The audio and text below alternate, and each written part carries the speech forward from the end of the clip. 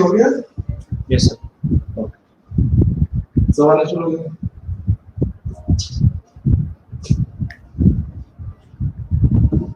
Sorry.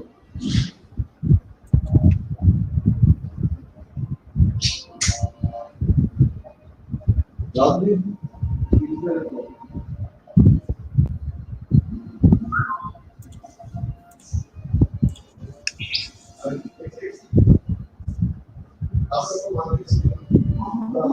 सारे staff में smart के फोटो खींचती है और फोटो का आपको कभी पास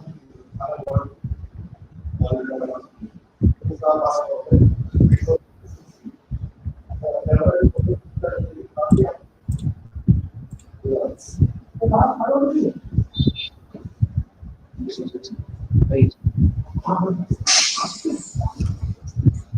people clear.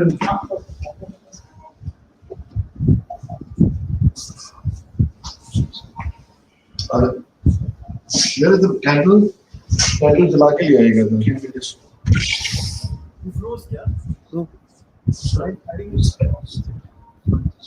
अभी नहीं शुरू होगा ना अब बांधोगे अच्छी बन जाएगा कैसे करोगे Facebook, YouTube. अब अंदर कोई ना मतलब बास ये नहीं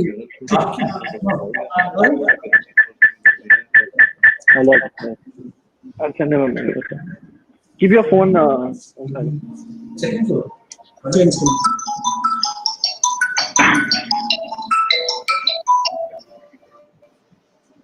Good afternoon.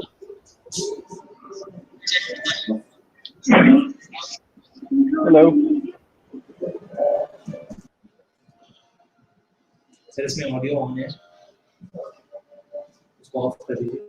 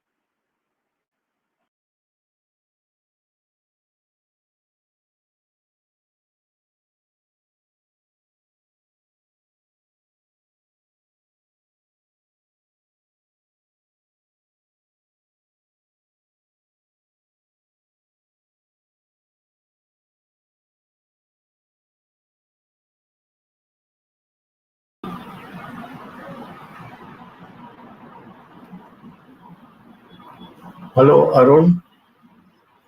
Hello, Arun. Can you hear me? Hi, sir. We can hear you. Okay, We who's can hear this? you very clearly. We can hear you. I can't hear you. See the picture of the Swamiji.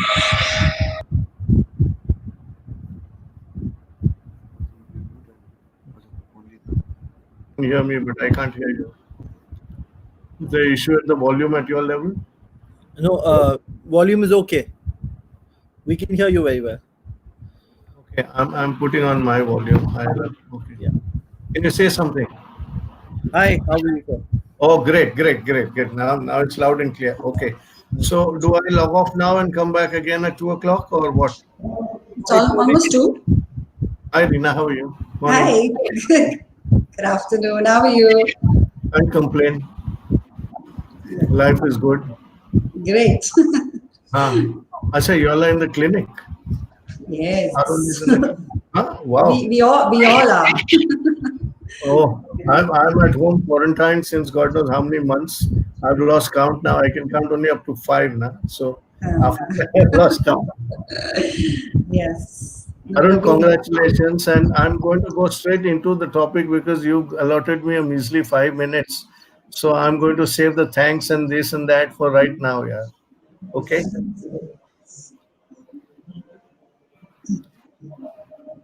Yeah. And so shall I exit now, beta, and then come back later? No, I think, Uncle, it's already 2 o'clock. So we'll start in about 10 minutes. In 10 minutes. Yeah. Dad's on mute. It's 1 minute to 2, so we start in 1 minute. Yes. And Dr. Aditya, you have to change your background a bit. The lock and everything is coming very clearly. Oh, great.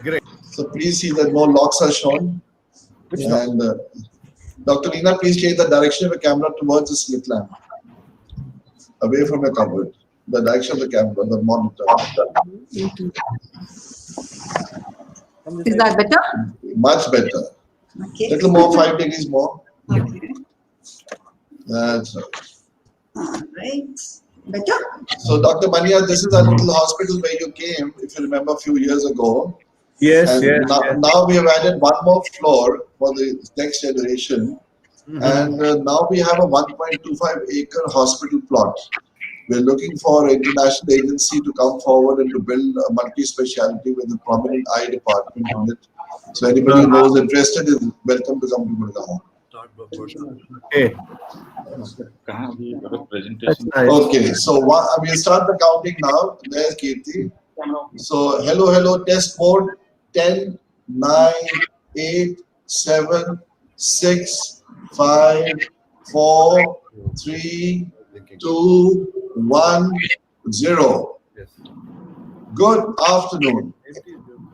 This is a global webinar. Hope for Sight.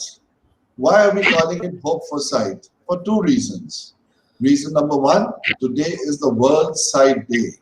And the International Agency of Prevention of Blindness motto is Hope in Sight. But then sight is divided into 2 parts: sight, insight, and foresight. We are passing through turbulent times. COVID-19 is here and to stay for some time. We are having to manage our patients and provide service under very difficult circumstances.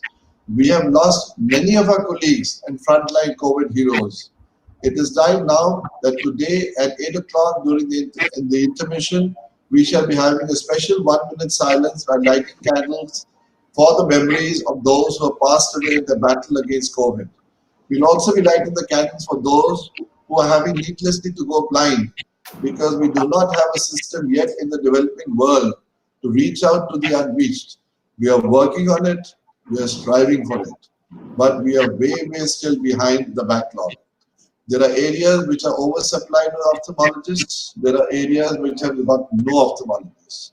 So Arunodaya Charitable Trust and our unit, Arunodaya Deseret Eye Hospital, has organized this webinar in support with our friends, colleagues, well-wishers, Centis and Novartis to bring to you a world-class congregation of eminent speakers who will present to you their work in the field of prevention of blindness, advocacy, cutting-edge research in clinical ophthalmology, as well as in other features.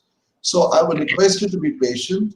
This is a new platform because the Prime Minister of India wants us to move away from Chinese platforms, which we are doing, though we have about 40 registrants from China. We are using an Indian platform for the first time to see how we could do good work using Indian technology, because India is poised to be the next global hub in the field of healthcare and technology. So I would now request Dr. Reena Sethi to please say the opening address, to be followed by Dr. Ranjit Maniar, who will be introduced by none other than Dr. Vaibhav Sethi. Thank you.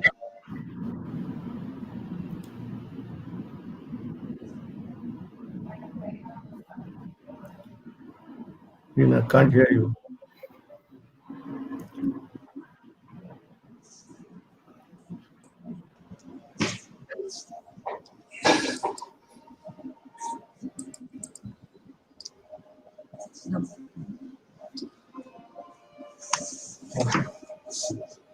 Can you hear me now? Yes. Yes. Little softer. Sorry. A very good afternoon to all. A little something about today, which is the World Sight Day, and exactly something about our hospital as well, what we are doing here. World Sight Day, as you know, it's a day to focus on global attention on blindness and vision impairment. And we being ophthalmologists and aided by the optometrists, we are all into this business of preventing needless blindness. So there's been a lot of problems lately, we all know, because of healthcare services being affected by COVID-19. What all has happened? We've had scenes in which our services have actually been disrupted. We have ophthalmologists who have been unable to go to work. There's been reassignment of staff, not much staff to be afforded. So there are people who are coming every third day or fourth day, depending on how you're managing your patient load. Screenings have been postponed. So basically, we are doing a lot more online consultations and also trying to get patients on board. And especially what has been very affected is our camps, where now it's become a total no. We cannot go into the population and screen patients because of this virus. Alternative strategies for continued care and telemedicine have come up, and they have been good because now with the rules and all being laxed a bit for us, we have been able to at least do certain good to people who have come to us with eye problems. We have to, actually, there's a day when we can actually give tribute to our COVID unsung heroes. So a salute to the doctors who have been fighting coronavirus for us and who have lost their lives also. And there have been a lot of casualties when doctors are concerned. But yes, we've been working our best and giving our best to our patients, come what may. In Arunodaya Deseret Eye Hospital, our aim is to give good quality services to all levels of economic strata. So we are compassionate with quality care. That's what our motto is. And we reach out to all patients equally. Similar kind of services are given to them. These are some of the patients who recently have got operated as well. And they've been, we've tried to, slot out our patients with very little, a few patients, but yet we haven't stopped our work. We have continuously been given under all, taking all precautions of COVID, doing these surgeries as well for the poor and the needy patients. So our basic objectives in our project are to reach to the unreached, reaching the unreached. We reverse the tide of curable avoidable blindness. We increase the eye care awareness in the society, knowledge and skill transfer amongst friends of ACT, that is Arunodaya Charitable Trust, and provide comprehensive eye care to the community it serves. We have in our project divided our mode of action into these few things. There's the mobile eye care unit, which goes into the industries for screening, rural screening, NGO networking. And we have the school screening where the teachers are trained and the students are screened. And wherever there is requirement, glasses are given. We've already covered about 70,000 students, for which Dr. Aditya Sethi will be covering in the later part of the day. Our base hospital approach is where we give them the comprehensive eye care, screening. We have specialty clinics. All types of super specialties are available, and surgeries of all kinds are done in this institute. We have satellite clinics and village camps, not now these days, but we have our satellite clinics which are screening and identifying patients with problems, which are then referred to the base hospital. So this is in short the work we are doing, and I'd like to send the mic over to Dr. Arun, who will then take it forward. Thank you very much. Thank you very much, Dr. Leena, for the short introduction. We have a panel of eminent speakers in this group: Dr. Ranjit Manyar, Mr. Kirti Pradhan, Dr. T. Senthil, Dr. T.S. Surendran, the Vice Chairman of the famous Shankar Netralaya, then Monica Chaudhary, the Professor and Head of Optometry, and Madan Thangavelu, a leading Ayurvedic exponent from Cambridge. So I'll now hand over to Dr. Vaibhav and Dr. Aditya to take the show forward. Thank you very much. Thank you. I'd like to introduce Dr. Ranjit Manyar, who is a consultant ophthalmologist at Bhatia Hospital and multiple such hospitals in Mumbai, having a practice and experience of over 40 years. And he'll be talking on blitzkrieg approach to tackle the cataract backlog. So please do screen share. Thank you.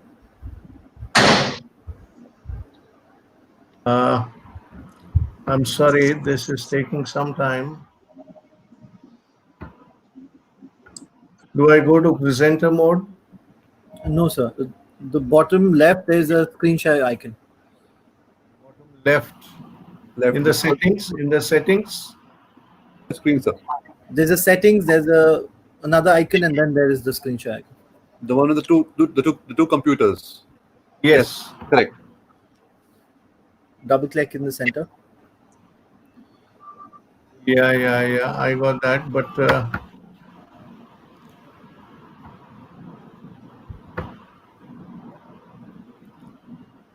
yeah, good afternoon, folks, from India to the whole world. The message for the backlog blindness is that we need a blitzkrieg approach. The numbers the world over on cataract, operable cataract blindness are immense. We have a very impressive CSR of over 6,500. However, due to a large population, our backlog numbers keep increasing, and add to that our COVID inactivity, and the problem just multiplies. So what is this blitzkrieg approach? You deploy your strongest weapons. This is a German war concept from the 30s, where your strongest weapons, sizable numbers across the entire battlefront, the entire country, ensure your supply lines achieve victory swiftly. That means meet your targets within a time-bound manner, and before your backlog keeps increasing, you have to eliminate that backlog. And of course, don't forget, you have to reward your frontline warriors who are there. So who are these frontline warriors, and how do we get there? The government can't do it alone. There's no way they can do it. NGOs must be involved in this. We need 2 high volume centers in each district, at least around 600 such centers all over the country. 3 or more centers even in larger districts like Thana and others. And we have to ensure that they have connectivity by road, rail, if not air. Having done that, we borrow and depute surgical teams from these centers like Chitrakoot, from Deseract, from Arunoday, from Shankar Nethralaya, from LBP and others, and from the Arvind Group, and especially their alumni. And we depute these teams for a period of up to a year, year and a half, or maximum 2 years, within which the backlog should really go. We train the government guys also in this, and just a 2-week training should suffice for the government doctors. District level facility, 2 such hospitals in each 600 odd districts, 2 surgical teams per facility, 300 reserve teams. Just like in a war, you have a reserve corps. So here's your Blitzkrieg Corps as 600 teams, 300 reserve teams. You manage your logistics in terms of supply of IOL, surgical material, patient mobilization, and most important, you maintain your quality assurance. I'll show you how it's done. The surgical team at each base hospital would have 2 experienced operative surgeons, 4 assisting nurses, ophthalmic technicians also, if they are experienced, that would do. You have junior surgeons to man the OPD, pre-op and the rounds, the post-op dressings, etc. 3 nursing assistants in the ward, 3 ophthalmic technicians for counseling, for discharge orders, and most important is the data entry operators at each center. 600 such teams, 300 reserve teams. You're looking at 6 twos at 12 and 300. That's 1,500 eye surgeons. Remember, in India, the AIOS has 20,000 plus members. There may be another 5 to 10,000 who are not AIOS members. From 30,000 surgeons, we are looking for only 1,500 doctors who would suffice to get rid of this backlog. There is a door-to-door detection. Now, what COVID has taught us is that there is an app-based detection, reporting, and follow-up which is possible. Delhi has done it, Maharashtra has done it. Every state has got the app which helps you to detect, follow up, and treat COVID And the same way, the ASHA workers can do that on door to door. And again, I tell you, this is not something that is impossible because we've been there and we've done it. The logistics, patient care, patient supply, follow-up, patient mobilization, transport, surgical scheduling, output data analysis is the key, and quality monitoring is the key in this. Again, your sourcing of indigenous IOLs would be in line with the government policy of Be Indian, Buy Indian. We've been there, we've done it. One single institution, Sadhguru Netra Chikitsalaya, we've had 5 districts in MP and contiguous UP. We have declared them backlog free after doing an audit. And this was in a span of 1.5 years. And when we did a door-to-door campaign, please realize that 16.5% more cases were detected than the predicted number based on government statistics. Also, 17% more non-cataract patients were identified and operated. So in short, if we have targeted 100 patients for a particular district or a particular taluka, we are likely to land up with 135 surgeries. This was our pre-op and post-op. I'll give you an idea about the pre-op and post-op. And here it shows that once you have quality surgeons, they need not be slow. They can do fast quality surgery. And you look at the 612, 69, 66 group, and it's absolutely wow.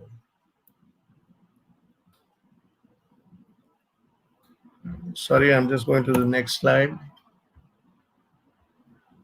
My screen seems to have hung. Yeah.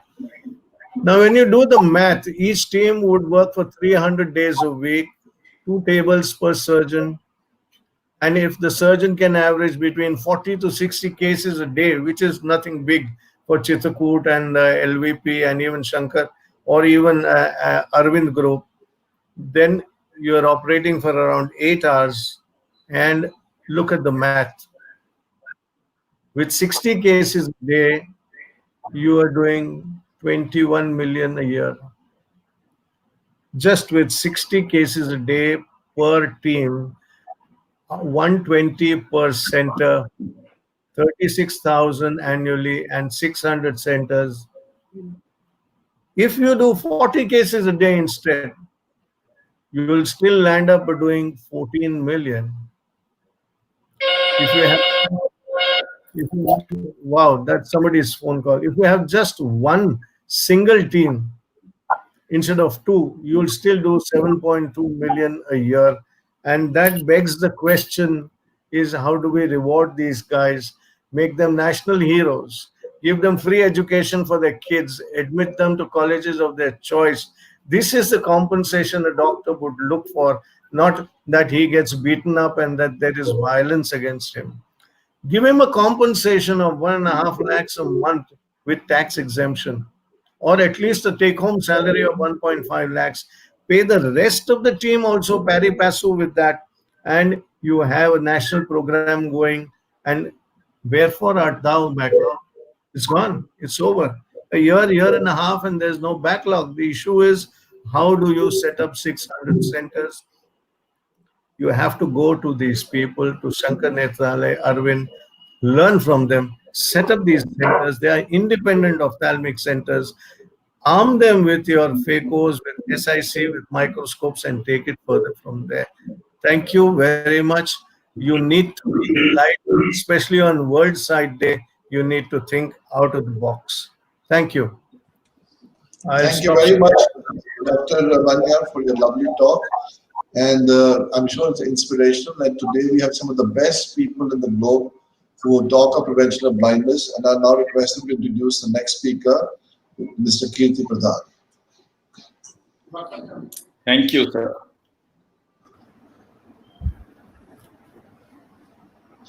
Mr. Kirti Pradhan needs no introduction, a well-known healthcare expert. He started his career in LICO in Madurai, rose to be an independent consultant, and today for the first time we have him and luminaries from Arvind in this webinar. And Kirti has been a good friend and has been visiting Arvind there from time to time. And now he'll be talking about refractive error in spectacles. There is the bottleneck. Thank you. Thank you, sir. Thank you. I need to get the. Yes, sir. Share your screen, please. Yeah, but the share button is not coming. Do you have to do anything?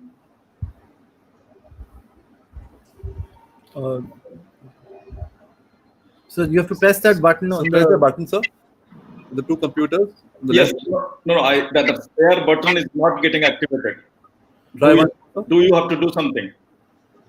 Yeah, you have to click on that. Then it says ask for request. Just try once more, sir. Should I go to application window or your entire screen? Entire screen. Double click on entire. Okay. And then Say share. No, that share is not clicking. That's what I'm trying to tell. You have to double click on entire screen. The screen that pops up the window, not the letter, but the window below, sir. just below that. Just select that screen. Yesterday at the trial, did you have any problem? Got it. Done, sir. Is it visible? Yes, sir. Yeah. Yeah. Thank you. So good afternoon, one and all. I'll be talking about refractive error and spectacles. Where is the bottleneck? The interesting part is it's a low-hanging fruit, but unfortunately, typically the human mind gets into doing the difficult job than the easier jobs.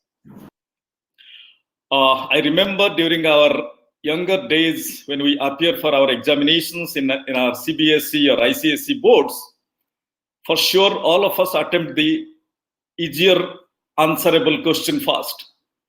But I don't know why in eye care, although all of us do realize that refractive error and a pair of glasses is the easiest thing which is causing the largest visual impairment problem in the globe.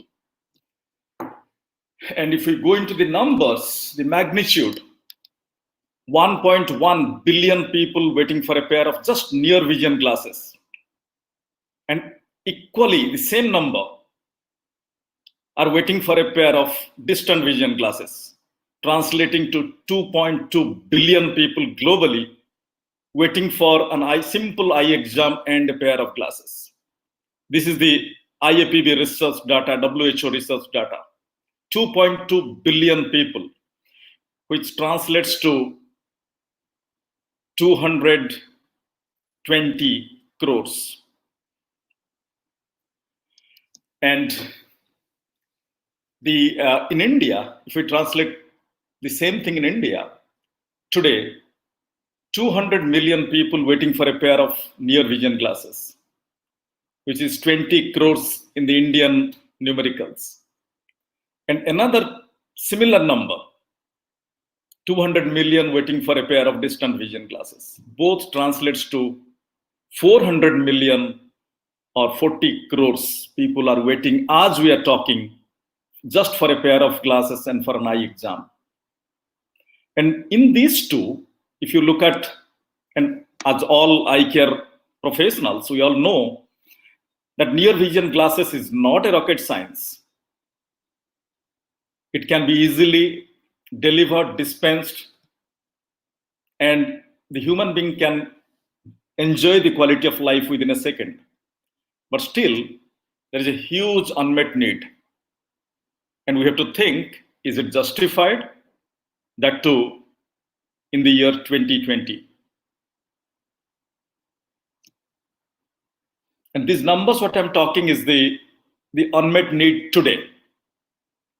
Taking into consideration, there are people who are already using it or already having access to an eye examination and a pair of glasses. I have deducted that number, and this is the number which is waiting today and now for a pair of glasses and for an eye exam. What are the issues and challenges? When I analyze this, what I found is there is huge non-availability of simple eye test facilities. Here I'm not talking about eye hospitals or surgeries where the human being has a choice to refuse the surgery in spite of the need. Whereas here, I don't see any reason why a human being should refuse to get a pair of glasses or do a simple eye exam.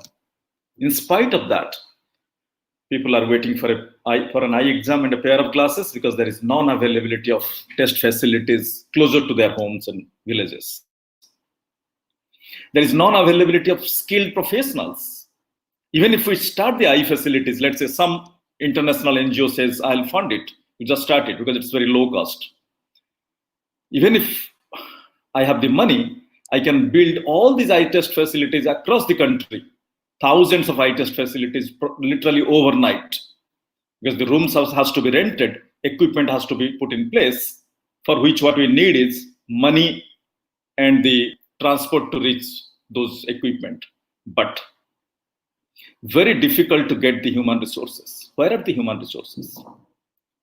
And human resources, in spite of me having billions of dollars, I cannot produce them overnight. They have to be developed. They have to be trained. They have to be groomed. So that's another bottleneck. So by saying this, what I'm trying to attract is the policymakers need to think that there is investment needed for human resource development, and which needs time. In spite of having money, repeatedly I'm telling, in spite of having money, you cannot overnight create human resources, or you cannot procure them from different states or different countries for a simple reason of the language issues and all that. And there is non-availability of glasses in places where there is some eye test facility, some human resource, but glasses availability is a big issue there. Purely for the supply chain cycle is not managed well.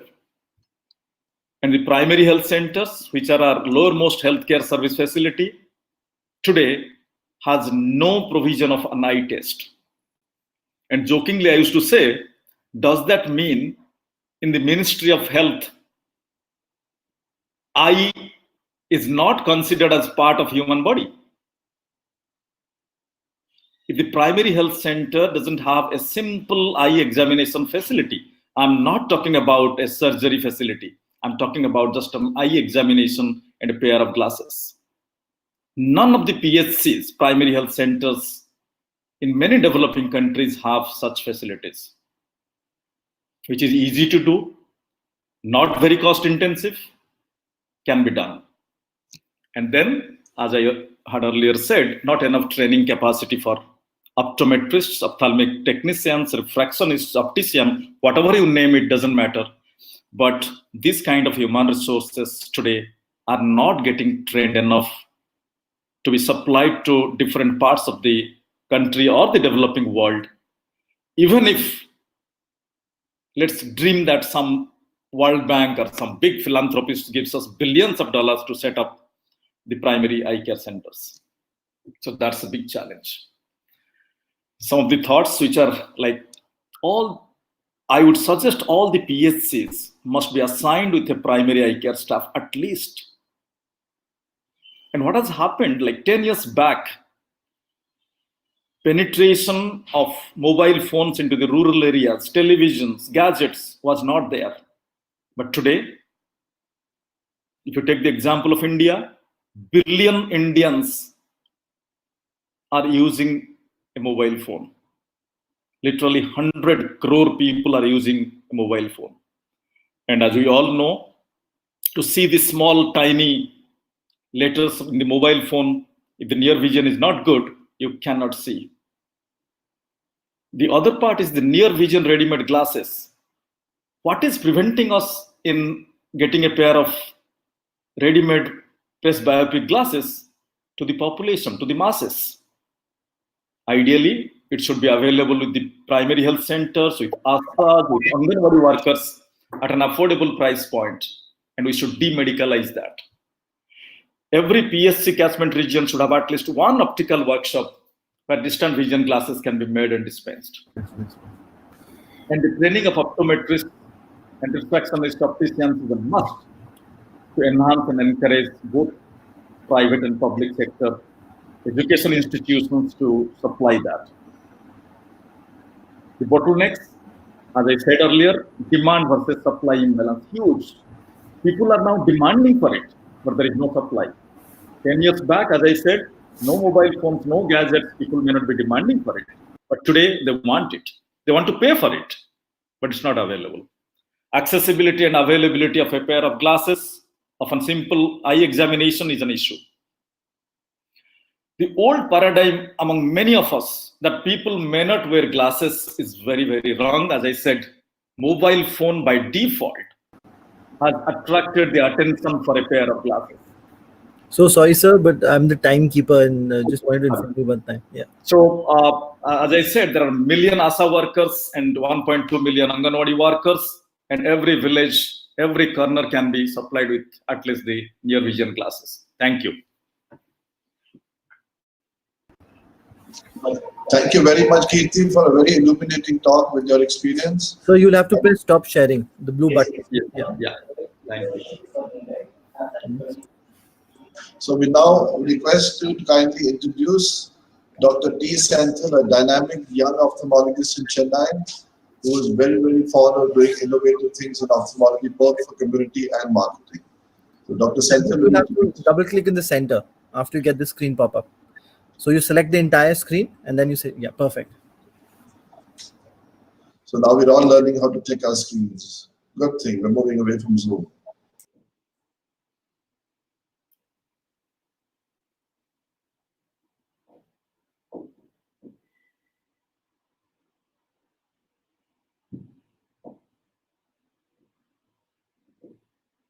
We can see your screen, sir. You just have to play your PPT. And we have with us technical support Aarti Sharma and Naresh Reddy. You're welcome to contact them whenever you want. No, I can see your screen, sir, but I can't hear you.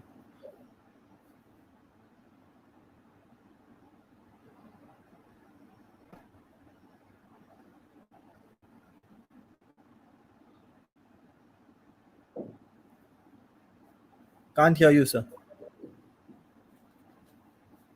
Can you hear us? I think we can move on to the next speaker. In the meantime, sir can get the audio corrected.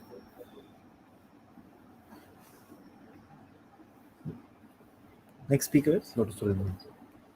So next speaker is Dr. Surendran, T.S. Surendran, who's also my boss from Shankar Netralaya. And sir is also the vice chairman of Shankar Netralaya. And sir is going to talk about the very popular and effective school screening program of Shankar Netralaya, and also how to set up a community-based eye center. So over to you. I'll just play sir's slides as well. Yeah, good evening. I think the best wishes to Arunodaya for this wonderful, I would say, experiment or whatever it is, been very successful. I think they have given two topics. I think, can I have the first slide, please? Just a second, sir.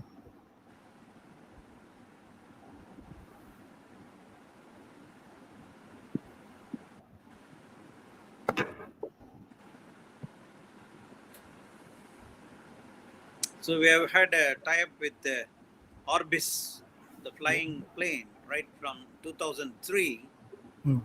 And a lot of projects have been going on. First, we trained about 72 people, including the pediatric anesthetists, pediatric optometrists, and pediatric nursing staff.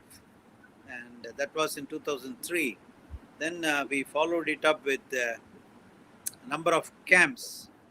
I think after Aditya left, I think we had a 3.25 lakh children screened in 3 years outside Chennai. It's a place called Kanchipuram. And can I have the slide, Aditya? Running to a little. Yeah. Aarti can help.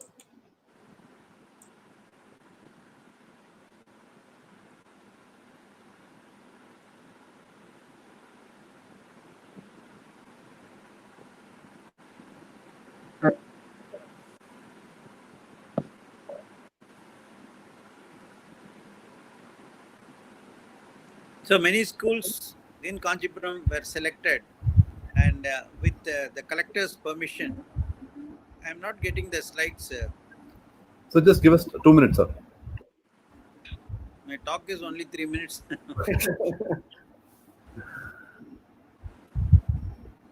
We apologize, sir. Sorry. You also, one of them you can put. So you can carry on telling us while they put on the slides. Okay, so we selected a lot of schools, and we had a very good optometry team led by Mrs. Anuradha and Rizwana.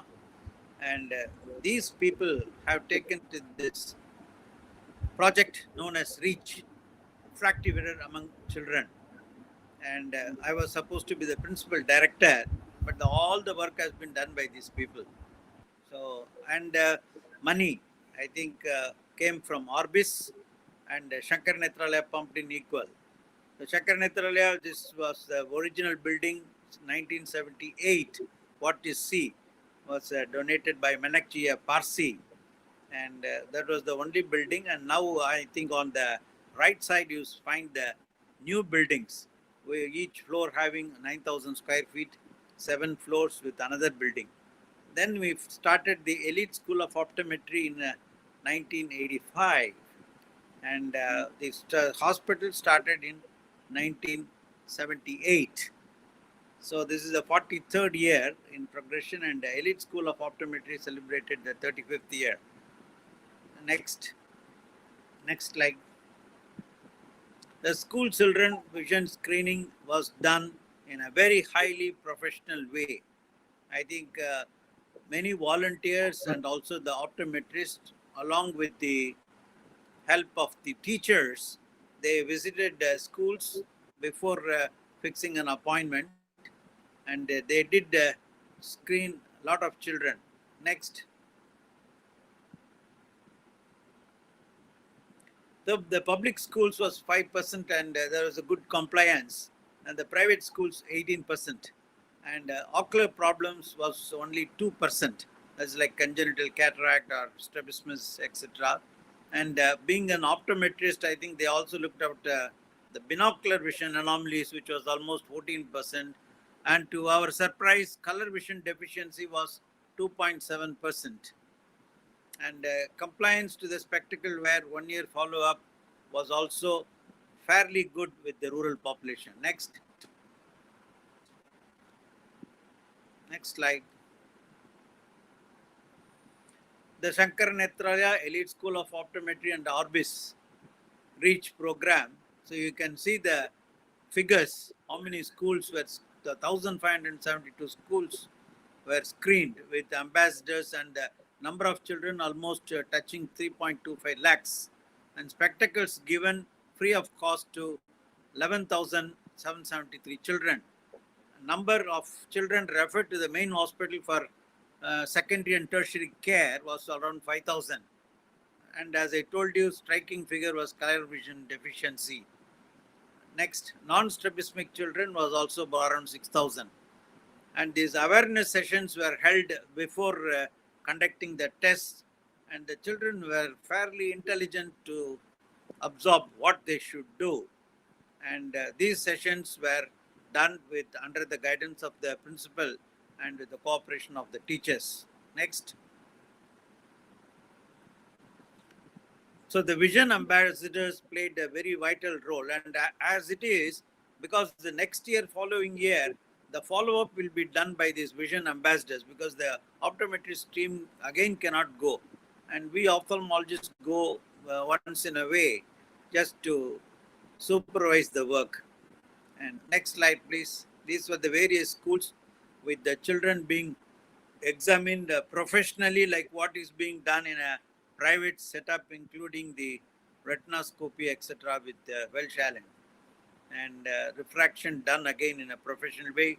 Also, cross cylinders were used whenever required, and the screening for binocular vision anomalies were also done, including can you see the optometrist in action. Next. This is the color vision testing with the conventional tetanus fly. Next. So intervention strategies, the trendy frames to children were supplied by Essilor and a couple of companies, and children were given choice to choose their frames, and it's a free frame, but still they were given the choice, and frame measurements were taken then and there, and checking was done, and within couple of days the glasses were supplied. Next. Education and counseling to the children and parents with the teachers for the refractive errors, and also I think nowadays encouraging them to go for outdoor games, and I think glued to the television and cutting short the mobile time, all were explained to the family, and also they were asked to bring the siblings. Next. So there were a lot of press publications, and also it was remarkable to see on one day they screened about 12,000 children, including dilatation. And that was in the Guinness Book of Records, 12,000 children examined in one day. A lot of press coverage was there and good support from Orbis. Next. There's also, I think, one important aspect was special children screening was also done. People with ailments, polio affected, etc., and also mentally retarded, Down syndrome, etc. Next. Thank you very much. I think I have exceeded 3 minutes. I'll go to the next topic. Can I have the bullet for the next topic? Institution building. I am not the founder, not even the co-founder. I just played only a squirrel role in Shankar Nethralaya, but I was there from the inception, even before the inception, 1977. Next, I think I gave bullet points, Yes, sir. Yes, sir. Aditya. Just one second.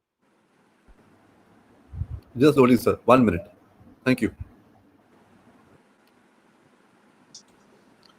So while they're loading, Arunodaya has done also a program of school screening where we have covered 74,000 village children.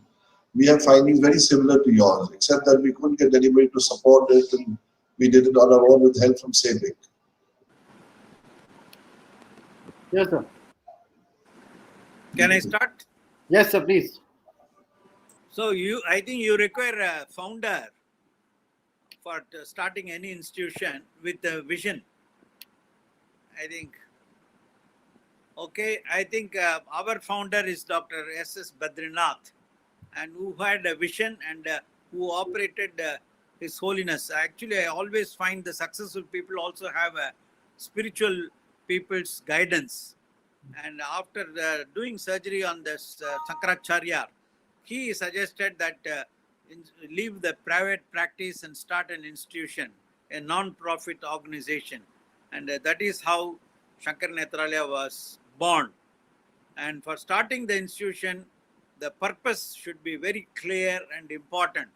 And you should not change the original thinking and what is the mission statement, etc. Our mission statement is to serve the public with lots of love and dedication, and with an affordable price, and also those who could not afford, they were also treated and given the equal status. I think Aditya was there. He knows how the free patients were given the treatment. Yes, sir. So the purpose should be very clear and important. You should choose a core team believes in your purpose and vision for the project. Actually, the core team, in the sense you have like a co-founders, similar thinking people. They should not have a commercial, because the institution started with a few consultants who were on salary basis. And also the administrative people also should not be asking for a few lakhs like corporate salary. So everybody should have a common goal, and with this, I think we started the institution. And always, I think whichever project you do, funding is very important.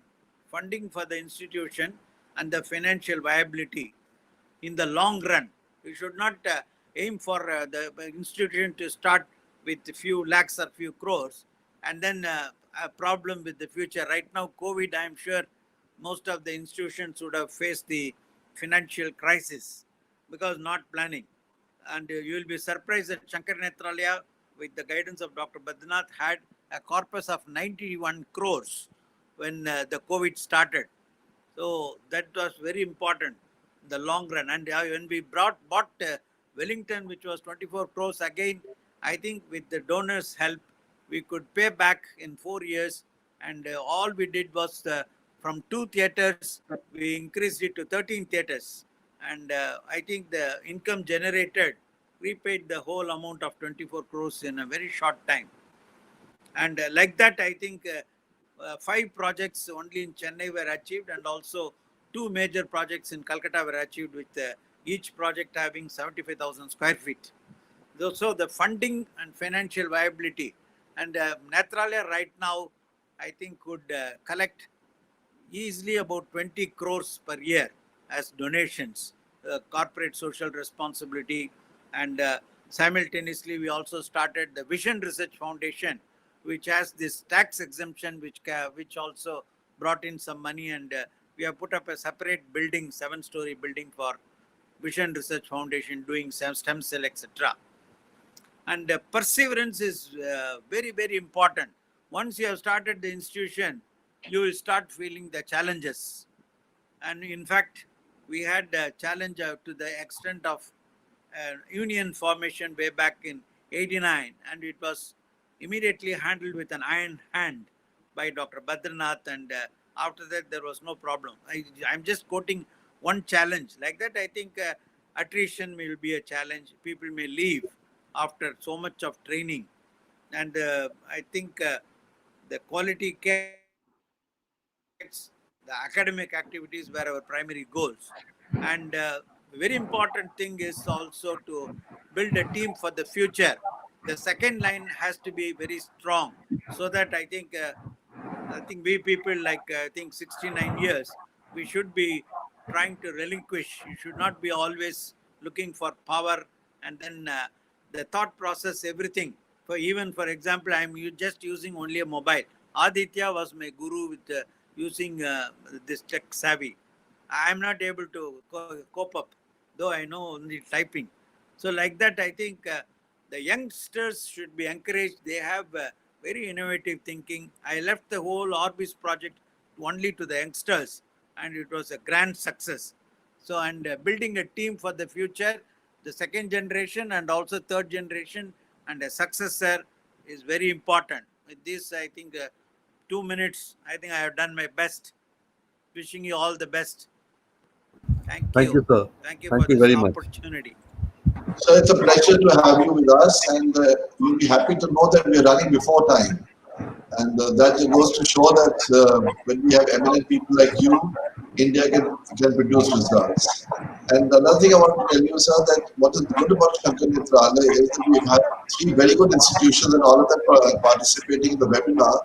But Shankar Nethralaya is one institution which has never compromised on quality. Cost came second to quality. And I remember this when we visited the institution when I was a second year MS student in my institution. We were sent to Shankar Nethralaya, Arvind, to see how the institutions work. And the impact that Shankar Nethralaya made on us was so much that we decided that quality matters. India, unfortunately, quality doesn't matter in many spheres of life. So thanks to Professor Badrinath for teaching and inculcating these values down. Thank you very much, sir. So the next speaker now is none other. We have a very good mix in this panel. So please stay on, because after this panel is over, we'll be having a screenshot of all the speakers. The next speaker is Monica Chaudhary, and I will request that she be introduced by Dr. Aditya Sethi. Good afternoon, everybody. It's a pleasure to introduce Professor Monica Chaudhary, who's the head of Unstill Institute, Sushant Vision Care Center. And ma'am is also has a keen interest in teaching, and she's the head professor there. And I've also recently joined as a visiting teacher to her institute in pediatric optometry and ophthalmology. So ma'am, the floor is yours. Thank you so much. Congratulations, Team Arun. Sitting with a galaxy of all my leaders or role models. And what a wonderful platform to have this kind of show. So I'm grateful for giving this opportunity. And of course, as an optometrist myself, I'm today talking about the low vision, which is, of course, I think the ball has to be set rolling by an optometrist. So, Dr. Aditya, can you see my screen? Yes, ma'am. We can see your screen. Yes. So, the theme which Dr. Sethi gave me was, let me just talk about economic impact. And I know when we talk about low vision, we're always talking about the devices and things and what's new, recent come up. So I really enjoyed it. And of course, we all know that there have been many numbers and figures which are there. So residual vision enhancement and making independent is what is all about low vision. It's beyond the clinic or the vision chart, actually, when we have to think about prescribing somebody this. So far, the devices we had or what we studied through were optical, spectacle magnifier, telescopes, and other things, and several non-optical devices. But the world has shifted into these electronic devices, gadgets, and all digitalization as we are even today. So the devices are not what we have been going through so far, and it has much more advanced technologies and much more impactful for the prescriptions. A very quick review of the numbers of visual impairment.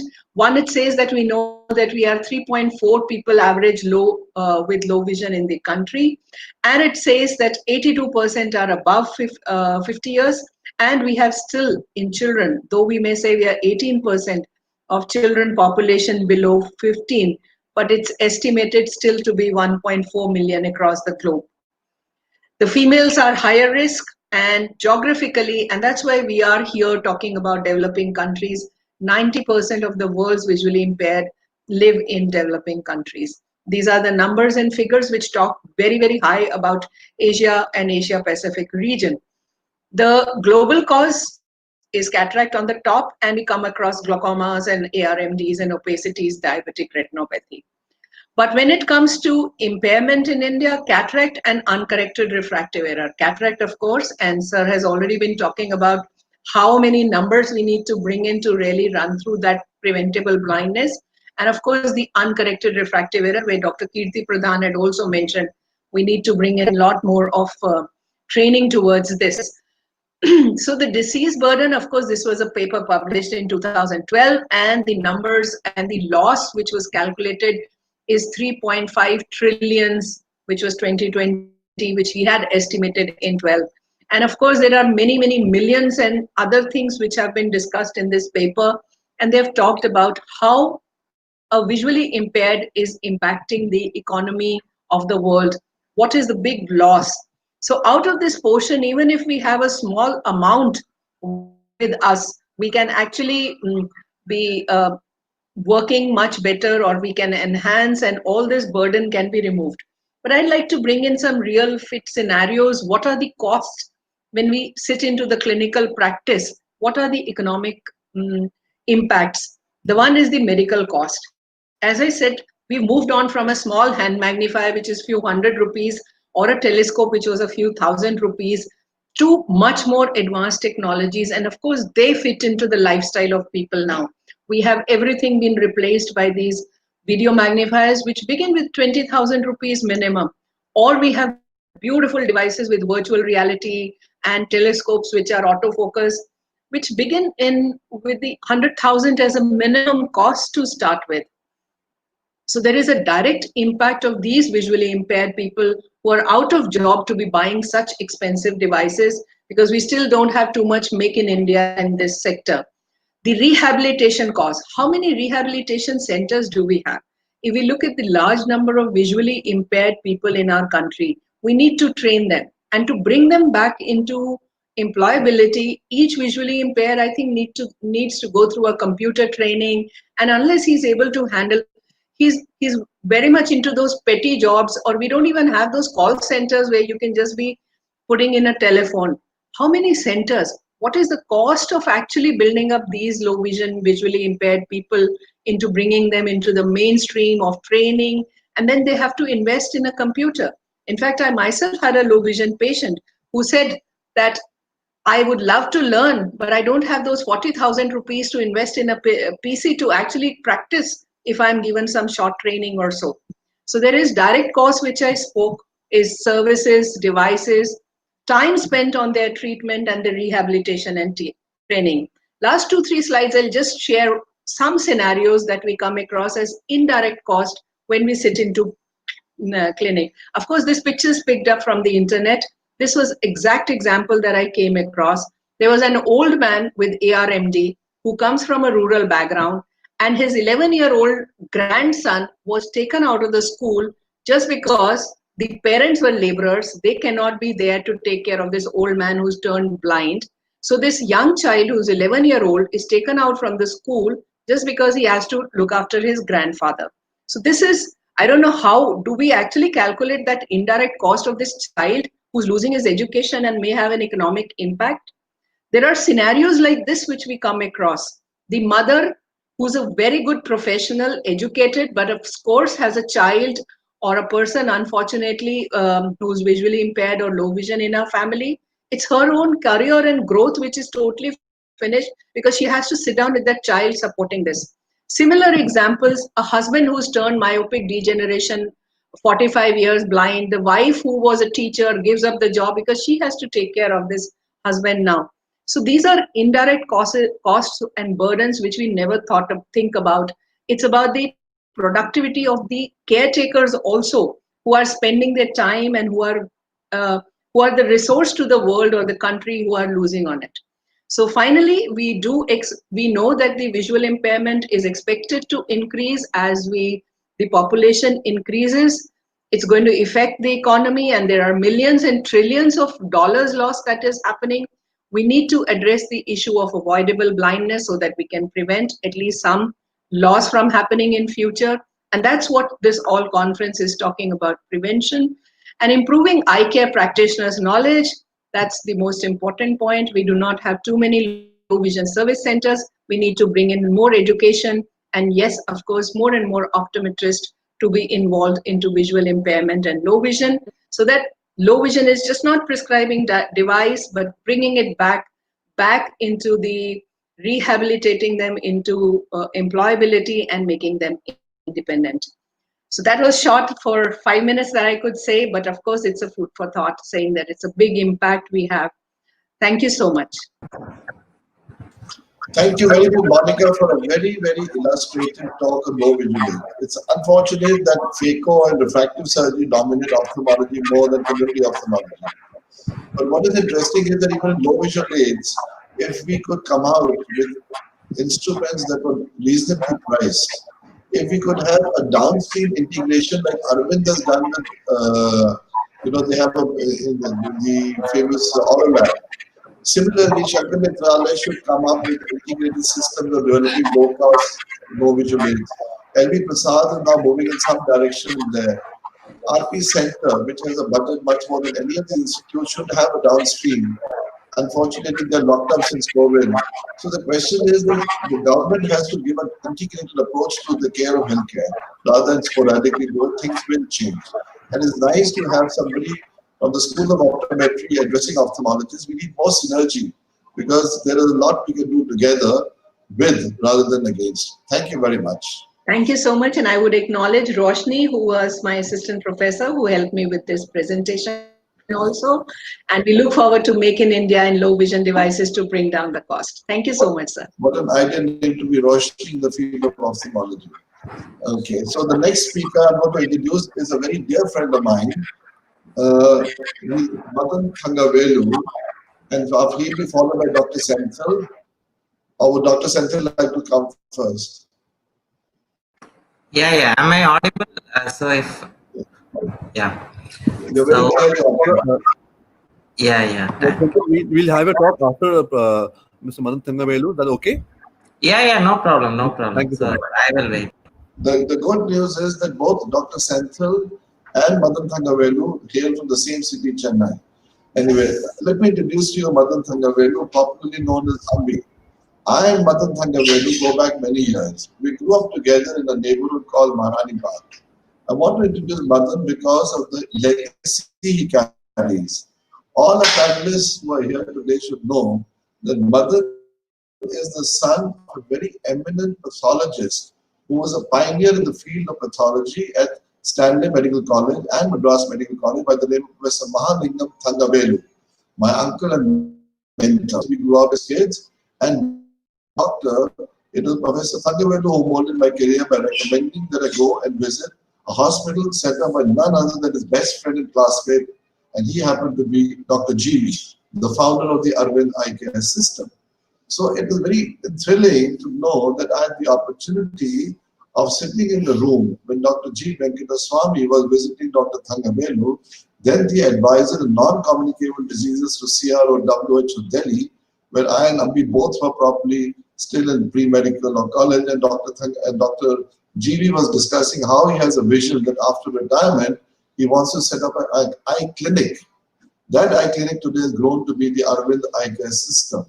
So you can imagine all great things have happened in the colony where I live. And from there they have grown.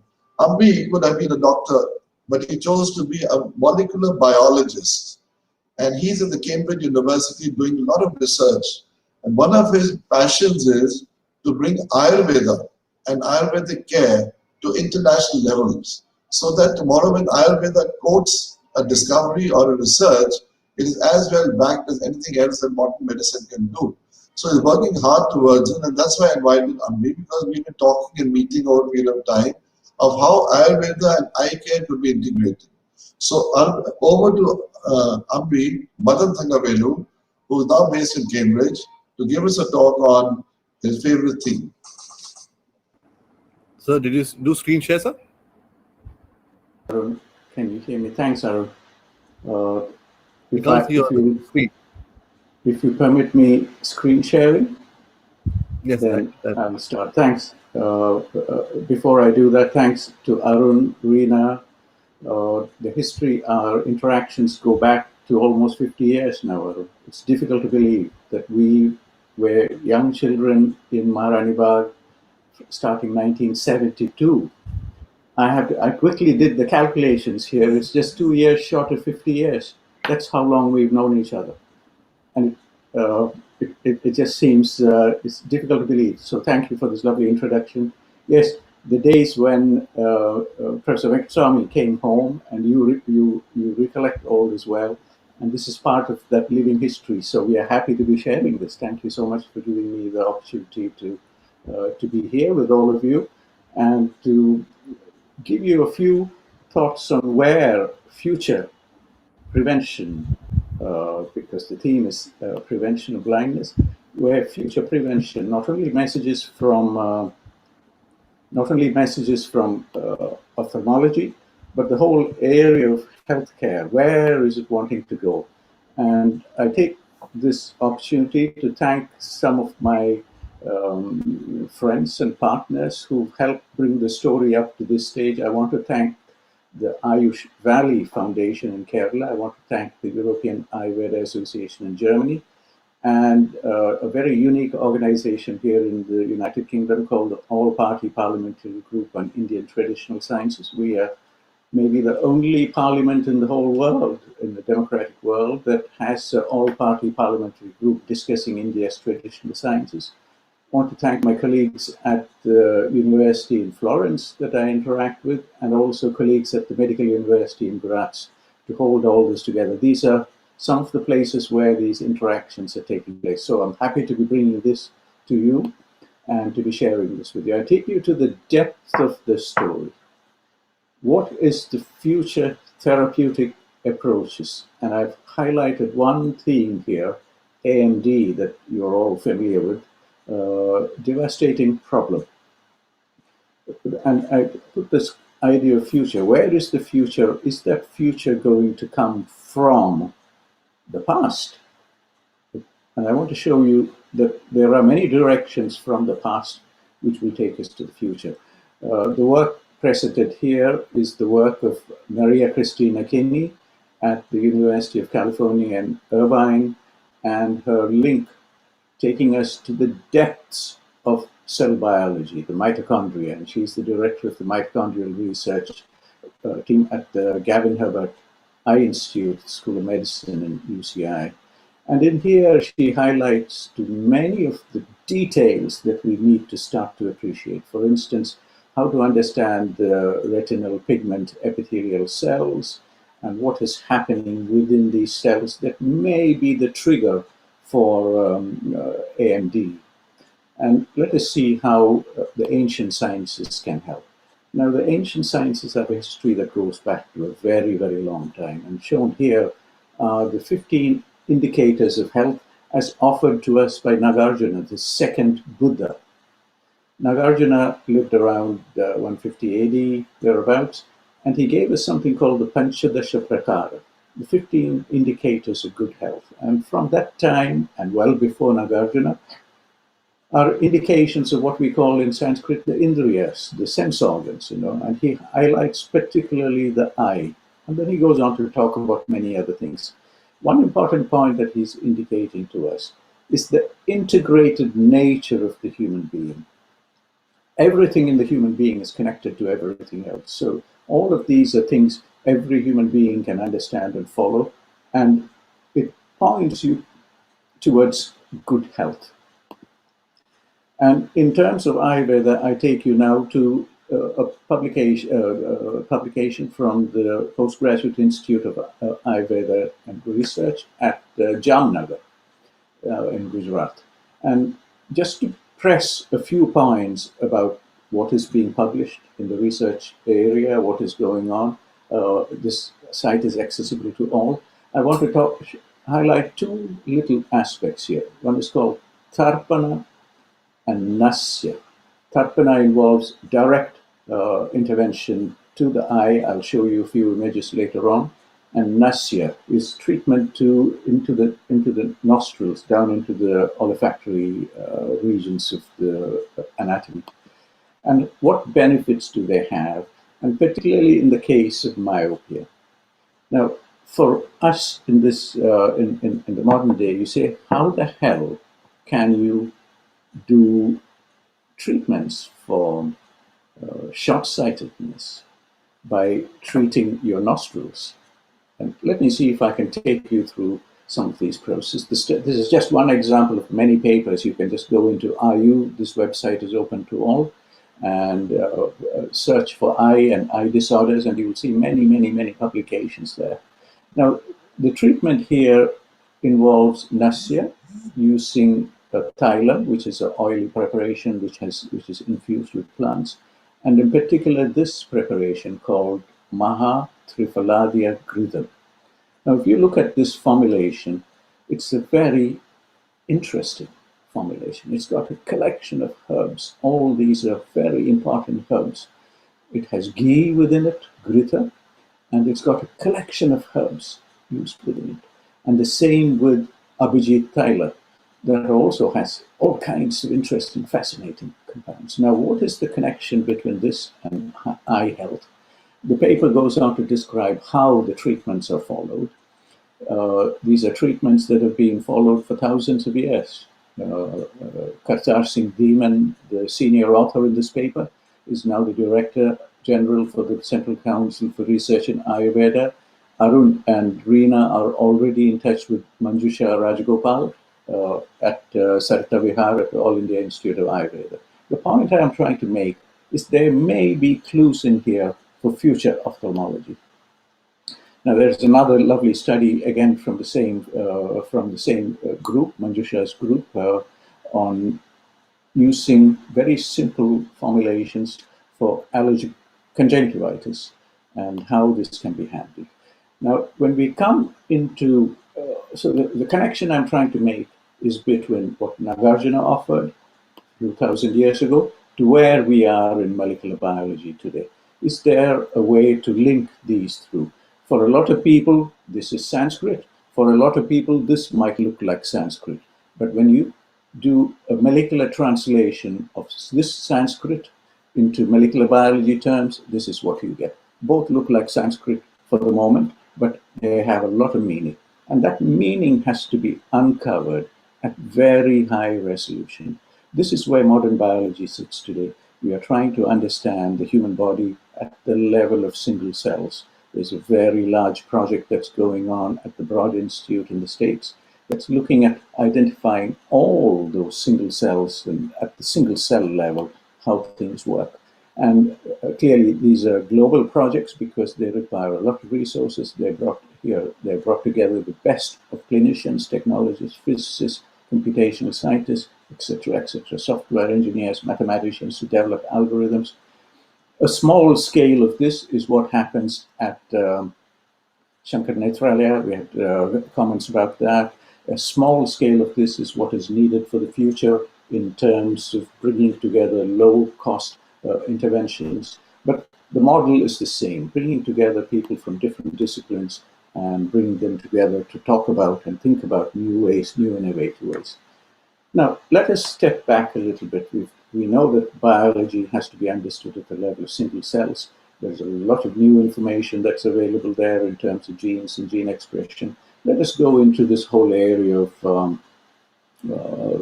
how it works in terms of cell biology. If you bring these two things together, what do we end up with? Now, here is what Netra Tarpana is all about. Netra Tarpana involves direct exposure of the eye to medicated oils. And here is what happens. If you went to Aldi Institute Ayurveda, not far from where the Arnodaya Trust is, you can see them working on these things. Very simple interventions. Now, why are these interventions so exciting? The first thing is that you're applying your treatment in this part of the eye. You're treating with a combination of fantastic herbs to this part of the eye. It is not the complexity of this part of the eye, the cornea, doesn't come through in this image. The cornea is one of the richest innovative locations in the body. There are signals that can go from the cornea to the rest of the body. And perhaps this is what is happening when you treat, when you do Netra Tarpana. In terms of macular degeneration, let us see the fine details. All of you ophthalmologists know all these details. This is what happens with aging and death. And what Martha Kenny is doing is looking at the interaction of mitochondria on these small cells and these small cells, the retinal epithelial cells, and their dialogue with the rods and cones. Now, what is the space? What's the scope in here for Ayurveda? And what is the scope in here for the old systems? What is the link, the logic between these two? It's shown in this image here. If you look at the expression of certain genes, what I call here the odorant receptor genes. Now, remember, odorant receptors are found also in your nasopharyngeal cells, and they're also found in your eye. Odorant receptors are found in the eye, and they're expressed in the human retinal pigment epithelial cells. What one can start to see the logic in how the two are connected in terms of how the ancient systems that talks about herbs that produce interesting odorant small molecules and what the link might be. Hopefully over the next few years we will understand what those specific molecules are and how they help improve the quality and the health of the eye or even reverse pathology. Now, when we look at the fine biochemistry, again, we see a very large number of exciting things in terms of the primary compound that's activated as we progress towards AMD. And when we look at the fine molecular composition of these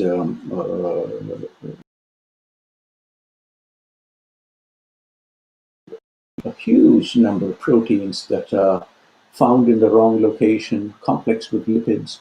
Is there a way to use lipids to resolve this? Maybe that is what happens in Ayurvedic lipid preparations. You saturate the place with good lipids and it replaces and gets rid of the unwanted lipids from the eye.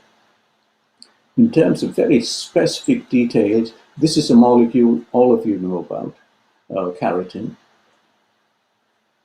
There is an enzyme called keratin dioxygenase. It cleaves this into smaller molecules, and this, called alpha ionar, is this molecule that activates the odorant receptors. So we are starting to see the way in which the cell biology and the molecular biology is being played out. Now, unrelated to this, unaware of what is happening in the world of Ayurveda, are people here at the Imperial College looking at what's used, the sexy term, the metabolome, trying to understand what are the small molecules found in different parts of the body and in different fruits and vegetables and herbs, as shown here, and they want to do things. The connection that is needed is not being made. Maybe a place like the Arunodaya Charitable Trust could be a catalyst in this whole process to bring this happen.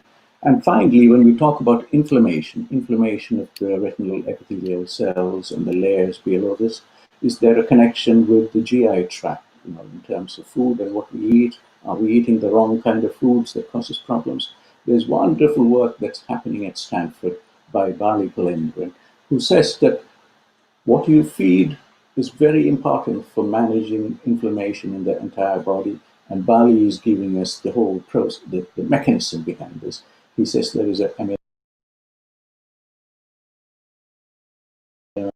this in turn can control inflammation in the rest of the body. So eating good food may be the right way to come and head towards a proper prevention-based strategy. Now, shown up here is Bhushan Patwardhan, the Vice Chair of the University Grants Commission now, also Professor at Pune University, who's asking the very simple question, how is this knowledge possible? Where is this knowledge that we call Ayurveda today? How is it possible? Where does it come from? And how does it... Sorry to interrupt you, we're running slightly short of time. Here we are. We're almost there. Thank Systems Ayurveda is an approach they've offered. It's for all of us to try and learn these things and understanding that sometimes appreciating the very simplest processes of what goes around us will help us take towards understanding and preventing disease. I think some of the statistics we were offered today were frightening. Unless we start to work towards preventing these conditions, we may never be able to win this battle against blindness. There are different systems of medicine that offer this, particularly the Unani system of medicine, which we will try to work more into. They have an emphasis on these odorant molecules and how they affect health. And by pulling all these things together, we will arrive at what I call white health. We've got our systems so fragmented. There is a need now to pull all these together. And I hope what I have shown you today is an indication of how we might do this. There are other things that we need to learn about managing our environment, etc., etc. And the most important thing, training skills. Young people have to be brought into understanding these things. Yes, we need money for doing these things. This is the problem. This is another big problem. I think the public-private partnerships that we have seen today and the kind of examples that Shankar Nethralaya has offered us gives us an idea of how to solve this money problem. India's funding is very limited. I suspect it will stay limited that way. Our entire health budget is less than the investment by the R&D investment by the third pharmaceutical on this list company in the world. Our Ministry of Ayush's budget is minuscule compared to any of these fundings. So we have to find another solution. And that other solution might come from interactions with some of our leading labs here in India. This is an effort that we are taking forward with the group at the All India Institute of Medical Sciences, trying to understand non-pharmacological interventions for the future. What is it that will come out of it? Hopefully, we can dialogue on all of these things. I finish off here by saying there is a lot to be gained by interacting with and learning from people who are practicing the ancient systems side. The molecular details are just starting to be understood. Hopefully, more dialogue will make it clearer. Thank you so much.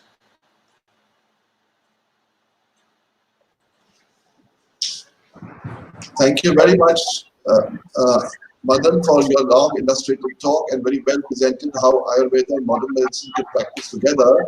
So can you stop sharing, please? And it was to show that every discipline of healthcare is having its own way of working, but the end result is the same. We want to provide sight to the needy.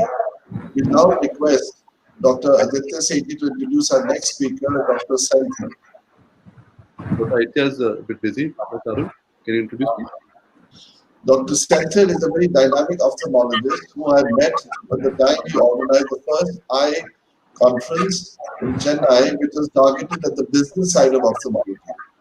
And that's when we realized that we had tubular vision of only taking care of our patients and not understanding that we need to go beyond that. So Dr. Senthil is a pioneer in being able to explain how ophthalmology works, the business side of it, the setback to COVID, and the future of ophthalmology. Over to Dr. Senthil. Yeah, thank you, Dr. Arun Sethi, Mrs. Reena Sethi, and for organizing this wonderful event. So is my screen visible? Are you able to see my screen? Not yet, sir. Can you just screen share once more, please? Okay, just give me 1 minute. I think today technically I've been having a lot of challenges. So just give me 1 minute. Yes, sir. We can see your screen. Yeah, can you see my presentation, the PPT? We can. Okay. So I think I have around 5 minutes, maybe more than kind of a presentation. I would like to give my views. The words innovation and reaching the unreached have been very fancy words which are generally used in to face challenging situations. So basically from the previous speakers like Kirti Pradhan and the other people, Dr. Surendran, so I understood a lot of things, but one thing is in a country like India, what we are having is a problem where the middle segment has to work. So basically, on one end, we have these corporate eye care hospitals which are coming up, which wants to serve the premium cream of the society, who are able to pay, say, 30, 40,000, 50,000 for a cataract surgery. On the other end, we have the charitable and NGOs, which are quite few in number, like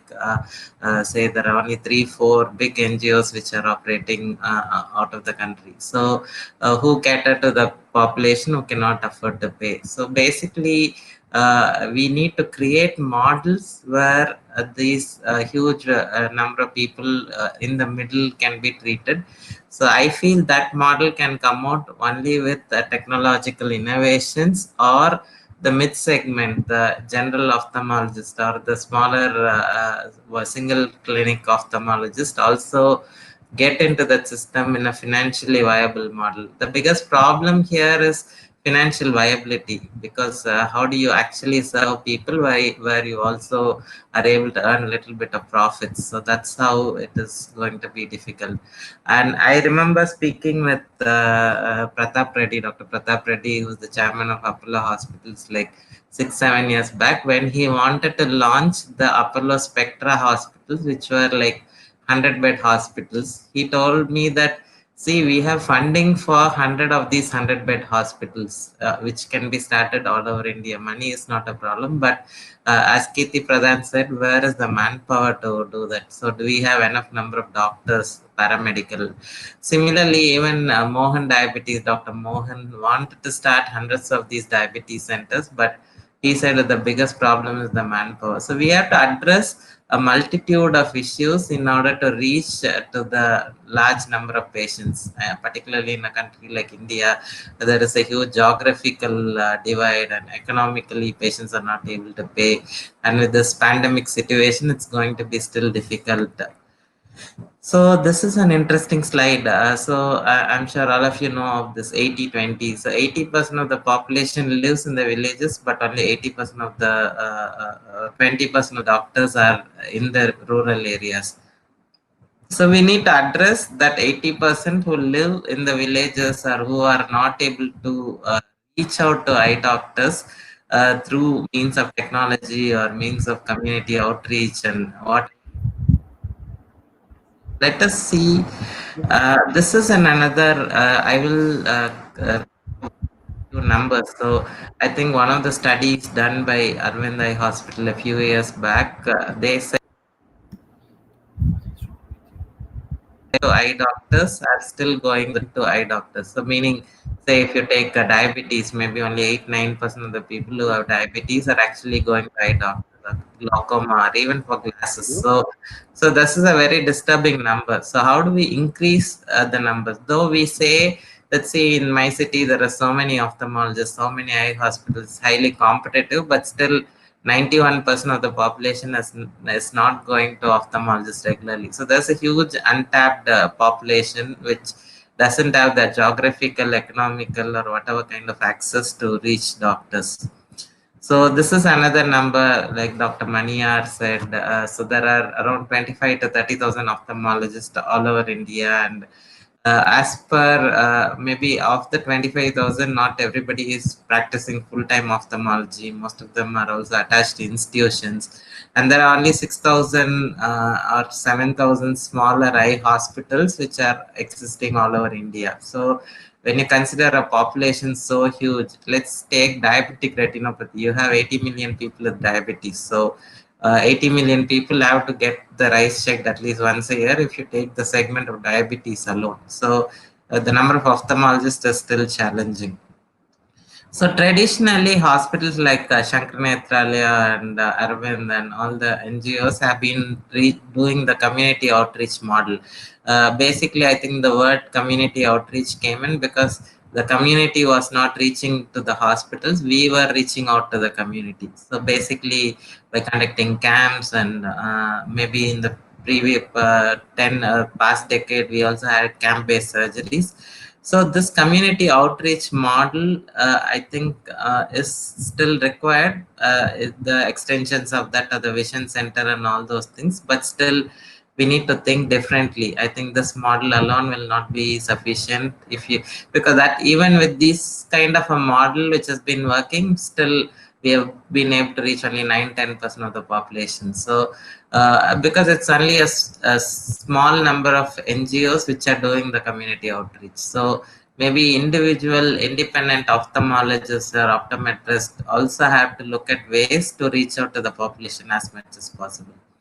So mobile eye care is another model where you kind of reach out to the community. There are different models existing all over the world. There are now even vans for dry eyes, so they only go into to treat dry eyes. And there are very sophisticated vehicles internationally which can do LASIK and all these procedures using a mobile model. So maybe in India, I feel this kind of a model maybe might work, particularly with our roads becoming better, the vehicles becoming better.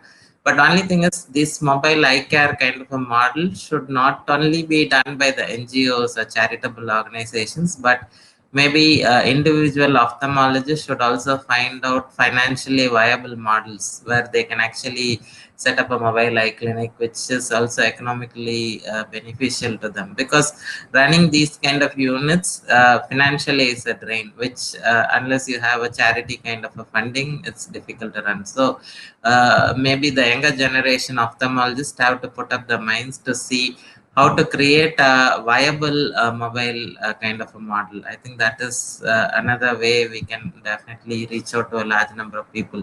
Even maybe a group of ophthalmologists can join, put up diagnostic equipments in a mobile unit, and which can go around, and maybe a smaller version of these units which can reach out into the gated communities and or maybe the corporate facilities. Those kind of models should be thought, because the problem in India is eye care reaching the unreached kind of a model is, whenever we think of a mobile model, we always think that it is only going to go into the villages and treat people for free. So basically, we have to change from that mindset, create infrastructure in these vehicles where patients are going to pay better than even coming to a regular eye clinic, because the service reaches their home. So maybe that kind of a model should be thought out.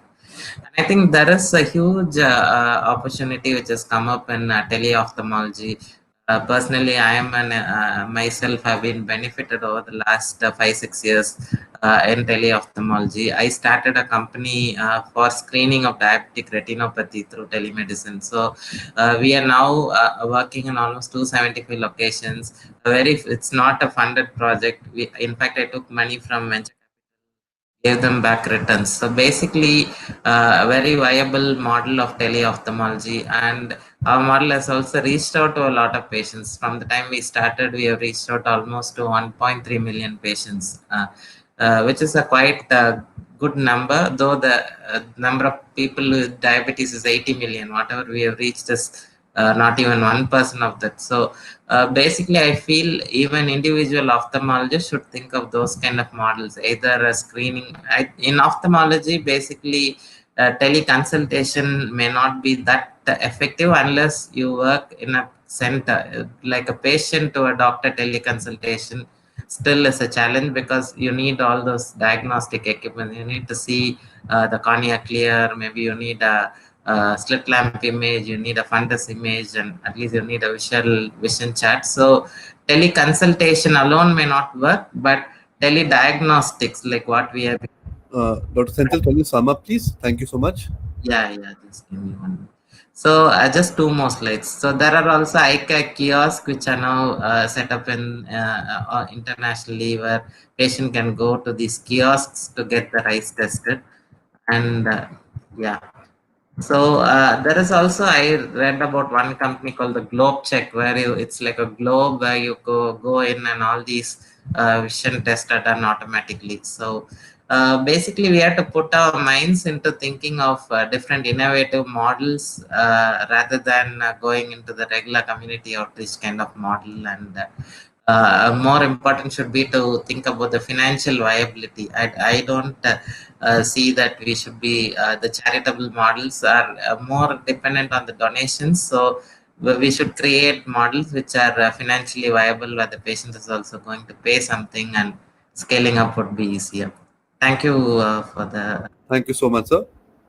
Thank you very much, Dr. Senthil. Before we move on to the next session, I request everybody to come on the screen for a screenshot. The next session contains the stalwarts of ophthalmology. What Indian ophthalmology is today is owes a lot to these people who are going to speak in the next session. The pioneer institutes of India are the Shankar Nethralaya, the Arvind Eye Hospital, and the LV Prasad. And this symposium or this webinar has brought them all together to tell us what is the secret of their success. They have been able to prove that life is worth living when you have a holistic approach. They're still there, they're growing, they're financially healthy, they have fantastic reputations. So we are now going to move on to the next model.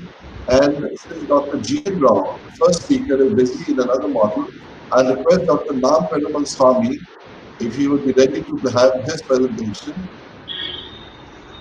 Yes, sir, I am ready. I want to introduce Dr. Nam Perumal Swami because I had the opportunity of being a fellow to his wife, Dr. Nachia. I was actually the second fellow in Arvind. And what I still remember is that Sir would run 2 tables with Dr. Tara Prasad Das. He would do retina in one, and to relax, they would put a cataract patient on the second table, which was not acceptable to our team, because we couldn't do the same by doing RD surgery. But believe me, the post-operative result of the RD of Dr. Nam Perumal Swami and Dr. Tara Prasad Das was far superior to what we were producing in the anterior segment surgery. So I still remember that it's Dr. Nam Perumal Swami who brought in quality, volume, and empathy into the system under the guidance of course, Dr. GB. And now he's going to tell us on his passion, diabetic retinopathy, the looming global health crisis. Over to you, sir. Thank you, Dr. Arun Shetty, and I have great pleasure in joining this webinar organized by the team Arnodaya to celebrate the World Sight Day. Am I audible? Yes, sir, you're audible, sir. Thank you. Okay. See, diabetic retinopathy is emerging as the leading cause of blindness or vision impairment. I won't say blindness, globally. And hence, Vision 2020 has identified diabetic retinopathy as one of the causes of which needs intense care. And globally, we know the target population, the diabetic retinopathy occurs, the diabetic population. And you all know that globally, the global population of diabetes is increasing alarmingly. 2007, it was 246 million. 2025, it is 380, but it is increasing by 55%. But in India, it is increasing by 123%. So it is known that natural diabetes is increasing.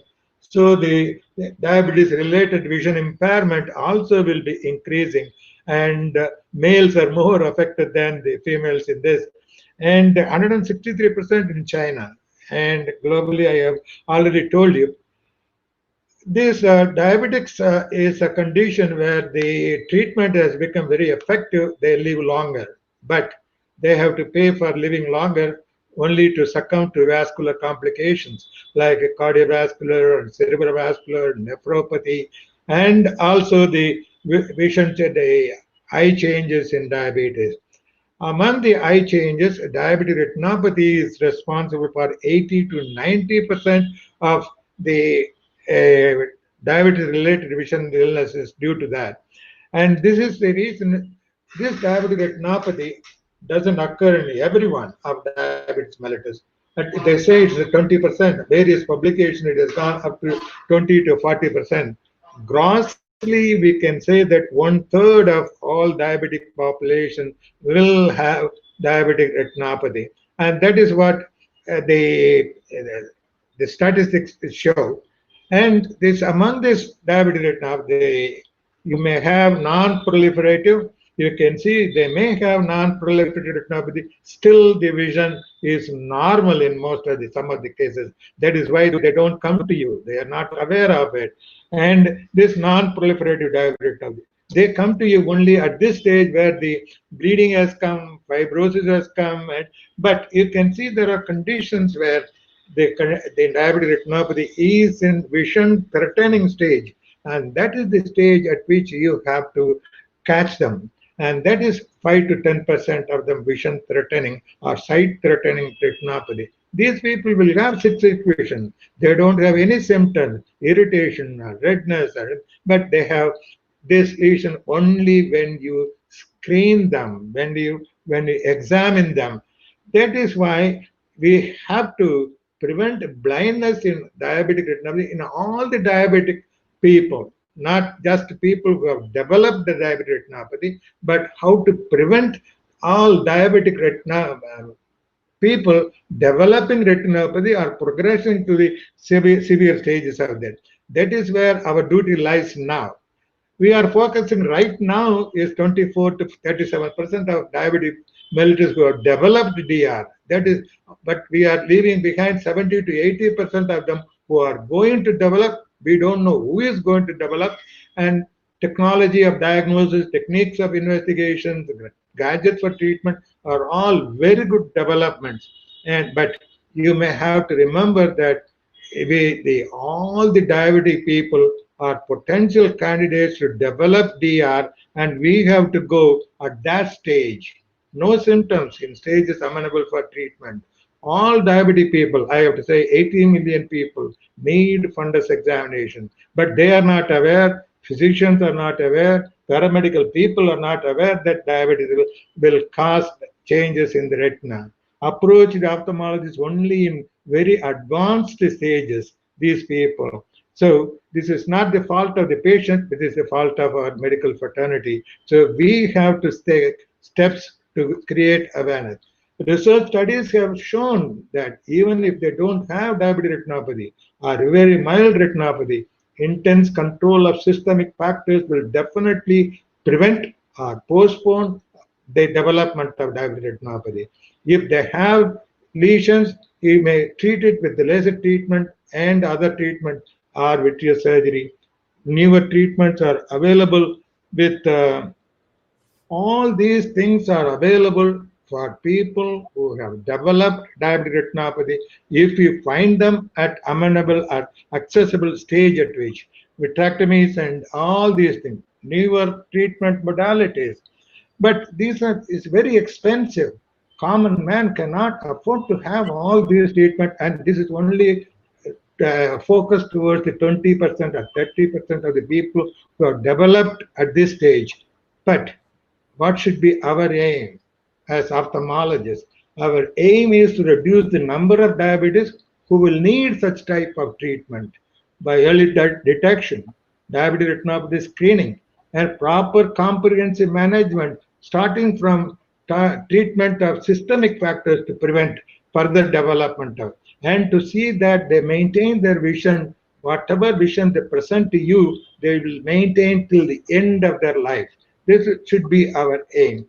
Towards that, Aravind initiated the study with the Lions Clubs and Government of India, Department of Science and Technology, and World Diabetic Project, in which we started with the basic thing is creation of awareness, creation of screening, and development of cost-effective equipments like laser or software for reading and grading.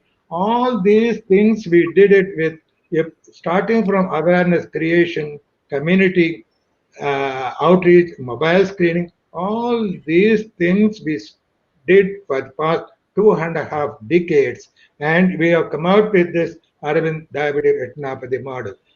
See, this awareness is with the posters, press meet, exhibits, all these things, they reach the public quite efficiently, and that is why you can give lectures to the health workers. Even physicians need this kind of exposure, and this is what we do, and mass training camps with the diabetologists coming with you, taking blood samples above the age of 40 years. You check all the blood examination. This is the counseling, and direct ophthalmoscopy examination, and also indirect, and you can also give lectures on the spot with mass in the camp side. So that will give awareness not only the people who have got diabetes, but also people who are potential candidates who are going to become diabetics also, pre-diabetics. And this is what but we don't have sufficient medical and paramedical workers to go to the mass camps and examine the patients.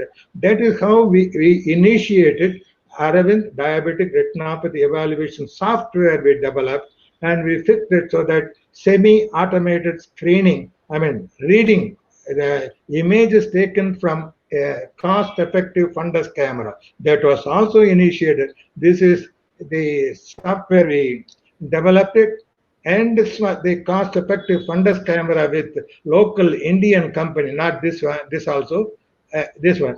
And the images are taken cost-effective fundus camera. These fundus cameras are done in the villages called vision centers. Every 50,000 population we have. No medical doctor will be there. All trained paramedical workers, they take all the investigations, not only the tension, but also the fundus camera, fixed fundus camera, and images are taken, and images are sent to the base hospital, and the doctors give opinion right there in the centers. Such centers, we have about 89 centers right now. All 89 centers have got this kind of telemedicine and address software. And this is one thing which we have, but all the diabetic people don't come to the ophthalmologist. They go to the physicians, they go to the medical shop to fill up their prescriptions. So they need to be told then and there, every diabetic should. So the people in the diabetology clinic are trained. This person is a technician in a diabetology clinic. She is trained to take photographs, and these photographs will be sent to our reading center, and the ophthalmologist will read and send the report to them with the fundus photograph, and they will advise what the treatment we have to give. So this way you are covering the entire diabetic population, try to cover the entire population. And just like blood pressure measurement, just like HbA1c, ocular fundus examination also should become a part of diabetic person examination. That should be our aim in order to prevent that. What if we don't have this diabetology clinics? What if we don't have the vision center in there? We have a mobile van and the fundus cameras inside, and technician goes in there, takes the fundus picture and send by internet to the center, maybe 200 miles away, and even in the remote areas, and the reading and the report will go to that within 11 minutes. And this is what the teleophthalmology, mobile van, and the counseling is given then and there. And we have integrated this with the government primary health centers, now universal health system, but we are all talking universal health coverage. So integrate eye health with the general health, primary vision center, health center. So we are working with primary health centers, and that should be the aim throughout the country in order to tackle this diabetic population. Recently, replace the address software. We are working with the Google to lakhs and lakhs of fundus photographs have been taken, and algorithm for the managed automated detection and diabetic macular edema and everything has been created, and it should be ready in course of time now. Local production of lasers, we initiated it. Now Indian made lasers are available, and we have started training up every ophthalmologist, not retina surgeons alone, but across for laser photography can be done by any ophthalmologist with the proper training of 6 weeks to 2 months training part of it. But if we cannot go by mass screening or fundus cameras and other things, we thought that whether is there any possibility to develop a clinical lab test to know who among the diabetics will likely to develop DR and NPDR or PDR. Is there any genetic biomarkers? Can we find out? Just like biochemical, HbA1c is a biomarker, or blood urea for the nephrology, it's a biochemical biomarker. So is it possible to say find out any genetic predisposition? We are working on it. All over the world they are working on it. And next is proteomics. Any disease, the first change to occur is in the proteomes in the cell, protein in the cell. So if there is anything we can find out, proteomic biomarkers can. So research is going on in that direction. That is for the future. Almost it is ready, not only in our lab, but also in Jocelyn Diabetic Center, or we are working with other centers we are working. So it is possible that we will be able to reach all the diabetic people to prevent them from developing diabetic retinopathy. If they have developed diabetic retinopathy, treat them at that stage so that they will maintain the vision. So in summary, diabetic retinopathy is a preventable blindness, just like cataract is a curable blindness. Diabetic retinopathy in 24 to 37% only we are directing right now. The asymptomatic in stage is amenable treatment. So, but we should concentrate on all diabetics to prevent vision loss and improved screening, like what I have just shown, and training of every ophthalmologist. We cannot rely on only retina surgeons because you have got very limited retina surgeons. A teamwork between diabetologists, any healthcare provider, and ophthalmologist. That is what we think that is the way to go for tackling the vision impairment due to diabetes. Thank you, Arun. Thank you, everybody, for the opportunity you have given to me for that. So it's a privilege to have you address us. You are one of the pioneers in this field, and we are proud that we were able to get you on, and that the good work that you and your team are doing in Arvind. I now invite our next speaker, who has been a prodigy of Dr. Nandaraman Swami, and now one of the pillars of the famous L.V. Prasada Institute, Dr. Taraprasad Das. Dr. Taraprasad Das needs no introduction, a self-made ophthalmologist who rose from a rural background in Andhra Pradesh to become one of the most famous retinal surgeons the global world has seen. Dr. Taraprasad Das has led the Vision 2020 team and has been internationally recognized for his contribution to the field of global ophthalmology. Anybody who ever feels disheartened in ophthalmology in this world should consider Dr. Taraprasad Das as a role model. He faced all kinds of things. I will just tell you one little thing which he said, that when he used to come back home, he used to collect coal from the street side to be able to cook food in the evening, which was making his school shirt white, dirty. And from there, he rose to be one of the finest membrane-peeling vitreoretinologists. Over to Dr. Taraprasad Das. Thanks, Arun, for letting my secrets out. So I'm happy to be here, and I have requested Aditya to share, to prompt to my slides because I had some technical glitch. Can you show my first slide, Aditya? Yes, sir. 1 second. Happy to be speaking next to my own guru, Professor Nampramal Sami.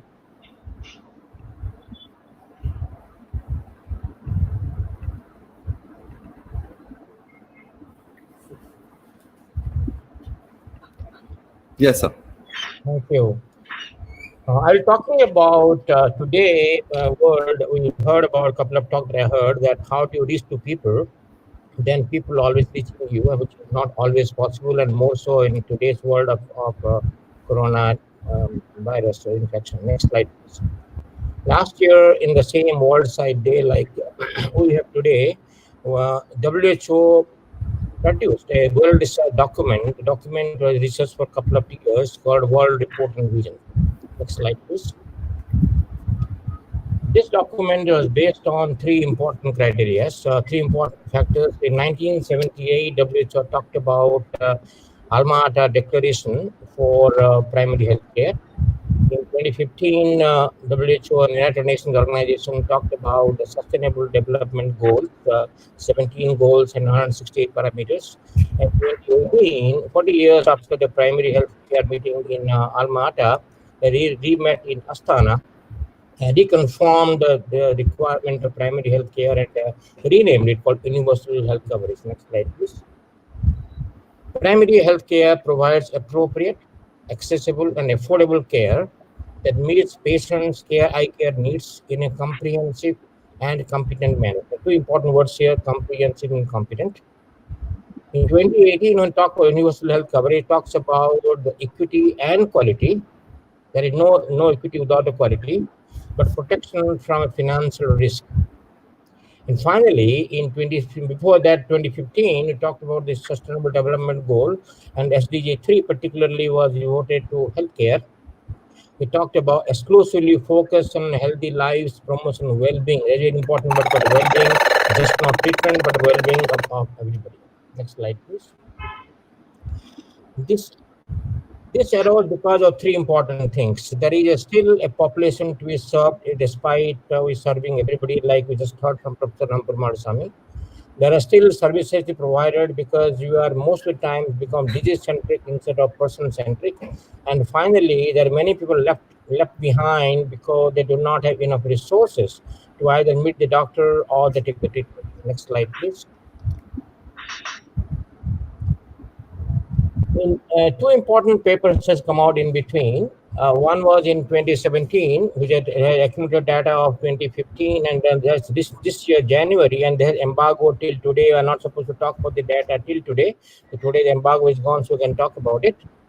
The Vision Loss expert group talked about that how all these eye care planning programs, organizations like in India or anywhere else in the world are working. We saw that in 2015. Approximately 36 million people were blind in the world, and 217 million people have moderate to severe blindness, and accounted to 253 million people with visual impairment. Good news is that between 2015 and 2020, estimated blindness reduced by 1.5 or so percentage between 14.2 to 12.7 as the slide shows. But unfortunately, the actual number of people has increased from 36 million to 43 million. This absolute new data is not yet published.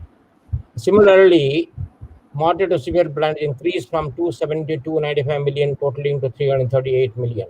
So that means that despite all our effort, things are not doing well in terms of absolute number. And why is so? Next slide, please.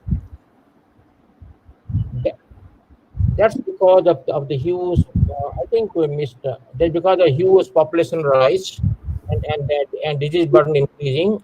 And the right panel say that females are more affected than the males. Next slide, please.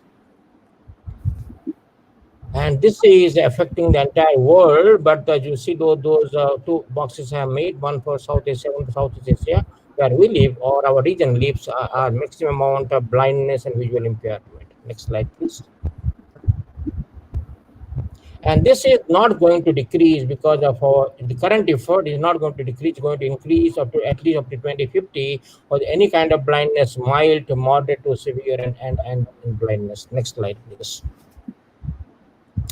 This is also because of world population, and world population, as you see the slide on the left side, it keeps on increasing. So aging population, let's example, 12.3% people aged 40 or 60 or more, where 12.3% are going to increase to 21.5% by year 2050. That means 1/5 of the population of the world by 2050, when there will be a population of roughly 15 or 16 million, will be actually above the age of 60.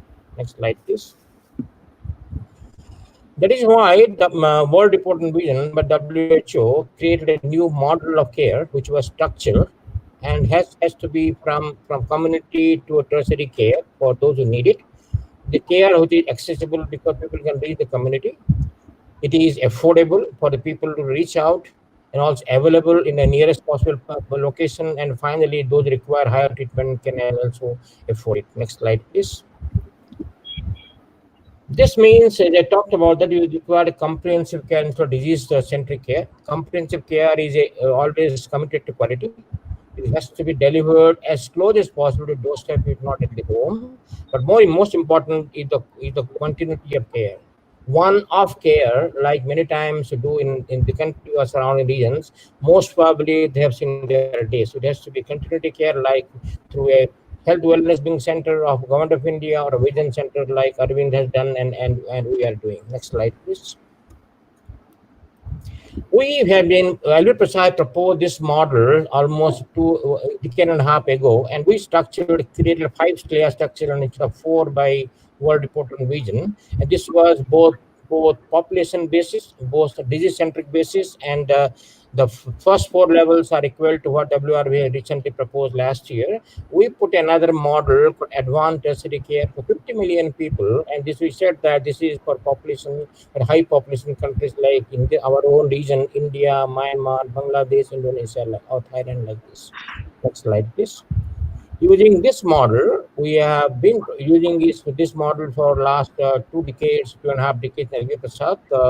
The slightly little old. We're now at 216 centers, or 210 centers is shown here. Next, this is spread across the 4 states of India. Recently, when you looked at the data after this COVID-19 happened, and there is a lockdown or limited transportation or fear of disease contracting disease, we looked at what is the population migration patient population now, and we saw, to our amazing surprise, there is a reverse migration of patients. Instead of patients coming to a larger center, they like to stay in a smaller center closer to their home. And it says that when we compare the data of September 2019 and September 2020, we found a 7% increase in our patient population region center, and 4% increase in population in a secondary surgical center compared to what it was before. And this trend, I suspect, will going to continue because people get used to this system, and which means that we have to reach to people to the primary, secondary center instead of being a metro-centric eye hospital in future. Next slide, please. By that means, this country, India, with a population of 1.3 billion people, require 270,000 health and wellness centers. Government of India proposing, if we are taking the people of 5,000 people, 227 advanced tertiary centers representing the people of 50 million people, and then other numbers are there. Next slide, please. And so we have to now, hospital has to reach home through high-touch, digital, small, and portable technology to the people. Next slide, please. Are you ready for that? In recent past, the Government of India and the Medical Council of India have recognized the importance of teleophthalmology. They are now legalized for any specialty, and we in Alvir Prasad created something called a teleophthalmology called Connect Care, which is just not teleconsultation but also video teleconsultation, so the patient can actually see the doctor, and many times can send their picture by the devices, which I will show next slide. Next slide, please. And these are available today. We are using the smaller devices like so in the top left columns panels. Do a refraction with the round number can be given to a participant in a pair of glasses. In the right side, there is a device which can measure your visual field sitting at home without visiting hospital at a lab as specific and sensitive. And then we have these cameras which we have already seen. The camera which can be handheld, portable, and taken to home for photography and sent to the doctor for examination and estimation of the retinal problems or even glaucoma problem. Next slide, please. But then when we talk about the people-centered care, it has to be creating enabling environment which will empower and energize people, which will also reorient the model of care from big hospital to smaller locations, which coordinate services between many specialties, cross-sectoral consultation, like we heard from Professor Nampamal Savi right now for diabetes, and finally strengthening the governments and create accountability for what we do instead of leaving it to the patient's fate. Next slide, please. So today, as you reached from last World Sight Day to today World Sight Day, things have changed. A lot of change. We have now, example, this meeting maybe would have been done in Delhi in a much bigger way and more fun-fair way, but this is no way less. So as I said, the very right, somebody named it called without knowing that it might happen this year. There is hope in sight. Thank you. Thank you, sir. Thank you so much. Thank you very much, Dr. Tara Prasad Das, for explaining so well the model, the system, and the last mile. Actually, being in India, we could call it the last kilometer. But having said that, I would now like to introduce our next speaker, who's also a mentor of the previous speaker, Dr. Tara Prasad Das. And our next speaker is a pioneer in his own way, whom I had the opportunity of meeting first when he came to Aravind Eye Hospital to study the model and the way of constructing, because then he was conceiving the institute called LVP Eye Institute, Hyderabad. Dr. G.N. Rao needs no introduction. He's been covered recently in a very exhaustive interview in another forum. But two things about him that always stand. An ophthalmologist who went to America after residency, comes back from America. That's one point Donald Trump needs to make sure. Number two, comes back to India not with the intention of practicing, but to give back to his people from his area to create an institute which will be first in every aspect of eye care, from quality to meticulousness to teaching. This gentleman, I don't know if many of you know, but I came to know in the United States when I had the opportunity to meet one of his mentors who told me that he spent the first few years developing LV Prasad on a salary of a token 1 rupee. Where do you find such doctors nowadays? That they have this commitment to the society to come back, to create an institution. And I now hand over to the man, the master, Dr. G.N. Rao, who took my eldest son, Vaibhav, under his wings and made him into a good human being and a good veterinary surgeon after he'd done his residency at Aravind in Tirunelveli under Dr. Ramakrishna. Dr. Rao, sir.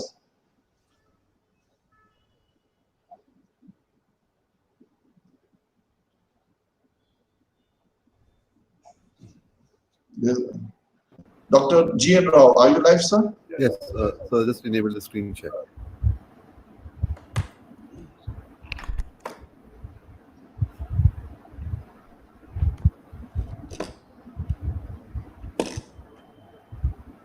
Yes, slides.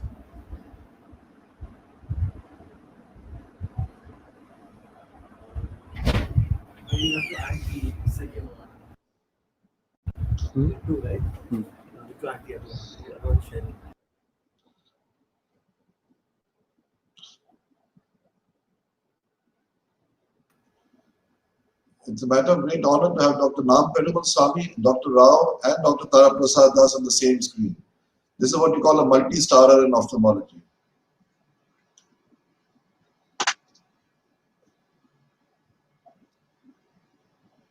Not wrong. Not wrong.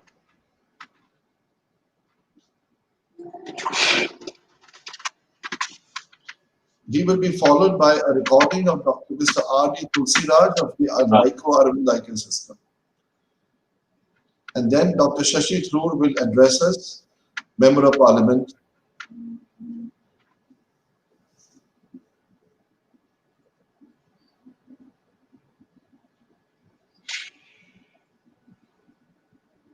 Rahul అక్కడ మన దగ్గర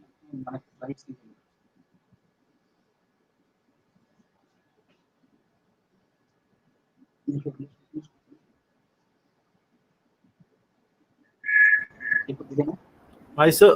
You have to press on the screenshot button.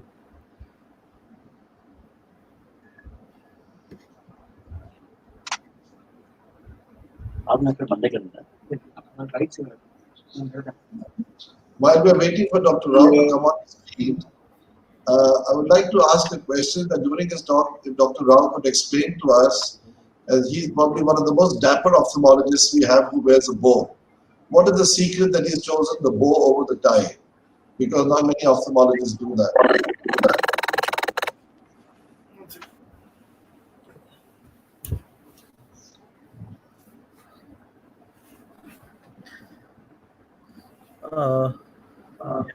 There, I can see some.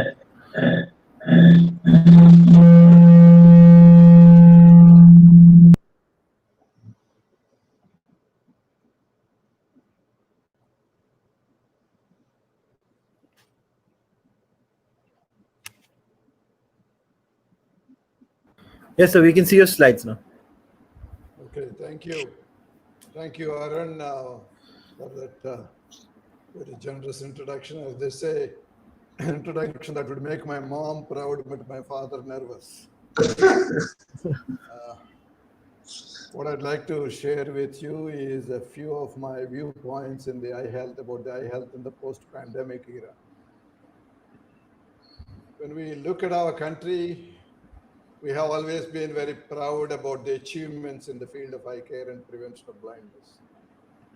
Starting with the first ever national program for prevention of blindness anywhere in the world, even before the World Health Organization as a blindness prevention cell, to the achievements in the recent past, we can be very proud of our record. And the more recent survey by the Government of India has demonstrated that indeed the prevalence of blindness has come to very low levels. It has happened because of a lot of different things and strategies that we developed, implemented, and succeeded. But then comes the major crisis, the COVID. The current situation is we have significant drop in the volumes of patients everywhere, all across the country. We have closure or disruption of all the education programs in our institutions. There's a huge concern among our colleagues about employment and their remuneration. That led to loss of human resources on whom we invested significantly throughout the country over the years. And there is a significant threat to sustainability of many organizations. Disruption happened for the screening programs, eye camps, mobile programs. So all that led to a weakened eye health system throughout the country. So while we have recorded a significant drop in the prevalence, what is going to happen now with this weakened eye health system? Is it going to increase our backlog one more time? Probably yes.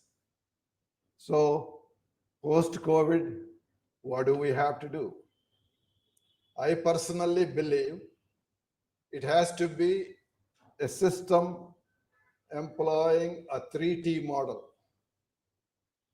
Talent, that is well-trained human resources, coupled with leveraging all forms of technology that are available for delivering healthcare.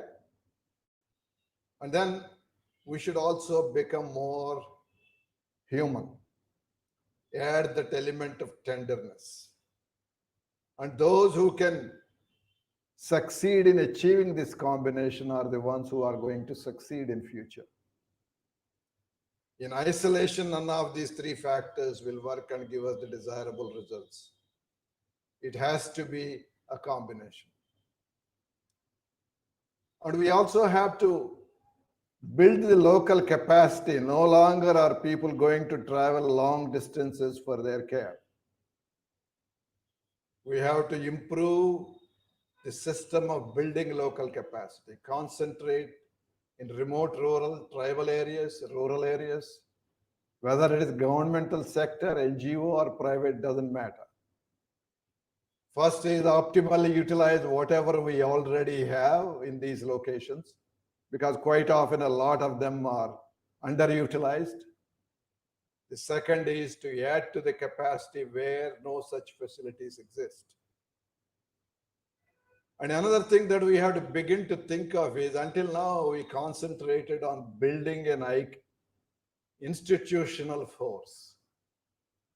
We have to create an ophthalmologist force.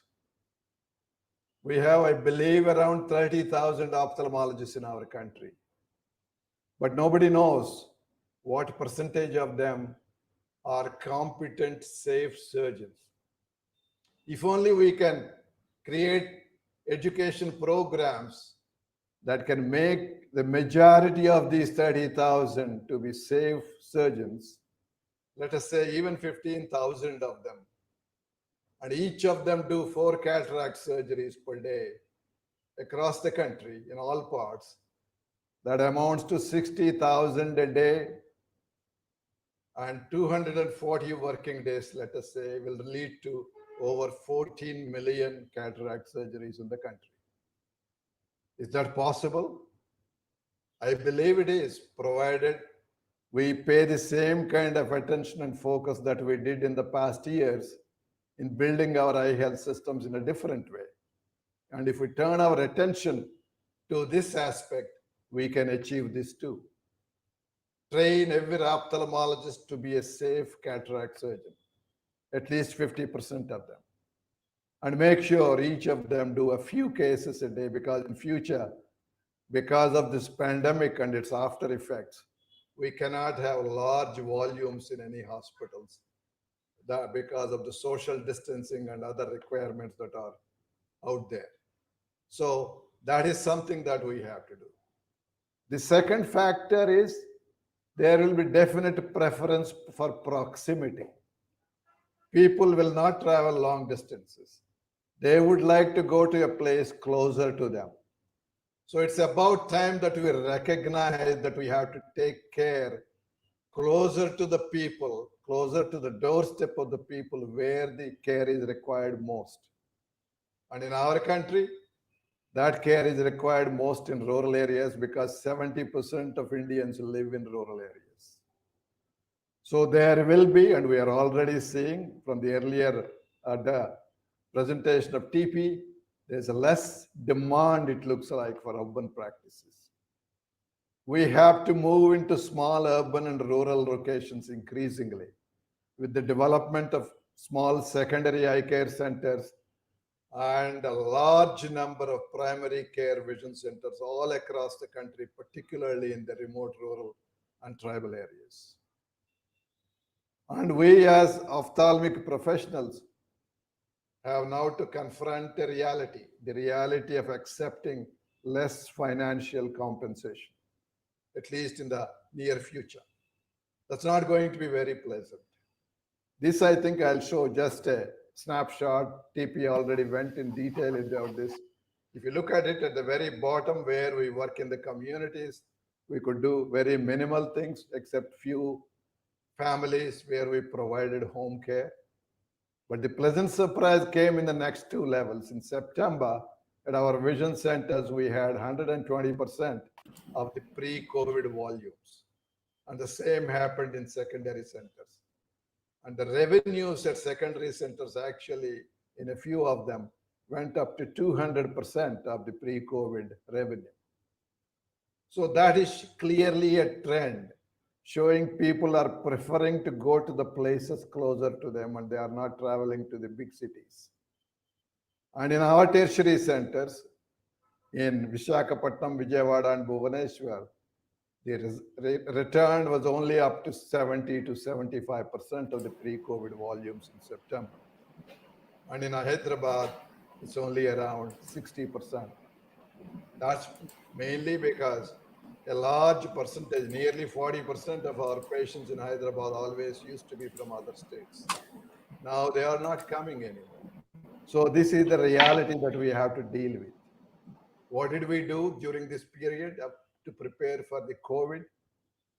First month, detailed preparation of infrastructure, both physically and equipment-wise.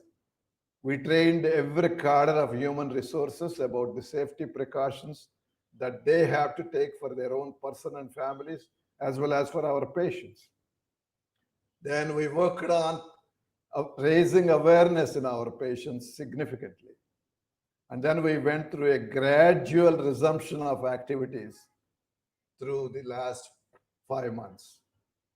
We have gone into more technology adoption, and teleophthalmology has multiplied significantly. Here are some of the examples, and this technology, which we tried to implement for the past 5-6 years, wasn't taking too much off, suddenly found a great use because we could keep the slit lamp even for people who are suspected to be COVID positive in an isolated area, and the patient can put their chin on the slit lamp and the doctor can examine it in a different locality and give the diagnosis. So telemedicine again has become very big. So if you want me to look through the crystal for the future, I believe we'll have to develop more vision centers throughout the country for the placement of eye camps. We need to develop more rural secondary centers. We have to now think of smaller size tertiary centers. No longer do we build big physical structures for our institutions. And then adoption of teleophthalmology in various forms. And the future also calls for migration, downward migration of professionals from urban areas to rural and small urban areas. More professionals doing less volumes to decongest will be the order of the day in future, I believe. Financial sustainability of many of our organizations is under threat. We have excellent models that we developed in our country for financial sustainability in the past. These have to be studied carefully, tweaked, and new models have to be evolved to make sure that more and more of our centers become financially sustainable. Again, I'm sorry to point this out. All of us in the healthcare profession should be prepared to accept lower financial compensation as we go forwards. Thanks so much.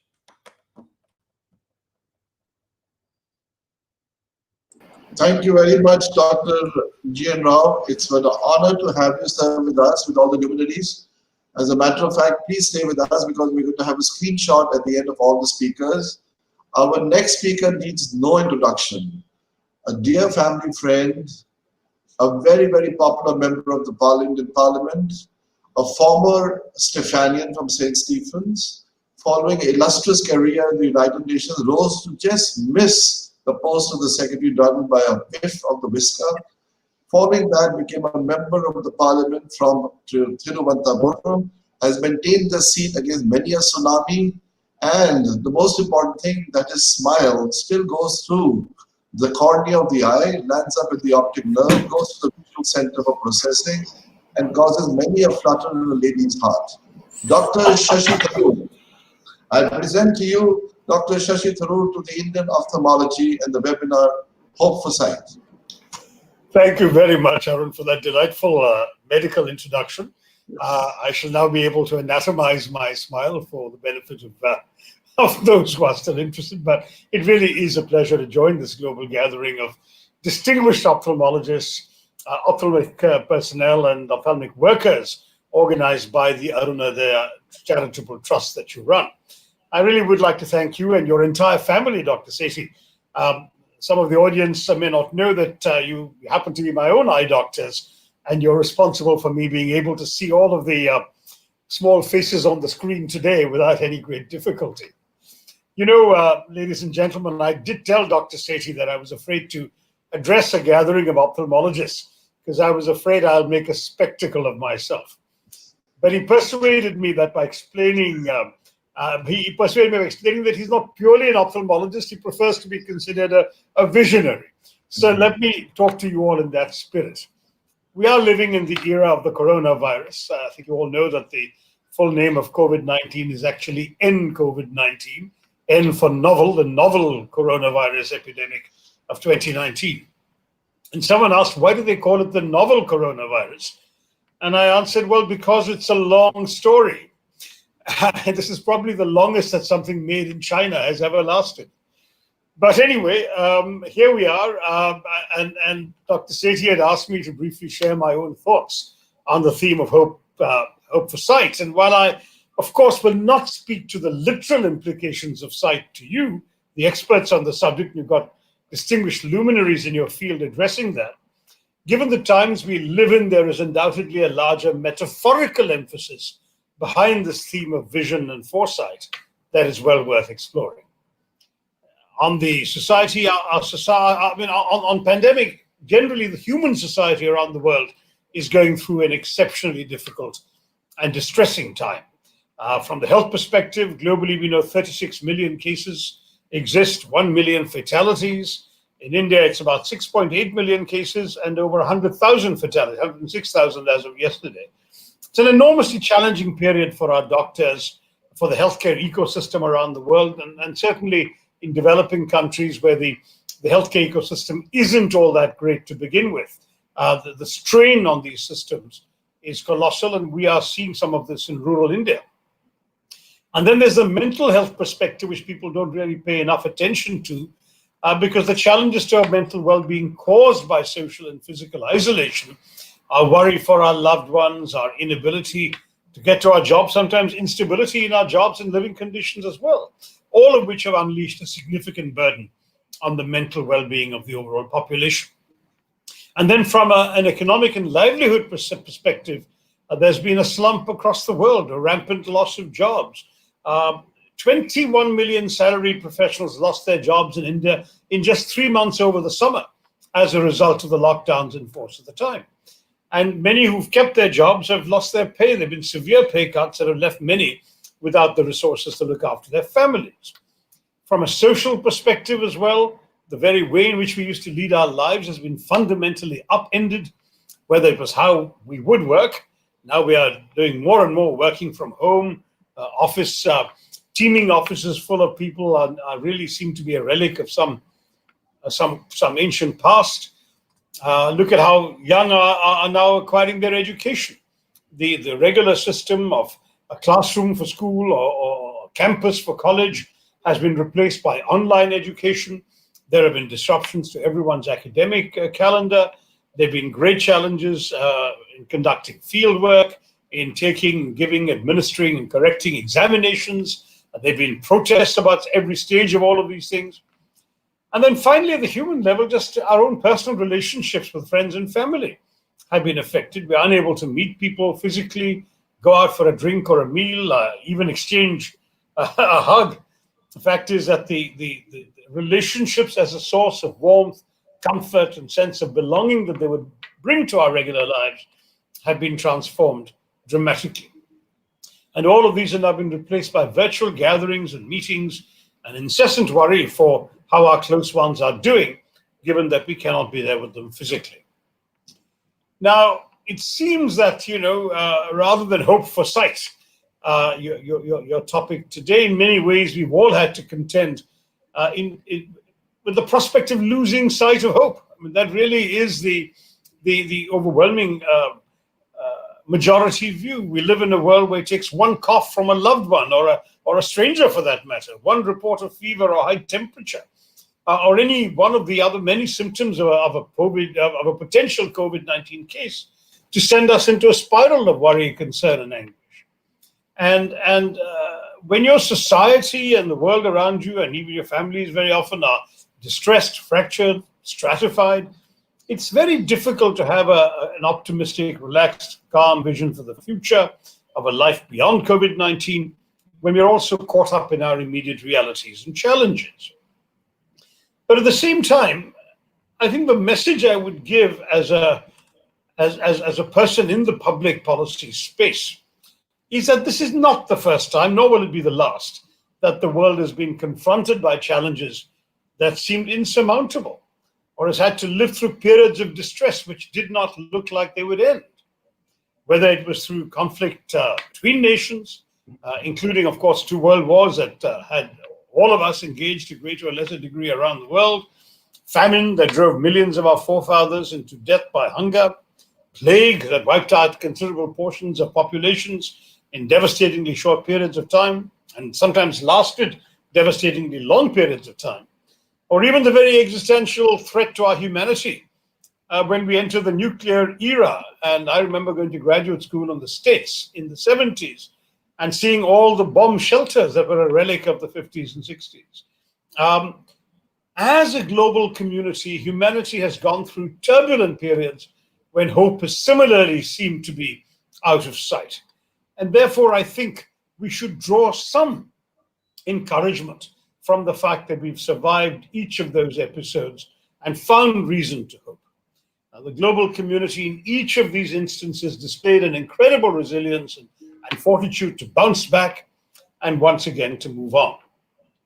A little over a century ago, there was the horrendous so-called Spanish flu. It was misnamed because, like this one, like COVID, it began actually in East Asia and China probably. But in 1918 and 1919, the Spanish flu actually infected 500 million people and resulted in over 50 million fatalities. So let me say that. COVID has so far hit 36 million people, Spanish flu 500 million. COVID has taken 1 million fatalities. A century ago, it was 50 million. At one point, it was estimated that 1/3 of the world's population at the time had contracted the virus. And in those days, there was no vaccine or any hope of one that could afford some sort of assurance or safety for people. In a world where medical advances, related technology, and even something as basic as the dissemination of information in a timely manner, which we can now take for granted thanks to the internet, social media, satellite TV, and so on, none of that was available. It was easily one of the most depressing periods in our history, coming at the end of a horrendous world war that itself had taken over 1 million lives. It was easily one of the most depressing periods in our history. People felt very vulnerable, much more vulnerable than ever before. And yet what happened? They learned to live with it. They did some of the things we're doing now, so masks, limiting public gatherings for a couple of years, but herd immunity developed. There were some advances in prevention. And of course, human beings were able to develop a tolerance to the virus, which in its various mutations became less lethal, and humanity learned to live with the flu. Even today, the effects of flu, including the risk of fatalities, have not been completely eradicated. Estimates suggest that 8,000 to 20,000 Americans continue to lose their lives every winter due to flu and allied symptoms. But had that never resulted in the complete paralysis of society, we took flights, we went to ball games, we went to movie theaters, we hooked up with people in bars or whatever some people did. All of the things that you can suddenly no longer do because you're terrified of the consequences came around while we were living with a milder threat from the flu virus than that which had laid 50 million people into their graves in 1918, 1919. So it seems to me that that experience can give us heart. It makes it clear that we cannot and should not allow ourselves to bet against our collective humanity. For mankind has been historically driven by an incredible capacity for resilience, for fortitude, for a willingness to fight for ourselves, and important, I think I would say most important, to fight alongside those who do not have the capacity to endure this horror alone. So yes, in many ways, the COVID pandemic has led to a new normal. There is a worry that many aspects of the new normal will, in fact, continue to last for some time, but that should not change the fundamental underpinnings of our humanity. We know that the new normal will involve a much greater reliance on this kind of communication, video conferences and webinars, perhaps relatively less easy and frequent travel by air across borders and so on for a while, increased isolation practices, more things are being done by robots than by humans, that used to be done by humans. All of these, an acceleration of certain trends that were in any case in the making. I don't know that we'll be spending this much time indoors as we've been doing over the last 6 months. joke to Dr. Sethi, thank God you're all ophthalmologists, because if you were meteorologists, I mean, the only question in people's minds about today's weather is room temperature, because you're all inside your rooms. I think that there will be a certain period, maybe 6 months, 9 months, a year more, who knows, where some of these trends will still dominate our lives, but to a lesser and lesser degree. But then I think that we will come back to something approximating the life we knew before, and that in that newer normal, just like in the old way of life, we will once again be driven by an exuberance for life and living a life that is productive and fulfilling. I thank you once again for your service to humanity, helping people to see, helping people to negotiate with vision their own futures, literally. And I hope that these thoughts will give you some hope for sight for a world beyond COVID-19 and the pandemic. Thank you all very much, Jay. Thank you very much, sir, for a lovely introduction and talk. I will request our panelists, Dr. Nam Perumal Swami, Dr. G.N. Rao, and Dr. Tara Prasad Das, to please ask one question each, if you like, from Dr. Shashi Tharoor of your opinion, because we still have 3 minutes before he leaves, and then we'll have a screenshot. Dr. Nam, please. I think he has given a comprehensive way of taking COVID as a normal way of what happened in 1980 for the other kind of a pandemic. Now, this is the one we have to face it. We have to take the challenge, and there is nothing else we could do till we find a solution like vaccines and other things. But we should have other alternative ways of tackling this with other technology and techniques and like that. Thank you very much, and thank you very much, sir, Dr. Shashi Tharoor, for giving an excellent overview of COVID-19. I request Dr. Tara Prasad Das to please ask a comment.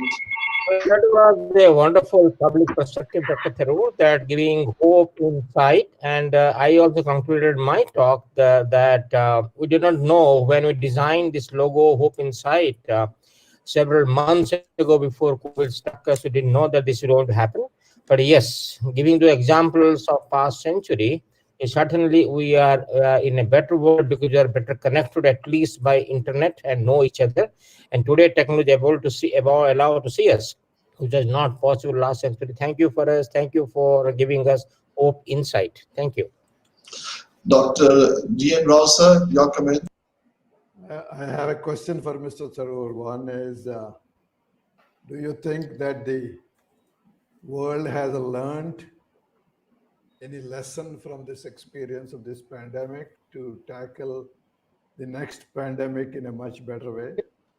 Do you see enough investment into improving the healthcare systems around the world and in our country? I'm truly sorry to say, Dr. Rao, that I actually don't see that. And I have been writing about how worried I am about the fact that at a time, for example, when we should really have had the world coming together to resolve what is clearly a global problem, we have instead seen, for example, the United States pulling out of the World Health Organization. We have seen a reduction of support for multilateral solutions to global problems. And instead, what we are seeing is, shockingly and sadly, a defiant assertion of sovereignty, of national interests, of drawing up the protectionist barriers. In our own country, the slogan of self-reliance has come up. There is a desire to reduce dependence on other countries, on supply chains coming from elsewhere. Our entire approach now seems to have changed, frankly, for the worse. While, yes, the US example is particularly dismaying, I'm not sure that very, very many countries will stand out as exceptions to this kind of attitude.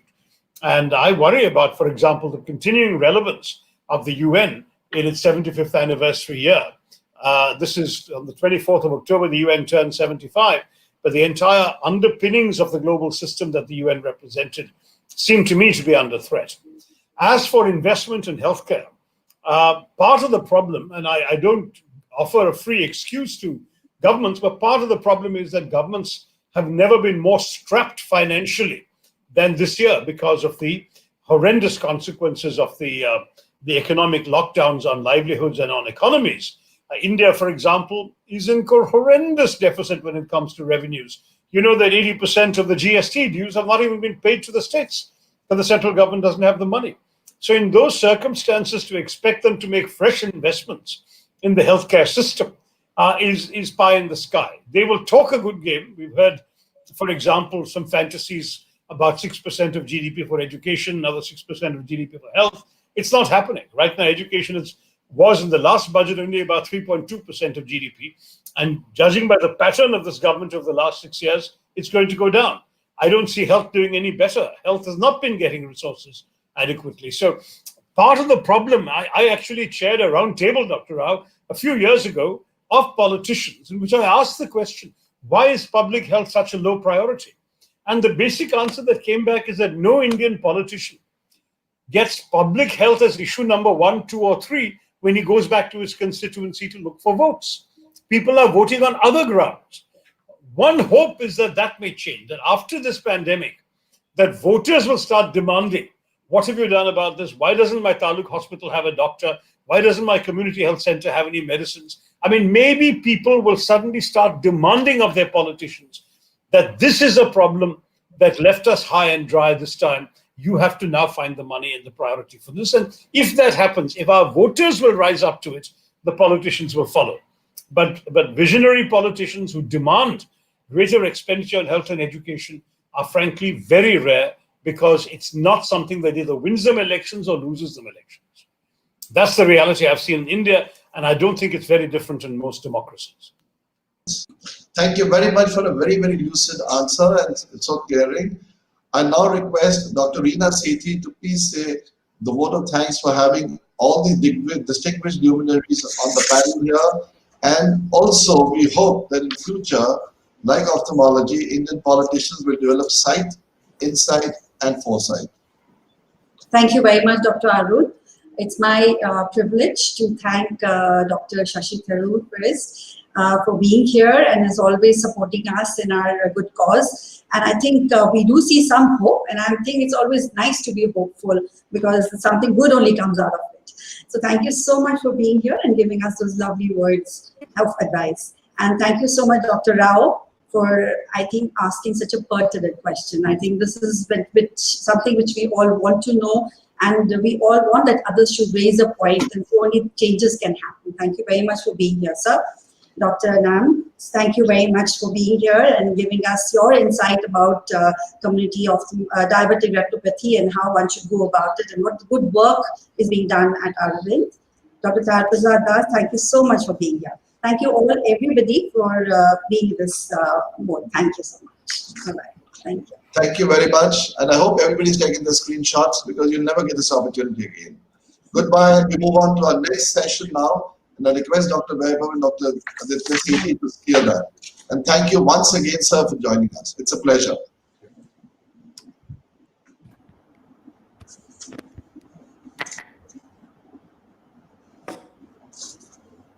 So we have a talk by Mr. R.D. Tulsiraj, and I'll just be playing that recording. Sir?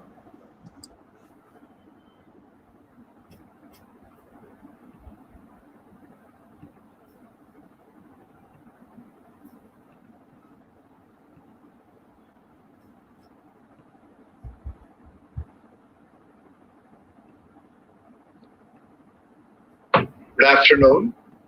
I want to thank the management of Arunodaya Charitable Trust for giving me this opportunity to share some of my thoughts relating to incorporating eye care in healthcare, which I feel is a necessity going forward.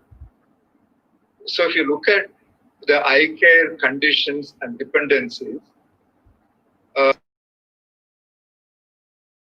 errors and glaucoma are predominantly, I would say, less dependent on any other field of medicine. They're predominantly ophthalmology dependent. And all of us in real life recognize that. And then these happen to be most of eye care. But then today we are into dealing with multiple other conditions, like diabetic retinopathy, wherein that works really well if you have a strong relationship or work with general medicine, endocrinologists, and so on. Similarly, for effective work in retinopathy of prematurity, both for intervention and prevention, we need to work very closely with the neonatologists. And similarly, for pediatric ophthalmology, it works much better when pediatricians are involved, and they are supportive of this. Similarly, for neuro-ophthalmology, we need to work with neurologists and neurosurgeons. And the list goes on. For trauma, depending upon the site and things like that, it becomes a multidisciplinary work. And for some of the plastic work like DCR and all that, we need to work with the ENT specialists. So the dependency is kind of increasing as the scope of eye care increases. So when it comes to case finding and referral, which is very fundamental for providing eye care, so the timely case finding is a proactive process. In the hospital, we tend to be reactive by treating those who come to us. But if we really want early intervention, then the process has got to be proactive. And this happens best at the community level, not at the hospital level. So when we look at general health care, they are much better organized for this, through the different tiered levels of care and staffing and so on. So that's, again, an important part or a necessity for this integration. Again, the character of eye care is changing from one-time intervention or episodic care, like doing cataract surgery or prescribing glasses, to chronic care. This is now getting added on for conditions like diabetic retinopathy or glaucoma and so on, macular degeneration, the list kind of goes on. So this really requires constant good compliance to treatment and regular follow-up. And this again, for this to happen, the action is at the grassroots and community level. So community health workers like ASHA, they are best placed to do this and to support this chronic care management. So that's another reason. In conclusion, the message that's emerging clearly is that the character and the scope of ophthalmology is changing. It is now including eye conditions caused by lifestyle, like diabetes or hypertension.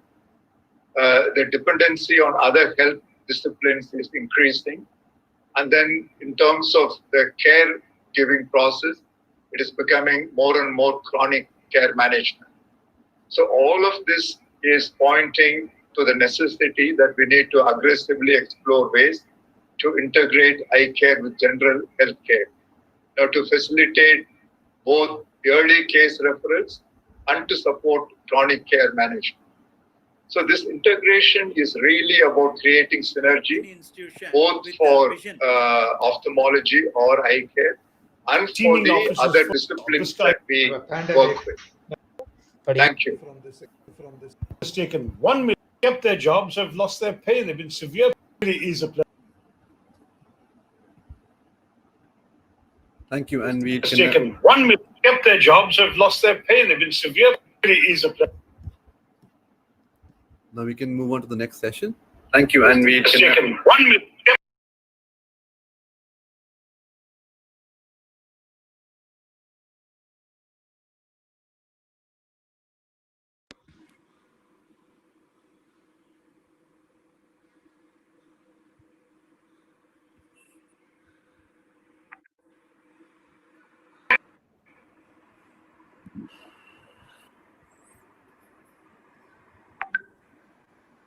Hi. Hi, Reena. Any institution with the vision. Welcome to have you all with us. Thank you, sir. Good afternoon, sir. It's a Very pleasure. good evening, everyone. Hello, Rohit. Hi. How are you doing, sir? Vaibhav, Varun, Reena. Thank you. Nice to have the king of Chennai after Shashi Tharoor. The next session is on cornea and cataract. Dr. Reena, please introduce the speakers. Okay. So we have a lot of lustrous ophthalmologists, cataract surgeons with us. We have Dr. Rohit Omprakash, who's going to be talking about the Morgagnian cataracts. And we have Dr. Mohan Rajan from Chennai. He's going to be talking about cataract surgery for ophthalmologists in developing countries. And we have Akida Lal. She's going to be talking about LASIK flap fiascos. So I think we can start with Dr. Omprakash, please. Rohit Omprakash. Yes, sure. Can I share the screen? Yes, sir, please do. Can I share my screen? Yes, sir. I allow access. Is it shared? Just click on the entire screen, sir, the box, and then click share.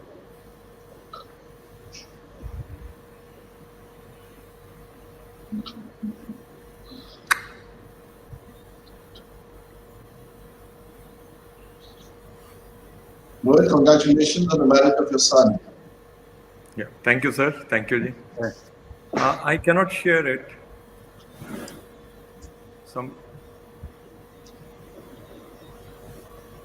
Go to screen share on the. Yeah, I'm doing that. Yes, sir, I'm getting In order to enable, you need permission from the host. Yes, sir, you just give the permission. Is it coming, sir? I'm not getting it the way I got it yesterday. Today is another day.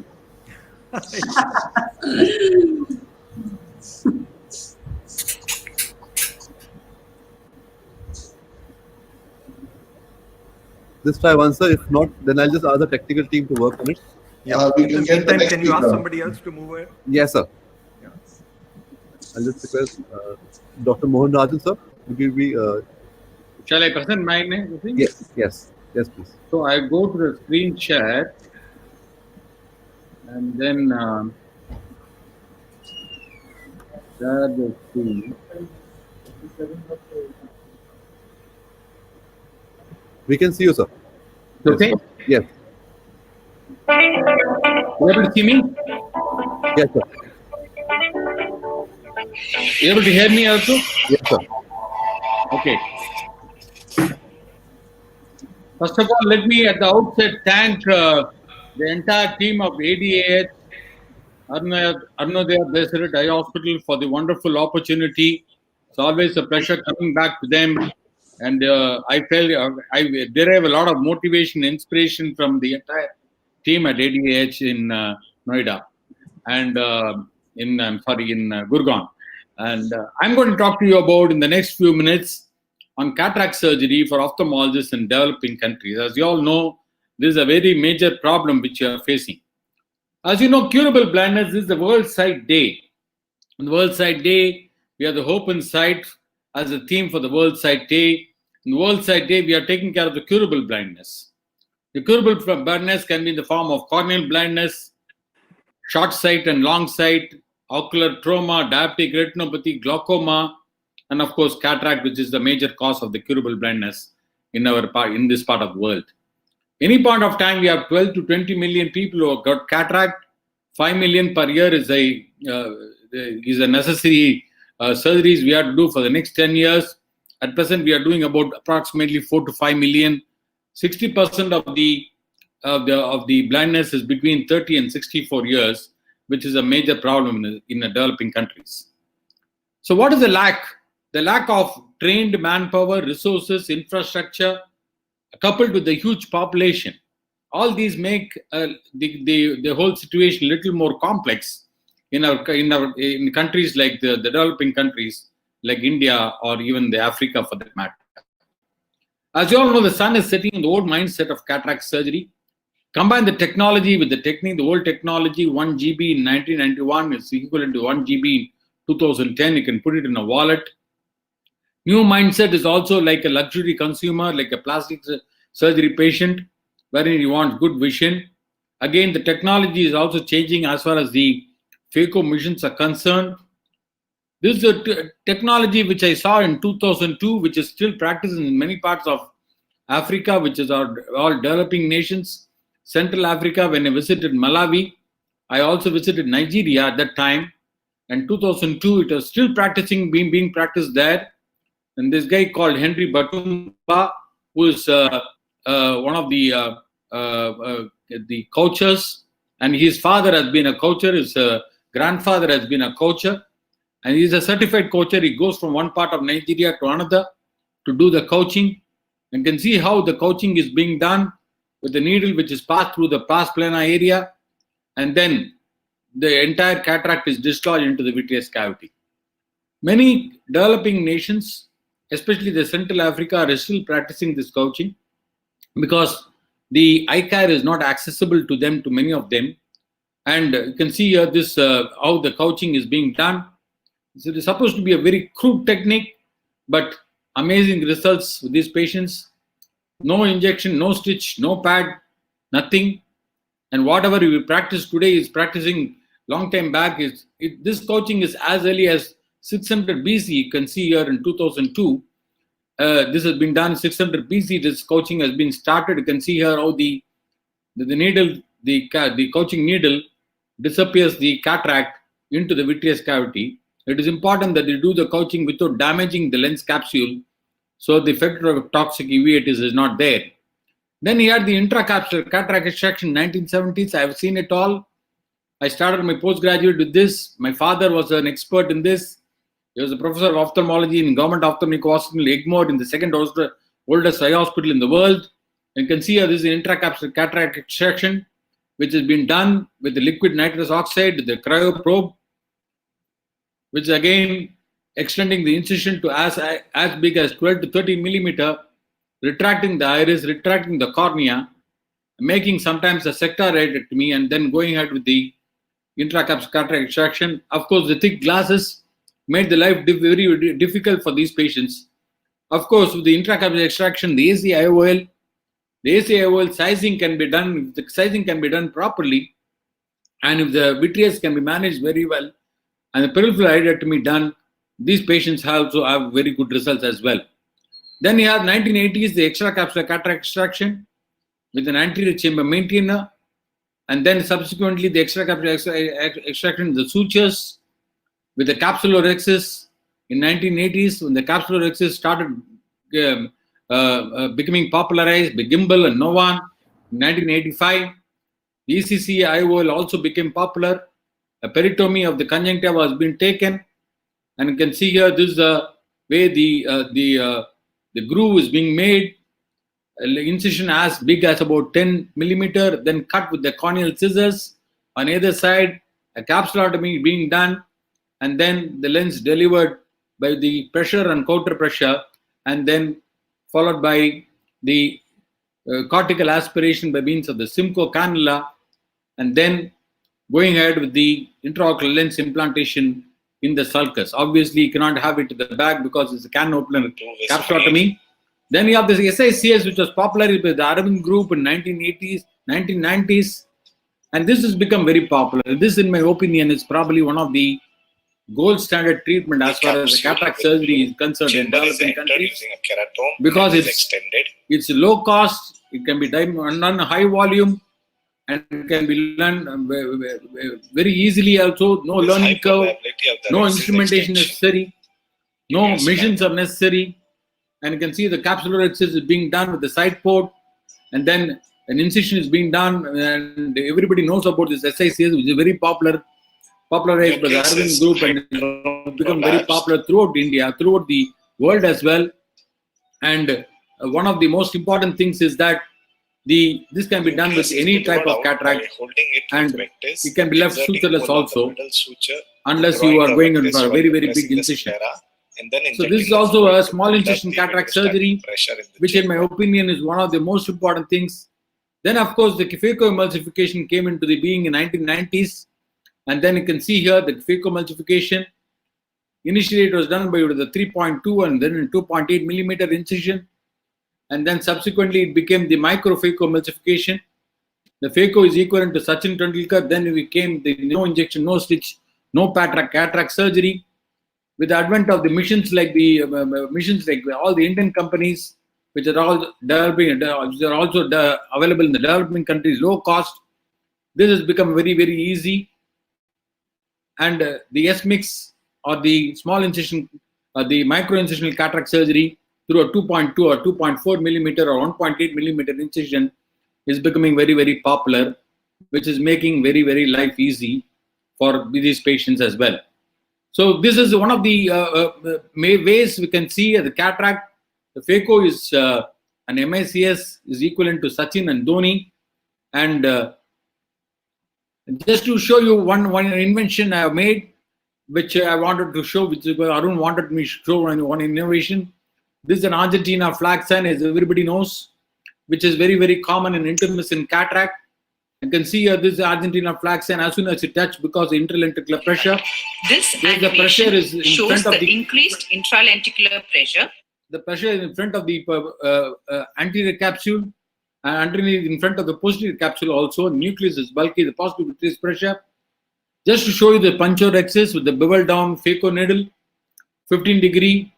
I just put viscoelastic, put methyl HPMC, no hyalon, no viscot, and then go punch the anterior capsule, and same time debulk the nucleus also, making the life very, very easy and preventing the Argentina flag sign.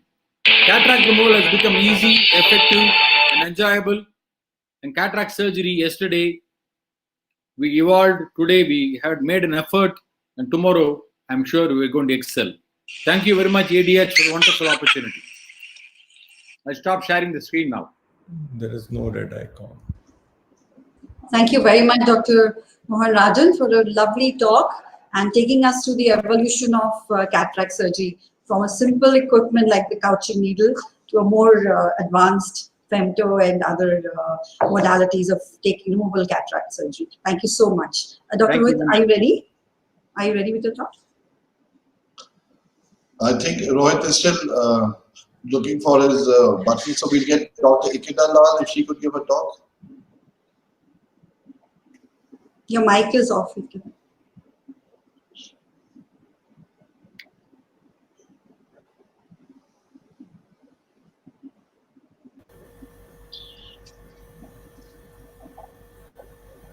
Thank you, Andrina. Thanks a lot. Thank you. Akida.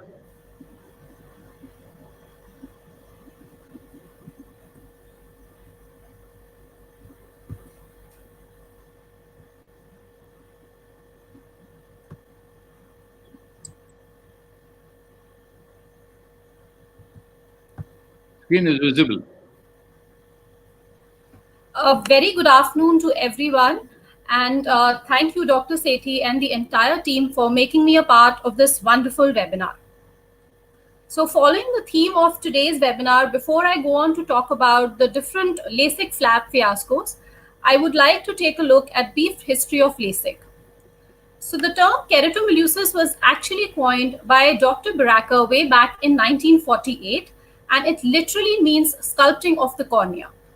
What he used to do was resect a part of the cornea, freeze it, reshape it depending on the refractive error, and suture it back in position.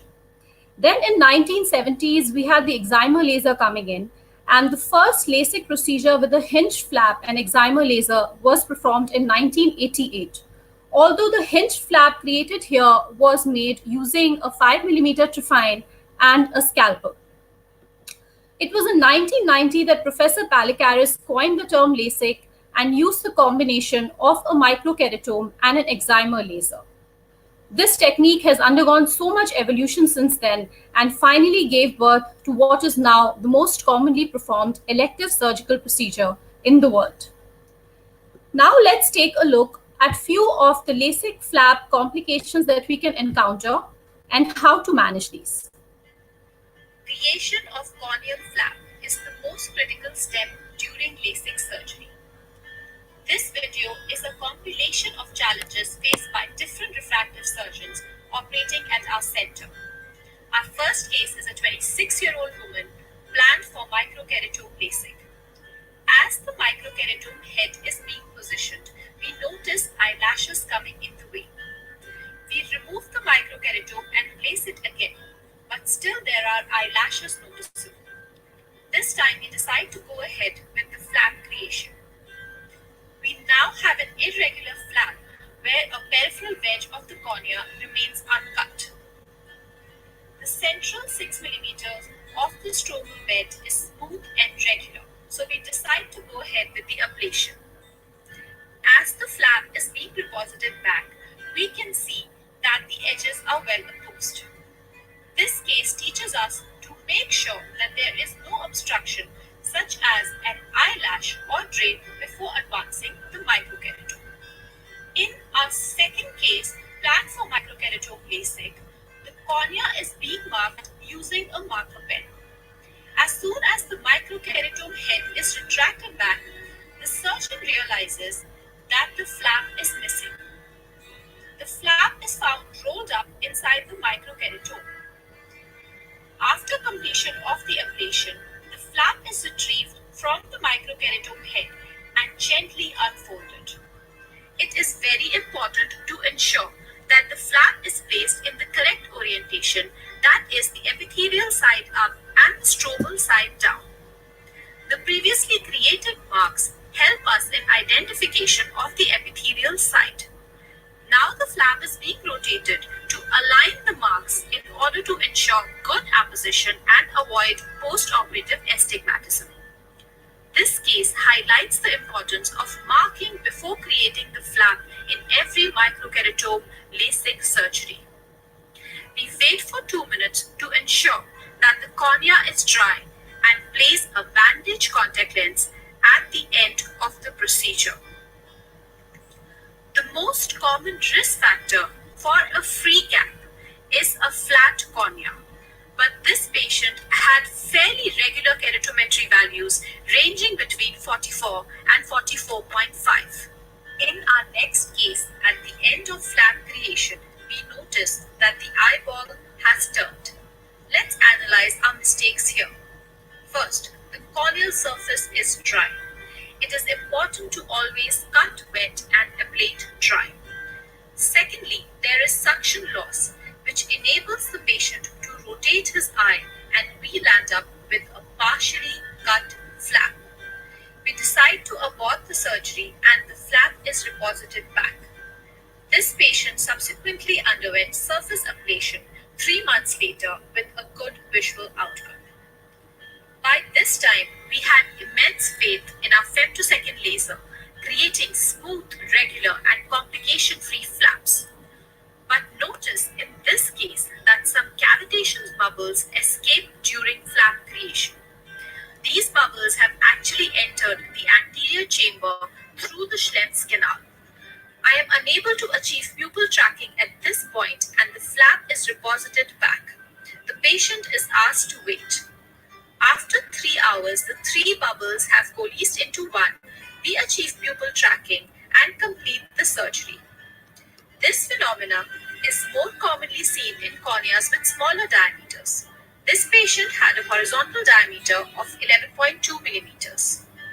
To conclude, it is important for us to recognize the complication on time, to provide a remedy, and to reschedule the case wherever necessary in order to ensure a good visual outcome after LASIK surgery for all our patients. So that was about the LASIK flap fiascos.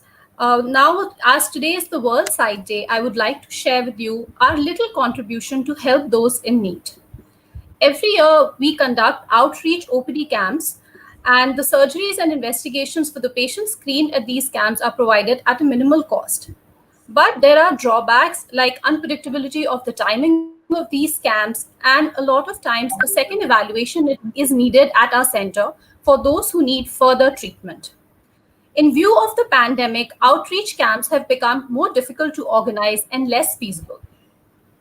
To overcome these drawbacks, we announce complimentary consultation on 21st of every month to our patients. This enables them to pre-plan their visit accordingly and take prior appointment, and also helps us to maintain all the necessary social distancing protocols. Together, we can reverse the tide of curable blindness. Thank you so much for your kind attention. Yeah.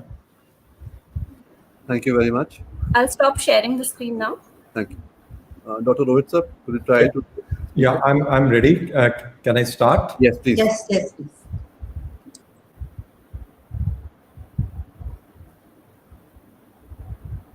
Yeah, I'm just trying to share my screen.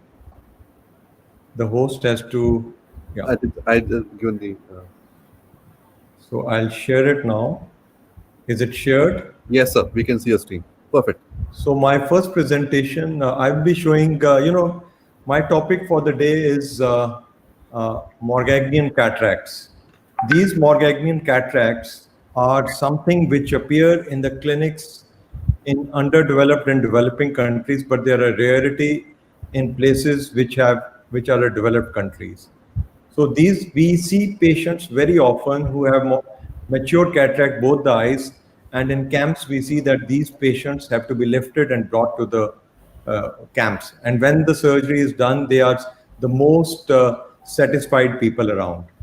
In the first one, I would be showing, the staining is obligatory and mandatory in these patients. So I use a 30 gauge, technique, 30 gauge needle technique.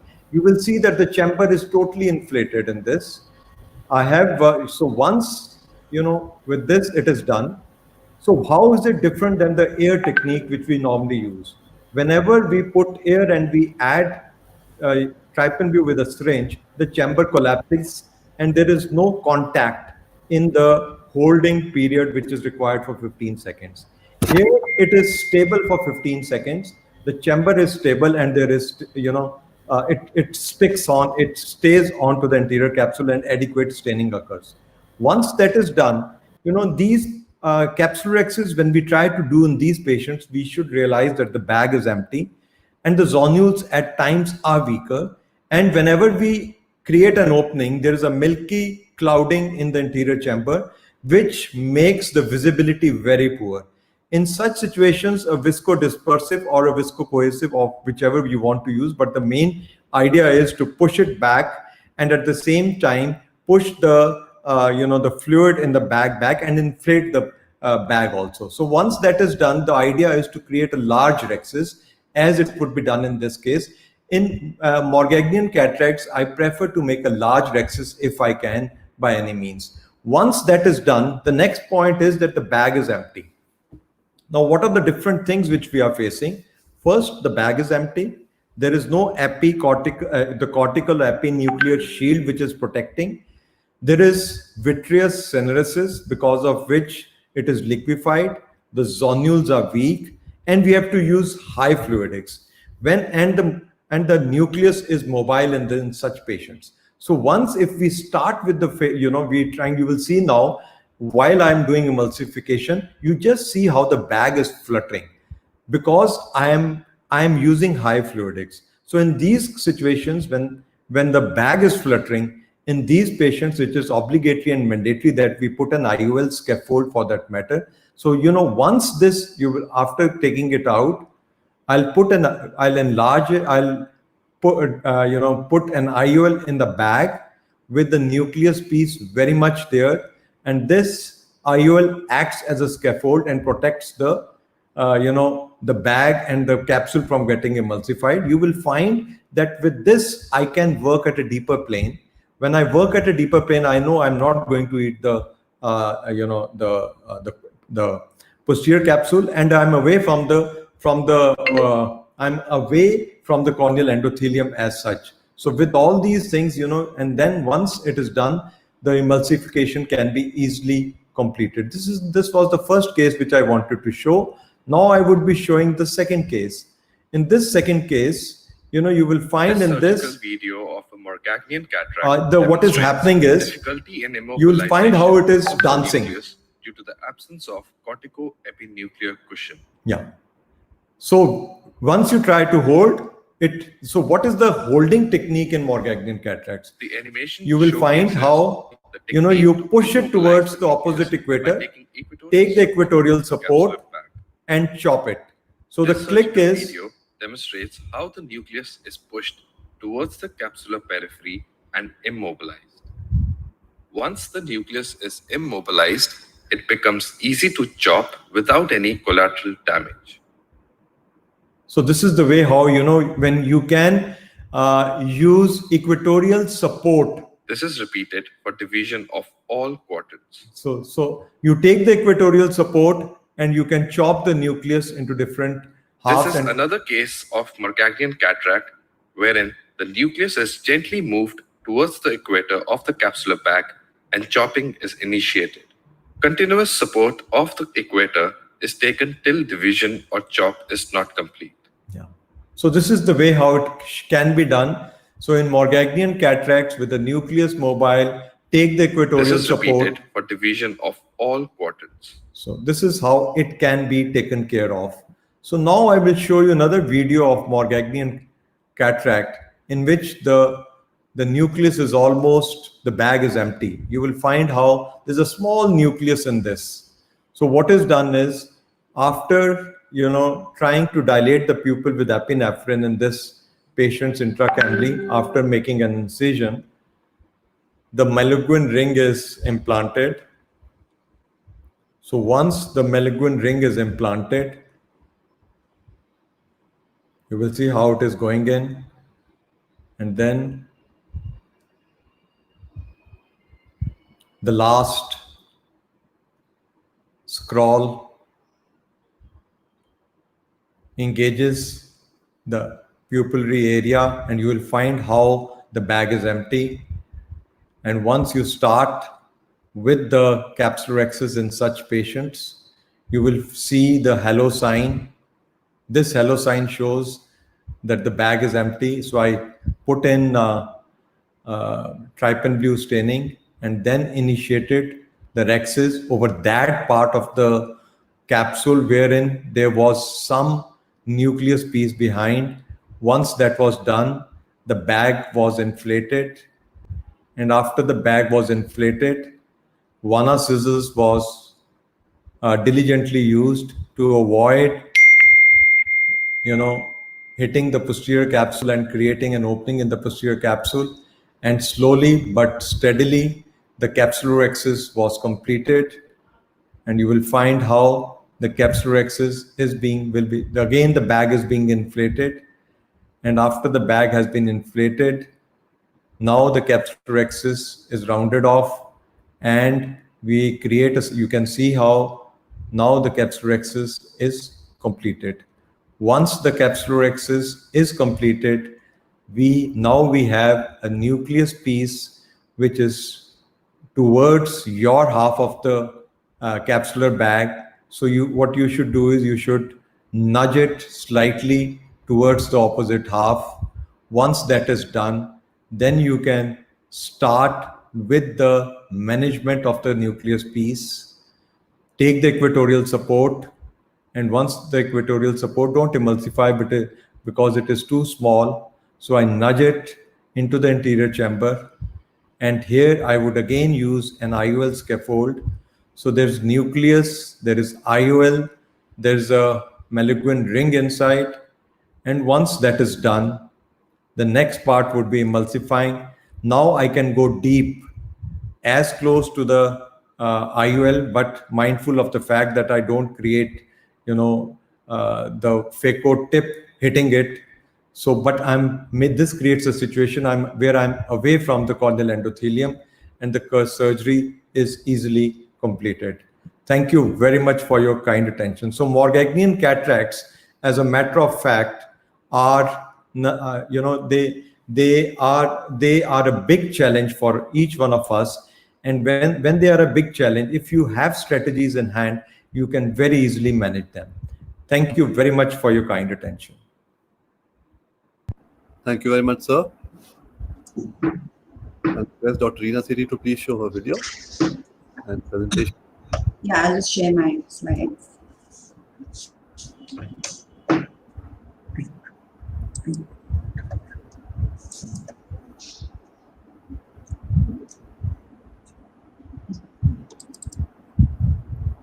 We can see your screen. Okay.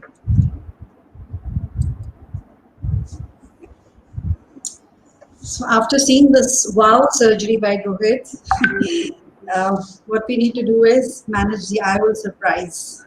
I mean, like after Morgagian cataract and that surgery, if I get a IOL surprise also, I don't think I'm going to do it again and do anything about it. So here we go. Refractive surprise, what is the culprit? Because an ounce of prevention is worth a pound of cure. We all know that. And when is it that what are the culprits of giving us this refractive surprise? It could be an extremely hyperopic eye. These are small eyes, extremely myopic with large axial lens. Could be a dense white luminescent cataract in which there's a low SNR when you're doing the optical biometry. Could be post-RK, PRK LASIK patients where determining the right case is very difficult. And post-PK or anterior, or if the patient has any anterior segment dysgenesis, or sometimes it's just without any warning that you get an IOL surprise. You have to determine what went wrong. Was it the biometric K values that were an error? Was it difficult to get the K values? Was it an incorrect formula for that particular eye? Was there an ocular surface disorder? This is a really, I think, a very underrated problem because we really don't give too much of emphasis for ocular surface disorders. And sometimes patients come up with dry eyes and we just ignore them and then we are in a hurry to do the surgery. That's when we can land up into problems. Especially when patients are, all our patients are now requiring proper refractive corrections and they don't want to wear glasses. So you have to be very careful about the ocular surface, treat it before you start jumping into the cataract surgery.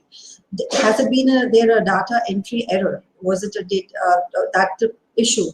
Please go cross-check what went wrong. Was it not the right IOL? A correct placement of the IOL is very mandatory, especially is it in the bag?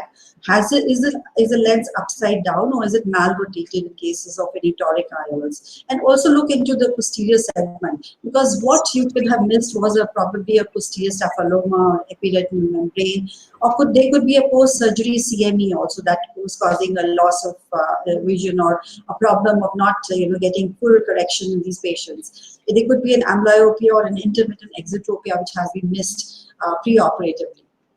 So there are particular tips and tricks which we now know. With our new optical biometers, we are getting more and more confident in giving and promising better results to our patients, especially with the Barrett formula, the Universal 2, which is the formula which I'm using in my practice. These formulas you can also change for post-refractive cases. You have the Barrett's True K formula.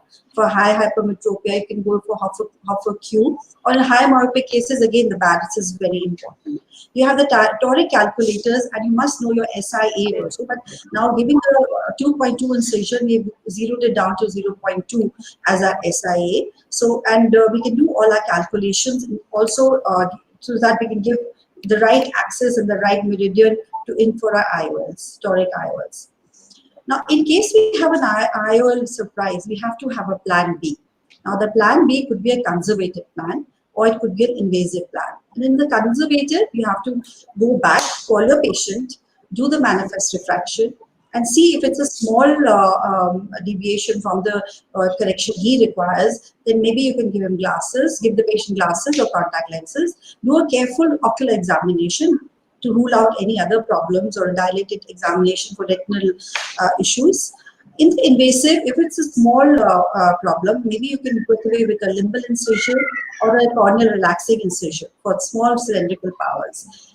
And if there is a laser, if there is a powers which are a little higher, especially if you have patients who you think that we can be rectified, but not too large, but smaller corrections, you can do a PRK or a LASIK correction over these IOL eyes. And the IOL-based changes which you can make are doing an IOL exchange. You can IOL reposition in toric IOLs or do a piggyback IOL in case there is a high minus requirement in these patients. Now, this is a case of an IOL exchange. I'm going to go through a few pearls which I have seen that are good for these patients. The first thing is that we must try and do this procedure if we need to do it as early as possible. This patient, it was almost about 3 weeks. And the important part is that you must fill the eye with good viscoelastic and try and very gradually release all the adhesions that could have happened or occurred because of the duration of 3 weeks. Which are around the capsular bag or around the anterior capsule. Once the lens is out, again going in, I put in a scaffold of the IOL required, which goes inside. Now it becomes easier for me to maneuver the lens which I have to take out. Once I put this lens, which is intended now, I put it inside the bag, again with a lot of viscoelastic. I take these scissors, which have got good serrations, anchor it with your side port. It would be just a dialer, and gradually cut it into smaller portions, smaller bits, and right from the the acute angle, or the part which is the protruding part, you just slowly, gradually hold it with the your microessence or the Eutratus, and just bring these the lens out, and gradually you can do this exchange. This is not very difficult, but you have to have the proper instrumentation for this, and be very patient. Do not have any problems with the endothelium. Be very careful of putting in viscoelastic as and when required. Sometimes case where there's something went wrong and we couldn't, we had a wrong placement of the IOL, and it was a toric lens, so the axis was incorrect. So again, a very gradual release of this exudative material which we see that there is, put some viscoelastic and only just visco dissect very gradually, and release the 360-degree capsule from around the IOL very gently. This is one step. It should take time, and it'll make you easier, because otherwise you could pull onto the capsular bag. And then once you feel that the lens is now mobile, with the dialer, you can easily rotate it back to the intended axis, which you have marked preoperatively, and you have shifted the lens to the initial axis which is required.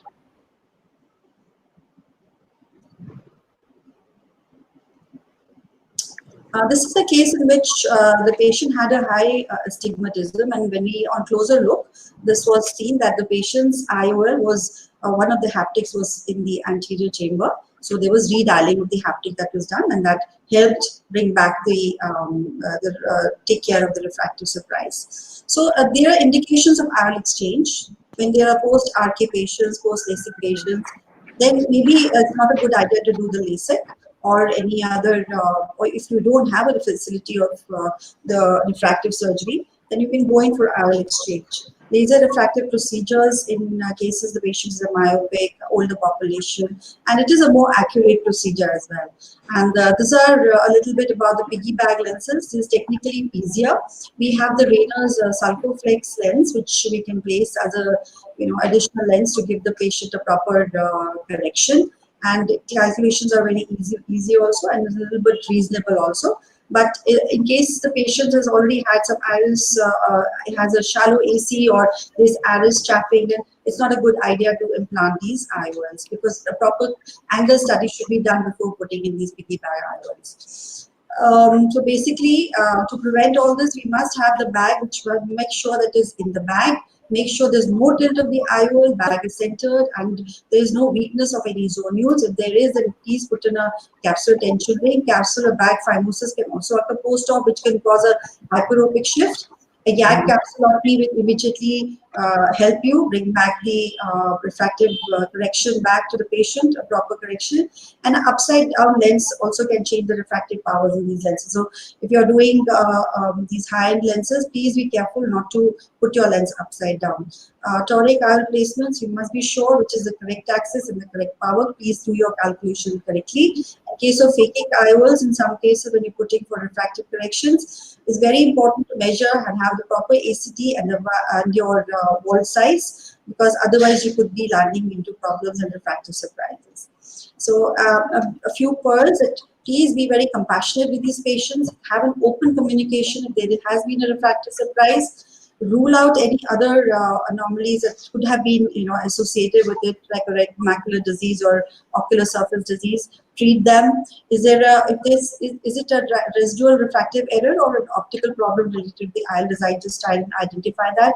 Be enthusiastic about rotating a misaligned toric IOL. When you see that it is misaligned, don't wait, because if you wait, you can get into complications surgically. It's better to do an early rotation. Perform a trial correction and explain the trade-off to the patient before doing any LASIK or any other invasive procedures. In conclusion, consider the patient's comfort and expectation before making any refractive adjustments. Advise timely rotation of toric IOL when indicated, and tweaking even if the patient is satisfied. Sometimes you see that the patient can improve when you're seeing that there has been a rotation. So please go and do it, because that will be a benefit to the patient. Thank you very much. Thank you very much, Mafrina. Please stop sharing. Thank you very much. We now enter the next session. This is the interesting one with the pediatric ophthalmology. And we have some star speakers here. We have, of course, the chairman of our scientific committee, Bangabandhu, Dr. Partha Biswas. We have Dr. Abhay Vasavda, whose passion is to do yoga with pediatric ophthalmology. We have Dr. Suma Ganesh, the eminent Dr. Meenakshi from Shankar Nethralaya, Dr. Sunita Agarwal, and the youngest ophthalmologist in the team, Dr. Aditya Sethi. So over to Dr. Aditya Sethi and to Dr. Neha Gandhi for the clinical program.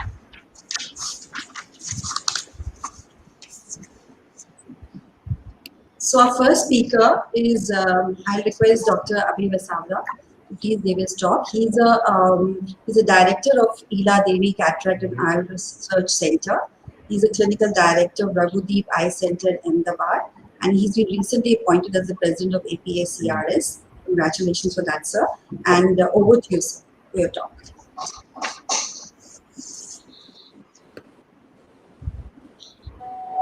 Sure. Yes, so we can see your screen. Yeah, just hold on. I'm not able to do that. Yes, thank you.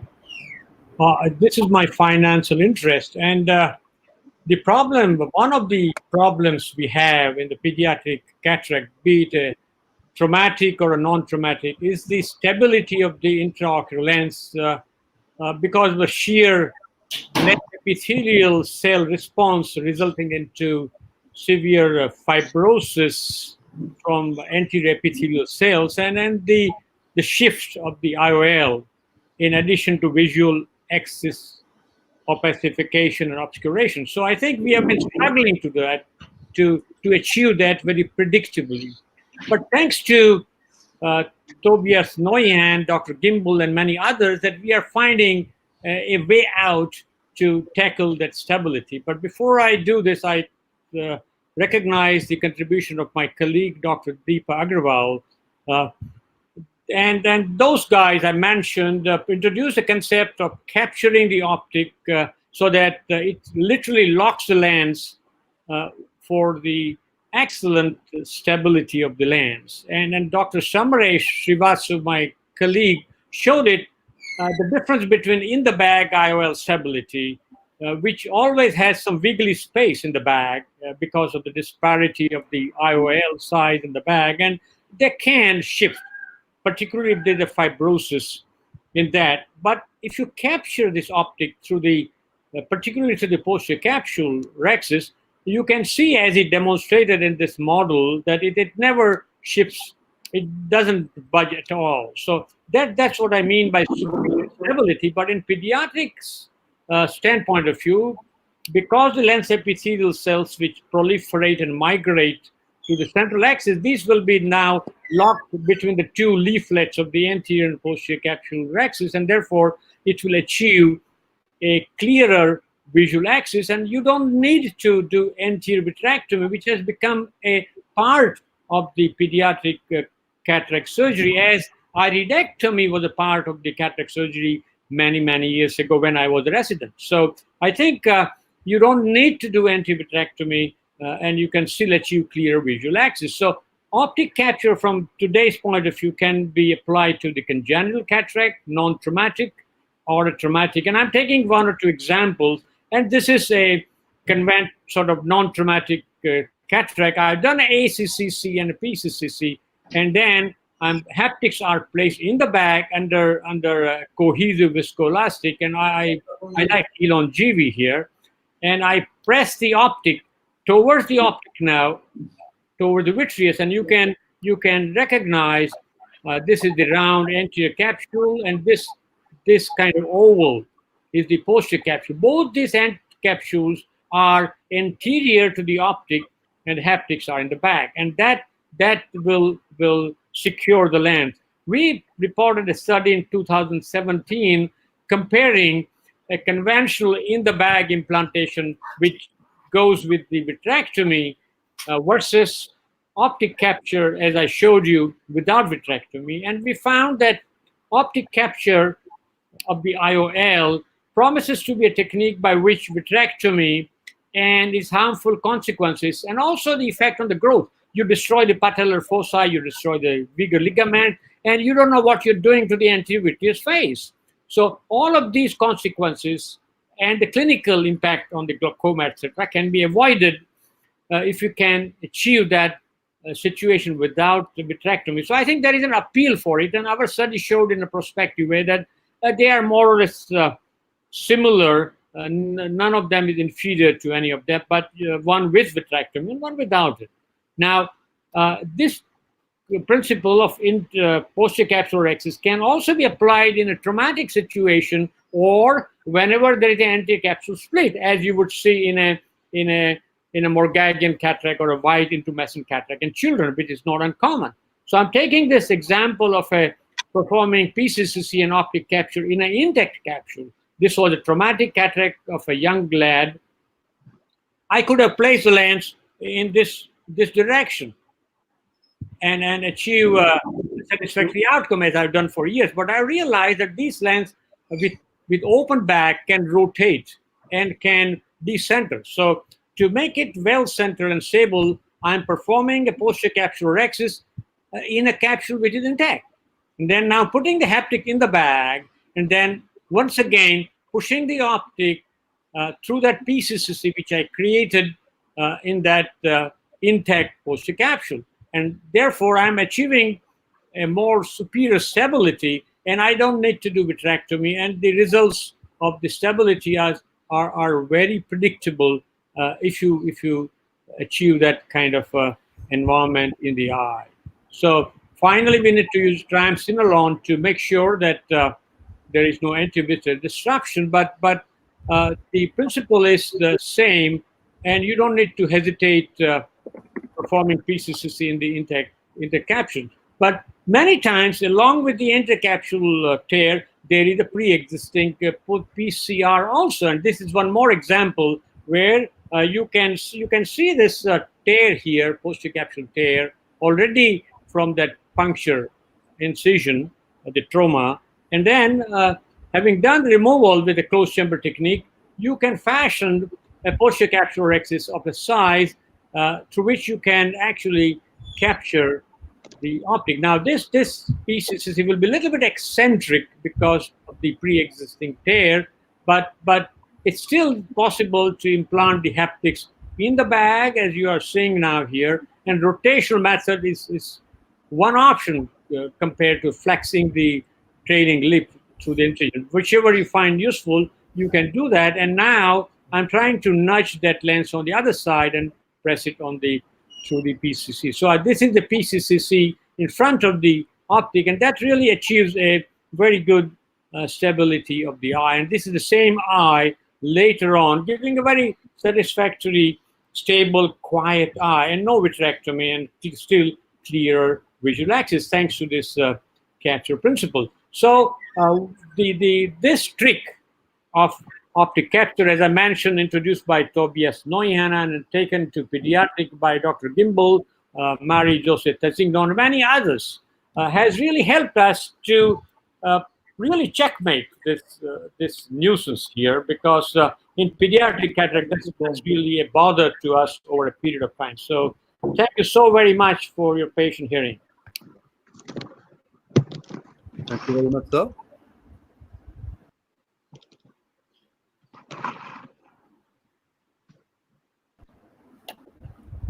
Can you unmute Dr. Reena Gupta, ma'am, please?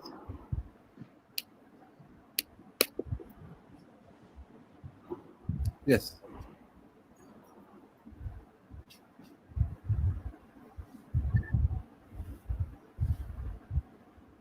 Dr. Reena? Yeah, can you hear me? Yes. Yeah.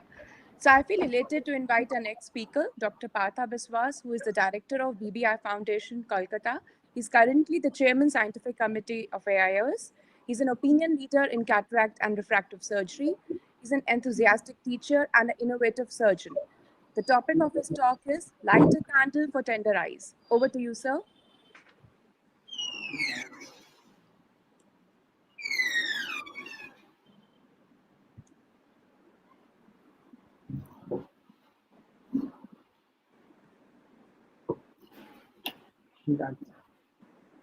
Screen. Yes.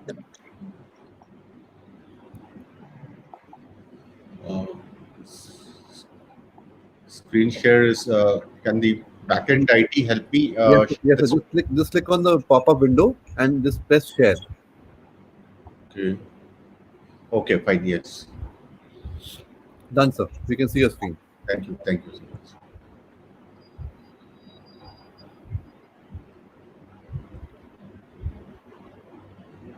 You can just run your presentation, sir. Yeah. You can just run your presentation. I can't see my presentation actually. You can just minimize this, or you can just go below. Oh, not this, sir.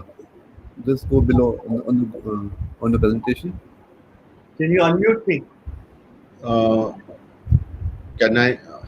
I'm not able to see my presentation actually. Minimize this, sir. Minimize this window.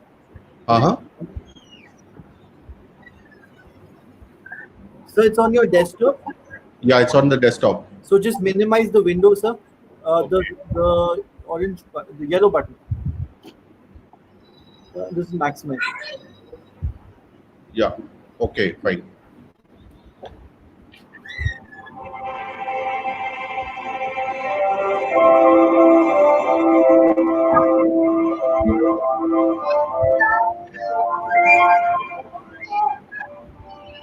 So this is the story of the pediatric population who go blind because timely intervention has not been done.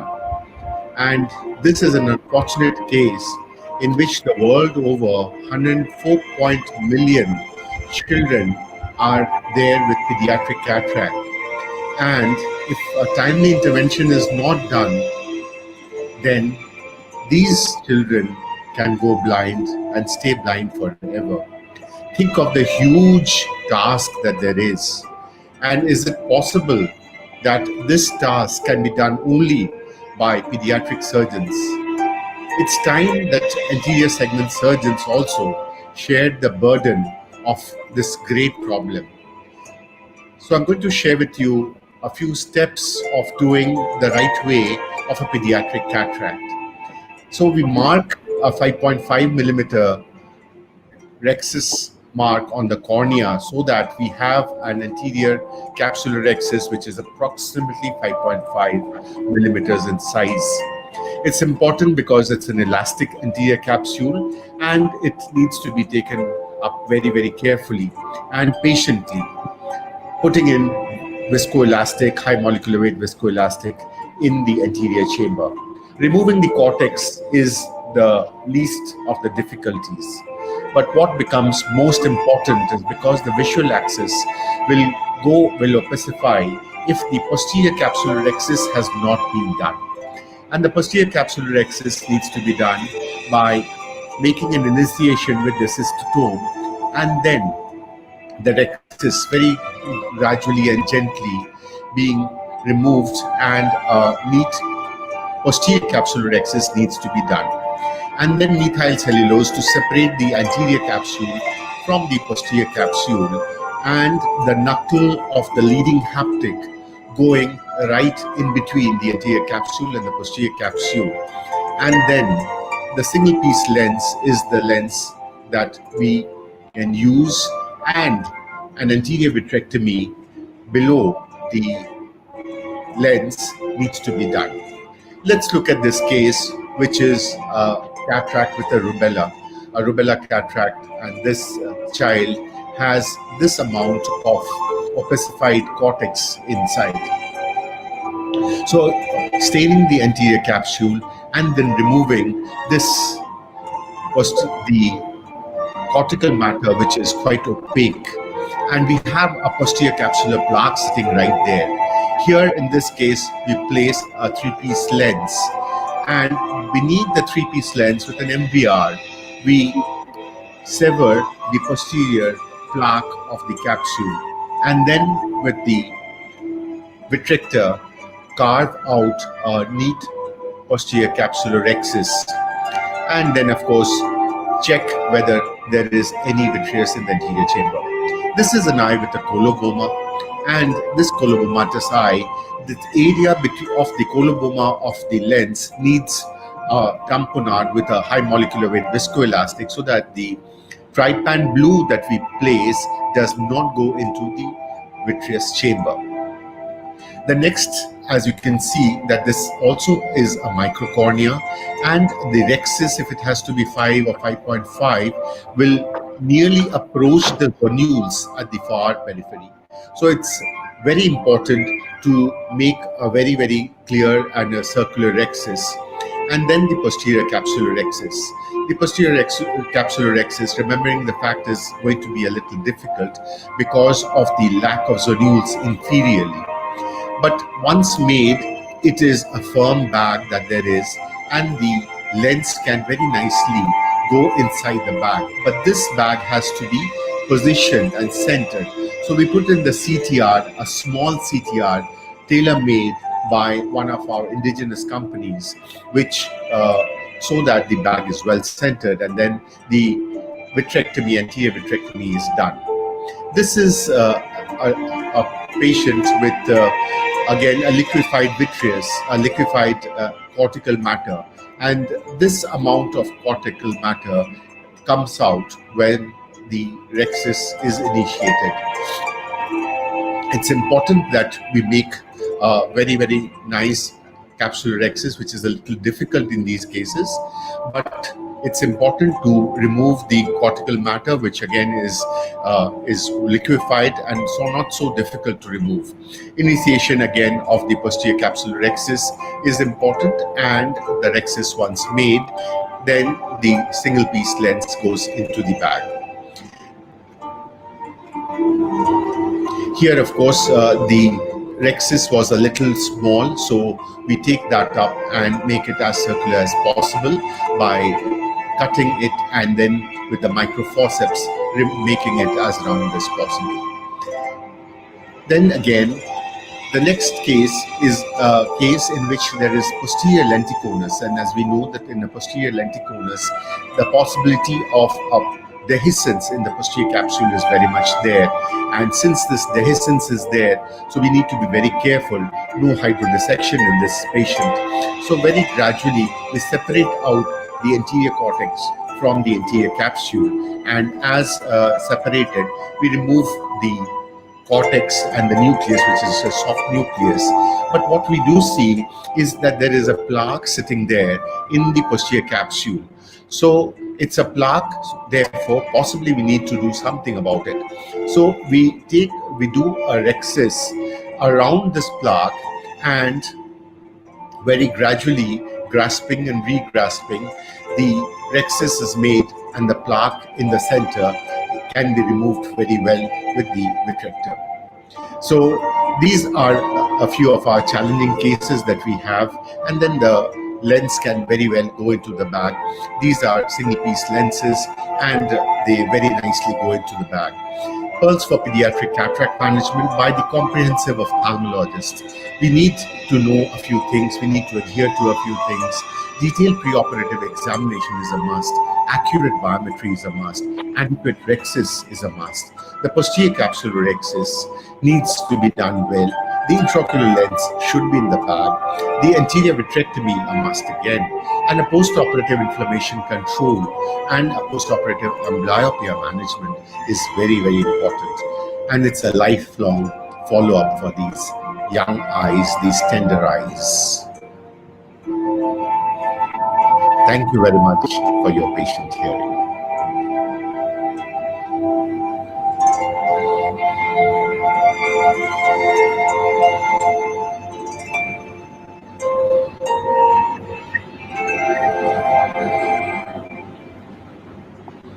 Thank you, sir. Thank you. Thank you very much. Very good collection of outstanding and comprehensive videos. I think we can have a discussion. It's about the next speaker who is a passionate and dedicated ophthalmologist, and she has started the Steve Adequate Hospital Matters. Dr. Sudha Ganesh is the director of Dr. Hospital and head of the pediatric department. The topic of her talk is challenges in pediatric cataract.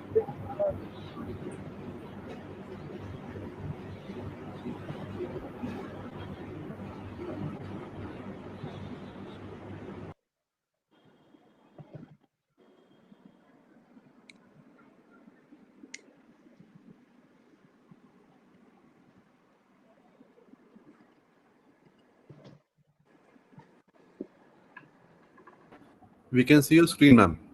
Okay, fine. Yeah. Tell me when to start. Huh? I can't see anything else. You can start, please. Okay.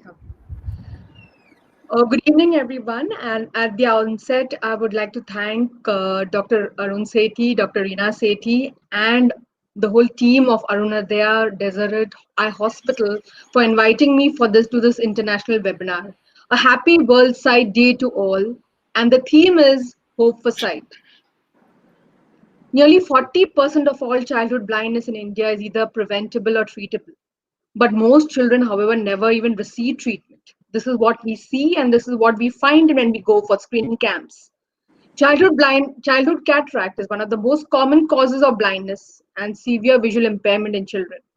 And we know it is responsible for 5% to 20% of pediatric blindness worldwide. So what do we find? This cataract, which can be easily treatable, why when we go to blind schools or when we go for screening camps, the children who are 7 to 8 years and like this with bilateral cataracts have not yet been operated? Why have they not been seen by anyone? Like this is a video showing how we went to blind school in Delhi, and we found that children, yes, there are children with microphthalmos and ophthalmos and also children with low vision, but they have not, there are also children, we give them glasses, but here we see a child, he's sitting here quietly in a corner of the blind school's camp. He has just bilateral congenital cataracts, but he has not been treated till now, and he is studying in a blind school. Is this acceptable? Why is this child studying in a blind school, and why is the parents not concerned of this preventable disease? Same here, we find that when we go for multiple camps in all areas of Uttar Pradesh, or we do blind school camps, or we find children hiding at homes, and all children who are so much older and who could have been treated very much early have been left in the blind schools, or they have been left untreated, or their parents hide them in their homes. And so we find even families, like the parents of, they may be having 3 kids of cataract, the mother may be having cataract, but they are not approaching for treatment and they are not getting treated. So what are the barriers? We studied with Orbis International, and we found that the main barriers were economic reasons. Because they found that they could not afford the cost of the surgery, or there were a lot of parent concerns about the consequences, the social pressures. They have felt that if the girl child got operated, there would be a stigma. The child also had the health problems, and they found that no one could accompany them because at the nearby hospital or at the nearby clinic, maybe no one was doing pediatric cataract so young, and maybe there's no availability of an anesthetist. Maybe there is no keratometer which is available for these small babies, and therefore the children have been left blind. We all know that the critical period is 6 weeks, and good prognosis if identified early and surgery done before 6 weeks. This is all seen in cities like Delhi, Bombay, and all the metropolitan cities. We find that children do approach us early, and we do the best possible surgery and the best possible lens and the best possible treatment. But why are these kids being left, and why is there no hope for these kids? So we were lucky to be associated with MIT from US with Project Prakash. Project Prakash was Dr. Pavan Sinha's dream, and he felt that we could confluence, or we could precisely help humanity and also advance knowledge with these kids. We find out. So for us, it was a boon that there was an opportunity to bring these children to the hospital, treat them, and not leave them behind. So we wanted to find out, like, if these children who have been blind for 7 years since birth benefit from surgical correction, is there a hope?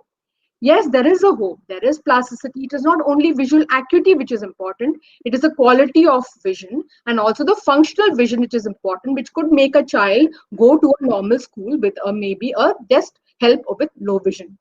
So we've published our results of late surgical intervention in British Journal of Ophthalmology, and we found good results, and we were very happy with our outcomes, because after surgery, 49% of the children improved from near blindness to low vision and no improvement. And we found that there was a definite change in the brain structures also, which showed that there is enough plasticity for the child to see. We also found that with low vision devices, they could be given helped, and they could be they could undergo optical rehabilitation and amblyopia treatment. So we could bring them to the hospital, doing a surgery with the best care, and of course has beautiful videos shown by Dr. Partha and Dr. Basavada on lens aspiration with PCC with AV with IOL. We could do them, and we could put an foldable IOLs because of the funding. So over 30,000 children screened, 450 surgeries were provided, and we also gave non-surgical treatment. This was a huge impact. And so we say that let us together on the World Sight Day pledge to bring into the lives of blind children in India and give them to a well-deserved quality of life. Thank you.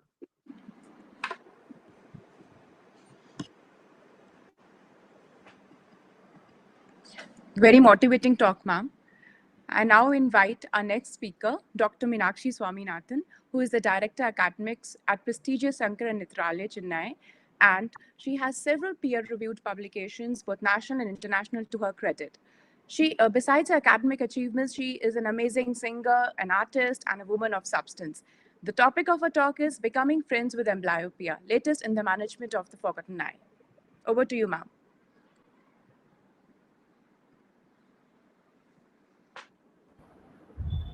Ma'am, do you want me to share the slides? Will you unmute, ma'am?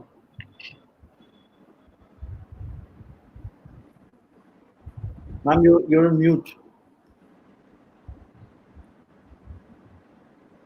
Able to unmute. We can hear you now. You can hear me now, yeah. Yeah. Somebody had to The volume unmute. is a little low. Yeah, I think I think it's Perfect. better you share the screen because I'm using my daughter's laptop and I'm just floundering around. Yeah, thank you. Yeah, ma'am. Let's do the slide. Can you see our slides? Yep. Well, it came for a second. Now I don't see it. Can you put it again? I can't see it now. Yeah. Can you see the slides? Nope.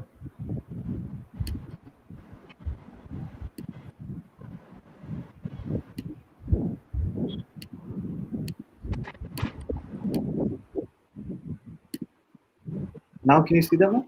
I can. Can you? Yeah, lovely. Thank you. And very good evening to everybody. And nice to see so many familiar faces. Doctors Reena and Arun Sethi, Dr. Partho, and Reena, the other Reena, and Suma, my friend, and both Vaibhav and Aditya. And of course, my friend and colleague Sumita, whom I saw about an hour ago. A very good evening and lovely to see you all. So mine is going to be really a brief overview titled Becoming Friends with Amblyopia, Latest in the Management of the Forgotten Eye.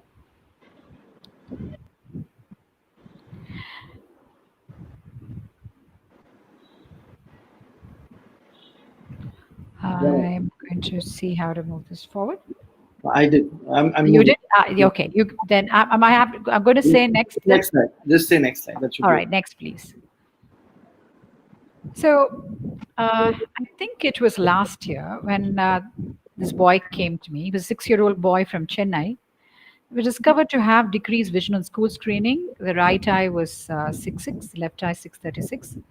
And cycloplegic refraction showed +2 and +6, and the rest of the exam was normal. There was no strabismus. Next. And phew, this was nothing. I mean, I thought I got a gold medal. And anisometropic amblyopia, refractive adaptation. And then turns out Dad's a doctor. And then our conversation went on like this. And he said, doctor, when you are occluding, aren't you doing precisely the opposite of what you want to achieve? And then I said, what do you mean? And then Dad says, occluding one eye will prevent any binocularity, right? And I was like, yeah. And then I didn't know. Maybe there's something out there. So I started looking. And then next, please. And then was this man. He was a 21-year-old, recently diagnosed to have amblyopia. Wants to know if there are alternatives to occlusion. He wants to know if there are any computer-based therapy or medication because he's a busy engineer and he doesn't have time for occlusion and all that. And so I then started looking some more. Next, please. This was another kid. This was a 6-year-old girl who was allergic to patches, photophobic with atropine. And so parents want an alternative. Next.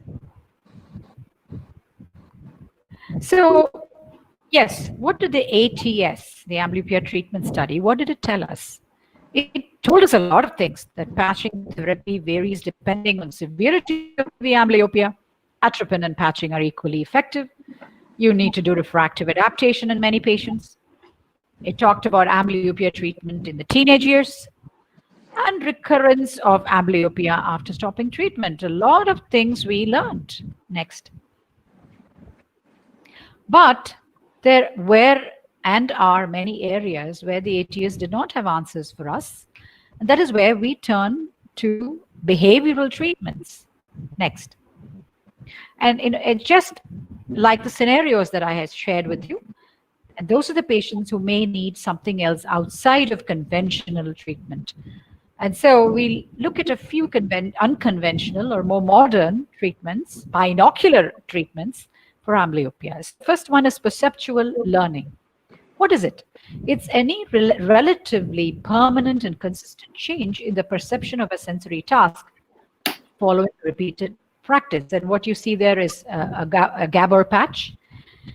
And a perceptive training is now available as a mobile app. It's non-invasive, software-based, and patient-specific and interactive.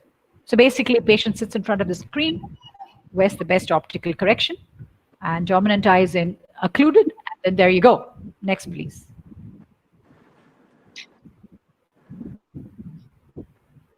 There are many forms of perceptual learning, and you see so many types of target stimuli that can be used in perceptual learning. Next. Is it the same as CAM stimulator? That's a picture of a CAM stimulator from yesteryears. No, CAM is passive and very for a brief period, whereas perceptual learning, the effect is active and it's prolonged. How does it work? It works by reduction of internal noise and better stimulus extraction. Next. So we move on to another behavioral treatment, which is video gaming. Again, it works on the premise that it induces cortical plasticity. Next. Very similar training. So this is a game called Dig Rush, and this was the first prescription gaming that was approved in the United States. Next. So we in Shankar Nethralaya use action video games as well. They're worth trying, but remember they have an addiction potential. Next. So somewhere along the way, like the Dr. Dad asked me, you had to change the focus from just vision to binocular vision in treatment of amblyopia. Next. And that's where comes in dichoptic training. So what really is dichoptic training? It is where a contrast adjusted stimulus is presented to each eye and the brain is forced to integrate it into one perception.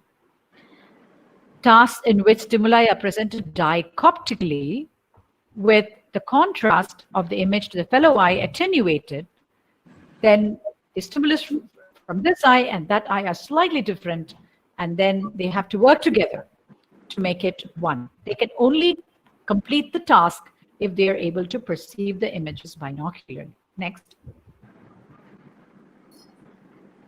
And there you see a kid playing a game on an iPad, a dichoptic stimulus. Next. Transcranial magnetic stimulation. A lot of work has come out of work of Thompson et al. It's basically a magnetic field generated by a plastic-coated coil of wire placed on the head and induces a weak electrical current that stimulates cortical areas. There's a lot of interest and work going on in this area. TMS is anyway used in the treatment of depression and is widely available actually. Next. Pharmacotherapy. The rationale is that dopamine has been found to be reduced in the retina in deprivation myopia, and increasing the levels of dopamine may have a beneficial effect. So what medications have been studied? Levodopa, citicoline, and fluoxetine. Levodopa, when pedic, showed no benefit in children, but it has been used as an adjunct to occlusion in adults. There is some concern about regression upon cessation. Citicoline, again, increases dopamine effect, may be lasting when combined with occlusion. Fluoxetine didn't really pan out. Next. What do we watch out for?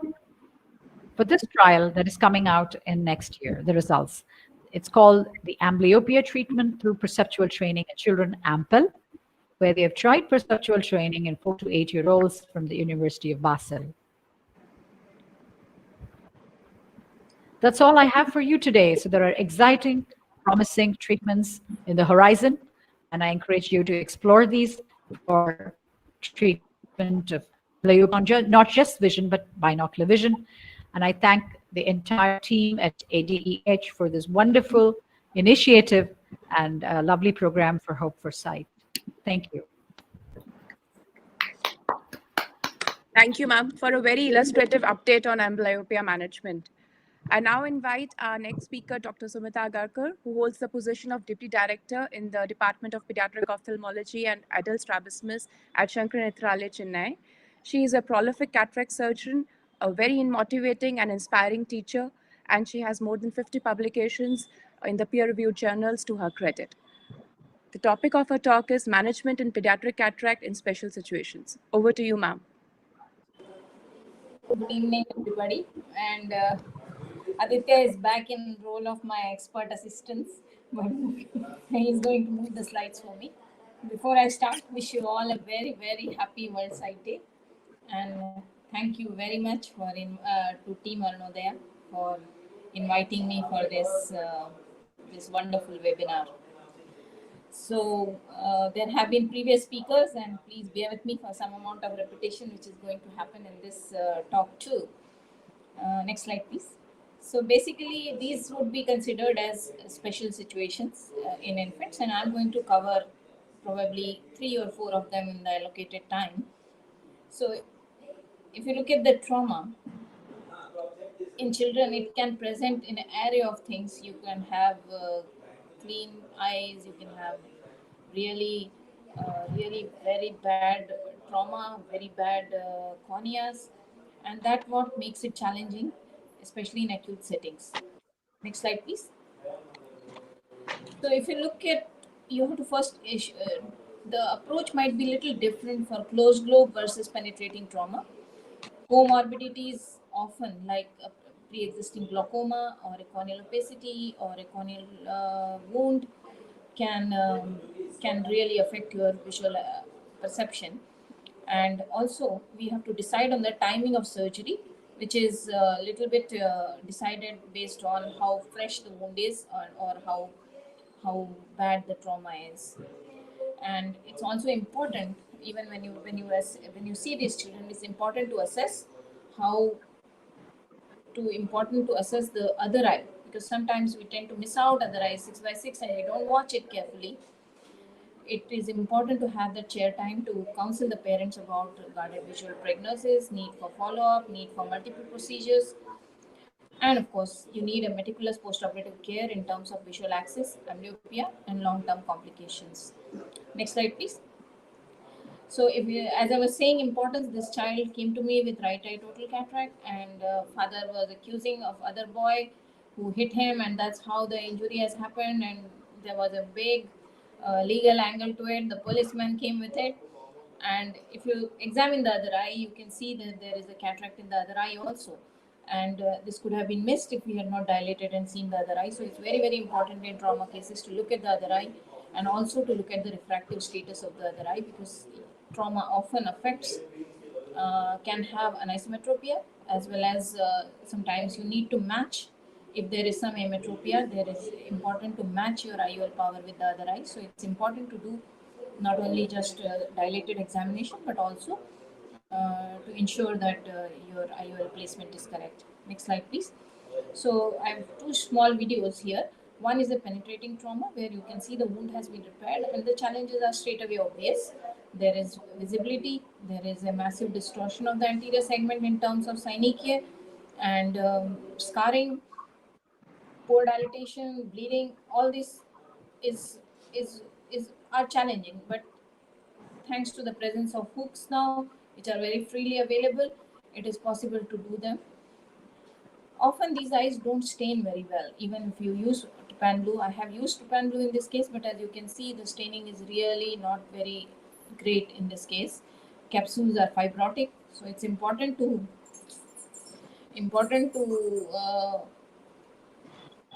go as you go along. You can improvise your surgical technique in terms of using intraocular scissors or even doing it in 2 steps. Like in this case, I have actually completed the rhexis after I have aspirated the lens, and then you can proceed with your posterior capsulotomy and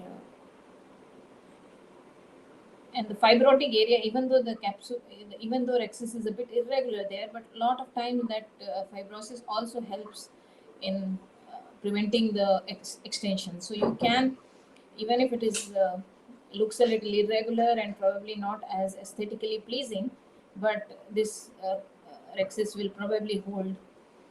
In terms of the blunt trauma or a closed loop trauma, you can see sometimes there is a massive disruption of the tissues despite having a relatively quiet eye. You can see there is anterior capsular rupture, there is synechia, there is a traumatic metastasis in this patient. And here, the important thing is, even if there is a rupture, you can use that rupture as shown by Dr. Vasavda there was a posterior capsular rupture, and you can still use this capsular edge to have, may not be a perfect bag, but some kind of capsular leaflets to cover your IOL. Of course, in this case, anterior capsular is quite ruptured in the inferiorly. So I have just made it rounded to have at least a 270-degree cover over my capsular, cover over my optic, and I have decided to go for a 3-piece IOL in this case. So it is possible a lot of these times to very easily take care of the needs. Now coming to the uveitis, here you have to remember that cataract is only a part of the problem, and uveitis care needs continuous treatment. Inflammation control is for at least 6 months is essential prior to doing a pediatric surgery. You need a multidisciplinary approach in terms of people who take care of uveitis as well as rheumatologists, sometimes physicians. And again, here surgical challenges can lie in terms of poor dilatation, synechial membranes, sometimes very shallow anterior chambers, pre-existing glaucoma. And you must remember that IOL is, despite all the advances and all the new designs available, it is probably safe not to put IOL in certain situations like JRA, which has proved over years of doing several studies that long-term prognosis with JRA with IOL is often very poor. Next slide, please. So this is a small video of a uveitic cataract. This child does not have JIA, but as you can see, there is 360-degree posterior synechia and a very small pupil, and it is important that you should release the synechia before you put hooks, and probably it is safe to use a 26-gauge needle to put the hooks because it gives you a very small opening which need not be suture, and you can very easily put a Grishaber hooks through these small openings, and you really don't need to use a side entry knife for this. And after that, probably surgery can be, again, this is the intumescent cataract, and you may have to do a stage wise. Again, they don't stain very well because of the fibrotic nature of the capsule, but you have to use your best judgment. You can make a small rhexis in the initial part, aspirate and decompress the lens as you go along, and first step, you can probably make a slightly smaller rhexis, aspirate the lens,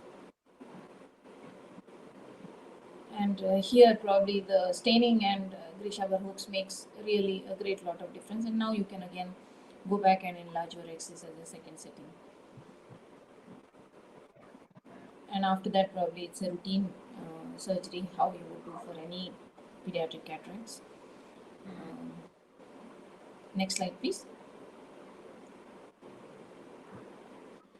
Now, coming to the structural abnormalities are rare, but sometimes children may have aniridias and colubomas with cataract, and they may present to you for surgery.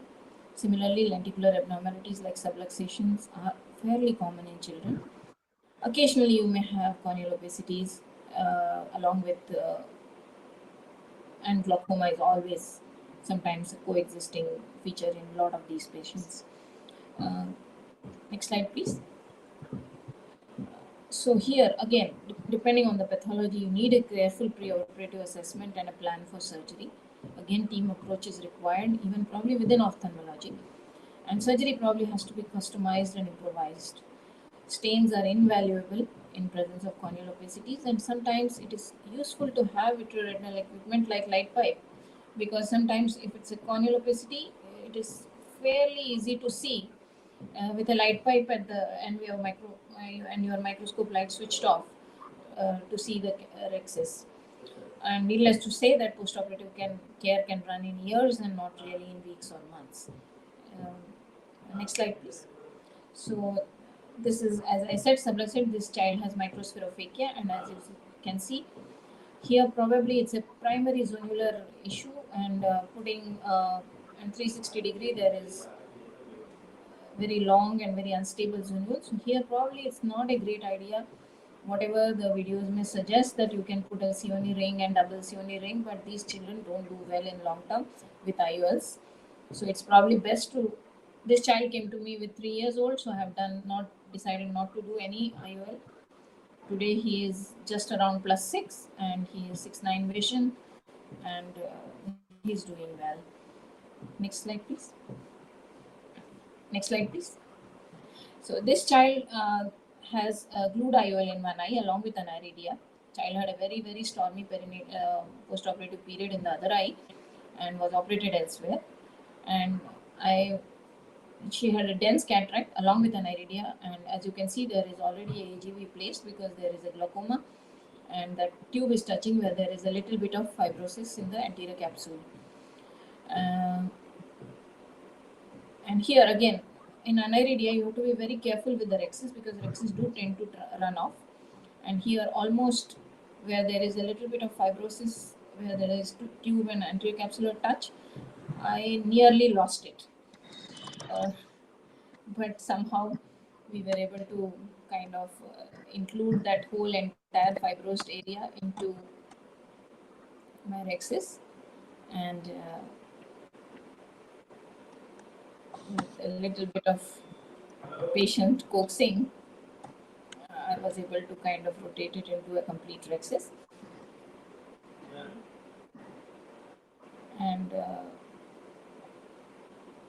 And yes, there it is. So I have the rhexis here completely, and then of course it is a routine cataract surgery, and I was able to put the lens. She's 8-year-old, so I was able to put the lens in the bag without.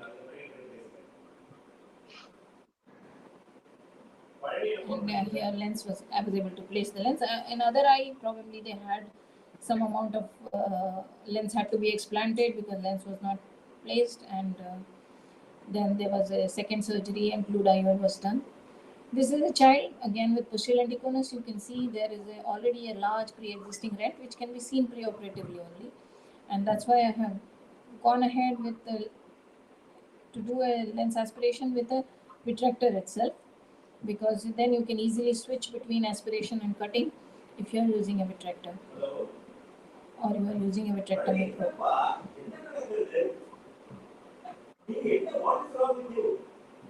Hey dad, 1 minute.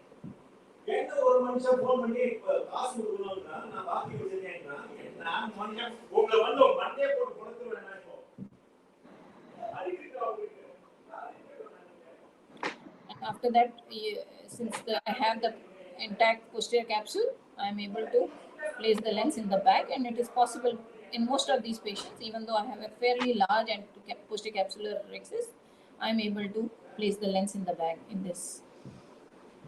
Next slide, please. So I think that's all we have time for. So thank you for your attention. And thank you to Team Arunodaya for giving me this opportunity to take part in this wonderful webinar. Thank you. Thank you, ma'am, for this amazing collection of videos. This was very useful tips for managing such complex and challenging situations. It's my immense pleasure to invite our last speaker, who's a young and dynamic host for the evening, and he's a great orator, Dr. Aditya Sethi.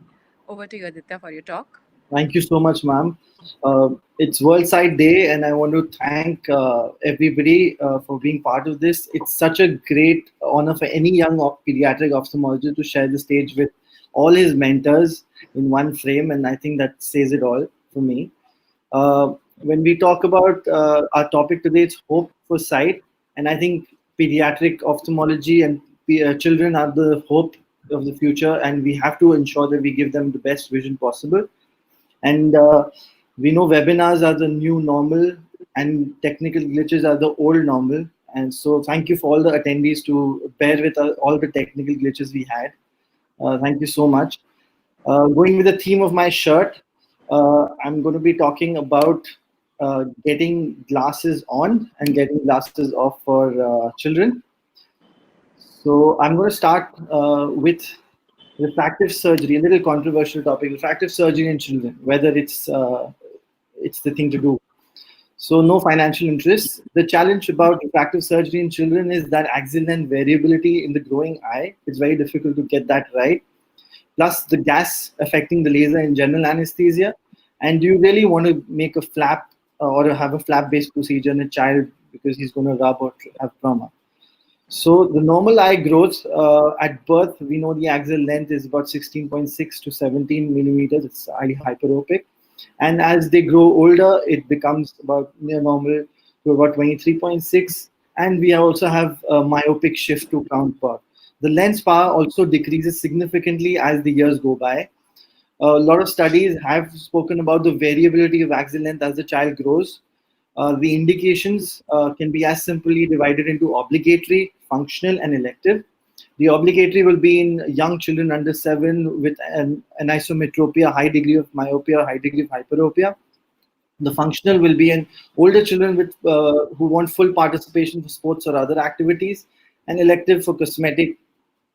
Elaborating the narrow list of indications, the high degree of anisometropia, special situations in children with developmental delay in conditions such as autism, cerebral palsy, Down syndrome, not being able to tolerate glasses or contact lenses. Many of these children don't like the sensation of glasses touching their face. This is something we have to remember before looking at refractive surgery with a bad eye. High degree of ametropia, not improving, or intolerance to glasses or contact lenses due to prismatic aberrations, reduced field of vision, sports or other activities in their mind, and where compliance is a question mark, because you don't want to miss that small window of time for optimal visual development. But is it justified? It's an elective surgery and has risks, and risks multiply many folds when it's a child. On the other side, when done for a proper visual development and prevent visual isolation of one or both eyes, it may be largely beneficial. And the biggest drawback, we have only a very little handful of literature supporting this. Flap-based procedure, do you think it's a good idea? Dislocation can happen, styes can be there. It will be difficult to examine them again post-operatively. So is PRK the choice? Again, a bunch of journals talk about whether LASIK is the right way or PRK, and largely everybody believes that photorefractive keratectomy is probably the best option. But it has a downside of halos, glare, and also time taken for restoration of the vision. And what about the timing? Some studies, the AO talks about the most common age being around 10 years when it's done, and PRK is the most common procedure. What are the other options we have? Phakic IOLs, CLEs, and SMILE. Everything is a little new right now. So it's open for debate. Sometimes you have to travel a long way to find what is near. So now that I've taken off the glasses, let's talk about the They Say They Learn project, the Arunodaya school screening project. Dr. T.S. Surendran spoke earlier today about the school screening program at Shankar Netralaya and covered a large part of this talk as well. And it was such an honor to hear him speak. We know of the importance and the barriers of school screening programs. So after getting all the proper certification and consent from different places, including the government, the school, and sometimes the parents, this is how we had the methodology.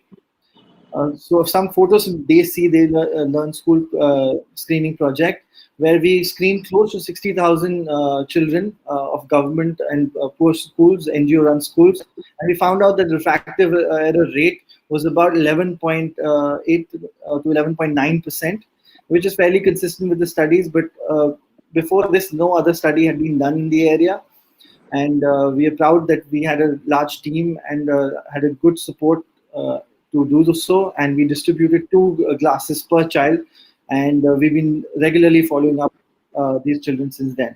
Thank you so much for your time, and happy children on World Sight Day is the best sight we can have. Thank you, Aditya, for a very impressive talk. I think I would request Abhay Vasavra sir to please sum up the session with the very useful tips at the end of the session. Thank you. I think we have really the masters or experts in the field, and I'm just a technician doing a cataract surgery, and we have learned so much from Suma, Sumitra, and my favorite Meenakshi. Thank you so much for teaching something which I don't pay much attention as much as I should. And the challenging cases and this program of this Aditya you are taking with your family and the team is wonderful. We are putting all of us in a global map. And thank you so very much. Thank you. So thank you so much. Thank you. Thank you. Thank you. I think we're on to the next session. Dr. Vaibhav will. Hi, sir. Dr. Hi, sir. Dr. Good evening. Good evening to all. Aditya, how can I leave? Sorry. How can I? Dr. Vaibhav has to do it now. Okay. Okay.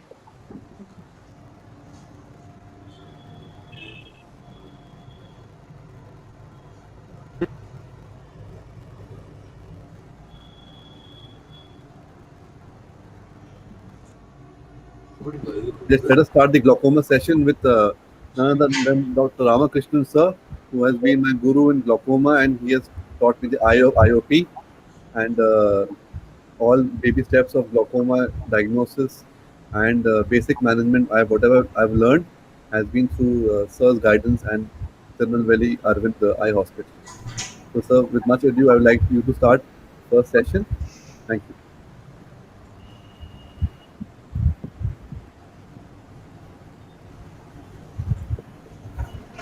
Sir will be talking about glaucoma management through the ages.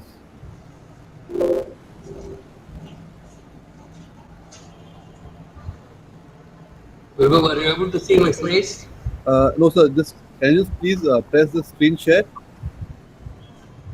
That's on the left corner, sir. Third. Oh. Yes, yes.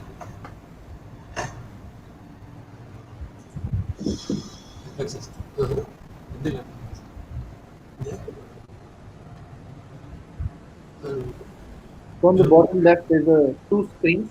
You just have to click on that. Yes. Yeah. Yes, sir. I've allowed, sir. So there's another pop-up in the center. Just click on the box in the center, sir, and then click share. Yes.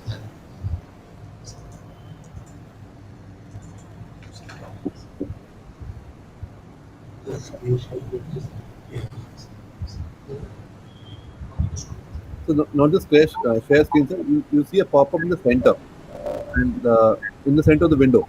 Just click on the entire screen, and entire screen. Just highlight that. You click on the entire screen, sir, and then press share. Yes. It's pretty complicated. Yes.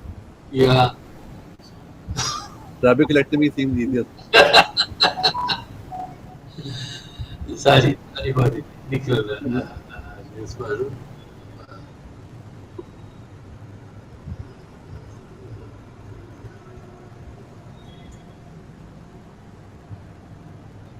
Are you seeing a screen in the center, sir? In the center of your window? Yeah, yes. Yeah. Just click on the central screen, sir. And then there is a share button, blue colored share button on top. On top, sir, not the below one. On the top, sir. Oh, I'm not getting anything. I think I'll call sir, and I'll just get it done. We have Dr. Ronnie George. We have enough time in this session, so you can just relax. So I'll just call you from the other one. Yeah. So it's my pleasure to welcome Dr. Ronnie George. He's been mine and Dr. Saiba's guru, mentor, friend, everything in Shankan Nethralaya and beyond. And sir is going to talk about ensuring patient cooperation and latest medical management of glaucoma. Thank you, Aditya. Thanks for the invitation. And, okay. Yes. Can you see the slides? Yes, sir. Yeah, so I'm trying to cover ensuring patient cooperation and the latest in medical management, just a short overview. So what I will try to do is I'll speak about patient cooperation, and I'll also tell you just about two drugs that have recently come to India, Tafluprost and Repasudal, so that you have an idea as to how they work. So when it comes to glaucoma, we actually require patient cooperation more than anything else because they need to adhere to their medications. And also we need to be able to monitor these people regularly. So when you look at what all are important in patient cooperation, the most important single factor is probably knowledge. And I'm going to take you through this study which was done in Saudi Arabia. And here you'll find that patients who know that glaucoma is a serious blinding disease are much more likely to come for their follow-up visits. That's 80% of the time, versus those who disagree that it's a problem. So lack of knowledge is an issue. You can also see that strongly disagree. Everybody came for follow-up, but that's because there's only one person who strongly disagreed with this statement. And in those people who did not know that glaucoma is a serious blinding disease, 50% came for their follow-up as advised. Those who understood that eye drops are important for glaucoma treatment, almost 80% came for follow-up. Those who did not know or who disagreed with it, again, follow-up rates were much lower. And this depended on whether the physician explained about the frequency of eye drops. And you can see what happens here. When the physician actually took the time to explain how they need to use the drops, the follow-up visit compliance improved by almost doubled. When the physician spoke about the benefits and side effects of the drops, the follow-up frequency improved even more, 84.5 versus 58.6. And if the patient felt that they had enough education about glaucoma and treatment, they were much more likely to be regular with their follow-up visits and treatment timing than otherwise. So this actually shows you in a nutshell as to what are the parameters that patients actually worry about, are important in compliance.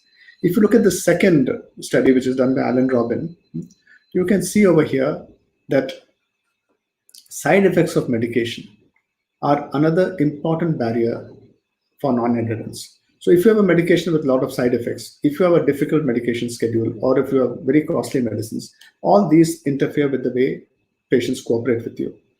So in order to ensure patient cooperation, it's important that you need to educate them, because that seems to be a single factor which makes a lot of difference. You need to be able to prescribe them drugs which give them the minimum side effects and probably a most convenient medication schedule. And don't forget that anything that you're doing treating a patient is a partnership, and you should be non-judgmental about a patient who doesn't use his medicines or doesn't come for follow-up. Because if you get angry with them and you curse them, they don't come back again, they don't use their medication, and they can potentially go blind. I'm now going to switch gears and talk to you about these two drugs. And I'll talk to you first about Repasudal. And Repasudal, I'm going to quote mostly this study, which was a 3-month post-marketing study of Repasudal, which is a ROCK inhibitor. And here, what you can see here is that in different types of glaucoma, there was some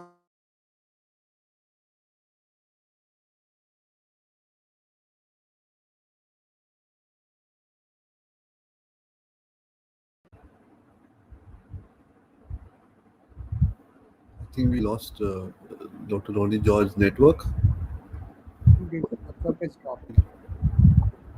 Frozen, I think his laptop frozen. Okay.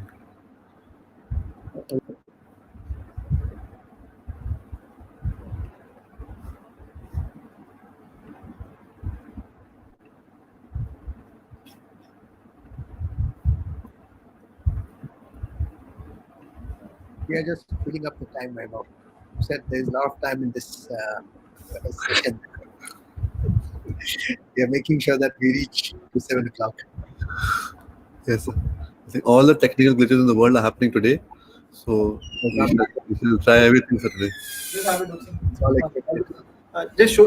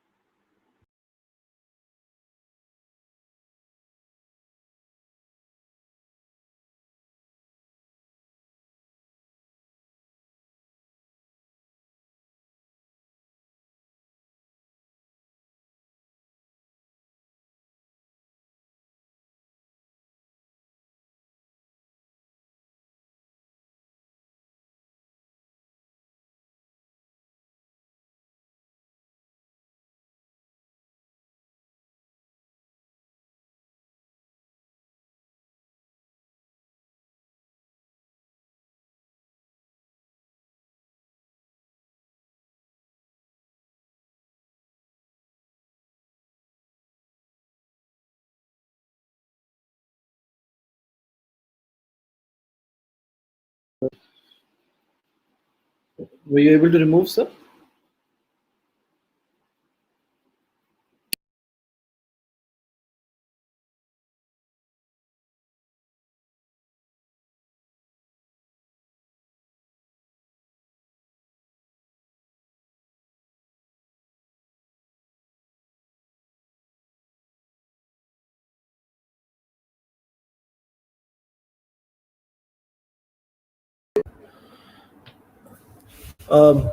I think we can move to the next talk before sir comes back. I'll try and get him back.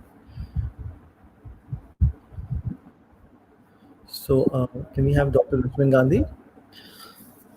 Hi, it's a pleasure to introduce sir as well. Sir, Dr. Lakshman Gandhi, we all know very well as the best teacher and the best orator, and sir is always there for all of us, his students, and it's so nice to hear him be part of our webinar all over again. Over to you, sir.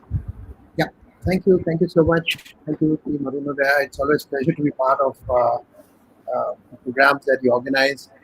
I have to let the secret out for you, Dr. Reena and Aditya, that I was chatting with Vaibhav, and Vaibhav was saying that there's a lot of time in the next session. So that was the jinx. No. So he threatened me saying that I have increased your talk to 50 minutes, and I tacitly, enthusiastically threatened him back with my approval. So I'm going to now talk for 50 minutes, Vaibhav. Yes, sir. Owing to the fact that you're the only speaker online right now. So. and funnily, actually, I don't have slides because it's neuro-ophthalmology way forward, so I don't have to show any cases. So again, as I said, wish you all a very happy World Sight Day, and congratulations for such a wonderful program and beautifully crafted program. As Dr. Abhay said, that you have created a platform, and it's a pleasure to be part of that platform. Now, Dr. Arun wanted me to talk about what is new, what is a way forward in neuro-ophthalmology. And I have basically divided this talk in 3 different subheadings. One is what is changing, what's the current concept, and what is future of the disease concept, what is changing in the investigation arena, and what's there in the treatment. What can we expect in a near future and maybe even a distant future as to what are the new treatments in neuro-ophthalmology. So let's talk about the disease concept. One disease, which is the commonest optic neuropathy, optic neuritis, and there has been a sea change in last 10 years. Whatever we studied 10 years ago about optic neuritis is actually turning 180 degrees. And let me give you an example. 10 years ago, 15 years ago, we used to think that optic neuritis, a typical optic neuritis, 3 things. 1, it is self-limiting.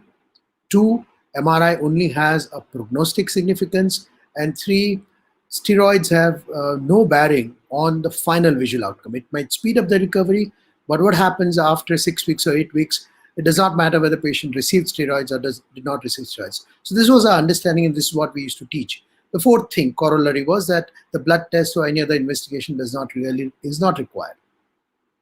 What has changed in this interim period is that we now know more about circulating antibodies in the blood, which can attack the optic nerve or any white matter tract and can create inflammation there and can present with optic neuritis.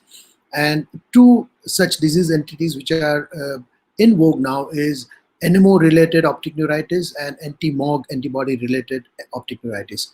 Now, NMO, neuromyelitis optica, is caused because of there are antibodies against aquaporin 4, which are the water channels. And MOG, again, is an antibody against MOG. Now, why these two are important? Because of these two antibodies, we now know that the previous teaching of optic neuritis not hold true. So, optic neuritis being a self-limiting disease, no. If the patient has circulating antibodies, then it is no longer a self-limiting disease, number one. Number two, MRI of prognostic significance, no. Now MRI aids you to actually come to conclusion whether patient has optic neuritis related to these antibodies or patient has a optic neuritis because of other neurological disorder or physical. So 10 years ago, we would have said MRI, patient does not afford it, does not matter. Now MRI, brain in orbit, with contrast, with fat suppression is absolute must for any patient with optic neuritis, especially in acute phase. The reason being, you do MRI and you find that the long segment of optic nerve is involved, optic chiasm is involved, or optic tract is involved without any typical features of multiple sclerosis. You know that you are dealing with one of those newer forms of optic neuritis, that is NMO or MOG.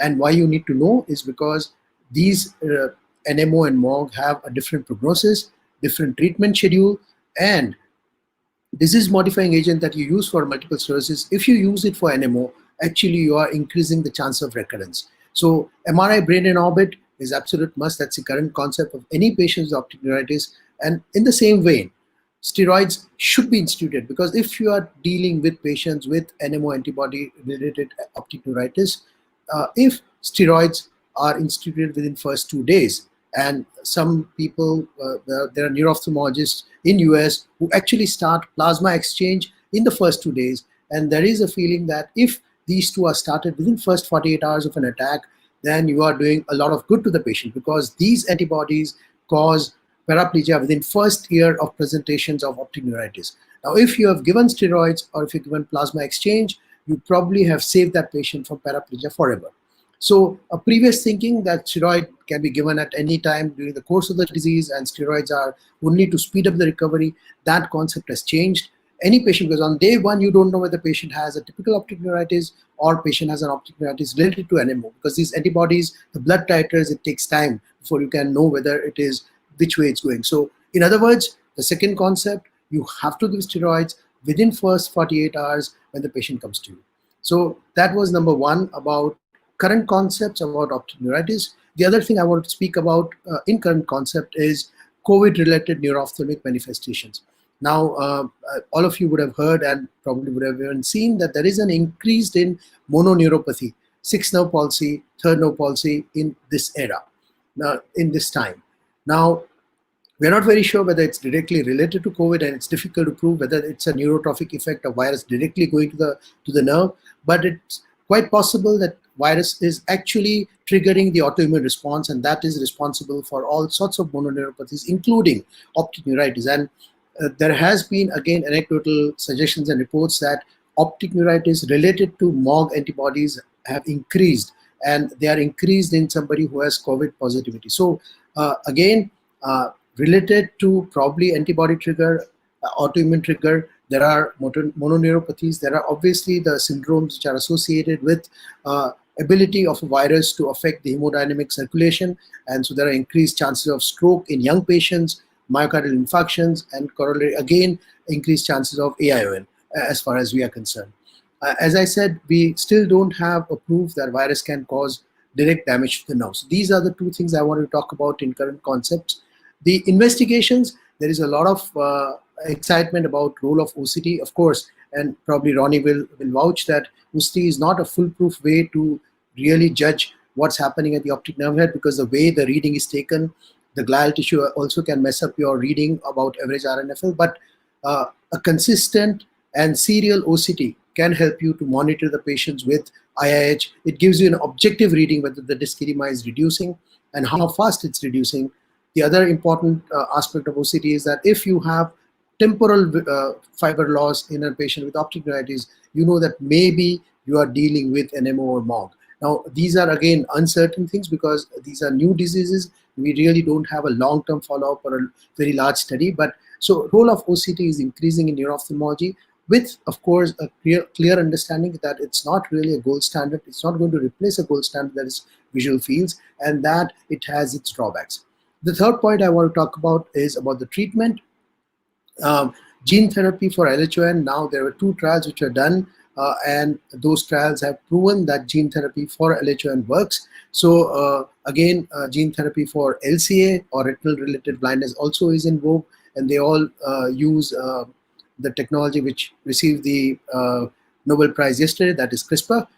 And the last part about the current or the future aspect of the treatment in neuro-ophthalmic disorder is that the company which made the Argus 2 retinal implant has now come up with the implant which can be implanted directly in the occipital cortex. So you're bypassing everything and you are stimulating occipital cortex to view what the stimulus is giving. So they already got approval for a pilot study, and they have implanted this in 1 patient. I really don't know about the long-term result of it, but it's an exciting start. And if it continues this way, then I know that we are looking at probably treating a lot of these patients who are blind because of neuro-ophthalmic disorder. So again, thank you so much, Dr. Arun, Dr. Reena, Dr. Aditya, Vaibhav, Saiba, everybody for involving me in this project. Thank you. Thank you so much, sir. Can I request Dr. Ronnie George, sir, again to take it away from where we got cut off? I'm not sure where I got cut off, but okay. When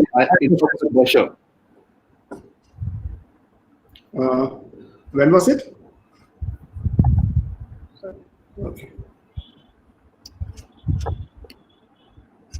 Can you see the slides? Yes, sir. Okay. Okay, so I had basically covered the outline, which is what I was going to talk about. And I'm going to talk to you about why you need patient cooperation. And you need patient cooperation because glaucoma management is actually entirely in a patient's hands. If they don't use the medications, you're not going to be able to do anything about it. And if they don't come for regular monitoring, you again can't do anything about it. And I'm going to walk you through the study which was done in Saudi Arabia on about 800 patients. And they basically looked with a questionnaire to see what patients felt and how that impacted the compliance rate in terms of the percentage of follow-up visits that they came for and the percentage that were using the treatment appropriately. And patients who felt that glaucoma was a serious blinding disease were much more likely to come for a follow-up visits or treatment timing. Patients who realized that eye drops were important for glaucoma were much more likely to come for follow-up and use their medication appropriately. And this, to a large extent, depended on whether the physician explained the frequency of eye drops. Basically, did he explain how to use it? Did he explain the frequency of eye drops? And both of them had an impact on how they use the drugs. Explanation of the side effects and benefits was even more important, and that was one of the single most important factors in terms of accuracy with the follow-up visits and use of medication. And again, if they felt that they had received enough education about glaucoma and its treatment, they were much more likely to come for follow-up and treatment. So this becomes a really, really important parameter in the way that we manage our patients. And it seems that education is the one factor which makes a difference. The other factors which do make a difference are medication side effects. And patients are not very happy with side effects of medication. That's one of the reasons for non-compliance.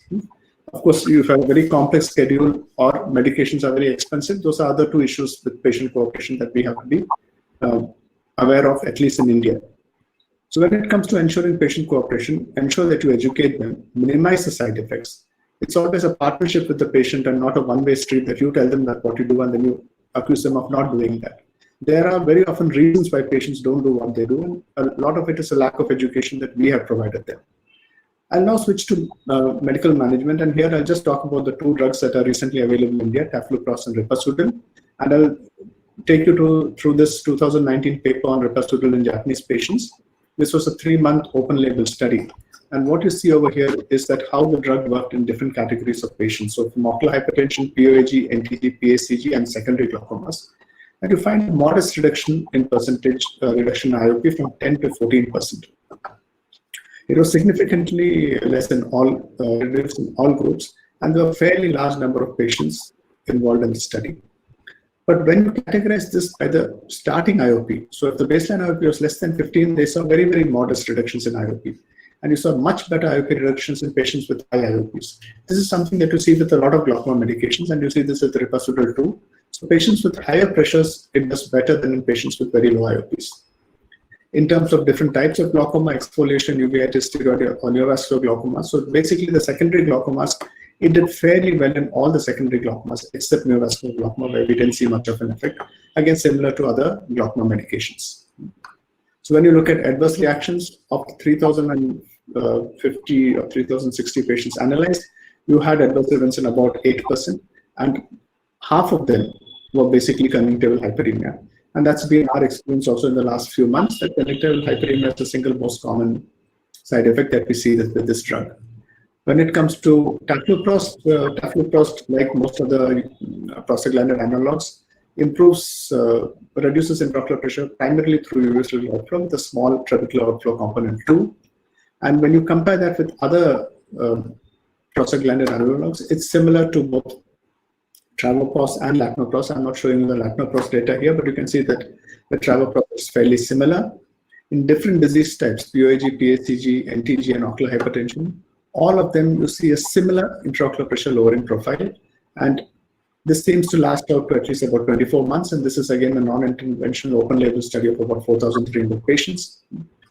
When it comes to side effects, what is cause less hyperemia than the other drugs. So it's hyperemia rates are similar to latanoprost and definitely much less than travoprost or bimatoprost. Another side effect which we have become recently aware of is the deepening of the upper eyelid sulcus, which is seen with many of the prostaglandin analogs. So you can see this crease over here. And what you're seeing is absorption of the orbital fat, and that causes the eye to sort of sink in a little bit, and you see that crease becoming more prominent. This is less common with travoprost as compared with the other drugs. And this has been shown both with objective evaluation, which was done by 3 ophthalmologists, or by patient self-related questionnaire. And you see that travoprost causes actually less use than the other 2 medications. In terms of the lower eyelid, the eyelid pigmentation that you see with travoprost, with some of the prostaglandins, again, travoprost seems to have less than the other 3 drugs. So to summarize, communication with our glaucoma patients is very important, and especially the first visit. If you can spend that extra 10-15 minutes with the patient explaining about the disease and how the disease progresses, it makes a lot of difference to the patient's follow-up. And at every visit, you need to find out whether they have side effects, whether they are comfortable with the medications, whether there are other challenges. And whenever you're starting any new medication, keep both efficacy and side effects in mind before you decide to start them on your patients. And once again, thanks to Team Arnodev. Thank you, Aditya, Saiba, and the rest of the family for the kind invitation. Thank you so much, sir. So I have a couple of questions before we move on. How's the patient compliance been post-COVID, especially during the lockdowns and all? Did tele-ophthalmology and all make it a little better, or did it not help at all? And you having a lot of patients with advanced glaucoma now? That's one of the issues that we will definitely face, because patients are not doing as many visual fields and other things as before. Yep. And we also had shortages of certain medications in between, as many of you are probably aware. Yes, sir. But a lot of patients did manage to contact us either using our teleophthalmology platform or one way or the other. So again, those who are aware, I think, took the effort. Those who didn't, there are patients who have stopped medications for 6 to 9 months and are coming back now with issues. Yeah. Yes, and one more question. Nowadays, a lot of things are on apps. A lot of things are on. Does that change your patient management, or is there something that you would suggest for all of us also to start using with our patients? One of the things I tell my patients is something that is fairly simple. Put an alarm on your phone for when you need to use the medications. So there are many people who have come up with apps, and they will send you messages, and that sort of keeps on going on.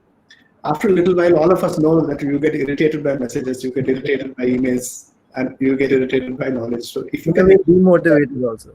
yeah. So and if you send them a message once in 4 months, once in 5 months, that's okay. But if you do it every 2 days, it becomes a bit much. Okay, sir. So I have a question for glaucoma and neuro-ophthalmology. That is the zone of sleep apnea. Yes. So that affects the optic nerve. We've heard that, and along with that, what is your and Dr. Rashmi Gandhi's take on sleep apnea and how exactly is affecting in the Indian population? Because I think it's very underreported. And what do you actually recommend should be the way we should be doing history taking or management of such cases? Yeah. So maybe I'll finish with the glaucoma and I'll hand over to Rashmin. So essentially, what sleep apnea is associated with glaucoma. But if you look at the data, you find that when there are studies of patients with sleep apnea and they look for people with POAG in that, they find that the numbers are not very different from what they expect, what they see in patients without sleep apnea.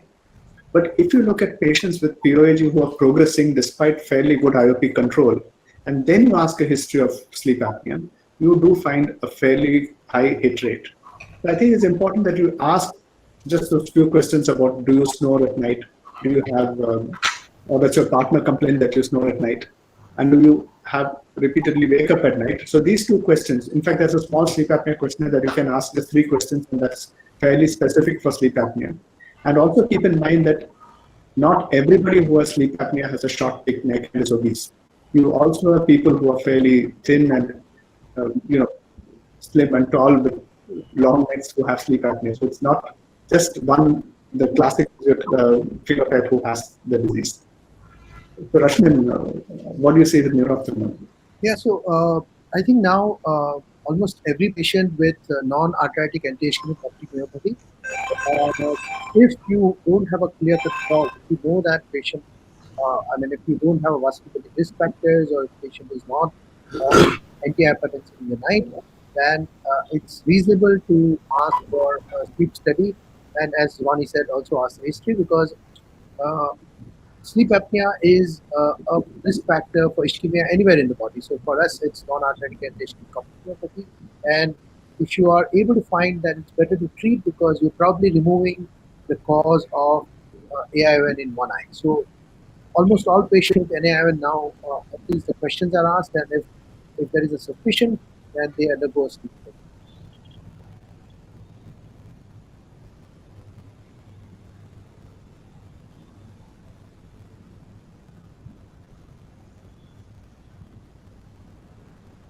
Dr. Ramakrishnan sir, would like to try once the screen share? Yeah. Yes, sir.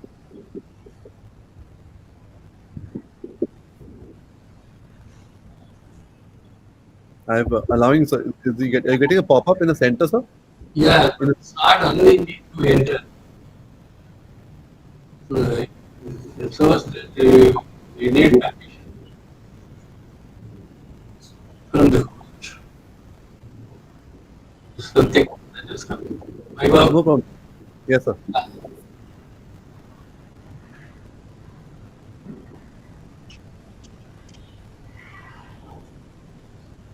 Is it? Hello. Are you getting a center? Yes, sir, I'm getting, but Bhakti and Ganesh, when you could help. you need access permission from the court. He's asking for some permission. No problem. So what we can do is, would you like to send me a slide, sir? I'll play the slides while you can speak. Oh, okay. Yeah. That will be better option, sir. I'll just get you back online. Sorry. No problem. No, sir, there's a technical issue. No problem.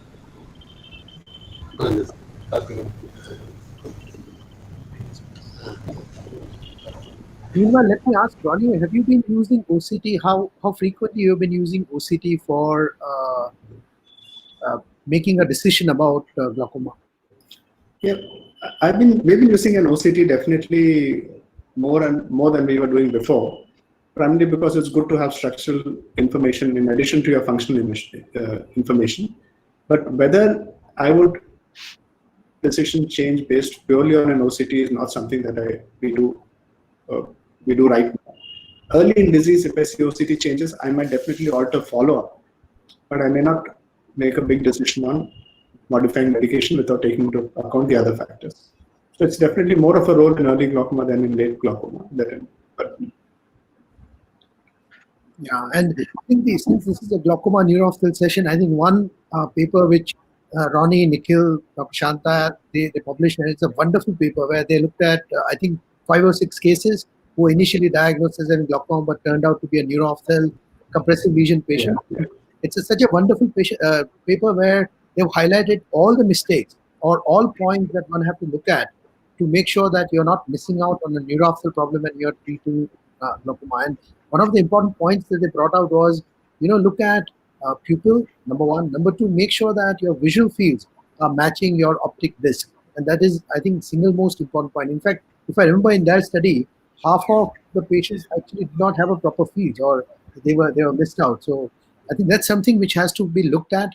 NTG, I would be wary of any patient who has an NTG and is not really responding to treatment or is not really behaving the way you really. So index of suspicion for something else going on, except apart from glaucoma, should be very high in anybody who is young, who has a profound visual impairment in the acute phase of the disease, or has a central visual field defect, color vision defects, pupillary abnormality, and correlation of visual field and the optic disc, or a predominantly temporal visual field. These are, I think, some of the warning signs that you know that you probably are not dealing with glaucoma, you're not dealing with glaucoma alone.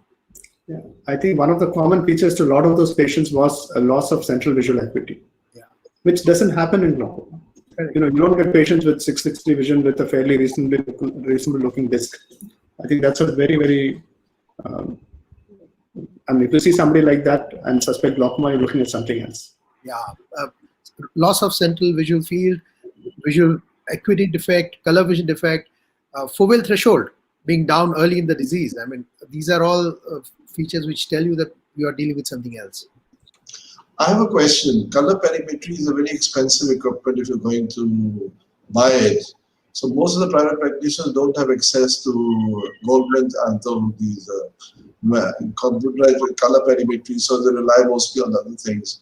Have any suggestion how we could tackle amblyopia which are drug induced and to check them out? So if we don't have a formal perimetry, the red desaturation test clinically works beautifully well, because especially the neuroophthalmic defects, the first earlier sign, in fact, even pre-perimetric sign would be a presence of red desaturation in the area where there is a suppression. So if patient has a pituitary adenoma, for example, and has a chiasmal compression, patient's visual fields might be normal, but if you take a red color object and ask the patient to look at it monocularly and compare it between the temporal half and the nasal half, an observant patient will be able to tell you that red color appears brown, black, or washed out in the temporal half versus the nasal half. Or patients who have a central scotoma not picked up by formal automated perimetry, they would be able to tell you that as you move the red target from periphery to the center, they'll be able to tell you that red color suddenly appears washed out right in the center, which it should be the other way around. In the center, the color should be the brightest. So I still use this quite often, red desaturation, especially for when there is index of suspicion that patient has an optic neuropathy or a compressive optic neuropathy at the chiasm. This test works beautifully well. Ronnie? Yeah, I agree. I still have my Mediasil bottles with the red caps, which we used for this. For glaucoma, not so much, even though color vision deficits have been shown in glaucoma, but they've been shown at much more subtle levels than they have been with neuroophthalmology. And some of the perimeters actually have the ability to test for color, to do color perimetry. So if you dig into your machine, you might find that it actually can do it.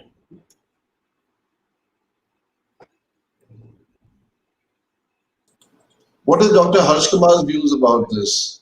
Because he does a lot of perimetry.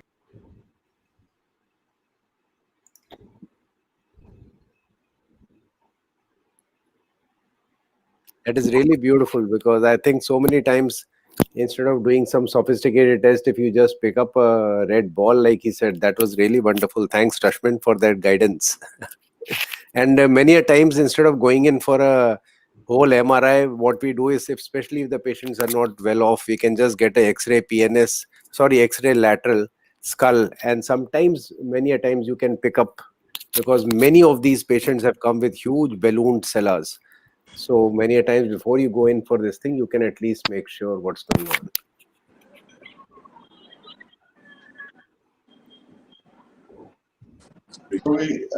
Is Dr. Ramakrishna ready now?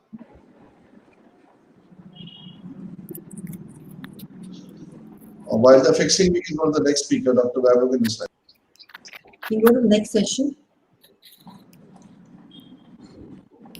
It's my proud privilege to introduce the next speaker of the next session, Dr. Harsh Kumar.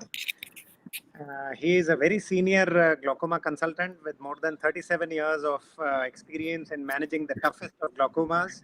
He is presently working at Center for Sight Group of Eye Hospitals.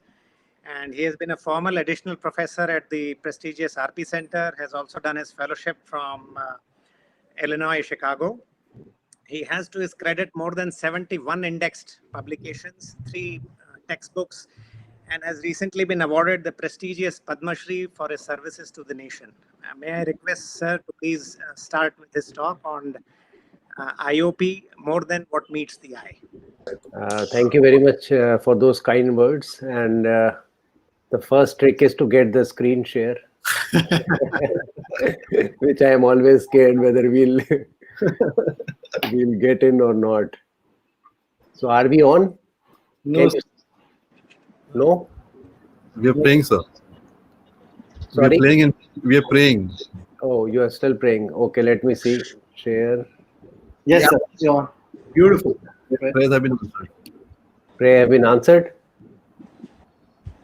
Yes. So do we have this? You have Yes, the slide? Yes. Okay, great. So I think I'll just pick up from what Rashmin was exactly saying. So true. Actually, the first slide, I was actually laughing. This is my first slide itself. And that it is that so many times we actually see this, that there is a classical glaucomatous cupping with the superior notch. You have to, I keep telling people, please correlate. Please correlate. If you have a superior notch, you have an inferior field defect, yes, then it is something glaucomatous. And then even if the pressures are not high, you have to see NTG and you have to do a variation. So that is the most important thing. And though we say that the pressures are not a part of our diagnosis, and yet that is the only thing that we can control. So the trouble is that it's very difficult for all of us to do a 24-hour IOP monitoring. But the truth is that the variation is very, very important to detect. As a matter of fact, if you have 1 millimeter increase in IOP fluctuation, the chances of visual field progression increase by almost 30%.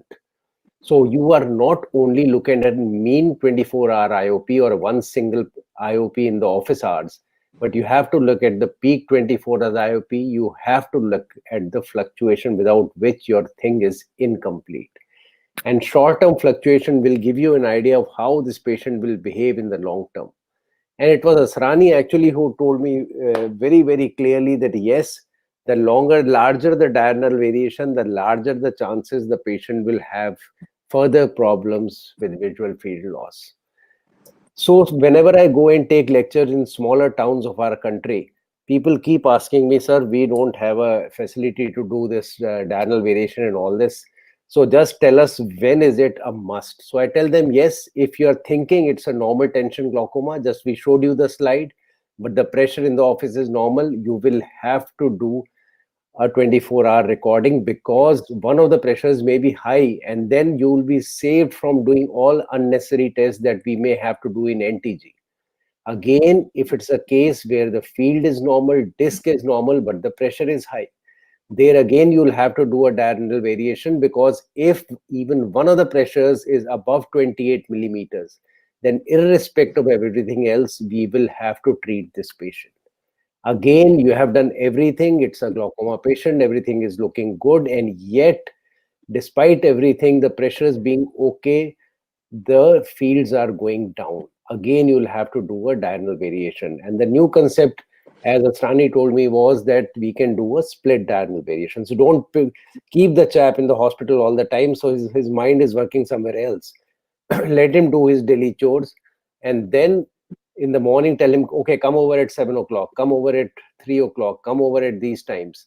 And then you just do it. He is in the normal run of his things, and that is the best way to do a diurnal variation. Obviously, if you are lucky, you can put in a triggerfish lens, though it is costing 35,000 in India, but it will give you a beautiful variation all over the day and night without your sweating at all. And therefore, it is imperative that not only we find out what is our target pressure, but what is the target fluctuation that the patient is having and how to control it. So what about the target pressure? There are plenty of theorems for that. The simple thing is, if you have a mild damage, we would be happy keeping the pressure less than 20 or less than 18. If there is a moderate damage, I would like to keep the pressure around 14 to 15. And if it is a severe damage or it's a one-eyed moderate patient, we would be happier getting the pressure below 12. Again, you get the pressure over there and then keep doing the fields again and again. So if the fields are stable, that means yes, our target pressure thought was correct. If it is not, then you will go further down. Now the question is, we have to start the medication. Before we start the medication, what is the type of medication we want? We want a medication which will give us maximum pressure lowering, minimum of number of times it should be put, so that the patients really actually put it. And hopefully it should not have something cold chain maintenance. It should be effective throughout 24 hours and possibly beyond also. And as we told, it should blunt the diurnal variation. Now the trouble is that we do not have the previous records of the patient, so we must know, we do not know what is the rate of progression. So which are the patients whom we'll be aggressive with? If it's a thinner cornea, if the family history is positive, it's an angle closure, if the initial values and the variations are high, if it's a pigment dispersion or pseudo exfoliation, or those with systemic diseases or even a sleep apnea, will be very aggressive and we'll be careful. In India, still the first line of therapy for many places is beta blockers, but we have told repeatedly, if the patient can afford, please use a PG analog as the first line. Yes, if he cannot afford, beta blockers are almost good. And if none of them can be used because of certain reasons, you go on to dorzolamide, brinzolamide group or a brimonidine group. And even pilocarpine works wonders for a long time in Indian population.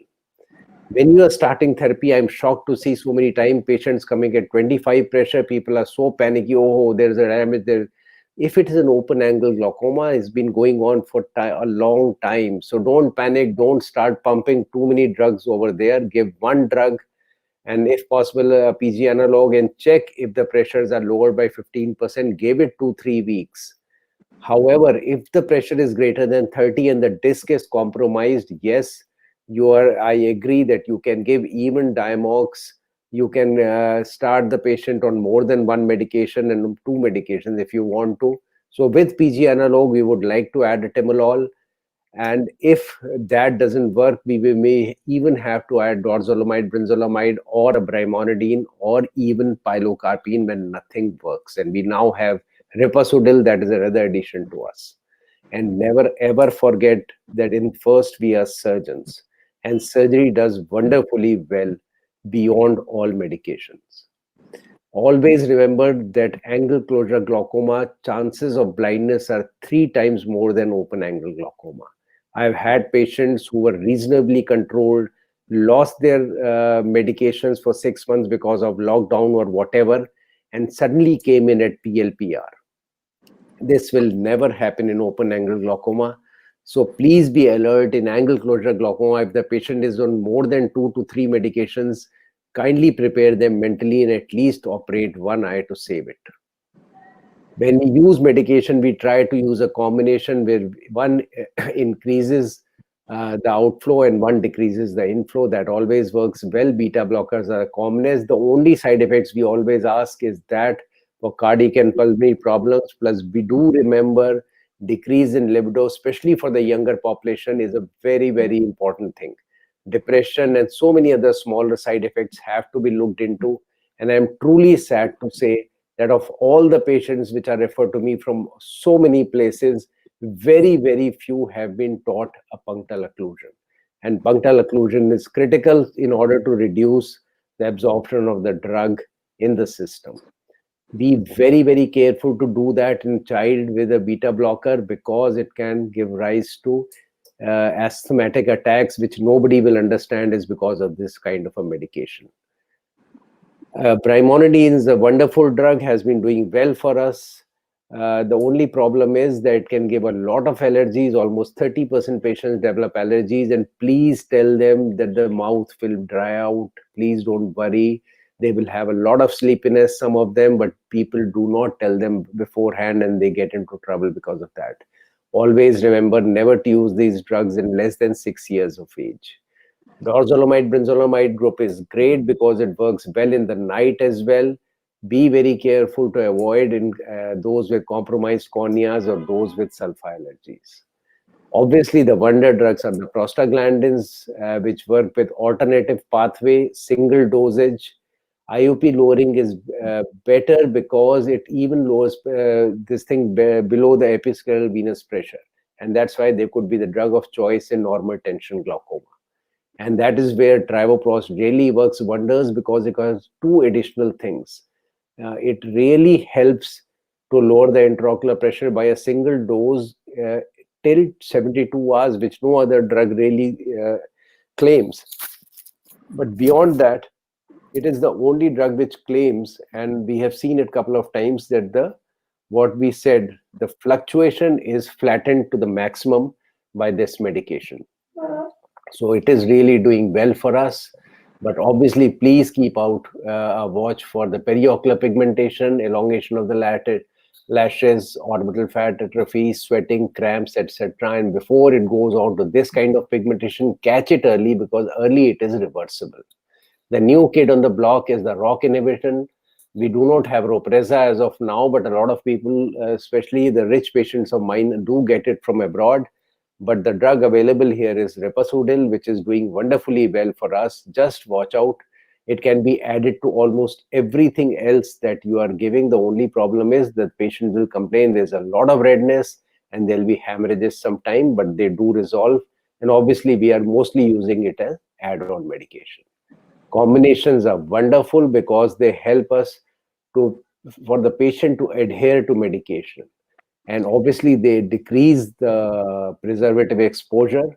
And one of the finest drugs available now is brinzolamide brimonidine combination with Simbrinza. And the beauty is that it has the lowest BAK concentration. But why I like this drug is, for the first time, we have a drug so that we have two combinations. Both the drugs, at least mentally, we know brimonidine to be somewhat a neuroprotective. And obviously now there's a lot of talk that brinzolamide, dorzolamide are also neuroprotective because they increase the blood flow at the optic nerve head. So this is a combination of them, and it works wonders as far as the pressure lowering is concerned. And obviously they have a good low BAK concentration. Please remember that if everything you are doing rightly, the pressures are low and yet the things are going out of hand, please look at alternative things. Please see that there's no sleep apnea. Please check their 24-hour BP recording, because a lot of people on antihypertensives have low BP in the night, and that can create big problems for us. Because of yoga, which is absolutely good, but for glaucoma patients, it could be a disaster. A lot of them are doing especially if you are doing Kapalbhati or you're doing Sarvangasana, etc., that can be really bad. Also check for sleep apnea, and a lot of them are actually doing a water drinking test in the morning by drinking 4 liters of water, so which is to be stopped, but you have to ask whether they are doing it.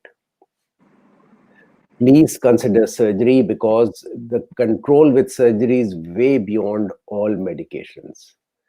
Please explain to the patient what is glaucoma. Most of the patients who come to me from so many places have never been explained what they are suffering from.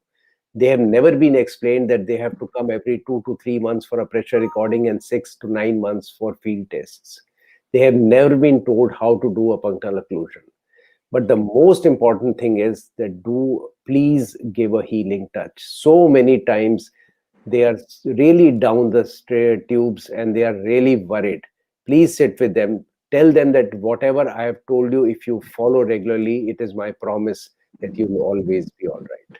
Thank you very much for your kind attention.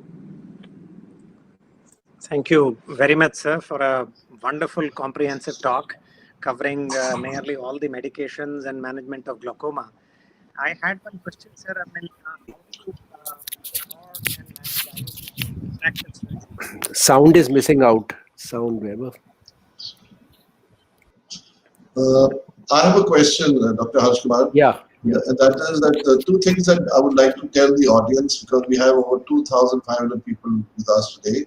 Number one is that this is an excellent talk and it's supported by Novartis. Second is that Dr. Harsh Kumar was delivered by my mother. She was a gynecologist. That's why he's such a bright kid. And the third is, what do you do when you have a patient who gives we had a patient last week who gave a history of long-term topical steroids, bilateral compass ratio of 0.9, and using and was claiming to be normal, and then he took hydrochloroquine on the recommendation of President Trump, and now he had come with a marked diminution of vision and optic dyspallor in one eye, apart from the cupping. Now, how would we manage such a patient? Well, obviously, we have to stop all the drugs which basically you think have caused this.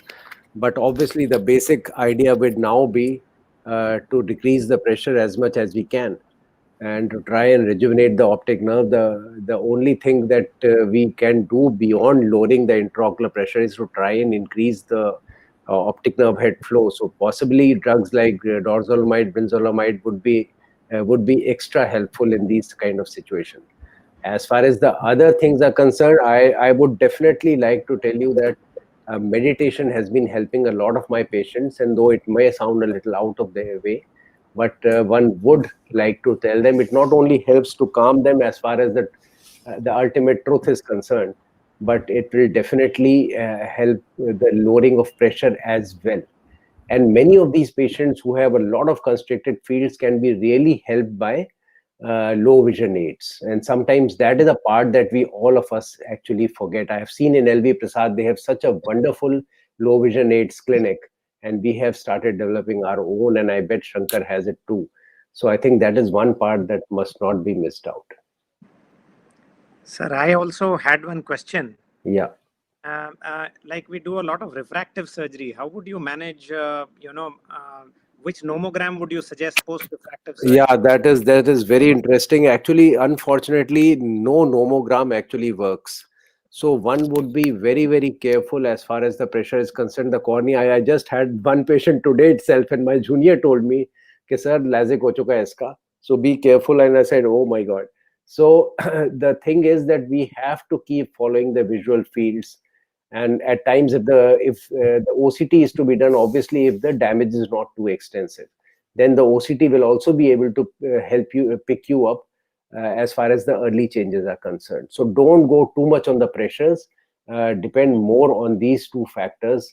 And again, the other trouble is that the patient will be a high myope because he underwent LASIK. So many a times there will be changes in the fields which will be correlated to the retinal changes, and maybe staphylomas or chorioretinal atrophy. So sit down with your retinal surgeon, map out the areas which are relatable to that, and then see that if there is any depression or something else occurring in other areas. But yes, it's an extremely tricky business.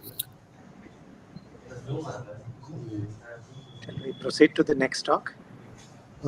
We have Dr. Ramakrishnan with us. Sir has one pending talk. So, sir, just try to screen share right now. Yeah, I will try, Vaibhav. And, yes, sir. I'm very sorry that I'm not able to connect, and it's a great opportunity. And also, I have to thank all Vaibhav, Sethi, and Aditya, my friend Arun, Veena, for the wonderful webinar. So such a large gathering with so much of galaxy of speakers. Really, it's very nice. I'm enjoying for the past 3 hours. So it's a privilege to have you join in the field of glaucoma. And, My talk is, of course, I'm asked to talk about the glaucoma management through all these years because glaucoma management has got a long history of more than 200 years, and it started with pilocarpine long back, and then, of course, in the 1957, there was a little breakthrough with the invention of azithromycin and epinephrine. That's the first drug which was promising for the management of glaucoma. Then, of course, in late 70s, there's the introduction of beta blockers, especially timolol and all these drugs. That has become a very big boon for the glaucoma patients, especially those with the side effects of epinephrine and pilocarpine. No, so this thing. Then in the year 2000, there was so much of influx of anti-glaucoma medication, especially alpha agonist and especially the prostaglandins, topical carbonic anhydrase inhibitors, and these definitely they have there are a lot of wonderful things, and of course the incidence of anti-glaucoma surgery, especially the trabeculectomy, has come down globally because of the introduction of all these prostaglandins and other these things. But one of the other important thing in medical management is as already pointed out by Roni and Fars, the compliance is one of the important factors. Still, we are facing a lot of problem with the patient in installing the drops. Even in developing countries, one of the problem is the non-compliance of the drugs. Another important thing which we have to keep in mind when we start medical treatment is the target pressure. Just not merely giving the drug to the patient is not at all a good option, but we have to assess everything, the level of intraocular pressure, the baseline intraocular pressure, the optic nerve head changes, visual field, of course, imaging, and all these things we have to keep in mind. Then set the target pressure according to all these factors, especially the American Academy of Ophthalmology. They have given a very good thing to calculate the target pressure. All this target pressure business came into picture only after the landmark trials in glaucoma, like collaborative initial glaucoma treatment study, ocular hypertension. This will definitely help in many of the patients to tailor a treatment to the patient need. And of course, in the late 2010, there was other group of drugs with a combination, fixed combinations, especially timolol as the base, with so many prostaglandins and other these things. We have a very good drug to control intraocular pressure. And also another important thing we have to keep it in mind, especially because glaucoma being a very chronic disease, especially the preservatives. That's a very good pointed out that preservative is one of the culprit which will hamper the success rate of the future filtration surgery. So now that also we have to keep in mind when we are doing giving a multiple drug to the patient. So now there are so many preservative-free drugs are also available, and now the introduction of ROCK kinase inhibitor in the Paracetol and all these things definitely is very much helpful, and some more is on the pipeline like Proscader, Vyzulta, and all these things. This thing, and of course, the other surgical management, what we the full thickness to partial thickness, the trabeculectomy. Still, most of the glaucoma surgeons, we feel that trabeculectomy is the gold standard, even though there are so much of other newer modalities of treatment like non-penetrating filtering surgery. It was the talk about 10 years back, wherever you go, they will talk about non-penetrating filtering surgery, deep sclerectomy or viscocanalostomy and all these things. But nowadays, so hardly people are doing. Similarly, there are so many talk about the mix, that's minimally invasive glaucoma surgery, starting from eye stent. You can put anywhere in the eye, whether it's in the Schlemm's canal or subconjunctival space or the suprachoroidal space, so many things. So we are as glaucoma people, we are so much confused which one to choose. Another important thing is the cost factor. The cost factor is also again an important thing. Then, of course, this introduction of glaucoma drainage devices in the very old Malkino, the design, everything was so different. What we get with the newer implants like RD or which is manufactured by the RO Lab, and also the this AGV Bearwells. Now these are all patient friendly, and we are the surgical with refined surgical technique. We are able to get a good result even with the primary procedures. Then the other things like the mix, as I mentioned, is very still people are very especially if you see the rate of anti-glaucoma surgery, the progression is the number of surgery, the trabeculectomy has come down, and there was data from the US, and the number of drainage devices, and of course the mix, especially the iStent and the trabectome, they are all the increase. But still, people are preferring trabeculectomy in most of the centers. And similarly, lasers also, there's a lot of revolution in the past 2 decades. Not only the laser radiectomy and iodoplasty and trabeculoplasty, now selective laser trabeculoplasty again is becoming more popular because of its safety profile. It can be repeated so many times, and also the level of reduction in intraocular pressure is constant. It's a very good 68 millimeter of reduction we are able to get it. And also it's a boon to early glaucoma, so mild stage of glaucoma where a patient may need one drug. In that case, the result is a very promising result, and of course, the other thing is your cyclodestructive procedures. When we were students, even we have done a lot of cyclocryotherapy. It was very, now it's thinking back, it's how bad we think. So now we have a very safety safer cyclodestructive procedures like micropulse and also the diode laser cycloprotocolation.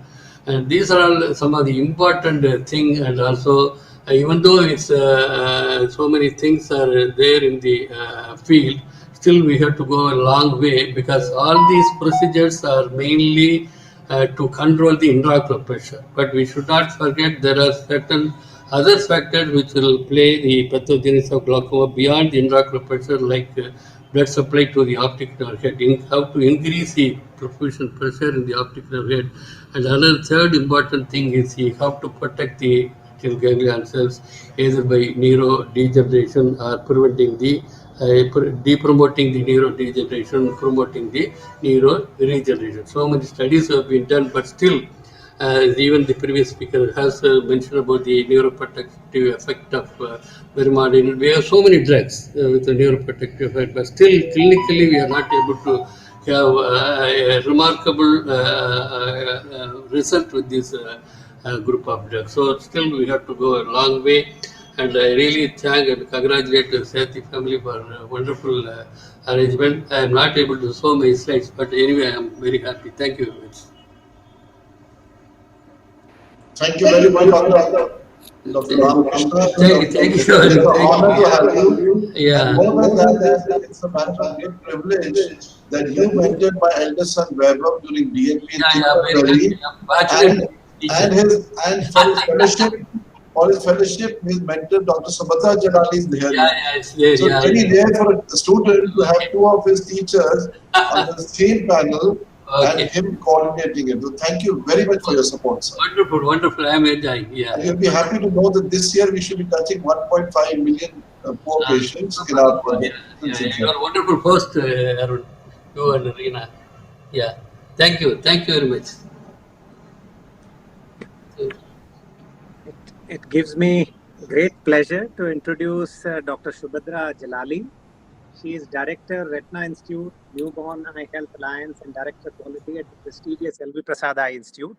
She completed her MS from PGI Chandigarh and further did Vitreoretina Fellowship from LVPI in 1993. Further, she went on to do a fellowship in ocular genetics, electrophysiology, and uveitis from the National Eye Institute, Bethesda, USA. She has many national and international awards and greater than 170 publications to her credit. May I now invite you, ma'am, to please speak on modified scleral imbrication surgery for rhegmatogenous pediatric retinal detachments with retinal. Thank you. So should I click the switch to presenter mode? Or Yes, only- ma'am. Okay. Okay, so Now after click on the pop-up and just press share.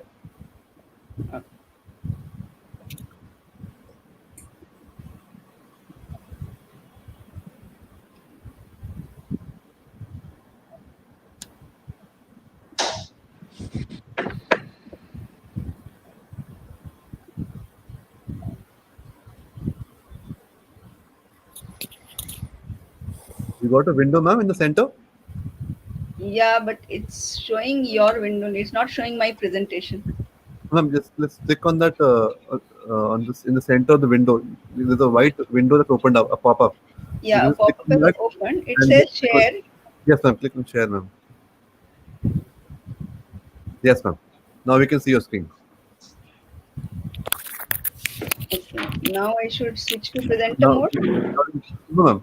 Just go down, ma'am, to your presentation at Okay, the now I bottom. can share. No, ma'am, don't do that, ma'am. Ma'am, that will again right now share only. We can see your screen. Just Can go you down to see your PowerPoint. Yes, ma'am. Can you see my PowerPoint? Yes, yes, ma'am. We can see your screen. Just go to your PowerPoint, ma'am. Below.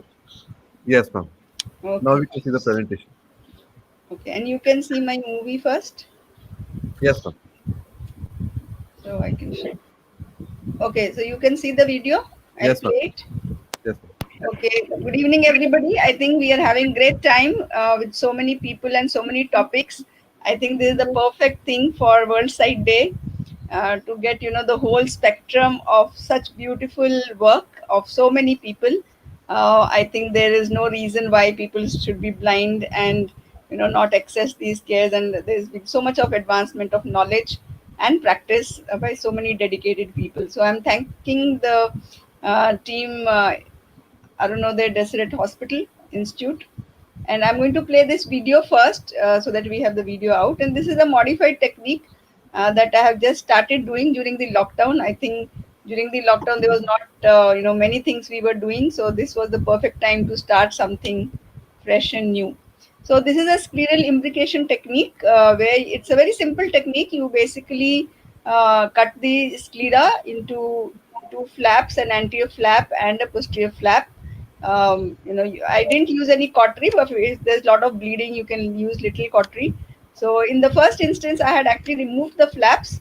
Later on, I was not removing the flaps. So when I started this technique, I had only heard about it, but I had not really read or done a meticulous search. Or I tried to find some videos online.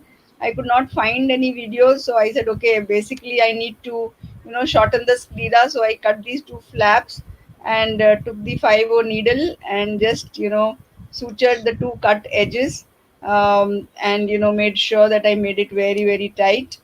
Yeah, and I put 2 sutures or 3 sutures each quadrant depending on the size of the globe, and these are all non-absorbable sutures, and you just tie them very, very tight so that the sclera it just imbricates there. But I was not very happy with the amount of indentation I was getting because these eyes I was planning to drain later. So I thought that in addition to this scleral imbrication, I should also drain. So when I'm trying to drain in the scleral bed, just like I would do for any other retinal detachment surgery,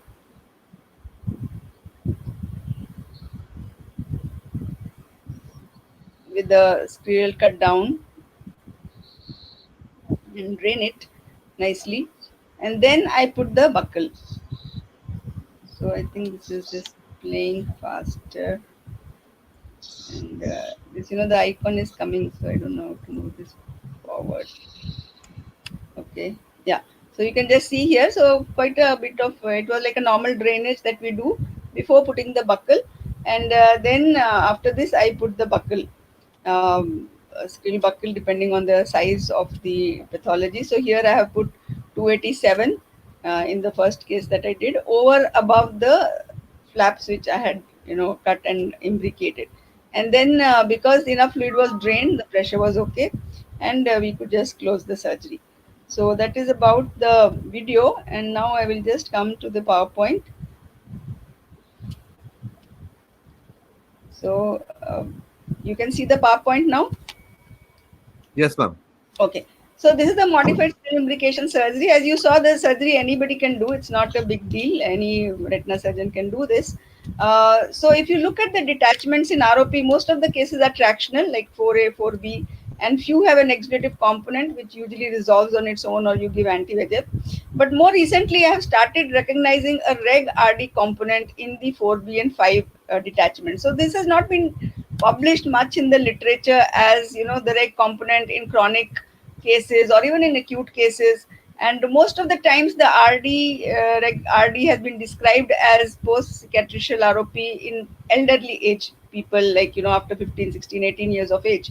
But I was seeing this reg RD at time of presentation in babies and all, the case I showed you, both in FEVR and ROP.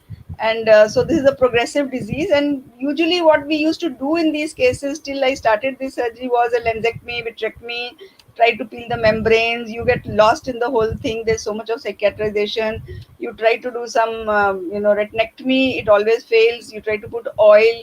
It has so many problems. And most of these eyes didn't do well. So I was looking for something better. And during one of the webinars, Dr. Lingam Gopal talked about, having done sclera imbrication for Reg-RD, and he said, he's very happy with that. But I tried to find some videos or publication. I couldn't find. So it was in my mind that if I have a case, I will also try this technique. So as you see here, these detachments, if left untreated, they will cause leukocoria and total, phthisis bulbi. So traditionally, if there is a peripheral traction, we can take care of it with a belt buckle.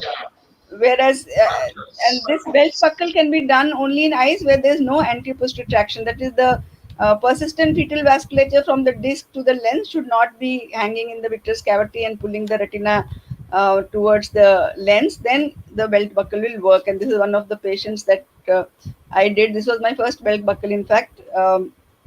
And today he is a university student and has about 21, 25 vision. And then, of course, we are doing lens sparing vitrectomy. So these vitrectomies have to be done very quickly. These are emergencies. Within 24 to 48 hours, the disease can worsen. You can see here, I was watching this, and within 5 days, the whole thing worsened. So, these are emergencies, and we treat them as emergencies. Then we can have very complicated detachments like a bleb-like detachment, which Tapas has been describing, and it will come in print very soon, where you cannot see any tissues, and you think that, what am I going to treat? But you treat again this as emergency with anti-VEGF, laser on the same day, then go ahead and do the vitrectomy, some more laser. And some of these eyes you can salvage and get pretty good outcomes. I mean, you wouldn't imagine that this retina would open up like that in the acute phase. Then, of course, if there's corneal scarring, we've been doing open sky vitrectomy, the first one in the country. And so this is another technique. So, this is again pictures of open sky vitrectomy. You would use a cover slip instead of a contact lens after removing the button, and then you can do the whole dissection under the microscope and cover slip. So, stage 5, yes, we've been doing a lot of stage 5 surgeries, closed funnels, open funnels, 4 to 6 hours it may take, both eyes bilateral, and then you can see there is gain of function in terms of identifying colors, objects, shadows. So, rather than having the thiaskill globe with corneal scarring, you can salvage these. So, Dr. Hiroshi, he said that the ROP retinal detachments are the most difficult surgeries a retina surgeon can do, and this was way back in 1980s. I remember that Boston Hospital and his hospital was the one which started ROP surgeries way back when they started. But when it comes to cases like this, which I'm showing here, where there's a tractional component, you can't make out the planes, there's schisis, there's a reg-RD, really these are, like the most difficult detachments, because these patients were seen. The stage 5 patient, it is a small child, he's blind, so you're trying to salvage something. But when the patient comes like this, these patients have had good vision for some years and they were functioning, and then suddenly the vision drops. So it becomes very, challenging to get them back to the vision that they had, or at least some vision, because they are very agitated children, because they have lost the sight which they were used to for, 8-10 years. So this is the original photographs of graphics of the publication. Sclera imbrication and reg-RD has been reported in 1950, so it's not something which is new. It's an old thing which was happened, and then it was given away once the buckles came, once the Custodes techniques and new techniques came, Skippens techniques, then people gave away this. But this is what I found, that they do the technique almost like we are doing, that is just make an equatorial cut, make 2 flaps, and then pass the sutures and tighten it. And what they find is that globe flattens in that whole area. So if you do 1 quadrant, 2 quadrants, so they reported this as having 4/5 successful in bullous detachment. So remember, this was the time when there was no vitrectomy. So really, if it could have helped large tears, bullous detachments, would it help fractional RDs with reg RDs? I was not sure. In more recent years, clear imbrication in the modern times in 2016 and more recently has been described for high myopes along with vitrectomy or without vitrectomy, with and without buckle. So again here almost same thing happening, that you just imbricate the sclera and you can see that fold and how the globe shortens, and good success rate has been reported in macular schisis, myopic macular schisis, and myopic holes, macular holes with detachments. But really there is not much report in pediatric retinal detachments. And this is the case I was showing. So what I have done is that I have modified these sclera shortening procedures where I have done it for all 4 quadrants rather than for only 2 quadrants, depending on 2, 3, 4 quadrants, whatever is required, and done along with the broad buckle and not just a band. So you can see here the same patient who, we would have done a 3-hour surgery. This just took 40 minutes surgery, and you can see the retina nicely attached. The whole, fold is there, the traction is there, the break. We can't see the break. We don't know where it is, but we do some cryo in that area and just shorten the sclera and it works. So I have done this both for therapeutic, that is actual reg RDs, and also I have done it for few patients of prophylactic fractional folds where I think that the break is going to be imminent, or it's a huge traction, and then this eye, some exudation is there and we need to reattach. So this is another patient. This is a 15-year-old, one-eyed boy who had cicatricial ROP, and now during lockdown 6 months ago he lost vision. And the local doctor who saw him told that you develop cataract and you go for cataract surgery and go to a higher center because you have this complicated retina. But when he came, there was not much of cataract, as you can see. I could take good photographs, and he had this very complicated thing which only on B-scan we could make out that there's a reg RD, there's a traction, there are folds, hardly any vessels. I could just not think what I have to do because I didn't want to go inside and try vitrectomy. I was sure to fail, as I have failed in scores of earlier patients like this. But I did this clear imbrication technique, and lo, after 1 month, patient is very happy. He's got counterfinger 1 meter vision from PLPR. You can see the buckle came quite posterior, and I don't know where the break was. I don't know how it has fallen on the buckle, but really the whole retina got attached except for that fold. So I think it's a good surgery. I have done about 12 cases, and I'm thankful to my teachers who have inspired me over the years to do more and more new things. And I think people who are dealing with these complicated pathologies, including ROP, but many others we are hearing since morning, don't worry about the pathology. Pathology is there, but think of the possibilities. You see, this was a tree in our LVPI, which was a big burger tree, and banyan tree, and this had to be removed because we were building a new building, and we didn't throw it away. We just cut its branches and retransplanted it into our other campus, and you can see this whole tree is blossoming. So don't let the tissues die. Think of why it is failing. Think of what is the attitude and philosophy, what new instrumentation, what new technique we can do, and how we can tackle these things. You may have to search the old literature, you may have to think something new, but don't give up. Think, and then you will find the solution. And I end with this beautiful poster which Weber has sent to us, that be the change you want to see in the world, and this is the change I want to see, that we can attach very difficult cases with something more simpler and more useful. So let's see long-term outcomes and complications. I'll keep you posted. Thank you, and I'm happy to take questions. Really a privilege to see such wonderful videos, ma'am, of a technique which was forgotten, which has been rekindled, and it has some amazing results. Dr. Subhadra Jalali is from Jammu, and she is also a college mate to my wife, Dr. Reena Sethi. They produce a very dynamic ophthalmologist from that college.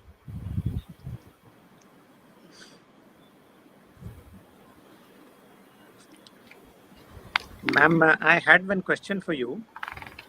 Go ahead. There have been various forums on which people have said that ROP laser should be done in a single sitting. like diseases like APROP, and I don't think it can be done in a single sitting, because we have been doing in multiple sittings, but there have been discussions. So I wanted your opinion. I mean, what does LV Prasad feel about, because the burns would go to 4,000, 5,000 for a single eye. So would the eye take it that much? So there are two concepts. The first is do no harm, and the baby's life is the most important thing. So when you're doing the laser, sometimes baby may get bradycardia, it may get into hypoglycemia. So that is the priority. Like, don't do it single sitting just because it has to be done. Okay. If the baby cannot take it in one sitting, there is no problem. After 24 hours, 48 hours, you can do another sitting. Most important thing is, if you are planning, try to do the posterior pole area first, because that is where the disease will be most fulminant, and that is where the maximum. So people have shown that the skip area, if there's a skip area, that is where the new vessel happens when it recurs or when it doesn't go. So if you have least skip area posteriorly, then the disease will take time to smolder and come back again, or recur. So if we are doing, so that is one part. The other part is, when what you said is, people have a lot of apprehension about 6,000, 7,000 burns. So if you remember that initially under ERS, we said don't give more than 2,500 burns for diabetic PDR, and we used to do it in multiple sittings, with the idea that if you do, and you used to do it 2 weeks apart. Later, because patients are outstation, we said 1 week apart, then we say 5 days apart, So we've been reducing that, and the fear was that it will cause exudative detachment, and we did see exudative detachments when we did a lot of burns. But now with Pascal laser, we go to 6,000 burns, 7,000 burns, nothing happens. So what has changed is the energy delivery. So this is very important. It's not the number of burns. So the exudative detachment or the complications or the uveitis or the hypotony is not related to number of burns. It's related to the intensity of burns. So if you are doing APROP, the anterior retina will be very thin. So if you use the same power which you used posteriorly, where the tissues are boggy, and you did not reduce your power. So I've had 2 patients who really developed severe hypotonic cataract post laser. And I had done hundreds of these cases, and I was so surprised why it happened. And then when I went back and checked, we do an audit, we checked out what went wrong. So what we found was that the machine, the console, had been serviced 1 week before. And so, we were used to starting at 200 milliwatt power. Okay, it seemed power is more, so you reduce to 180. But when I thought about it and I went and did my next ROP laser, I found that the burns were coming at 100. So the lesson learned is that you can't judge what is more white than less white. So the dictum is that once you get a burn, reduce your power till you get no burn, and then come back to the next step and get a burn. And this you have to keep on doing for different quadrants, different areas, because there's a variable retinal thickening. So when you go from superior to inferior or anterior to posterior, you have to keep on doing this step ladder technique to get the optimum burn. So no burn. So I tell this to fellows also. Sometimes fellows call me, Madam, dekhiye mara laser. Then I say, oh my God, you've used too much energy. You can see it, it's dense white. So you have to keep on reducing. So the technique is very important. So the number of burns, I have done 10,000 burns in a single sitting. Okay, so but important is to keep on titrating, reducing, go back, reduce. And of course, the other things you will take care, if you're going to do a long session, then patient is on IV saline, or you have the backup plan and things like that, resuscitation. So if the baby gets tired or you get tired, it's not easy to do. Sometimes you have 2, 3 twins, you have triplets, all 6 eyes. There's no fellow, you will die, your back will break. So then you can do, okay, I will do the posterior pole for each baby today, and the periphery I will do in 4 days or 5 days. So it's okay. But yes, we try as much as possible to complete in one sitting. I think staged ROP, definitely we should be able to finish in one sitting. And again, you don't have to really blast that retina by overlapping burns. So now the one thing people do to finish the laser fast is to keep the repeat mode very fast. So don't do that. The laser needs time to go into the tissue, and then it has to spread, if you read how it works. So if you do tuck, tuck, tuck, tuck, tuck, tuck, tuck, tuck, the energy is not delivering to the tissues that you want. You may get 10,000 burns, but the effect will not come. So fellows keep on doing that, because my ears are listening. When they hear Madam aa gayi hai, so then they suddenly keep the proper thing. When they see Madam chali gayi hai, then they immediately make it faster, and like tuck, tuck, tuck, tuck, tuck, jaldi se khatam kar do. So you have to be very, very careful. Please do it properly. You will get very good results, and the sessions are okay. One more. Ma'am, and one more question. What is your take home on like post anti-VEGF? A lot of people have started giving in ROP. They just give off anti-VEGF. They don't even try laser. And what we see is avascular retinas after that, and maybe sometimes even round of retinopathy. So should we laser those avascular retinas when they come to us? That is another very tricky situation for us. Or how long do we follow up? You have to keep following it up. Yeah. So when we use anti-VEGF, I think we have to understand that this is a very different therapy as compared to lasers, and we have to have a protocol and a plan. So the plan could be that I'm going to do monotherapy. So what are the patients where you will just give an injection and not do anything and wait and watch? So these would be patients who are educated, who are going to come to you regular follow-up. They are not far away. The baby is thriving well. It's not on oxygen now. It is gaining good weight. It is closer to 40 weeks than to 28 weeks. So let's say it's already reached 30, 32 weeks and it's not still, 900 gram, 800 gram baby. So these are the risk factors for recurrence. Sick babies, poorly weight gain babies, those who won't come for follow-up. So if all these things are met, then you decide a priori, I'm going to do monotherapy. That patient you have to check every 2 weeks till they cross 50, 55 weeks, and then you check every month. And if there's somebody who sees these babies, what you don't do is what many people do, they inject. Yes. They collect the money, they inject, and then say, "Ab Elvir Prasad jao," they will follow you up there. Now madam will decide what is the next step. Don't do that, learn. So the second is that a priori you have decided that I'm going to do combined therapy. Because this baby needs combined therapy, only one injection is not going to suffice because it has all the risk factors for recurrence. It also depends on the drug. If you use bevacizumab, that has only 10% recurrence from the beat ROP and other data. Whereas if you use ranibizumab, that has 40% recurrence and earlier recurrence. So, so if you use the drug and you will have a recurrence in almost 4 out of 10 babies. So, and it will occur earlier also. So you have to be very vigilant about the drug that you have given. And if you are going to do combined treatment, again, there are various strategies. One is you give the injection. So what I did, it is just published. You can read that paper. It has just published last month in International Ophthalmology. We did one eye laser on day 1, only in the periphery beyond the equator, and the other eye we gave injection. And then after 4 days, we gave injection to the first eye and laser to the second eye, because sometimes people are worried about giving bilateral simultaneous injections. So you can do laser, one eye injection, other eye, so that way you don't even stress the baby and yourself to do 2 eyes. That is one strategy you can do. So this has been described in Korea, and we have also tried it out, that you give the injection but do only equator and beyond laser and wait for the posterior pole to grow.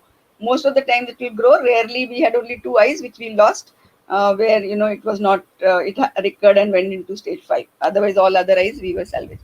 Other could be that, okay, I give the injection, wait for the macula to vascularize, wait for the disease to reach zone 2, and then do a laser, because I don't want to have a lot of follow-ups for this patient, then I can have lesser follow-ups. Third way is to, do the injection, not laser, wait, and laser only when it recurs. Okay. Other thing is, some of these patients will have a chronic avascular retina. It will never grow. Up to 6 months, it's not growing. 8 months, it's not growing. It's very difficult to follow. You can't see. The child doesn't allow you to see. So here there is a difference of opinion. Some people feel that that area can be left alone and it will not cause any problem. Other people feel that, no, why leave it alone, like a time bomb in the eye, just go ahead, do a GA and finish that laser. So these are various strategies. So, you can do one or the other. There's no wrong strategy as long as you know what you're doing. What is my patient? You know your case completely, fully, all aspects. You have all these various options to do. But what you should not do is inject and leave alone, or inject and say, now you will not get glasses. Many of them do get glasses. Don't promise no glass. Don't promise that there's not going to be any recurrent treatment or follow-up, that, it's a one-time treatment. No, don't do that. Thank you. Thank you very much, Dr. Subhadra, for an excellent talk and teaching our students. You're a passionate teacher. We'll be happy to know that 8 o'clock we're having a special session where there's going to be music and opera. And you're a good dancer, so we expect to see some action, because all of us are going to be blindfolded. We'll light a candle. I'd also like to tell you at 11:30 today, we have an excellent presentation by Dr. Steve Charles, who's presenting a new system of vitrectomy, which he has invented all over for himself. And along with him is Dr. Hudson Nakamura from Brazil. So in the international section, we have also very, very interesting talks in between. I will be there. Sure. Now it's my थोड़ा खा pleasure. के आ जाएंगे, P के तो नहीं आ सकते पर थोड़ा खा के आ जाएंगे. It's my pleasure Thank to you. introduce Vaibhav. Vaibhav has done his DNB from Arvind Eye Hospital, Madurai, and then he did his retina fellowship from L.V. Prasad. He is currently practicing at Arunodaya Hospital in Gurugram. He's a prolific retina surgeon. So, Vaibhav, please share your thoughts.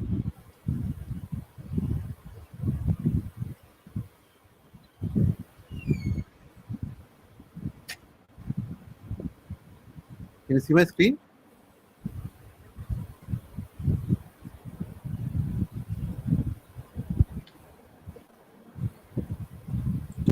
Very clear.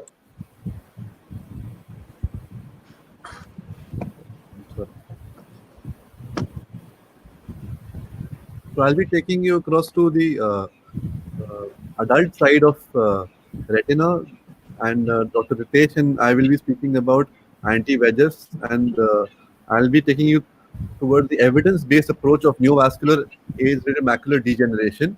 And I just hope that after this talk, there should be some amount of clarity over some questions that we have when we deal with anti-VEGF, whether it be what treatment protocol should we follow, what anti-VEGF should we use, and can we look at the morphology and predict the prognosis of the neovascular AMD post-treatment, what happens with the PED, and how the activity happens, and should we treat activity even after 3 loading doses, and so on. So one at a time. So the treatment protocol that we are following everywhere around the world now is preferable to use ideally is treat and extend, because it's a good balance between the PRN treatment and monthly injections, which could be an over treatment and under treatment. So this study, which is the trend study, which showed treatment naive neovascular AMD patients which received injections for monthly interval as well as treat and extend. In case this is the protocol what they followed in treat and extend. So they give 2 initial monthly injections, and then later on the schedule was based on disease activity. So they treated monthly till there was no activity. And after that, what they did was they extended the treatment after a visit with the treatment every 2 weeks. So then they treated at 6 weeks, then at 8 weeks, and so on. So they extended the treatment by 2 weeks with treatment on every interval, and they brought it up to a maximum of 12-week interval treatment. If there was reactivation, it shortened by 2 weeks, and then later on the interval was never less than 4 weeks in general, and if there was reactivation after 2 attempts, the treatment was stepped down by 2 weeks and then continued at this interval till the end of the study. So what they found was that more than 60% of the patients in this study were able to maintain 8 weekly and above injection intervals, and the overall vision and OCT parameters were non-inferior to monthly injections. So the second thing is the anti-VEGF that you should use.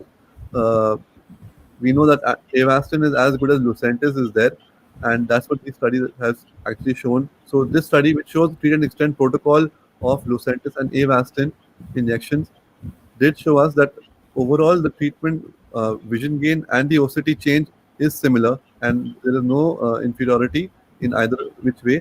But the only thing is that the fluid on OCT, especially the intraretinal fluid, was slightly more significantly there in the bevacizumab group versus the ranibizumab group. So the other thing is, can we look at the OCT morphology and predict how this patient is going to do? So very interesting subgroup analysis of the post hoc analysis of the VIEW trial, which basically was studying more than 1,800 patients, studying 0.5 milligram ranibizumab every 4 weeks versus 4 weekly aflibercept and 8 weekly aflibercept, and where they studied 3 characteristics: the intraretinal cystoid fluid, the subretinal fluid, and the pigment epithelium. What happens to these 3 parameters? And what they found was that overall the drying effect was better in the 4 weekly aflibercept versus the other 2. And the other thing that they found very interesting was the intraretinal cystoid fluid was a poor prognostic indicator. So if the initially If it was there, the vision was poorer, and the gain of vision also was poorer as compared to subretinal fluid and PED. So this is one thing which we can always keep in mind when we start treatment or during our treatment. So what happens to the PED after anti-VEGF therapy? Post-hoc analysis of Harbour trial, which was comparison between ranibizumab 0.5 and 2 milligram monthly injection or PRN group, was basically tell us that PED did improve over the next 2 years in this treatment. However, the final vision was not affected, or the significant or the visual gain is not. It was independent of the PED, regardless of the PED status or the height of the PED at baseline. And around 50 to 70% of these patients had complete resolution of the PED at the end of 24 months. So, what should we do if there's early persistent retinal fluid after 3 loading injections? This is something which we always do face as a dilemma. Should we treat further? Should we observe for a month? So the post-hoc analysis of view 1 and view 2 gave us interesting clues of what we can do. So we're going to detail. Basically, what it's telling us is, in this, there was a comparison between 4-weekly ranibizumab versus the other group. So what it told us was that if there was persistent intraretinal fluid, again, the patients did not do pretty well, but the 4-weekly Eylea group or aflibercept group did the best versus the ranibizumab group and the 8-weekly aflibercept group. So again, this holds true for intraretinal fluid and subretinal fluid. So there's early persistent subretinal fluid, 4-weekly injections of Lucentis overall does better than 8-weekly Eylea, but in the study, the 4-weekly Eylea did the best. So what will happen if we treat the patient 5 years from now after starting the treatment? So the study showed us that after initiation of treatment 5 years down the line, if you do it for bevacizumab or ranibizumab, that finally the vision gains during the first 2 years were not maintained at year 5. However, the vision was better if you treated than if you did not treat. So there was vision gain, but it was not maintained up to 5 years. Still, 50% eyes had better vision than 20/40. Thus, treating with anti-VEGF does have a long-term advantage.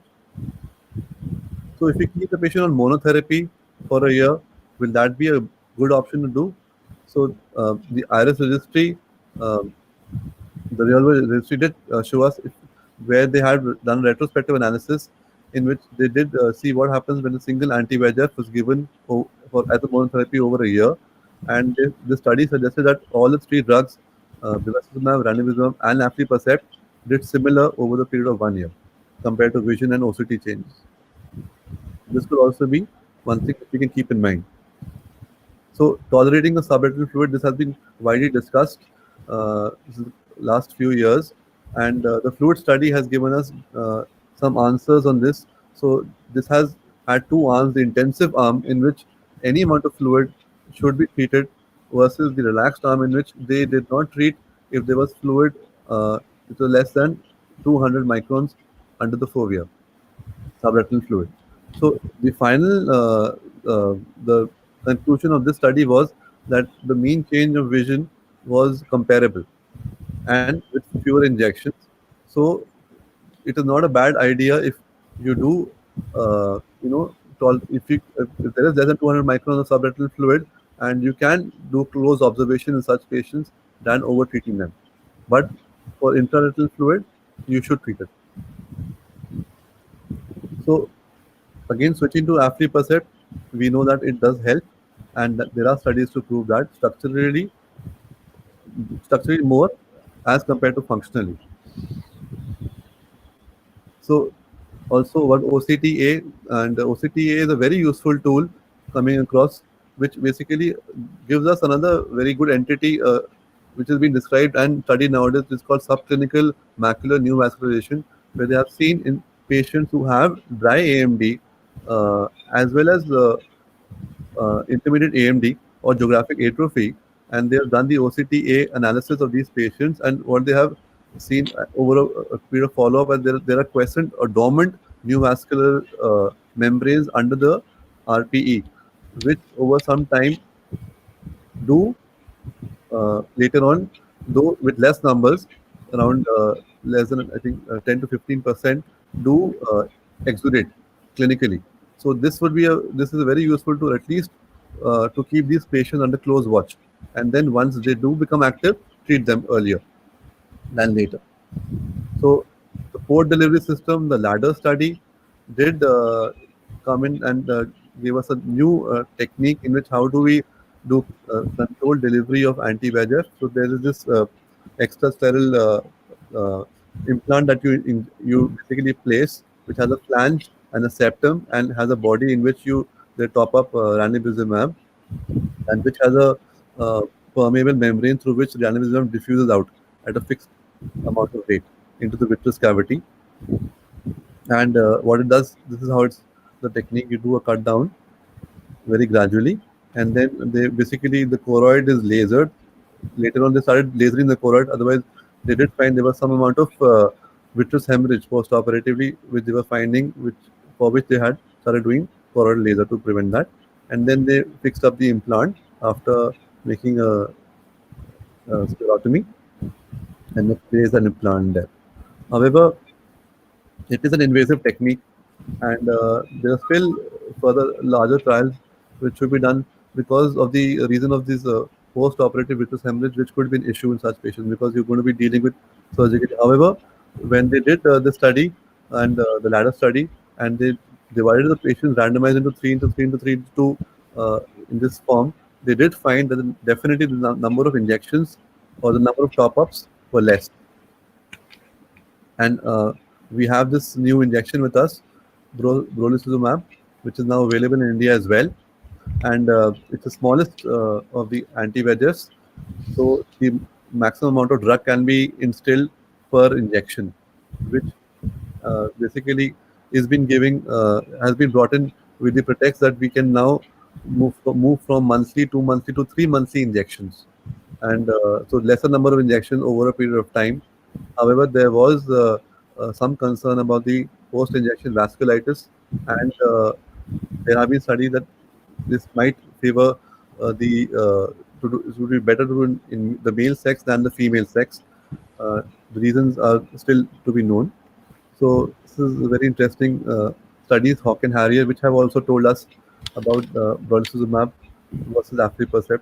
It has a superior drying effect for sure, and it's definitely non-inferior to aflibercept over a period of time. So this take-home message would be that there are a lot of promising things coming up, and definitely this would change our approach to neovascular AMD, and definitely our treatment should be evidence-based. Thank you so much. Thank you. It was a wonderful talk, all the evidence in one place. Really makes it easy for us to understand how to treat these diseases. Dr. Neeraj Sanduja. Dr. Ritesh is here because last minute switch. Okay, yeah. Welcome, Ritesh. Ritesh, thank you very much. Yeah, please proceed with your. Shall I switch to the presenter mode? Yes, please. First, this is share screen mode, the left side, the third bottom left. The two screen with, yes, correct. So now I'll allow you, and after that you'll have a pop-up in the center. Just click on the pop-up in the center, and then click on the blue button share that is there. It gets activated after clicking on it. I have to click on switch to presenter mode now. You have to click on, no, you have to click after I gave you access. Did you see a center pop-up, a Windows pop-up in the center? Yeah, I'm asking for a request access, but yeah, I gave the access. Did you got the access? Yeah, now. Are you seeing a screen in the center? No, I can't. I don't see any screen. Just try one more.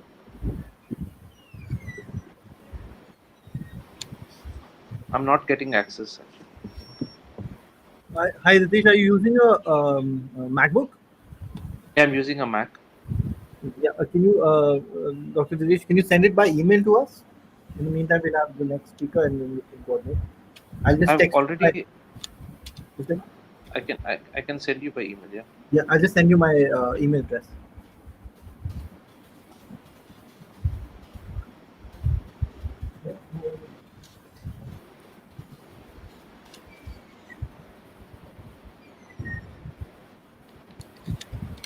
So in the meanwhile, I'll like to ask Subhadra ma'am of how does ma'am tackle neovascular AMD and what is her way of treating with anti-VEGFs in the adults, ma'am? Okay.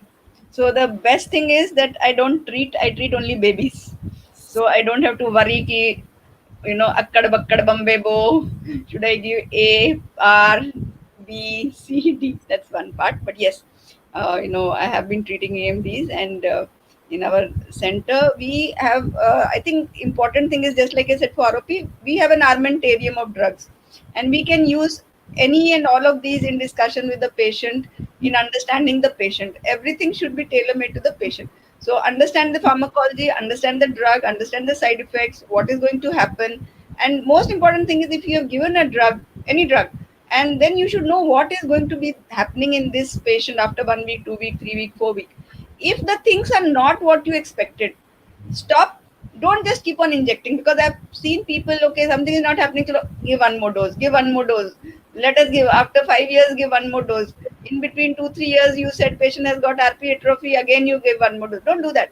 If it's not doing what it is supposed to do, then stop and rethink your diagnosis, rethink your approach. So I can just tell you, there was one patient, it was not AMD, but it was a diabetic macular edema, and I gave Ozurdex for whatever reason. And then patient comes back with complete loss of vision and huge massive edema. So this doesn't happen. It's not something which is routine. So immediately I said, there's something happening in this patient. So we went and did a thorough workup. Patient was diagnosed to have a lymphocytic leukemia. He was a 75-year-old patient. So, so like same thing, so we have to keep a watch. I think Mudit is very fond of showing a patient. He gave an Ozurdex for past planitis with cystoid macular edema. Patient comes back with huge retinitis, so he goes back and thinks, and that patient had syphilis. Maybe that was the first patient of syphilis he saw. He thought it is fungal endophthalmitis because the patient came with so much of retinitis.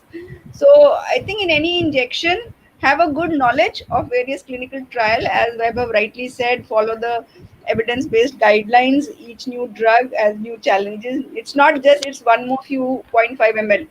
So just don't think, we can just use one for the other. I think in the previous talk also Harsh Kumar said, you give Timolol and child gets asthma, and nobody will think that one drop in the eye has caused asthma and, patient going on ventilator. So I think the pharmacology is something we don't stress much. Pharmacology was my favorite subject. I think it's very important to know the pharmacology of the drug, what it is going to do, how it's going to do. Then we can tailor-made, depending on discussion with the patient, money, time, insurance. Now insurance is allowed for all these drugs, so which is very good for us. So as the new drugs keep on coming and we get more cocktails available to us, drink something nice. Good boy, Bitu. Thank you. Don't just mix everything. Bhaiya, put me on screen. So same thing happens with the drugs.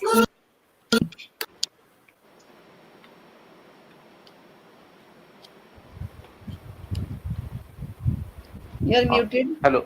Yeah. The new drug, Doluzumab, what is your, how will LVPI incorporate that drug into the daily practice? Yeah, so I think we have already injected 2 patients. I saw in the list because I get the whole report, so we've already started it.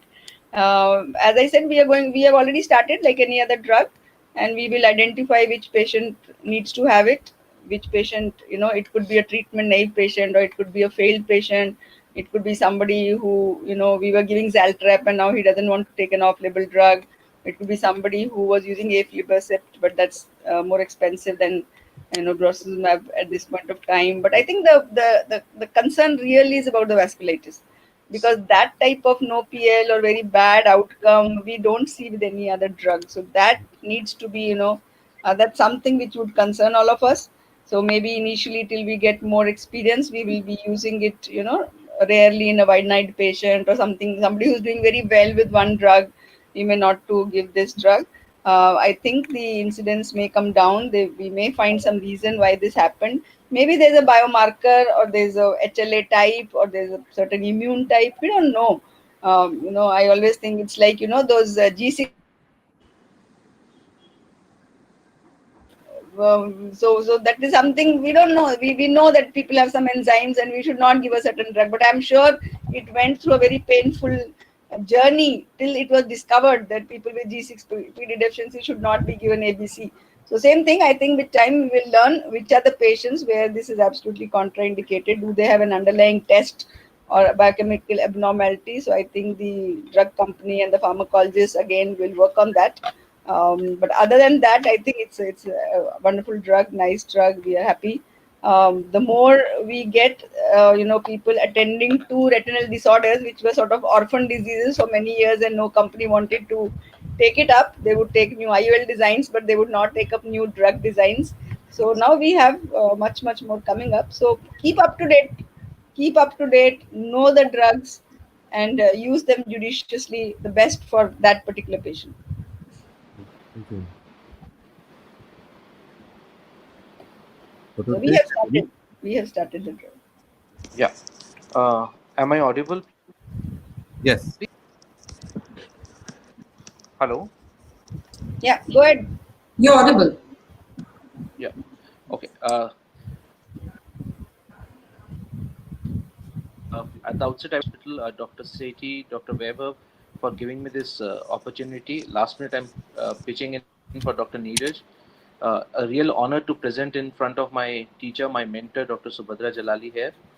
And Weber's talk has really made my job quite easy, because now I'm going to be talking straight from evidence going into real world scenario. And can I go to the next slide, please? Okay, my objective of the presentation is to understand what is the real difference between the anti-VEGF pharmacotherapy from evidence to the real world, and what options can one explore to overcome this unmet need. Next. Okay, we know intravitreal treatment with retinal disease. For retinal diseases, anti-VEGF is the mainstay of treatment. And over the years, they have moved from pegaptinib to bevacizumab, ranibizumab, aflibercept, now brolucizumab coming up. Next. But let's see how trials differ from the real world. There are two key points from the trials from Weber's presentation, which I would likely into the forefront of CNVM management. Next. But they really, next please, they really said that you need to give injections every month for 24 months to achieve great visual acuities. So in order to reduce this, number of more trials came in wherein they started to reduce the number of injections from monthly to quarterly regimes, and then PRN regime, which Weber talked about. And they saw that as your, next slide please. Next. And they saw that as you go ahead with the number of injections reducing down, your visual acuity benefits also continue to go down. This is what really happens in real world also. This kind of 24 months or monthly regimes is really unsustainable in clinical practice. And it has been shown that the mean number of injections which average patient takes in 1 year, those studies have talked about, is roughly from 4.5 to just 7. So the number of injections is not really there when it comes to comparing it with the evidence-based literature. Next. So the vision does not seem to be quite as good in this spaced injection therapy. Why? Did the trial try to answer this? Yes. Going ahead further, next slide. When they did a PIRE study sub-analysis, they said eyes in which some amount of fluid was left and not treated tend to do much worse compared to eyes which dried up completely. If you look at the graph, it very evidently shows that patients in which the fluid was persisting tend to go down in visual acuity vis-a-vis in patients in when there was no fluid persisting. Next. Similar trends was also seen in CAT trial, wherein PRN treated patient had less drying. Next. A poorer visual acuity graph compared to those with monthly injections. So reducing the number of injections, especially in the first year, didn't seem to be a very good option. This is what first thing those trials taught us, which is not coming up true, which is not being really being followed in the real world. Next. Secondly, this disease is not a finite disease. CNVM we cannot expect to go away. You treat a patient for a few years, he does good, and then you stop. Happens. So 7-Up study was done, which was an extension on all these Anchor and Marina. When these patients were out of trial, what happened to them? Next. And the graph was not very happy looking at. Next. The graph did go down. So the patient's moment the patient came out of the study, the go down, all the initially came down. Next.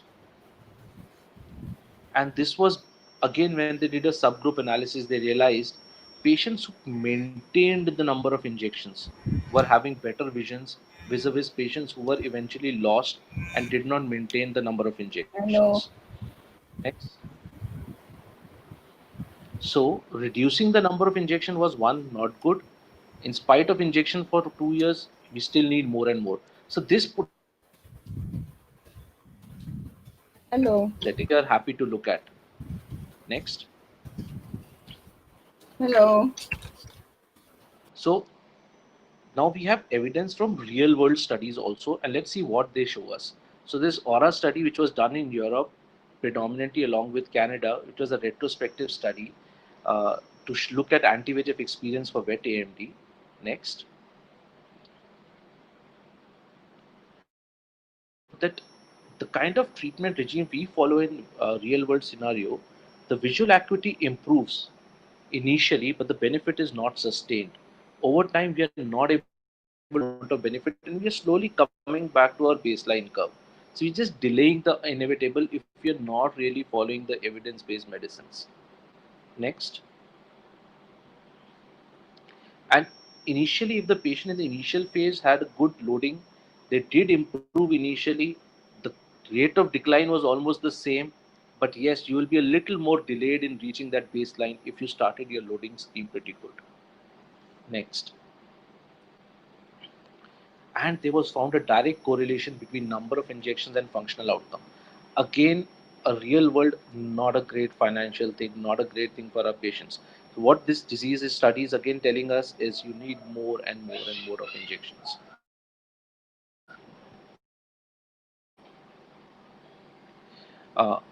A big, large prospective, that was a retrospective study. So a prospective observational study was done, which was known as a Luminous study, which had about 30,000 patients from 42 countries. And next, India was also one of the sites in this study. And the real world evidence in here in the Luminous study also showed that 70% of the patients with neovascular AMD are undertreated. And that also in the first year of therapy. And this directly correlated with the outcomes, comparing them with the when the patients are in the more protected or the study scenarios. Next. And all the real world evidence studies have not shown as great a visual acuity improvement compared to randomized clinical trial data, exactly because you cannot practically sustain those number of injections. That's true for Indian scenario also, that's true across the whole broad spectrum of different diseases. DME, CRVO, BRVO, you cannot match up with the number of injections as given in the trials. And what was the major cause of non-compliance? The major cause it was found was that patient over time started to lose faith in these injections because the visual acuity, if they are not sustaining the therapy, started to go down. So they start losing faith in this number of injections. Next. Apart treatment-related anxiety, the financial burden, we are taking cases of older age with comorbidity, people who are bringing those patients to our settings, they also are burdened by repeated checkups, repeated follow-ups, travel consideration. We cannot discount the cost involved in coming to a hospital again and again. All these also are the other factors contributing to the non-compliance, to the lesser number of injections in real-world scenarios, and if that does not actually translate to a good visual acuity for our patients. Next. Pharmacoeconomics of these drugs come into play.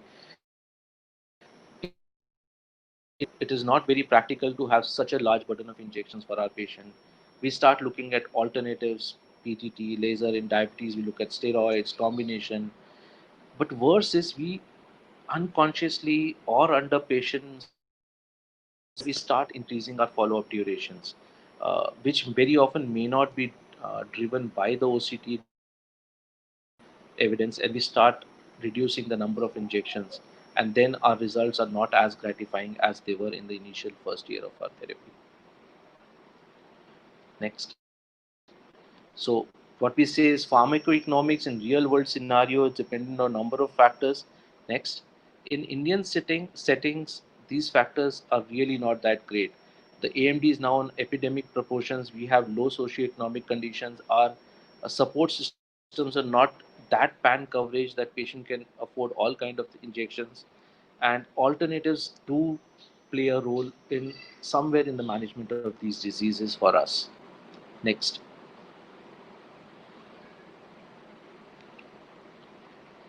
Okay, this is an interesting just a slide to give you an idea. In US, they have put a value to the vision that you have, and they have put a value at $50,000 depending on their economic system. Per quality of life year, again, they give a figure of $50,000 worth spending. But in India, we don't have such data. I don't know what will come out if such a study is going to be done in India. How much value can we put to one line of extra vision for our patients? And if that value is there, whether we in India can really afford that value is also another question to answer. Next. So after looking at that little grim situation from real world scenario, what are the options that we have? Definitely the option of reducing the injections is not a good option.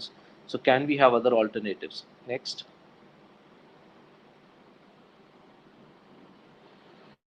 Improve this adherence has led to this evolution of regimes. And this is, I'm not going into detail because Weber has really nicely touched on. The real is to get that balance between without therapy versus monthly regimens, and is wherein treat and extend really comes into play, wherein you can slowly stabilize the vision by slowly increasing the interval between injections. And this is something which is really holding true for us now, and which is something we are all doing in day-to-day practice a lot more here. Next.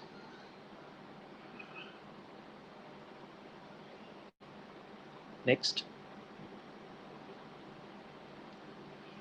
Other thing is another thing Vaibhav has already touched about is differential routes of drug delivery that have been looked at. We are looking at more longer duration acting drugs. One is already come up now, which is brolucizumab.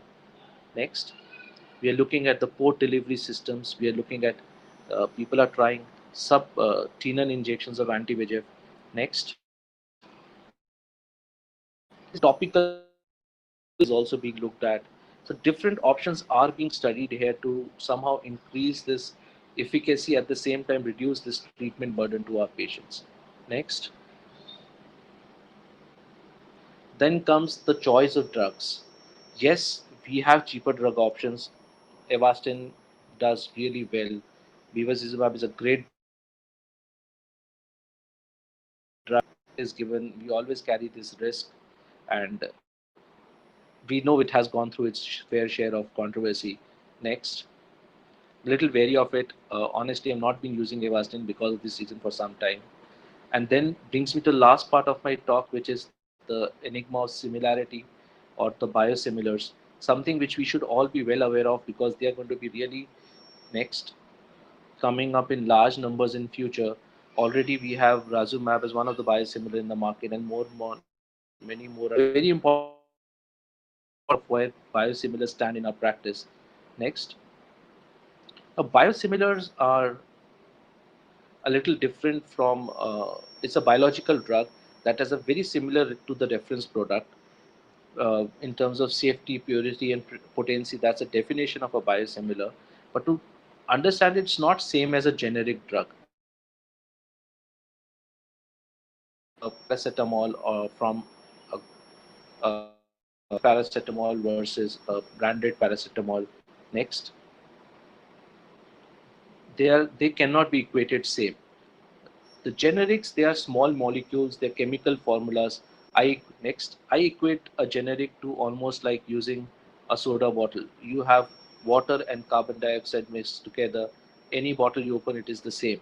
While biosimilar, I can kind of equate it to wine. A wine from the same grape, a same kind of a white wine vineyards will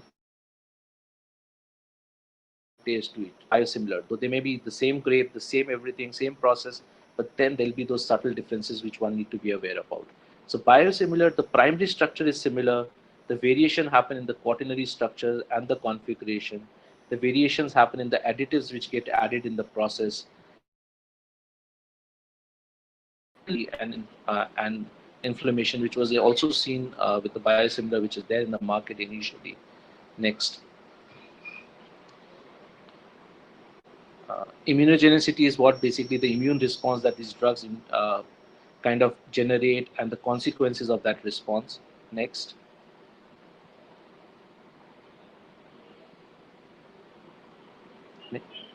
And this leads to some anti-drug antibodies which can reduce the efficacy of these drugs, which can reduce how the body metabolizes these drugs, and can also have a final effect on how the drug works in our system. Next. Yeah, so it leads to transient appearance of antibodies, which leads to loss of efficacy, can have cross-reactivities. Very rarely, not with eye drugs, but immunogenicity has known to cause anaphylaxis also when systemically used, though it's not holds really true when it deals with eye drugs. Okay, and the factors which can lead to it are factors related to product as well as related to patients. It could be any of those factors. Next. For us, it is important to understand that the main reason why these drugs are different from each other is the main four main reasons to it. Next. Reason one being that these are living cell made drugs. So the living cell line which has been used to make the parent drug is not the same which is being used to make the biosimilar. So there could be those subtle differences. Process itself which gets produced. Next. Next. The we are dealing with very complex protein, as I earlier said. So there is a difference. The primary structure may be the same. The quaternary structures and the additives, they tend to differ between the primary, the bios are produced. Next. Over time, there is something called as drift and evolution. As more and more lines are prepared, you can actually, more and more batches are prepared, you can slowly start going away from the original batch. So you have to be aware that in bios that fact also. Next. And lastly, the parent drug, the kind of data trial it has backed with, which is not there with biosimilar. Biosimilar go through a reverse process of data and studies. So the amount of patient experience and evidence is a little weaker when we are dealing with biosimilars. Overall, are here to stay. We cannot deny their effect. We cannot deny their presence. It's very important for us as clinicians to be aware about biosimilars. When we are using a molecule, whether it is brolucizumab, whether it is Avastin or a ranibizumab or a biosimilar of it, we should be aware about what we are dealing with. We should be giving our patients the complete information so that they can have an informed consent based on that, and based on that they can choose their therapy. It's imperative for us, looking at all the real world evidence, to reduce the treatment burden. One of the short way to do that is to look at our treatment regimes. Pick out those patients which require less number of injections, take them out of the system. Look at those patients which are more likely to get more number of injections, slowly take them to treat and extend. Try to use cheaper alternative wherever possible after a good informed consent.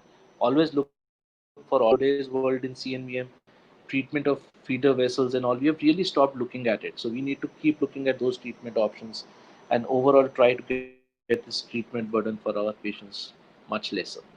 Thank you. Thank you very much, and then bring us close to the session. Thank you very much, faculty. Thank you very much for the support that has been extended for the talk by Novartis. And thank you all. And we now move towards the leisure break. where we're going to now We have a talk by the Sentis Pharmaceuticals. after the lighting of the candle and the bands. We can do that.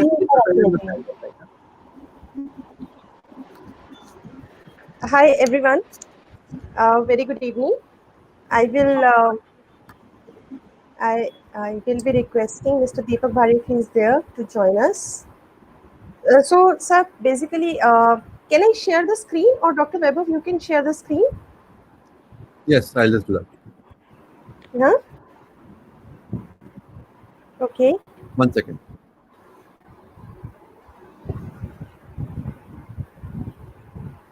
This talk will be followed by opera performance by a very eminent ophthalmologist from Peru. Okay. Dr. Vaibhav, you are sharing the screen of yours, or how do you suggest? Yes, my stream I'm sharing. Okay. Okay. 1 second. Good, I'll do it. Yeah. Okay. So, very good evening, everyone.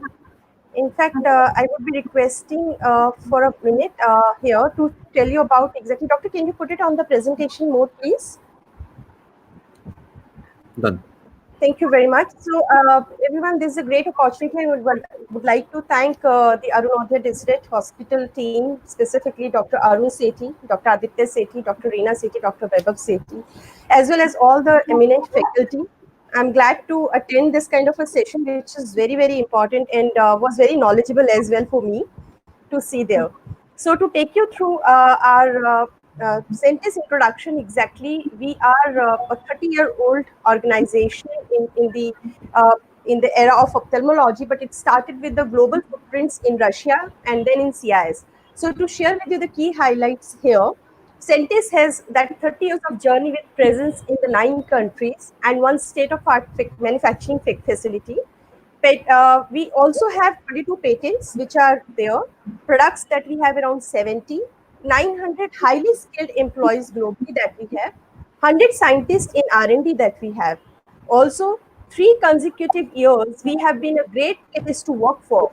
And that's the beauty of our company, because we've been awarded not only by internal service, but by the external service.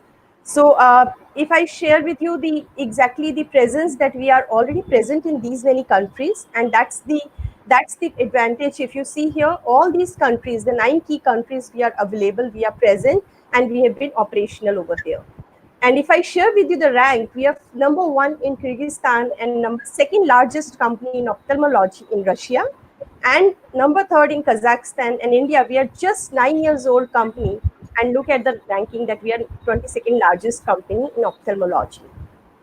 And this is our world-class manufacturing plant that we have here, which is in Nalagarh, and this plant has clearly 4 lines, which is definitely itself a very good volume builder in terms of the producer. We have 2 blow-fill seal lines and 2 3-piece lines, which are basically absolutely a sterile plant, world-class plant that we have. Next slide, please.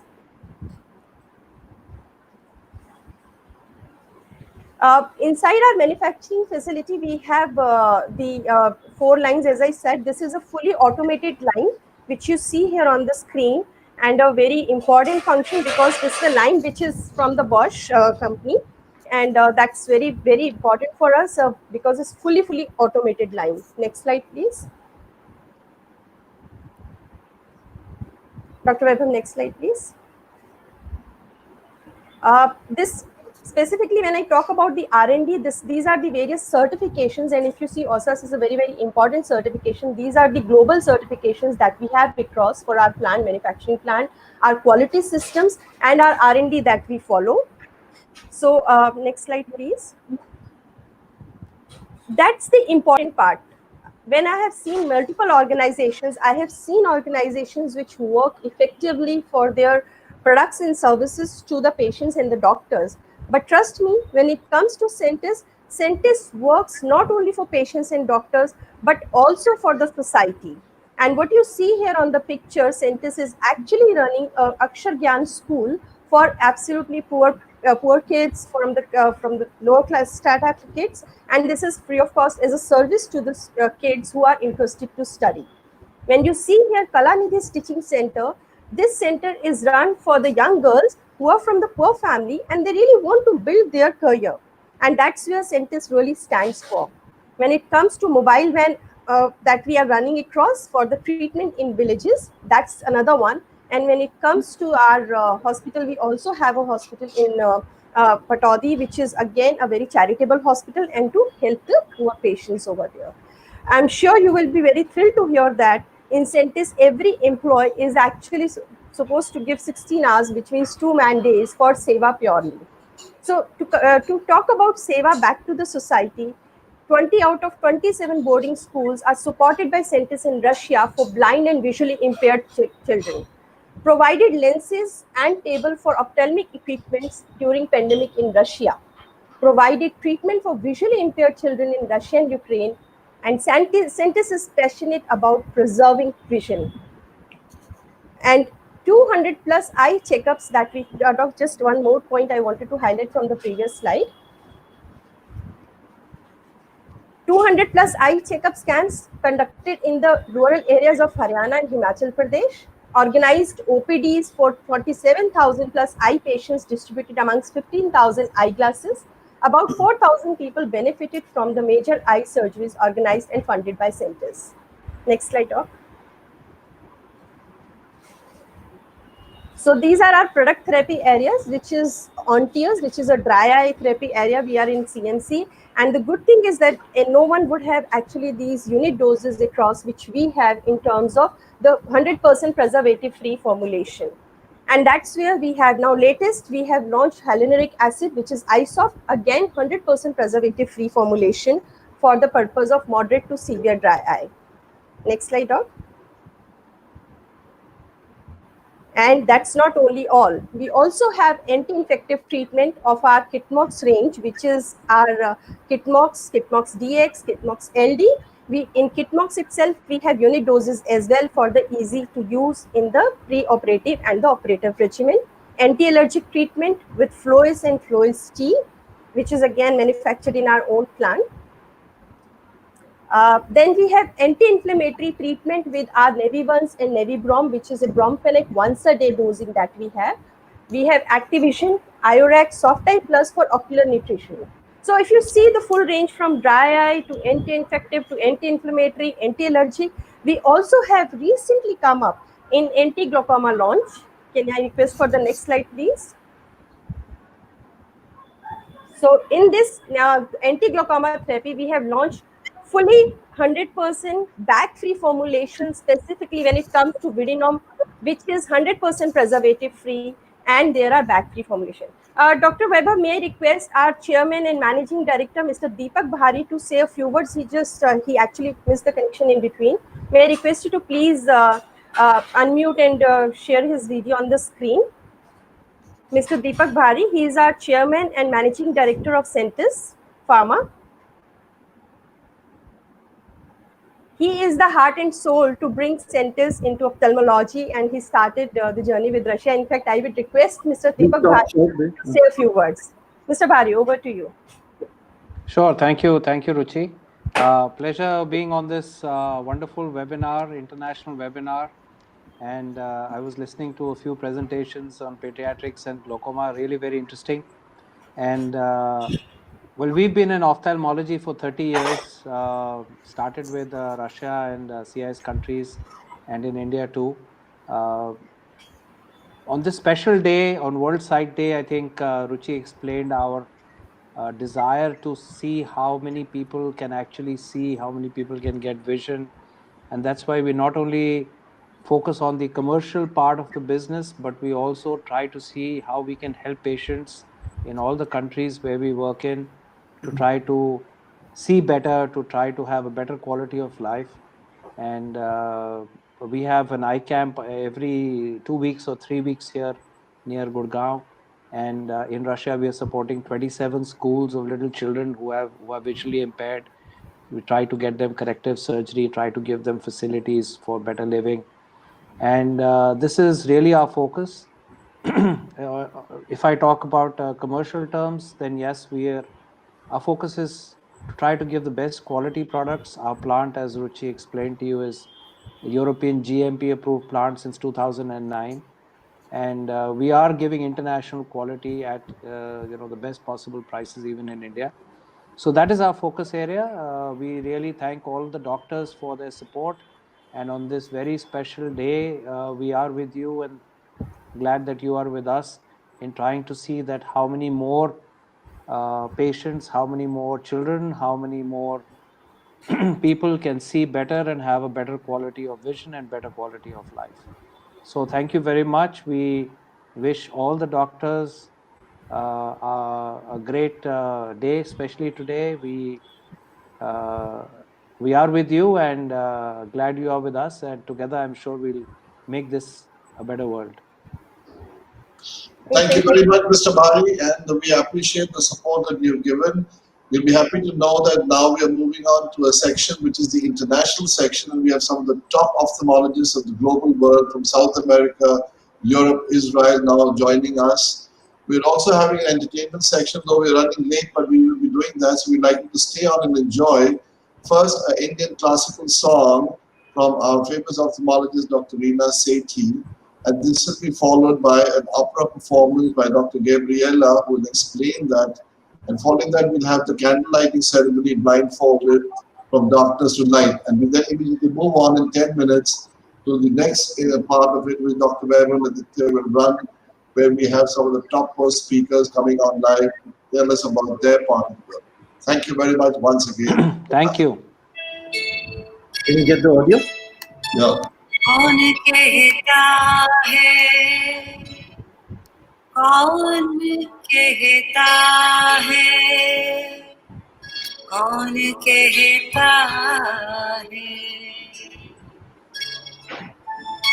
कौन कहता है मोहब्बत की जुबान होती है, कौन कहता है मोहब्बत की जुबान होती है, ये हकीकत तो निगाहों से बयां होती है, कौन कहता है मोहब्बत की जुबान होती है।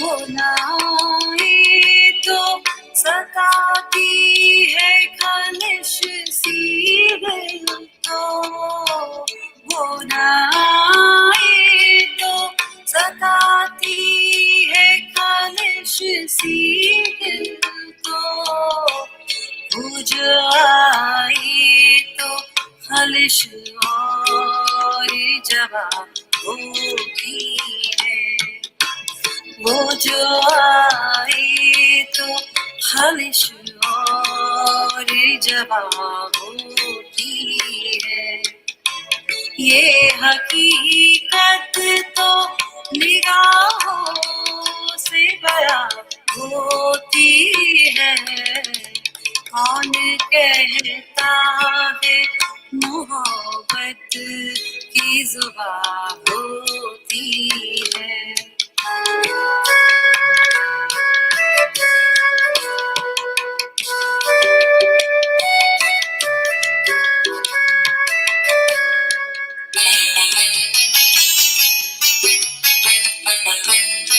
रूह को शाद करे, दिल को जो पुर नूर करे, रूह को शाद करे, दिल को जो पुर नूर करे, हर नजारे में ये तनवीर कहाँ होती है, हर नजारे में ये तनवीर कहाँ होती है, ये हकीकत तो निगाहों से बयां होती है, कौन कहता है मोहब्बत की जुबान होती है।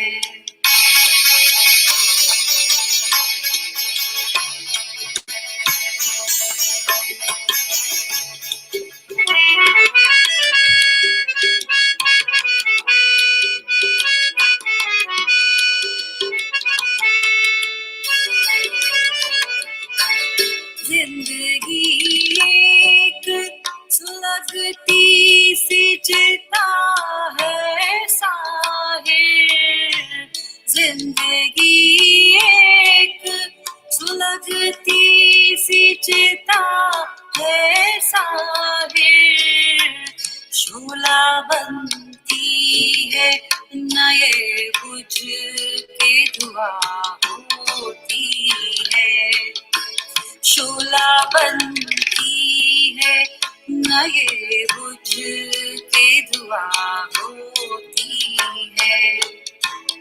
ये हकीकत तो निगाहों से बयां होती है। कौन कहता है मोहब्बत की जुबान होती है। कौन कहता है मोहब्बत की जुबान होती है। कौन कहता है मोहब्बत की जुबान होती है। Excellent presentation. The song, the theme in English is that love has no language, love has no voice. It's just a humanitarian service that we give as doctors. It makes us so satisfied. I think we now move on to the opera. So we would now request Dr. Aditya to play the opera. Dr. Gabriela is here. I'd like her to explain in English that she's going to sing. So please come live, Dr. Gabriela from Peru. Give her a big hand. Mom's going to be doing it herself.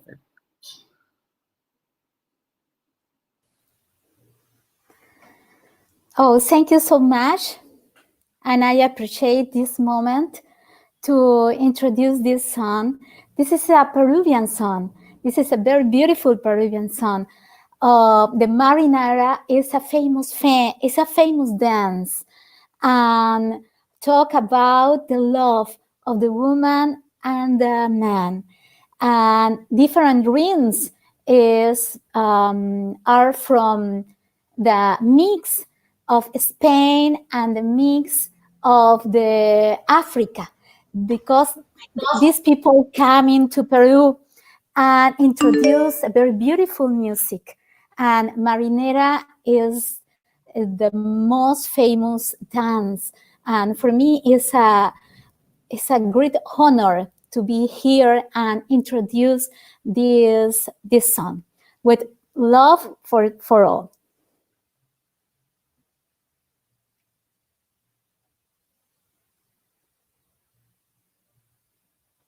And you play the opera. Ma'am, you'll be singing? She sent the recording. Aditya? I don't have the recording. Yeah. I'll just get it. When we organize the recording, we should all be now tying the black ribbon bands on those who have it and would like to light the candle, and we will have a screen sharing, and after that we will play the song, and Dr. Gabriela will then start her presentation.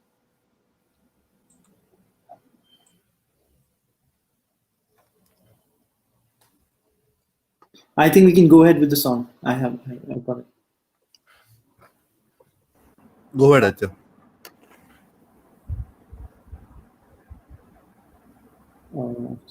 Screen share. Yeah. There we go. Sorry for that. We're just starting the video. You have the song? Yes. You have the yes? Okay.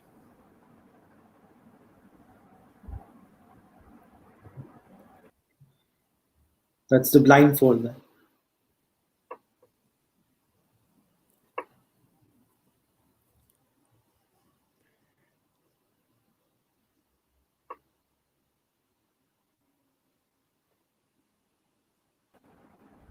No audio, Acha.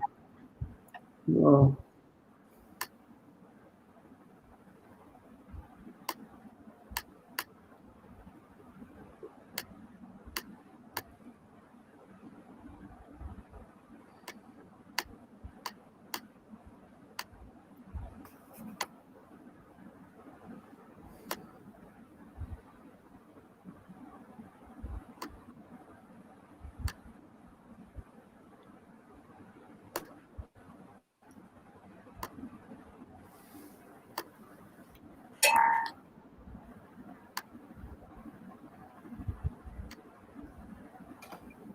This works.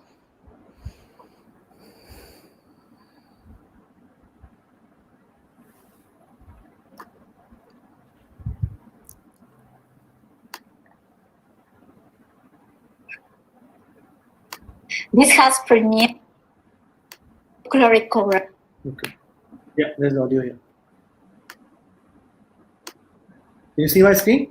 Yes, we can see your screen, Acha. Okay, perfect.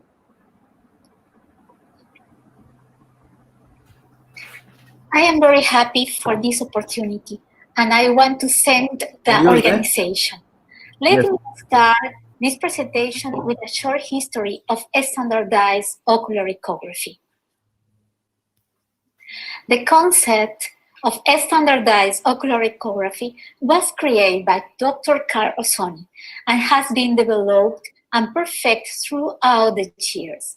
This has permitted these days to have high resolution and high sensitivity equipments, which enable us to obtain a precise diagnosis of the different ocular pathologies to prevent blindness.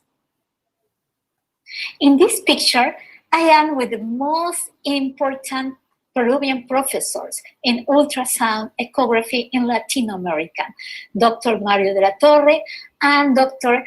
Javier Yubar. This is my family. My husband and my two sons who are doctors too in medicine, and my mother and my daughter-in-law and my first grandson. We love to spend time together. We love music. I sing opera. My family is my support and purpose of my life. The title of my presentation is Standardized Ocular Ecography in Diagnosis of Hidden Intraocular Tumors Due to Vitreoretinal Pathology.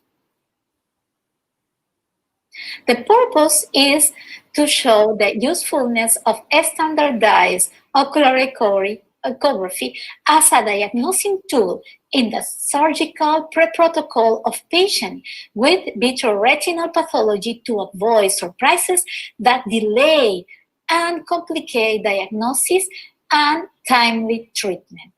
We use standardized ultrasound Aviso S. The first case is a female patient who is 54 years old with high blood pressures.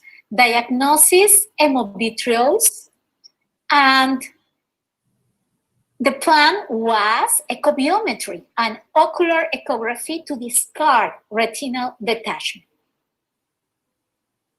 And when we performed the IL calculation by ultrasound, there was a surprise. We found a dome-shaped choroidal lesion with low reflectivity echoes and internal vascularization compatible with choroidal melanoma, associated with hemobitreals and exudative retinal detachment. We showed mode B and mode A in the ultrasound ecography.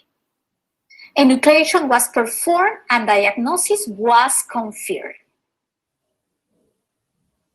This is the anatomopathological examination.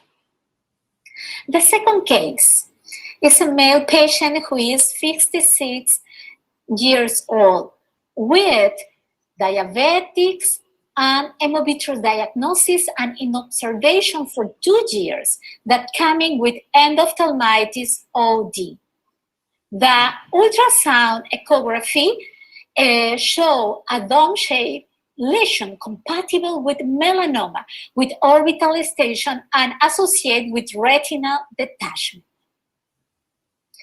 Hemorrhage is rare. Only 2.9% present hemorrhage associated to choroidal melanoma. The third case is a patient 72 years old with antecedents 2010 ovary carcinoma. Referred to emergency service due to painful red eye with pulse of day 1 because of surgery for OD, retinal detachment plus silicone oil with suspect intraocular mass. Ocular echography shows the presence of silicone oil in vitreous cavity and a dome-shaped mass in posterior pole that is suspect of ocular metastasis. Enucleation is performed and confirmed metastasis ovary carcinoma. This chart is very important because you can see the classification of A-scan reflectivity patterns of different tumors. Conclusions.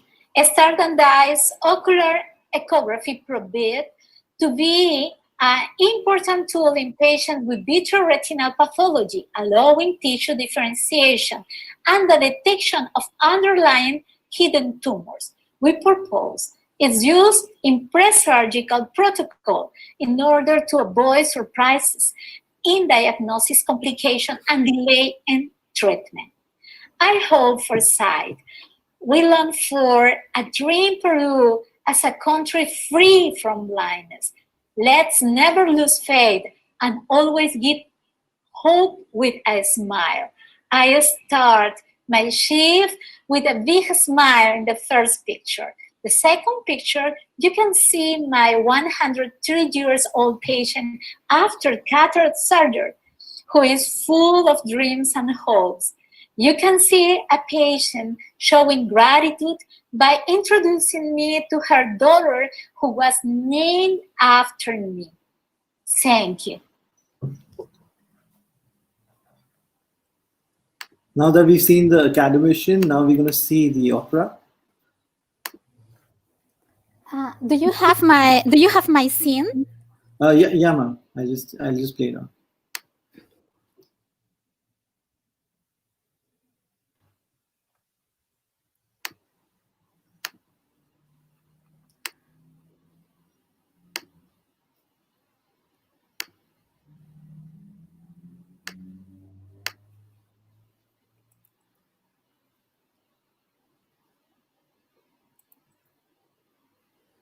Sorry for the technical glitch.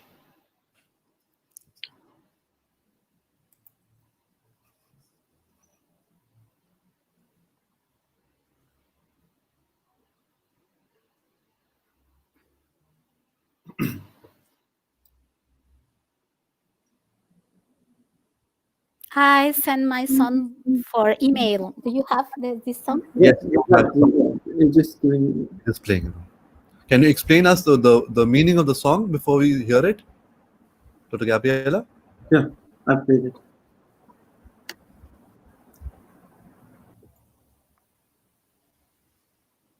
Can you hear it? Oh yeah. Oh yeah.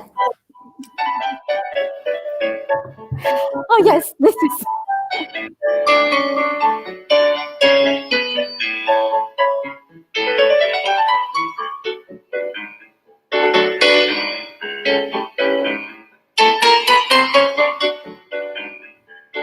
Soy peruano, soy libertad. Soy peruano, soy libertad.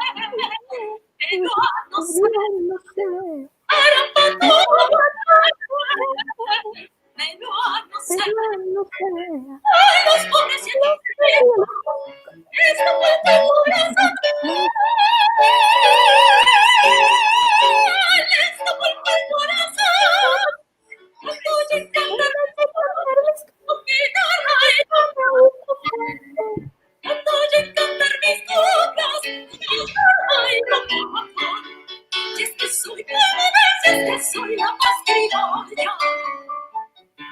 Y es que soy peruana, y es que soy la verdadera. Ay, más grande de peruano, ay, ay,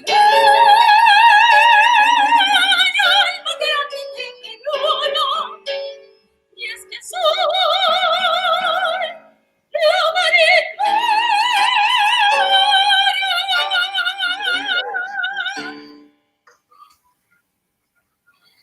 Bravo.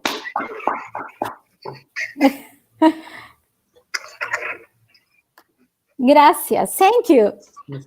Grazie, very, very good. That was beautiful. Thank you. Thank you. Thank you. I appreciate so much your invitation and your time with you. Thank you. Our privilege. Thank you. Dr. Arun, to introduce our next speaker. Our next speaker is Dr. Javier Yugar. Dr. Javier Yugar needs no introduction. He is one of the fathers of the ultrasound of the eye, and he is from Peru, but practicing in Brazil. He is also an excellent gourmet cuisine cook. Some of his food has been highlighted in Mary's magazines in South America, and he is now very keen to come to India to try Indian cuisine and to be able to teach us the food that he cooks. At the moment, he's going to be speaking on the ultrasound of the eye, and then he will be followed by another speaker, Dr. Javier Yugar. We look forward to your talk.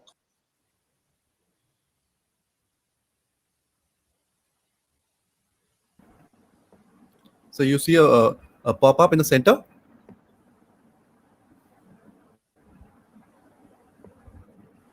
You have to unmute yourself. Yes, yes, sir. Javier, tu micrófono.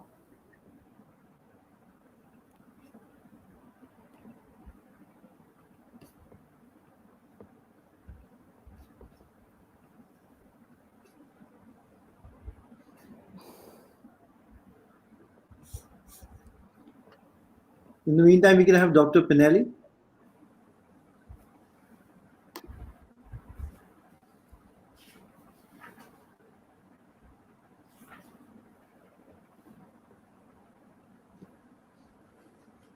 Is Dr. Sibel Schultz checked in? Dr. Sibel Schultz will be speaking on the A constant.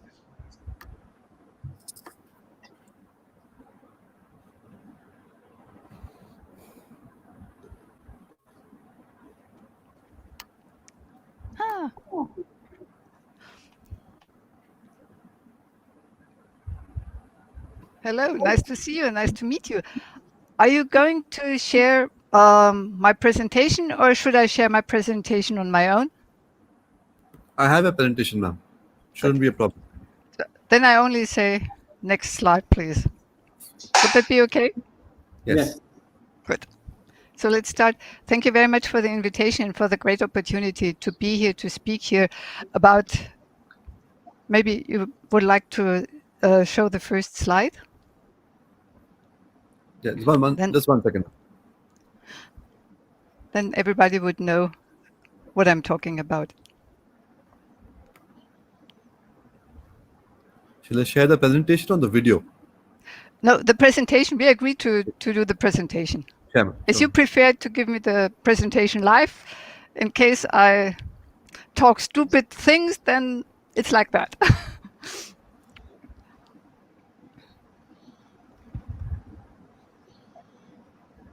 So that looks good.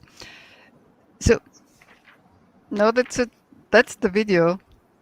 I sent you something different, but it doesn't matter. It's the same. Let's use this one. I don't mind. It's the same what I tell with all the presentation. So my topic would be about optimized constants for cataract surgery and the benefit of a newly established web-based database. This web-based is called IOLCon. And as you can see on the right side, what I've written, optical biometry has changed cataract surgery fundamentally. You know that. Marking its 20th anniversary last year by the first IOL Zeiss, the first IOL master by Zeiss. No, the first one, still the other slide. No. First slide. I'm still with the first slide. Sorry. The first optical biometer was launched in 1999. It was the ZEISS IOL Master. And together with this medical device, Professor Heiges from Würzburg invented the first database for optimized constants. The database was called ULIP. It was the first database of its time. There was nothing before, and it was really, really helpful to have this optimized constants, which Professor Heiges brought to the world. No, I'm still with the first slide. Sorry. ULIP is outdated from today's perspective. It was more or less a static table, like an Excel table showing the data. And from today's perspective, it does not meet any longer the modern requirements of modern cataract surgery. As well, ULIP focused only on the ZEISS biometer because it was the first one. It had no open interface, and ULIP was not updated since 2016. And very sadly, the inventor of ULIP database, Professor Heiges, passed away last year. Thank you. So we needed something new. And to meet modern standards, Professor Langenbucher from University in Homburg an der Saar, he invented in 2017 a new database called IOLCon, which provides all those techniques, all those requirements which are needed today from today's perspective. So IOLCon is the most modern, up-to-date database worldwide available, providing optimized IOL constants. Now we can try the next slide. Those would be my financial disclosures. We can show the next slide. So Langenbucher's idea was to establish a very modern database for IOL constants, which is open to all biometer manufacturers, to all IOL manufacturers, and open as well to all ophthalmologists. This was not the situation before. And this database should provide all relevant specifications as well as optimized IOL constants. So this database is in place now. It's independent. IOLCon is independent of any manufacturer, of any manufacturer, of any surgeon, of any IOL company. Whoops. What are you doing?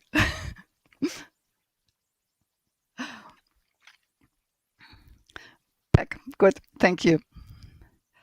So what is IOL providing? It's an easy to use, absolute, really sanity checked, easy to use system, providing all users all relevant data on one screen. If you allow me to share my screen later, I can show you the internet site, internet webpage from IOLCon, and we can play around that you have an impression what IOLCon looks like. What's new as well is that there is an open XML format which allows the data transfer to the biometer machines. So what we have is a modern biometric database, independent. The data is provided by two user groups. On one hand, by the IOL manufacturers. They take care of their specifications of the IOLs, as well by ophthalmosurgeons. They provide their post-op refractive data for gaining their personalized, optimized constants. As you will see, if you access the website, it's really easy to surf around the page and to download the data as well, very conveniently to print out the data. IOLCon is providing optimized constants. That was the goal. And what's another benefit is that that most of the constants which were formerly stored in ULIP database have been transferred to IOLCon database. So all what was in ULIP, it's in the new database. Nothing has been lost. So everything is in ULIP. No need in IOLCon. No need to access ULIP anymore because all the data has been transferred to IOLCon. I think we're done with that slide. Next one, please. So really the striking benefits for the surgeon is the surgeon, if he provides his post-operative refractive data to IOLCON, he will receive his own personalized, optimized constants. And the best benefit is this is completely free of charge for the ophthalmosurgeons, for the ophthalmologists. On parallel, when you see the web page, global optimized constants can be seen there as well. They are based on the whole community data, which is sent to IOLCON. To me, personally, and that's why I'm trying to tell you about this webpage, this is an essential tool for you as ophthalmosurgeon, because there's no other platform on the world which offers such optimized constants and such an overview over all IOLs which are in the system. And it's absolutely easy to use. You see the QR code, you could register by scanning the QR code, or you just could type in the IOLCON web address. As well, what I could offer, there's a flyer from IOLCON. It's a PDF document. I could share that with you as well. Next one. So this will give you an overview over the search options, what's in an IOLCON. You can search, you can select almost everything. Ethnicities, you can select the biometers, you can select the material, acrylic, hydrophilic. You can select for sure the company you're looking for. And then just push the button on the left down, search for corresponding lenses, and then you only get those lenses you checked before. This is really a great tool to check out for those lenses which especially need fulfill your needs. Next slide. So this is the IOLCON was launched in 2017, and until now the database has grown very steadily, very consequently, where people adding more data, more IOLs, more refractive results. Right now we have about 420 IOL models in the database by 28 manufacturers and almost 20,000 clinical data for those 107 IOLs. The good thing is that the biometer manufacturer already realized how useful IOLCON is for them, and they used this open XML interface to realize direct download from IOLCON data to the machines. The first one was Tomy OR 2000, the biometer. Next one was Heidelberg Engineering's Anterion, and the newest or the latest update of Zeiss IOL Master 700 will also offer this download option. It's a direct download option from IOLCON to the machine. You don't have to type the details, the numbers into the machine. You just could click, use the internet, and download all the material, all the specifications, all the optimized constants directly to the machine. And I keep my fingers crossed that other biometer manufacturers will do the same very shortly. So let's almost say in conclusion, IOLCON is the only globally available up-to-date web-based database. It's interactive. It provides ophthalmosurgeons a documentation of all lens characteristics and specifications, and it's updated constantly. On one hand, from the IOL manufacturers, they are keen on updating the lenses and having always their data up to date in the internet. And Professor Langbucher, if he receives post-refractive results, he immediately calculates the optimized constants, sends it back to the surgeon, and offers it as well in the globally data. So for me, by this system, we now have already a database in place with providing optimized constants, which also will meet the future demands of an ongoing developing ophthalmology, ophthalmosurgery. Thank you very much. Thank you so much, ma'am. So if you like, I can share my screen and travel or navigate with you together a little bit through the web page of IOLCON, if you like to. Sure, we can just do that. I'll just given the screen Dr. Javier, and after the presentation, we'll just have a look at the IOL as well.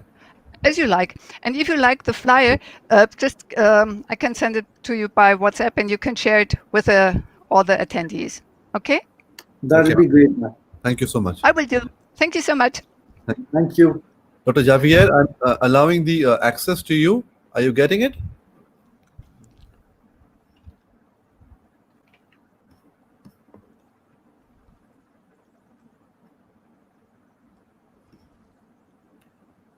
Is sir on mute? Yes, Dr. Javier, can you hear us? I can hear you. Can you see my images now? Yes, I can see you and hear you. We can see that, but the presentation has come. The screen is not coming on.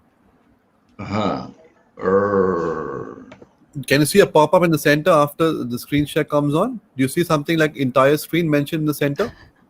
Say share screen. Yes, I allowed. I shared.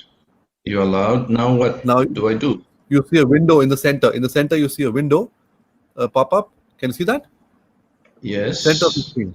Just click on the center, and then click share. Don't click the screen share again. Just click share in the center. There's a blue button.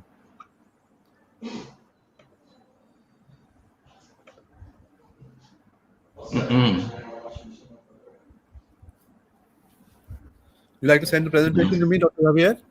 Shall I help you out? Yes. Let me see now.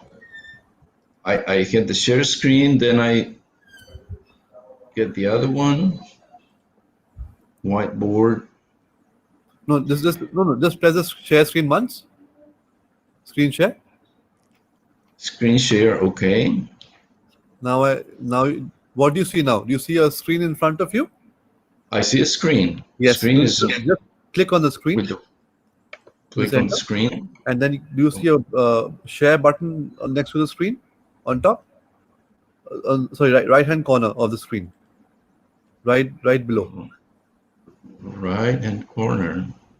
A blue button called share. You see that? No. Or just see a video. You're seeing our videos? That's all? I think, sir, if you can send your email, send it via mail. Send your presentation, sir. We'll play it. Don't worry. I'm sorry. I just. Not an issue. I see myself, but I can't see this thing. I'm sorry. No problem, sir. I can see the white screen with some writings with 1 + 1 = 2. But I don't know where to click now. I'm sorry.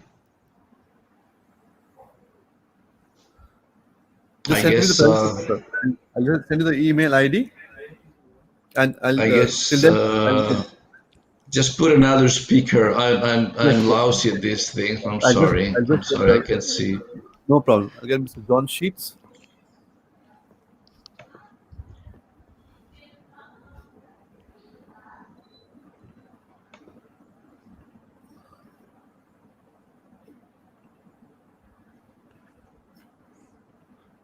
Can you hear me, Mr. John Sheets? I can hear you. Yes, sir. I'll just play. I'm not. Yeah. The tech support is still trying to give me access so I can see the presentation. No, I'll play it. Don't worry. Just 1 second. Okay, but I'll need to be able to see the screen so I can cue you when to move on. 1 second.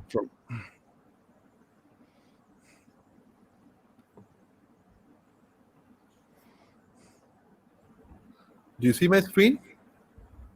No, I do not.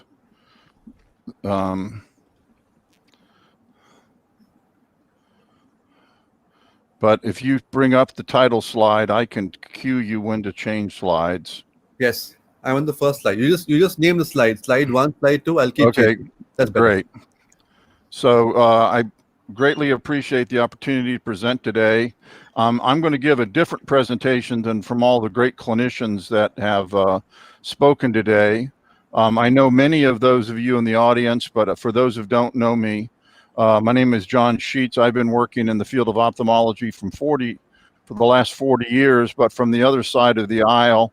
And I've worked mainly in large ophthalmic companies developing products.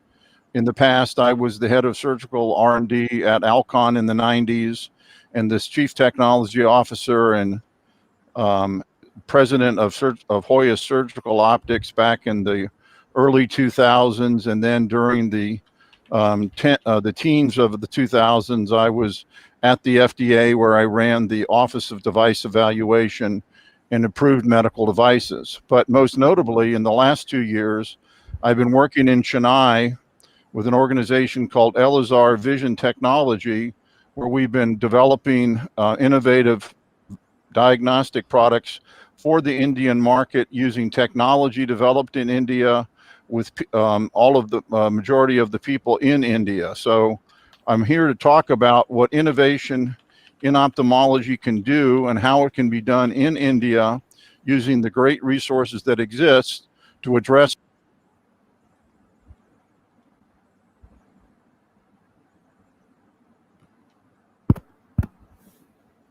Wo ist er jetzt hin?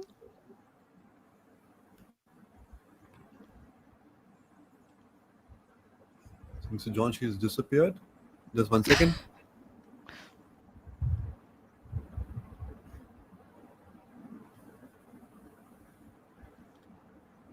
Oops.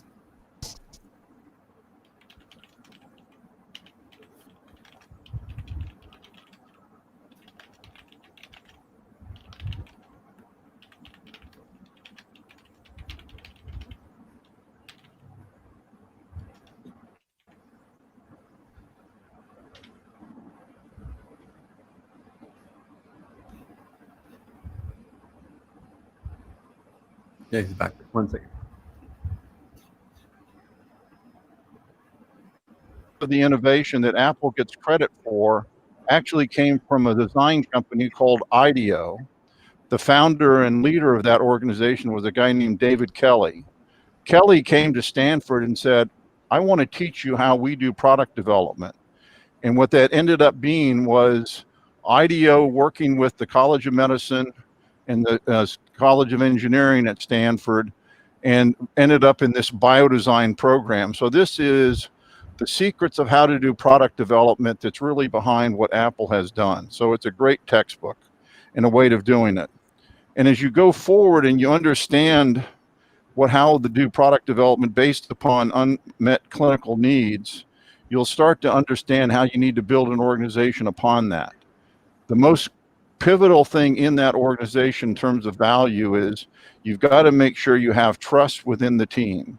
A cross-functional team that not only has engineers and clinicians, but also people with other backgrounds that will help you be successful when you're going to be marketing the product.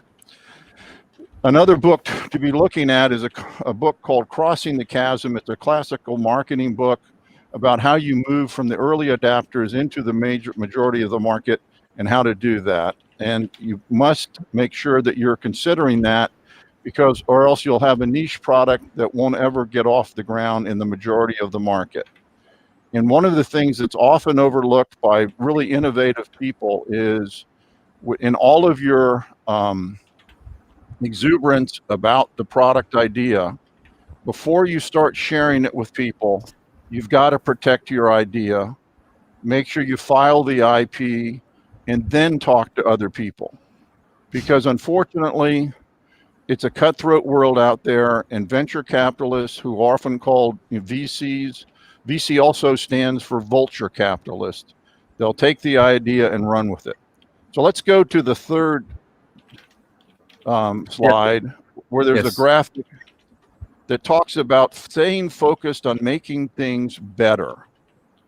Everybody wants a big quantum jump, but sometimes there's a lot of value in just making things better, but it's a virtuous cycle that if you have better insights in science, like we just heard about having better science on how to do IOL prescriptions, and I was involved in all of that, and the great work that Dr. Hages started many years ago with his formulas, and we had continual improvement on how to select the IOLs to get better refractive outcomes.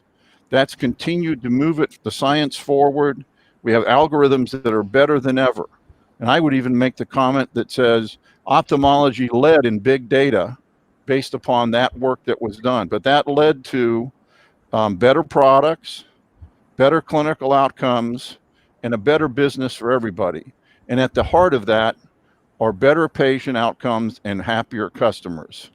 So going to the next slide, when Yes, you sir. get into these markets and you're innovating, you're going to face a number of challenges and demands. The big one is there are big entrenched competitors out there. The Alcons, the Bausch & Lombs, the Zeisses, all of those players have lots of money to spend. But one of the things, look on the bottom right there, is medical innovation is changing dramatically. You're going to outthink and out-collaborate, not outspend. I have a lot of friends still at Alcon. They've got deep pockets, but they're having to go outside to buy ideas because they're not out-thinking and not out-collaborating like we once did there. So there's lots of opportunities. Payers are looking for demanding and better outcomes and better value, and there's some great guidance on how to do that. Regulatory compliance is something we have to look at. The Indian government is going to be putting in place next spring some new rules to bring them up to closer compliance as the EU and the US already has. European and US regulators are trying to harmonize their requirements. So if you're not aware of what quality management systems and those things have, you're going to want to get there. So next slide, we talk about something that's a kind of a buzzword called the value proposition. And if you go ahead and click through, because it's kind of a build, you'll see that there are three elements that you want to base this product on. You want to provide value in the product that is going to be superior to the competition. It's going to be a tangible difference, and it's going to be something that has going to be around for a significant period, sustainable. So as it says in that build on the bottom, distinctive, measurable, sustainable. Now measurable, this should be really something that all of you as clinicians can relate to, and that is it's something that will show up in a measurable clinical endpoint.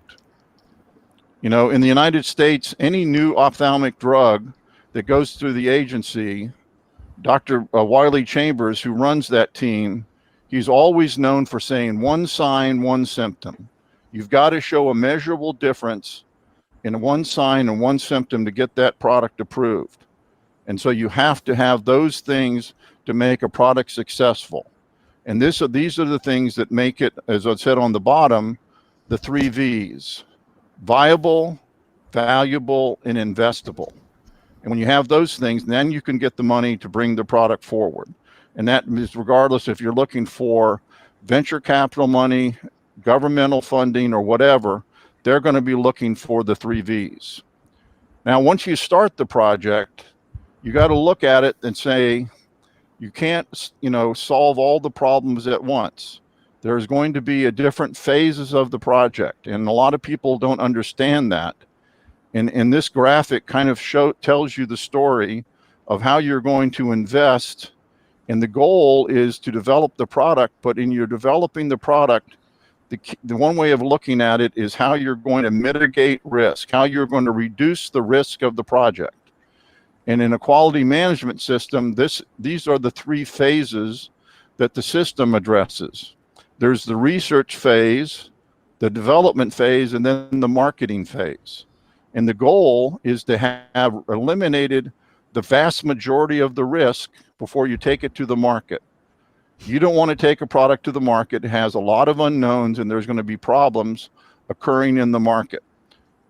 Almost always there's going to be something. Hopefully it's just going to be around the packaging or some minor tweak like that. But you want to work out the majority of the problem up front in the research phase. And that's where you see that orange ellipse. You want to reduce the risk with the minimal amount of spending. Once you've done that, then you take it into development, and the development phase is to generate all of the data that proves that it's safe, that proves the product is effective, that leads to the regulatory approvals that then get the product into manufacturing and into the market. But those 3 phases are what really brings a product to the market. So let's talk about 3 examples in the next slide about how this innovation has happened in ophthalmology in India and how it's affecting things. So the first one is the product we developed at Elazar, which many of you have seen, I hope, in the AVA portable perimeter. It was a great product conceived by clinicians to take advantage of consumer electronics to create a portable perimeter and leverage capabilities that existed in India. We took it into the clinic. It was validated quickly. It shows this great capability that it's portable. It shows equivalence to all of the predicate devices that weren't portable. And it makes it a great opportunity to really reduce the overhead of care. But by not having to have a dedicated room, you can do it anywhere. And the fact that it's digital means it's inherently paperless. So you can just take the signal and plug it into your electronic medical records. Again, value, better clinical outcomes at a lower cost. Another product that has come out, and I happen to have been on the board of directors for the company that started this, is the Santen PreserFlow. They acquired this product from a startup company down in Miami, Florida, called InFocus. And the founder of the company is a colleague of mine, and he asked me to join the board of directors. This is a product that came from both having an unmet need, and that is an effective long-term treatment for glaucoma, but also a technology. And the founder was a polymer chemist that had developed this material called SIBS for Boston Scientific as a coating for their drug-eluting stent. It had long-term biocompatibility in the body. He saw that it could be used as a stent material. He developed that for application. In initial trials, it showed to be highly compatible and very effective. Those initial implants that Dr. Wine Baye put in place, they're still in place. We conducted large-scale clinical studies on the product. It's approved around the world. It'll have US approval probably next month, but very effective. Well, what a great opportunity for the product in India. Now, I spoke to the country managers for Santen at the All India Congress back earlier in March, and they say, well, there are not too many surgeons in India that put in implants yet. Well, this is where the product is preceding the practice, but this is the product where once people get used to putting it in, and it's pretty easy to put in, this is an effective treatment that hopefully can be able to address the epidemic of glaucoma that occurs throughout India. A big need. People can't afford to put drugs in. They're not compliant with drugs. This product shows be highly effective to do it. Glaukos, the US company that's been leading for the last decade in glaucoma implants, thought so much of this product that they've purchased the US marketing rights for the product. What an acclamation that says we're going to bail on our own products and sell your product instead. And last, another example of innovation is what I said is Alcon, when I was there in the 90s, we pioneered along with AMO multifocal lenses and developed the Restore lenses that had multiple generations of products. But we saw additional presbyopia correcting lenses come out with the EDOF style lenses and others. Alcon saw that there was opportunities, so they acquired the PanOptix design from an innovative European company, adapted it into the Acrosoft platform, which everybody was familiar with on how to implant it, personalized the selection techniques, and now they're really making a great impact in the market with the trifocal lens. So we see more and more innovation as the current offerings don't completely fill the bill. New innovation happens. People try things and it works out. It needs to continue to happen. Okay, what's the next thing you need to do when you start a company to innovate? Next slide. You need to have strong values and a moral compass. Now, I had the benefit of working both at IOLAB, the J&J company in ophthalmology, and being the chief technology officer at Ethicon, the J&J biomaterials company, which most of you know for its suture business, but other products as well. The J&J Credo, and if you don't know this, I would encourage you to look it up. is this document on the right-hand slide. It's a 4-paragraph document that says this is how J&J does business. It was written back in the late 30s by General Johnson, one of the company's family founders. It talks about first the customers, then the employees, then the community, and then the shareholders. That's the commitment about how you run a business. As a result, J&J has been one of the few American AAA credit-rated companies for the last 100 years. And it continues to be a tremendous company around the world, and I consider it a benchmark on how to run a company. So let me close with my last slide and just say, I encourage all of you to keep on innovating. The time for India to continue and grow in its contribution in innovation is, in ophthalmology in particular, is now. I've talked to a lot of people about the tie between democracy and innovation. India is the world's largest democracy. Let's see the innovation impact continue. Stay true to your moral compass and your values. This concept, what's called reverse innovation, where markets like the Indian market takes products to the developed markets, that's alive and well, and we need to do it. You do need to understand what these quality management systems are all about. Ophthalmology is truly global, like we see in this meeting with participants from all over the world. And the Indian government is really waiting to help and help support it. And last but not least, just think about these 2 phrases. Don't be greedy, don't be stupid. Great ideas will carry the day, and they'll be successful products. Thanks very much for your time. Thank you very much.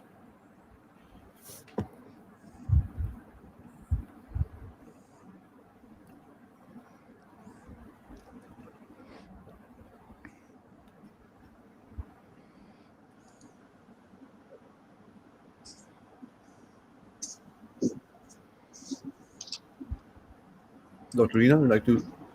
Yes. Thank you very much for a lovely talk. I think we'll just move next, and we'll call Dr. Robert Pinelli if he's there. Is he logged in? He's not logged in yet. And Dr. Gerald Schultz is there? Yes, he's there. But can't see him on the screen. His screen is there. Yeah, you can recognize the screen.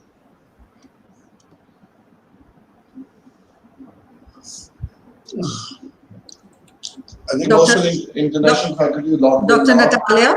Dr. Natalia.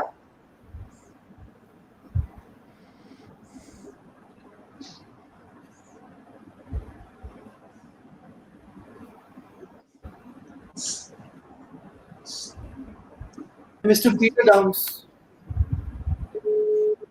Mr. Peter Downs is there.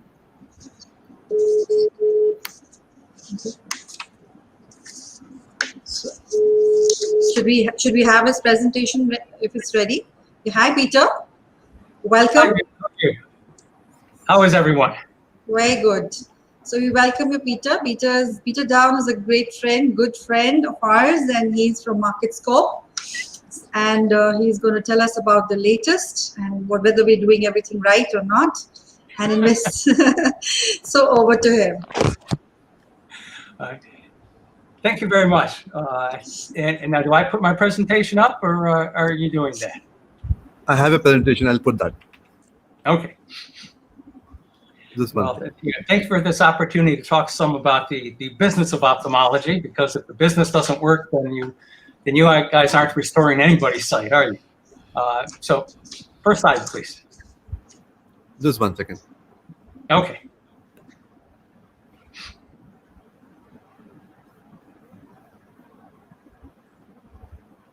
Yes. All right. That's not it. There we are. So I'm going to talk some about business after the pandemic, and probably will not be returning to scenes like the one there from Shenzhen, China, with a very packed examination room. Second slide, please. But we do face backlogs, and in this case, talking about cataract surgery, 1.2 million or more in the United States, 1.4 million or more in Western Europe. In India, 2.1 million, and that I realize you already have kind of a natural backlog. So that's 2.1 million people who would have gotten cataract surgery this year who did not because of the pandemic. Eventually, however, all that backlog will be reached, and we'll done surgery on them as well as new people getting cataracts. So next slide, please. So what happens after that? In 3 to 5 years, in the United States, people have already started talking about peak cataract, saying we've already hit the peak of the number of cataract surgeries, and that's going to happen anywhere. If you're doing more surgeries than there are people requiring the need any year, eventually you'll use up the backlog. So in developed countries, we're looking at peak cataract versus lower resource countries where you still have a huge unmet need. So there'd be kind of a more divergence in the business model. Companies that rely for their business in developed countries, looking at fewer surgeries, we'll have to look at getting more money per surgery to keep growing, and developing products, kind of more premium products will be increasingly the focus. Lower resource countries, certainly there will be a upper middle class that likes premium products, but meeting the need of all the people who haven't been treated means a very different kind of lens needed, different kinds of equipment. And I think you'll see more divergence in business models than you've had. And in retina, we're looking at fewer tests, cheaper drugs, and remote monitoring. Major centers in the US and Europe have already decided to stop performing fundus exams and visual acuity exams on their IVT patients since they're going just by OCT. And we're looking at cheaper drugs coming on the market with more biosimilars in developed countries. Once you get 4 or 5 biosimilars on the market, if you look at the record, prices are dropped 60 to 80%. And with prices dropping that much, then they'll have, I think, a knock-on effect on lower resource countries. You'll see a drop in prices, but probably not as much as that. A lot of people who do rely on OCT are looking at kind of home OCT coming in to tell them when to bring patients back in. That's kind of a expensive solution for high resource countries. Low resource countries, you'll probably think of new business models on how to use that kind of equipment. Whether you have a OCT machine at every kind of druggist that people come in and use regularly, or at community health centers, or a van that has a normal route going around 4 neighborhoods, each one once a week. I don't know, but there'll be room for certainly innovation in how to use that technology, or a competing technology. People who are doing PRN, IVT injections. I know in France, for example, have looked at smartphone visual acuity exams. So a daily visual acuity exam on a smartphone, notice comes, all right, now it's time to see the patient and get them in within a couple of days for a new injection. And it's possible in low resource countries that PRN with smartphone exam will be a more effective option and a cheaper option than giving everybody remote OCT. That is yet to be determined. You're ready to move on already, so let's move on to the next slide. In glaucoma, we have recent research showing that SLT is as effective or better than drug therapy for the first 3 years. I think now they have data going on 5 years that's coming out in a couple months. And you have companies such as Belkin Laser working on essentially a robot SLT laser. They're automating the process. If someone sits down, it could be an ophthalmologist. In countries that allow it, it could be an optometrist or even a nurse supervised by an ophthalmologist, presses the button, and the machine does the treatment in about 1 second. And so you're looking at Gus Gazzard from Moorfields, so they're looking at a paradigm of SLT treatment that is redone once a year if necessary. But that would be a replacement for drug therapy. Again, if you can automate it and produce it cheaply, which is what companies are trying to do, then it may perform much better actually in low resource countries than in countries like the United States, where we have investment in other technology and people expect other kind of treatment.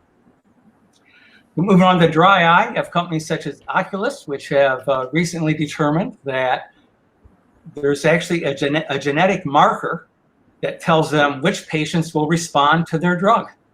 And so that looks at changing both drug trials, but also personalized drug treatment, where you can treat someone with dry eye or potentially also GA or something else based upon a genetic test.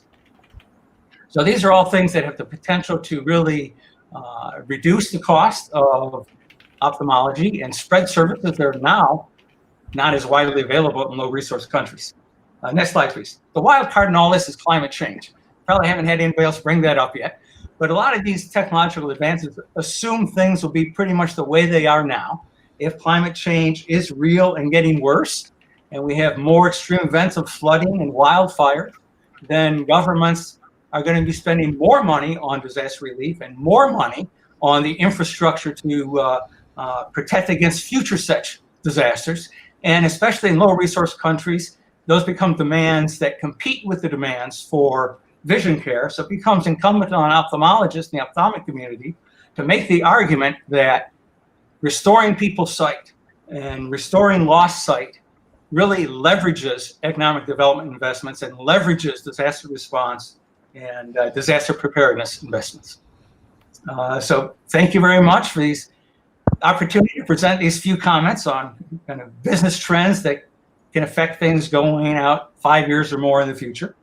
And I appreciate my visits to ADAH, and I urge everybody to visit there and help them along. Thank you very much. Thank you very much, Peter. In a nutshell, do you think the business of ophthalmology is going to be profitable or not? With all these... I think, yes, it'll still be profitable, but it will be different. In the the model you have there at ADHS, cross-subsidization, which may be more threatened by insurance and reimbursement schemes going on there in India than any technology we see being developed. But if it continues to be successful and the continual divergence of kind of more, better, more specific premium lenses and kind of monofocal lenses,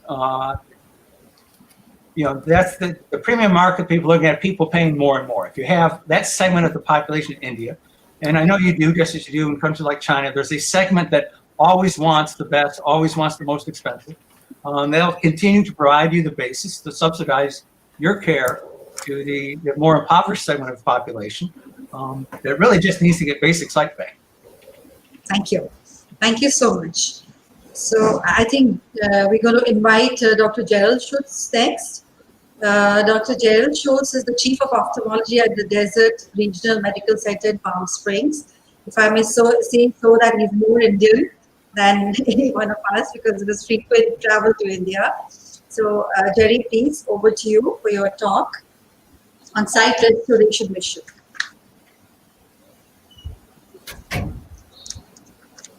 Thank you, and I hope that I'm on screen and that my PowerPoint can come on. I'm clicking in the center.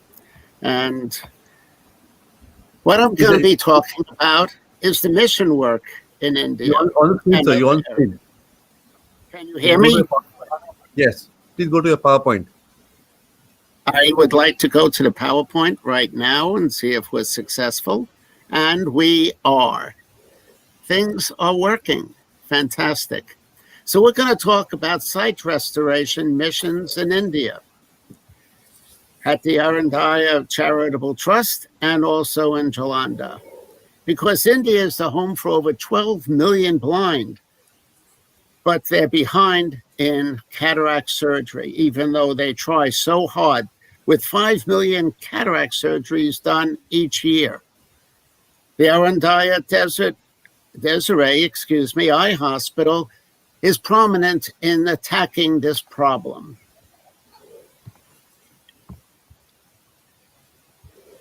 It was the dream of two young ophthalmologists early on in their career who brought to fruition, with the help and financial aid from Dr. Edward Jackson of the Desiree Foundation in Utah.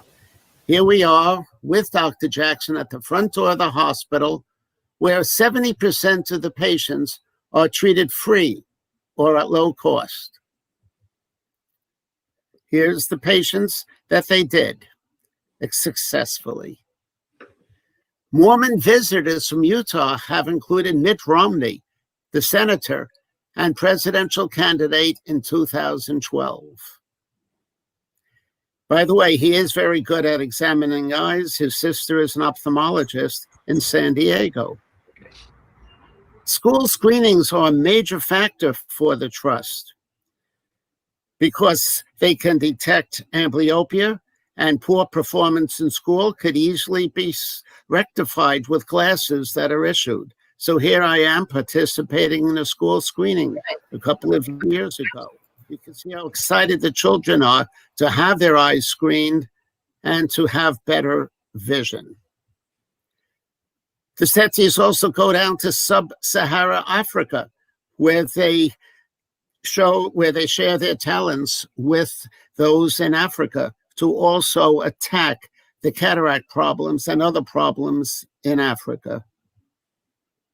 They have a mobile van that goes out to the neighboring towns and areas. Here's my son, who participated in one of the mission trips.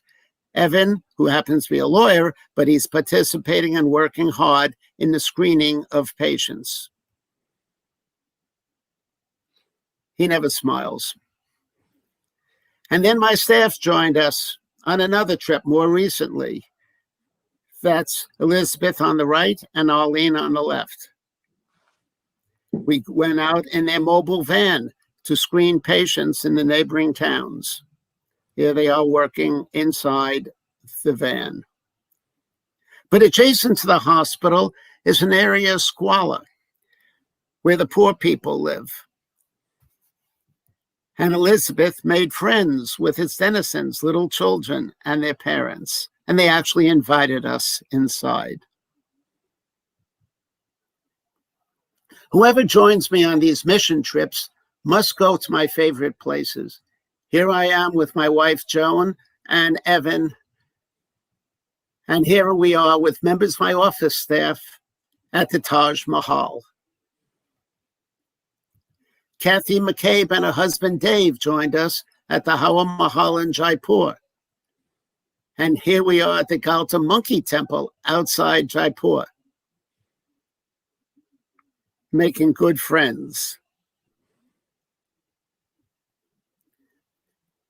We also spent a few days on a safari at the Ranthambore National Tiger Preserve outside Jaipur, where we met up with the Bengal tiger. We got involved with Holi, the festival of color.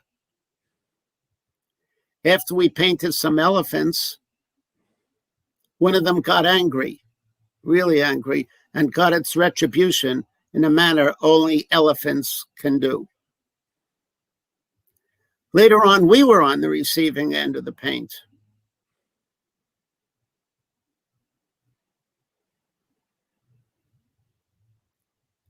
Now, this past February, I brought one of my Loma Linda residents with me to India, Dr. Charles Maddox, where we traveled to Punjab, to Jalandhar. We were met by Dr. Jacob Prabhakar, who does high-volume missionary cataract surgery at the Ruby Nelson Memorial Hospital, which is part of the Seventh-day Adventist system, as is Loma Linda. We go out to the neighboring towns and cities, and people are so anxious to have their eyes examined and also to have their cataracts taken care of. So we did screenings in the towns. We did this almost every day to a different area.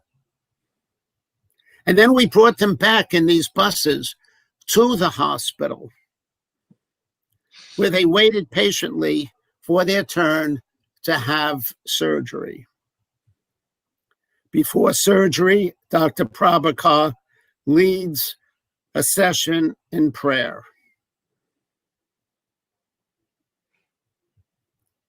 We start late at night. This is not 20 minutes to 7 in the morning. It's 20 minutes to 7 at night. And by 11 o'clock, we're only partial way through. We don't finish until about 3 in the morning.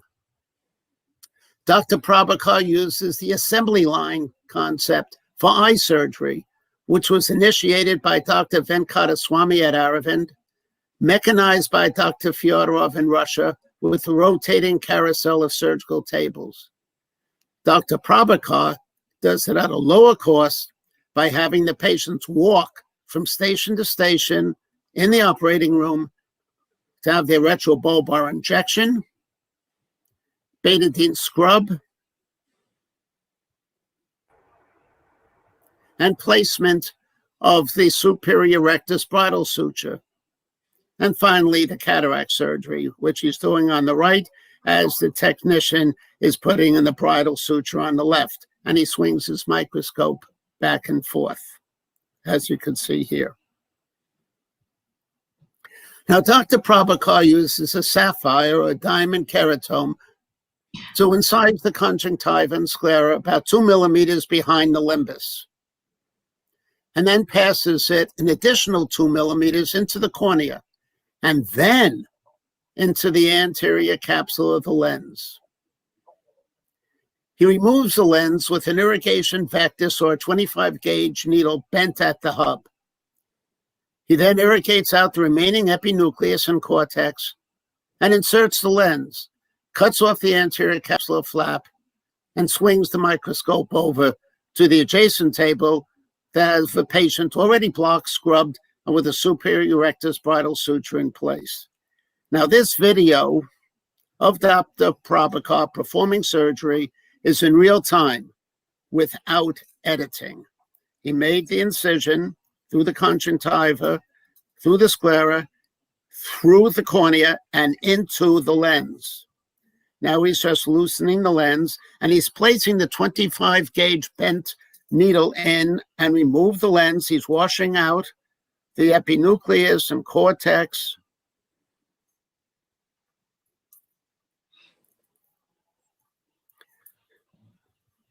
Takes a double-barreled Simcoe irrigation aspiration system to remove additional cortex.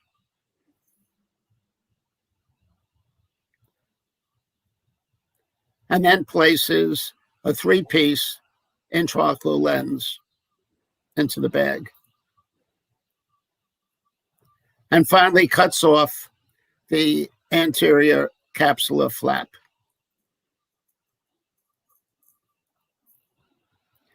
Now, this is one of my recent cases in which I also used a 25 gauge needle bent at the hub. You can see how effective it is. Then we go on post-op rounds the next day using the torch. That's Dr. Maddox, the resident from Loma Linda, on his right. And we can see the way the eyes look afterwards. This is 1 day post-op. Look how clear the cornea is. This patient preoperatively had a vision of 2200. The very next day, it was 2060 uncorrected. Thank you, and be safe. Thank you very much, Dr. Schultz, for a lovely presentation. It's an honor, sir, to have known you over the years. You used to attend conferences with my father, who was an ophthalmologist, and now we do with you. And you made over 43 trips to India to do missionary work and attend meetings. It means a lot, and then you also participated in the family weddings in Thailand. We take this as an opportunity to thank you for all that you've done over the years. And we invite the next speaker, the dashing debonair Arun Gulani from Florida. Dr. Gulani will now mesmerize you with his talk. He's an artist, Utter became a surgeon later.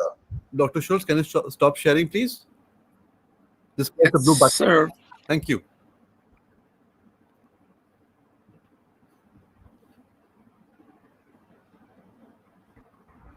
Hello, can you hear me? Yes, sir, we can hear you.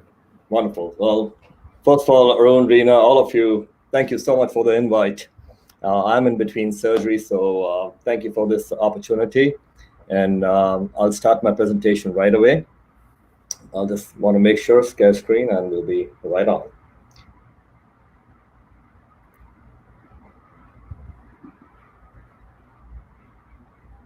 Access.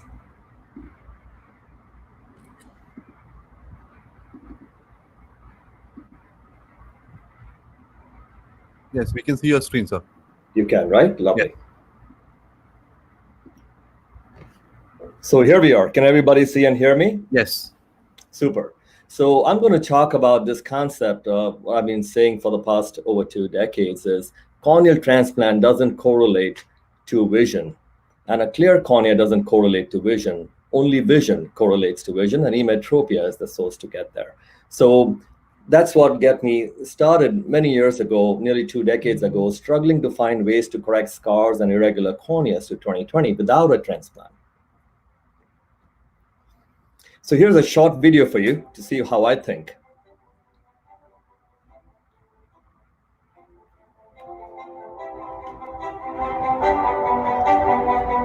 That's a corneal transplant I did over 20 years ago. I haven't done a PKP since then. That's the vision that people end with. So it doesn't lead you to emetropic vision, despite that ability.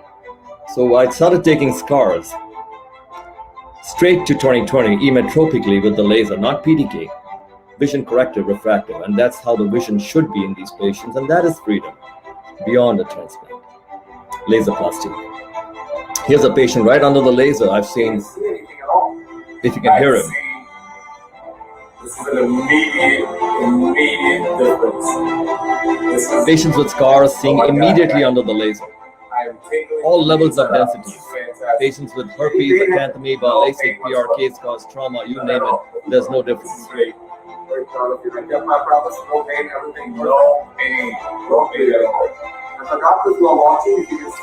This is what I call the circle of sight. The perfect reflex despite the scars in the patients are nearly 20/20 immediate post-surgery.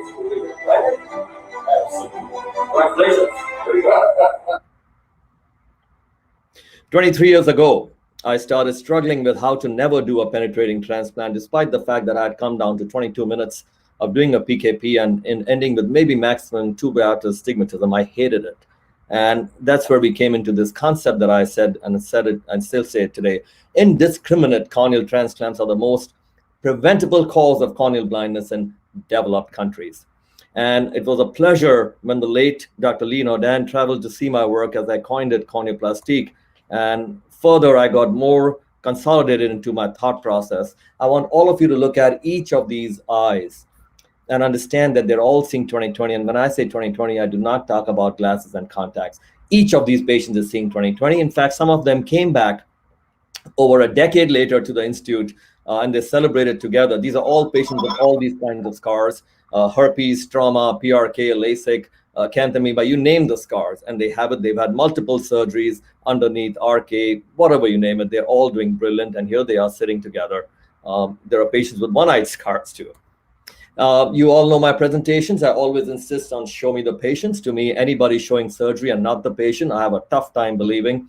Patients are the final authority that decides whether you're successful, not a chart or a statistic. So always I love to share my patients. Of course, all of them have given consents. Very important. Here's a patient with Pseudomonas contact lens related scar, astigmatism from 6.9 to 0.9, a young girl who continues to be a model and straight to vision. We can take any depth of scar. This is a patient from Barbados with 14 diopters, which was peeled off. Here's a patient with his only eye with a herpes central scar. And of course, seeing numerous surgeons, actually worked for Valiant, which is Bausch and Lomb, and was told nothing should or can be done. Here he is, 20/20, and this is his post-op topography, which I don't want to go too deep into, but it's enough for me to put this in place that there is no such thing as topo-guided LASIK surgery. Total misnomer and a mediocre goal. It should be emetropic guided surgery. Here is that patient, one-eyed herpes scar at 2025. And I want to remind all of us, why do we do these surgeries? Not for the clear cornea. It's because of this. One-eyed patient, herpes, back into his life. Here we are, all depths of scars, even the previous RK or any other surgery can be corrected. Remember, I'm not interested in clear cornea. The clear cornea is a welcome side effect of emetropia.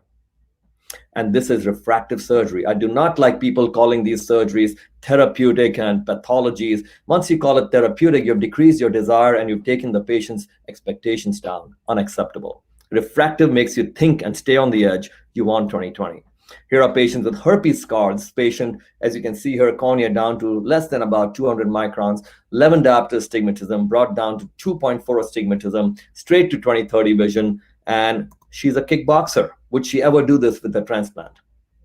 So think about the patient. Here's a patient with acanthamoeba, everyday cases that my staff has even shared with you. And here's how they react under the laser. This is acanthamoeba, by the way. We again have a large series of these patients, no recurrences. And despite their high astigmatism, their corneas, they see immediately under the laser, and now 2 decades of follow-up. I just finished doing laser on your corneal scar, acanthamoeba scar. Did it have any difference? It is a lot more clear. Things are sharper. Just for the reason of time, I'll move forward just to show you what kinds of scars in immediate. And if you extend this theory of scars to radial keratotomy, this is a 32 cut RK who's 20/20 from Japan. There is no limits because every cornea that you think is irregular, address it like a scar, go refractively to vision. Scars are divided into in cornea. If you see it's part of the cornea here, and that's where the topography and refraction is real. You treat it refractively. Here's a patient with traumatic incorneal scar. And here's the video he posts on Facebook himself next day. He's a power lifter. Could he do that with a transplant? That's 7 diopter astigmatism with trauma. Next day, post-op. This is what this guy says. So we do want to work towards the patient's lifestyle. On cornea scars, when I call it a clown suit, your topography looks like a clown suit. Do not go after topo guided here. Just peel off the scar and proceed with laser. You'll be surprised they go to emetropia. Patients like this can further go into premium cataract surgery too from here. Deeper like on this guy, 8 years later, and we went into toric lens surgery and straight to 20/20.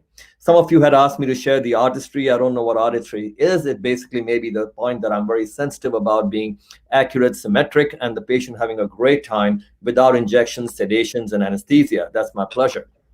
So it's important to show you here how patients react while we are in the eye, even though they're very demanding people. Oh, yeah. Super. I'm enjoying your light show. These are patients with extensive surgeries and they're walking out without stretchers, no anesthesia, and I want you to see the reaction. If that's artistry, so be it. How the patient moves in a circle in my office institute is from front to end. It's I just like to be with them and make sure we're having a great time. You can take these complex cases to premium cataract surgery. There is no such thing as not a candidate for premium cataract surgery. Convert them, stabilize them, and take them to the next level. And then you can correct any complication of scars. Never, never a transplant unless a last resort in a fully damaged perforated eye. And if I do have to do something like in this case, cornea of 200, astigmatism over 15, an oral surgeon who was stuck with this scenario of RK over 21 cuts and needed cataract surgery.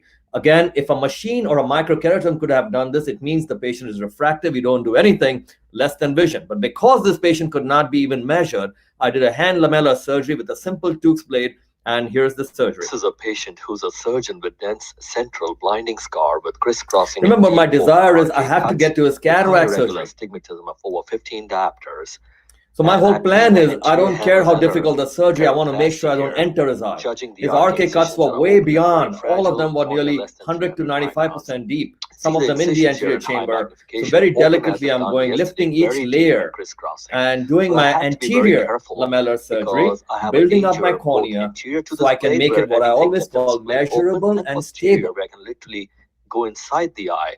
If I make any mistake of using wrong pressure, I could go into the eye or outside the eye. Both could be a disaster. The scar from these multiple RK incisions, again using my corneal resistance guided. So if you have to do a lamellar surgery, this is the level. I like the lamellar surgery. If it was done by a machine, it means it didn't need that surgery to begin with. And then the stitching became very difficult because I was arrogant about taking my anti-torque suture. So I had to go through a full thickness RK cuts at every edge. My anti-torque suture usually allow for it to look like a star, but this is asymmetric because of the way we. And then we planned for surgery over 6 months to a year. This is pre and post, and then basically I took him straight surgery about 2 weeks ago for a toric lens implant straight to 20/25 vision. Here's the situation. If you see, this is the staged concept. Again, avoid a transplant, please, unless you have to do, and then fight to a lamella level and go straight to vision. So once again, we don't do surgery for a clear cornea. We do it for these people who depend on us, who come for vision. And that's what we should never forget. And this is refractive surgery. Thank you so much for your attention.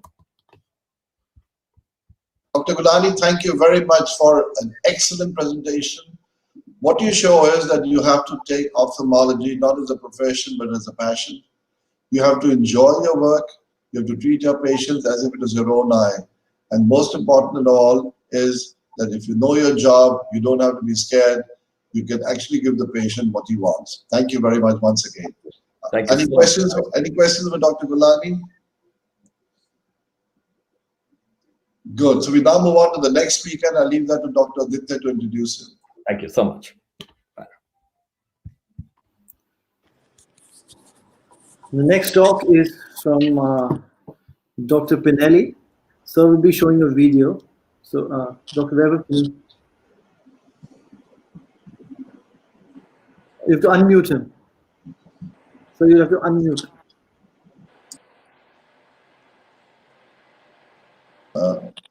Dr. Pinelli will follow the smart lady. Yeah, now we can. Now, can you listen now, my voice? Yes, we can hear you. Oh, first of all, thank you very much. I'm very happy to be here with you. And I will not need more than 5 minutes in order not to talk too much, because usually I am used to talk too much. So I will be awfully short and fruitful. So the argument is the cornea, although if you want, I can talk about photobiomodulation or IMD. It's up to you. What do you think? Whichever you like. Oh, my favorite argument is the light therapy for the dry maculopathy. So we are treating patients through light, stimulating the mitochondria and the cytochrome C oxidase enzyme in order to eliminate or reduce the dry drusen or the dry maculopathy. And in our experience, we have very promising results, not invasive, and the patients are coming, and we are stopping the pathology in the last 8 months. We have nice results and a high level of satisfaction of the patients. And not last but not least, the sensation for the patient that there is something for them and there is no just the destiny to the blindness. So I think that also psychologically and in the neuroscience, we are analyzing the new level and the new room between the pigmented epithelium and the choroid. In that part, we are working photobiostimulating with the light in a calculated nanometers from 620 to 720 or from 520 to 600 in order to have different spot of lights and 3 minutes each eye and maybe 2 or 3 sections once a month is enough. And sometimes we had also the nutraceuticals, for instance, the phytochemicals like amla, Emblica officinalis, lutein, Centella asiatica, and resveratrol, and all those substances are activated by the light, and so we see the design of the drusen like this going 50% of the cases like this in the OCT, and the Amsler test reduce in the 80% of cases, and sometimes the pathology stop, or in 20-30% 1 on 2 lines gain. So in conclusion, I think that we have a new possibility to treat the patient with dry IMD. As far as the wet IMD, actually, we don't see solution with the light, but we hope that in the future, probably we have to reduce with natural diuretic and not chemical, and then to treat with the light. That's is our experience. So we have 6-8 months of experience.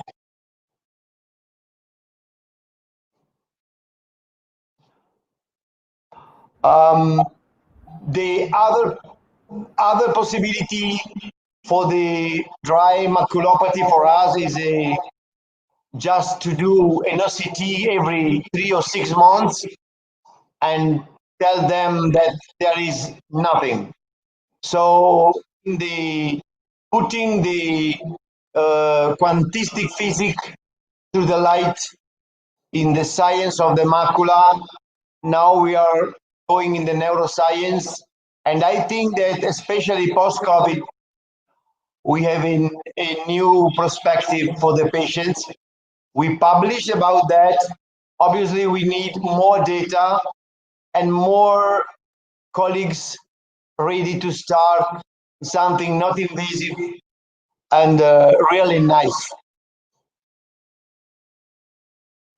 I don't know if you have the video. Yes, maybe. I just played the video. I'll just If play you it. want, you can put the video if you want.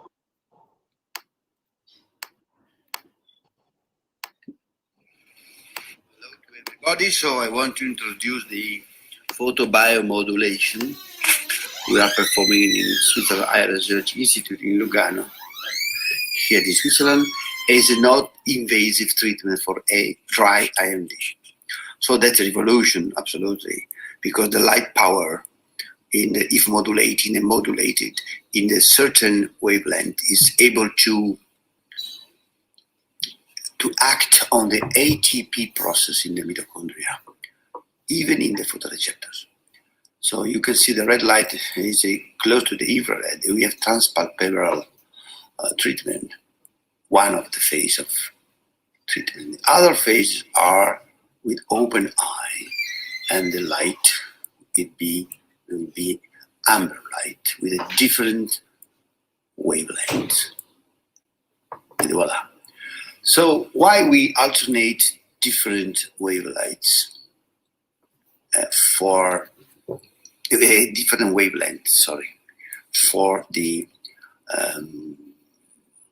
macula? Because we need to stimulate in different way. Why?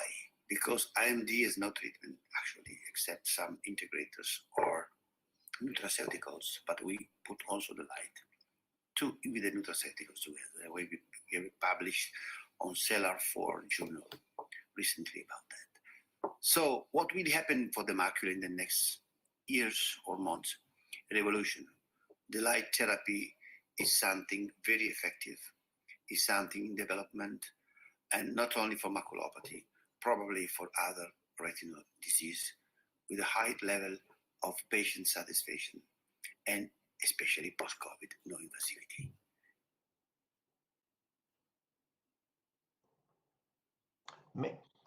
I'm not sure you have seen the video. I have not seen the video. We saw the full video. Very nice. Thank you, sir. Okay. Thank you very much.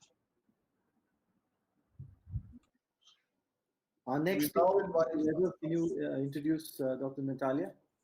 Dr. Natalia needs no introduction. Dr. Natalia is at the Fedorov Eye Institute in Moscow.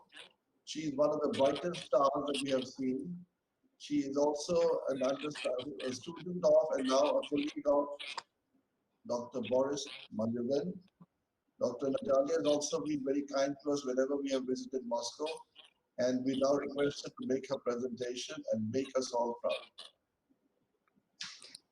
Hello, can you hear me now? Yes, very clear. Thank you very much for the opportunity to be with you today. Unfortunately, we have a big problem with a connection today to the platform. So I hope that we will have the together presentation with Atiria, who will demonstrate my presentation, and I will try to voice it. So I'm a refractive surgeon, and today we are talking about mostly for the fields of ophthalmology which can save patients from the blindness. And of course, refractive surgery, it's in original thing. It's not the field of the ophthalmology which can save patients from blindness, but in some cases we also can treat. And I would like to tell about therapeutic refractive surgery. Can you move the slide to the next one?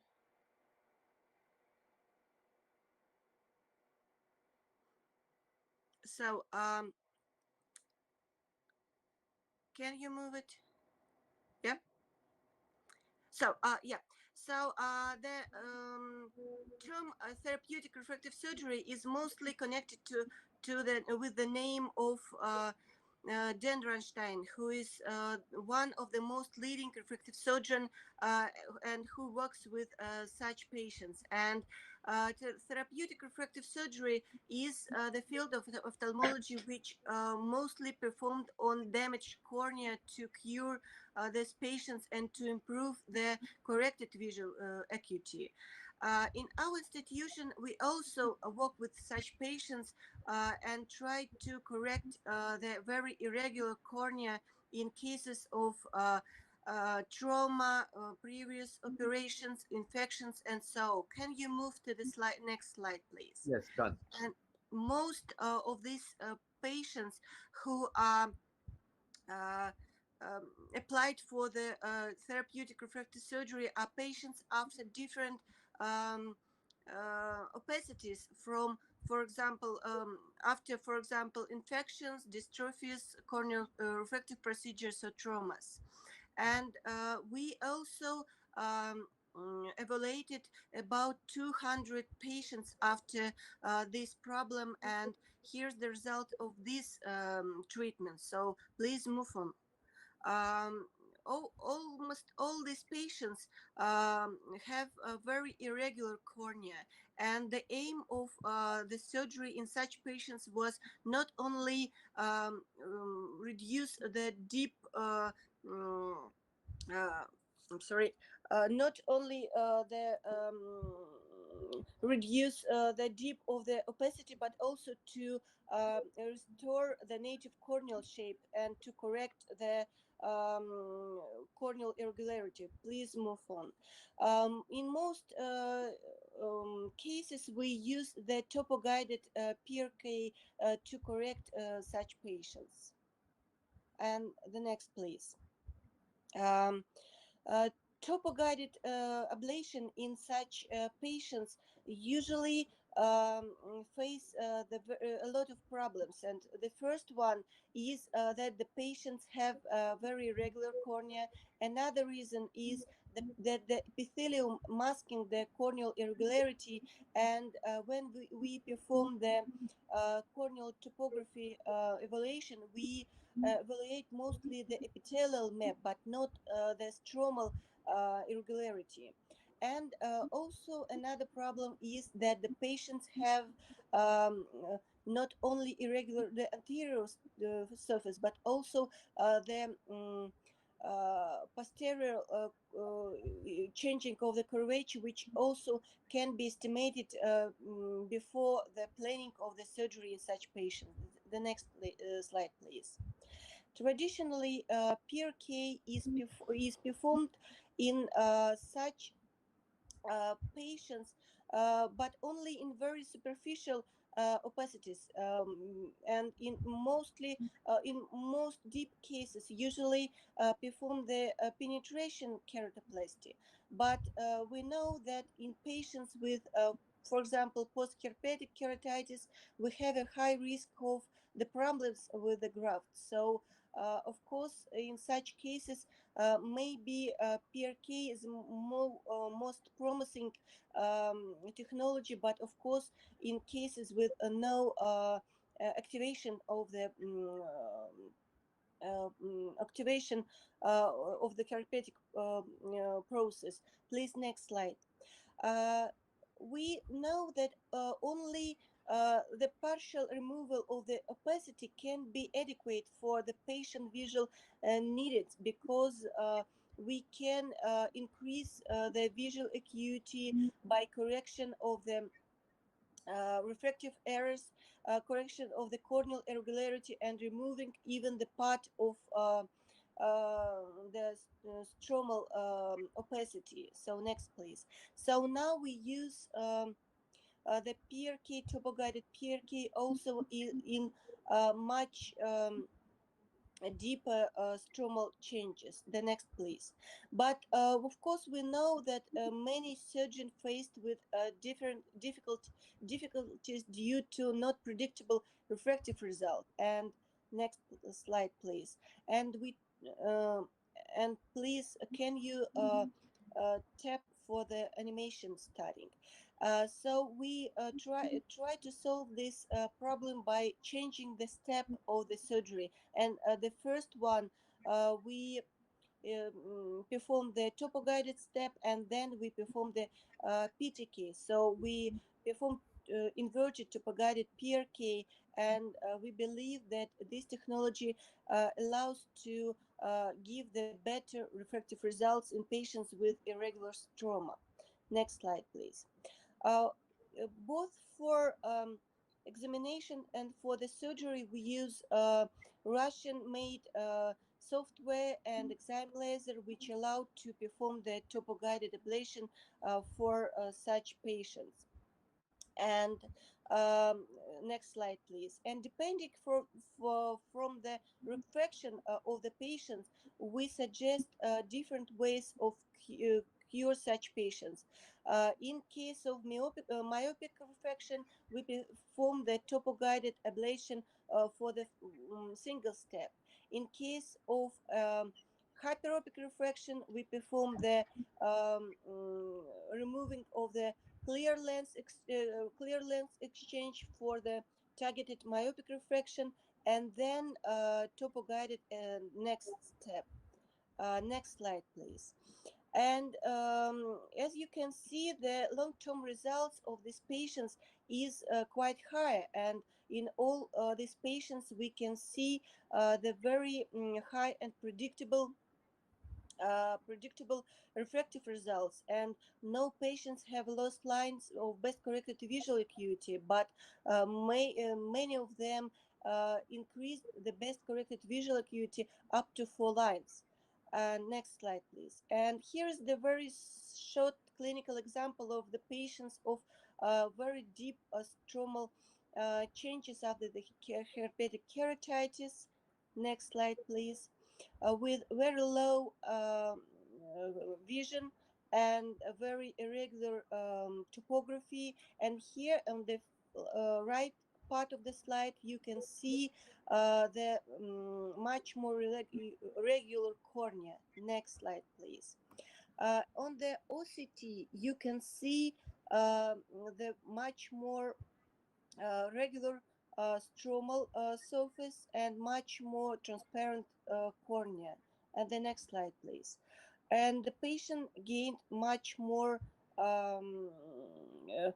high vision with much more transparent cornea and much more better comfort vision for her. So as in other patients, therapeutic refractive surgery is a very promising field in the visual and functional rehabilitation in patients with pathologically altered corneal surface, which allows to obtain high clinical and functional results and keep the native cornea for patients with severe irregularities. So Next slide, though. Thank you very much.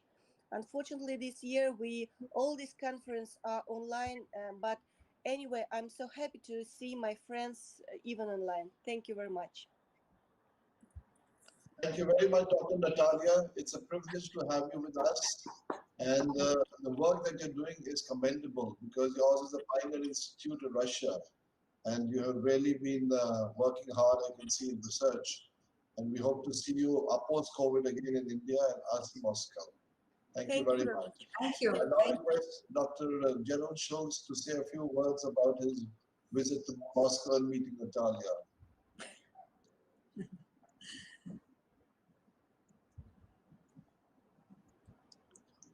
You need to unmute yourself. It's always great to be there, just like it's great to be in India at your place. We learn so much, we contribute a certain amount, but I really think that we learn more from you than what we teach to you. But it's a wonderful interchange of knowledge. With this type of virtual learning, I'm learning so much from the various meetings in India. Someone told me, Keiki Mehta, that it's no longer called India, it's called Zin India, Zoom India. I wonder if we're going to go back to real meetings, but I think we should because we would have more personal interaction. We can learn this way, but we have to interact in person. We're going to take care of that little bug that kept us from being with each other. Absolutely, absolutely. Thank you very much, Dr. Schultz. Thank you so much. Thank you. I think we need to start the next session. And the next session is on cataract. Professor Claus is also there. We have to let him in after the next session. So our next session is going to be on cataract. And I'd like to invite Dr. Lisa Arbizer, Dr. Ehud Asiar, Dr. Kathleen McCabe, Dr. Eri Markovich, and Dr. Guy Kelman. So I see Kathy there. Hi, Kathy. Good to be here. So are you ready to go first? I can if you would like me to. Yeah, sure. That'll be a privilege.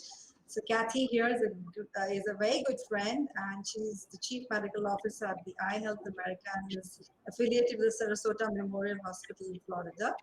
So Kathy, please over to you for your presentation on EDOF IOLs, the new monofocals. Very good. We can see your screen. Excellent. And your presentation. Wonderful. All right. Well, I'd like to thank the SETIs for organizing such a wonderful meeting again, and it's a privilege to be a part of this. I am excited about the technology that I'm going to share with you today, and I think it's really expanding what we can offer our patients, and we can do so in a way that mitigates some of the things that we worry about otherwise as we're trying to improve the range of vision that our patients can achieve. So I'm going to talk to you about extended depth of vision lens, and really a new kind of monofocal lens, if you think of it that way, since it has very little side effects in the way of things that we would prevent us from putting this lens in. So I had the privilege of visiting in India a couple of years ago, also with Dr. Schultz, and I saw what's going on there. You're doing some amazing things. I know you've had a lot of growth, and I applaud that, and I would love to come visit again as soon as we don't have all these other restrictions so that I can continue to learn from you and hopefully expand some of your efforts by bringing them to this hemisphere as well. So again, it was a terrific visit, and I can't wait to visit again. So we know presbyopia is a big problem worldwide. There's about 1 billion people who are suffering from an inability to see what's going on up close. And without any other kind of intervention, I would be one of them. And if you don't have something that's helping you see up close and you're presbyopic, then this can really be a debilitating problem. And when it comes to all of the solutions that we have for the problem, presbyopia correcting IOLs have been a powerful tool. But not everybody, not all of the cataract surgeons who could be putting these lenses in are. And there are a number of different reasons. But one of the biggest reasons is just that there are some potential side effects or compromises. And so the most important one of those identified by surgeons was actually a fear of creating visual disturbances that are unwanted by the patient and have to be dealt with by the surgeon as well. Also, contrast sensitivity concerns. If you have a patient with also already some sort of compromise, maybe they have macular degeneration or glaucoma, we don't want to risk decreasing contrast sensitivity and quality of vision, and then some other considerations as well. So again, photic phenomenon, glare and halos, even starbursts are a concern, and also reduced contrast sensitivity. So what we now have as a new tool is extended vision IOL that has monofocal light contrast sensitivity and visual disturbance profile. So we're going to go over that. It has an extended range of vision up to a diopter and a half at 2032 or 0.2 logMAR or better. It's aspheric, and it has a visual disturbance profile. The most important part of it really is that it's identical to the monofocal lens, and we'll see that in a moment, without a sacrifice for contrast sensitivity. So if we look up in the upper right here, this is actually a patient of mine where I put the new lens in, Vivity lens. You can see that there is a subtle optical difference in the center of the lens. And this lens is actually based on the SN60WF monofocal lens base power. And then there's a change in the center of it that you can see reflected on the intersurface of the lens. It's the center 2.2 millimeters of the lens that's elevated about a micron, and it has this transition curvature. So those two effects together are very different than what you see on the right, which is a diffractive EDF technology. And the elevation is much less than it is when you look at that in cross-sectional view. But if we look at what happens with the wavefront as it impacts this optical element, it actually slows down the central portion of the wavefront. So the peripheral part that's outside of that area that you see, the central 2.2 millimeters, comes at a normal rate, and it actually focuses the distance light.